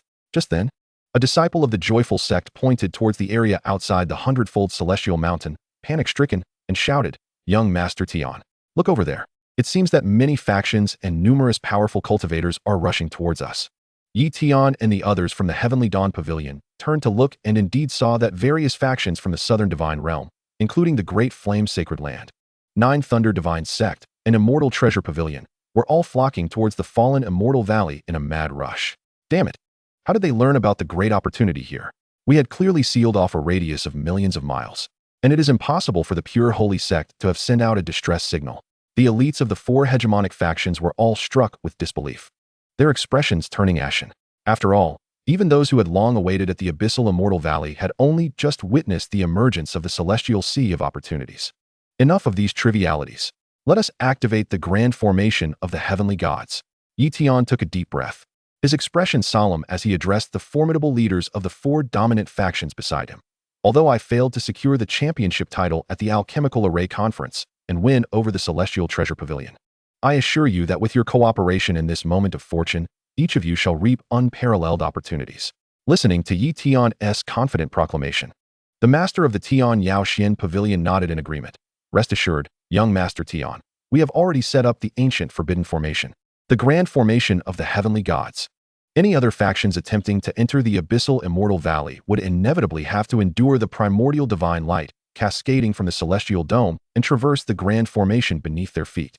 The master of the Ba Tian divine sect interjected with a sinister grin.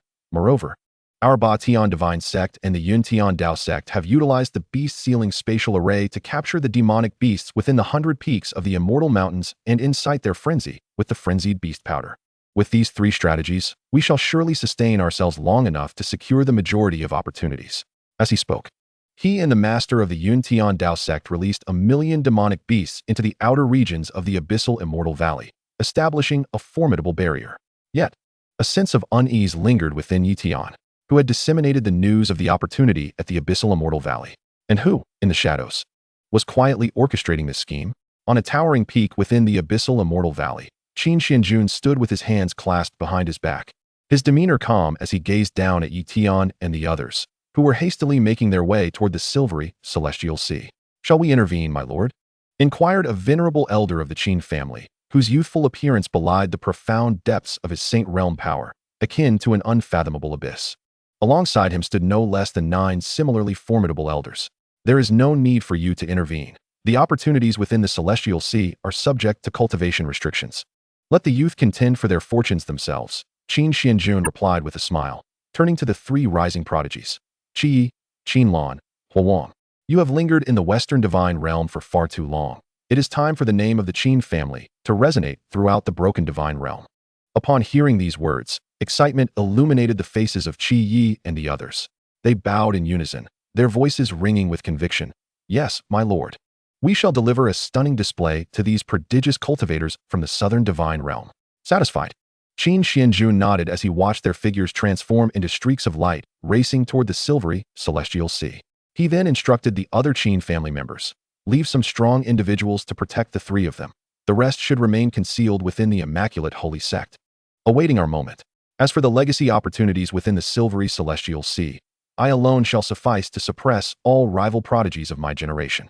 With that, Qin Xuanjun produced a piece of recording celestial jade, handing it to one of the elders. His tone laced with playful mockery. "Should Yi Tian and the Tian Yaoxian Pavilion attempt to mislead those factions into targeting the Qin family, you shall project the contents of this recording celestial jade into a luminous screen above for all to see. I am certain that these factions, having been toyed with by Yi Tian's rumors, will find the conniving thief attempting to monopolize our domain's opportunities quite displeasing."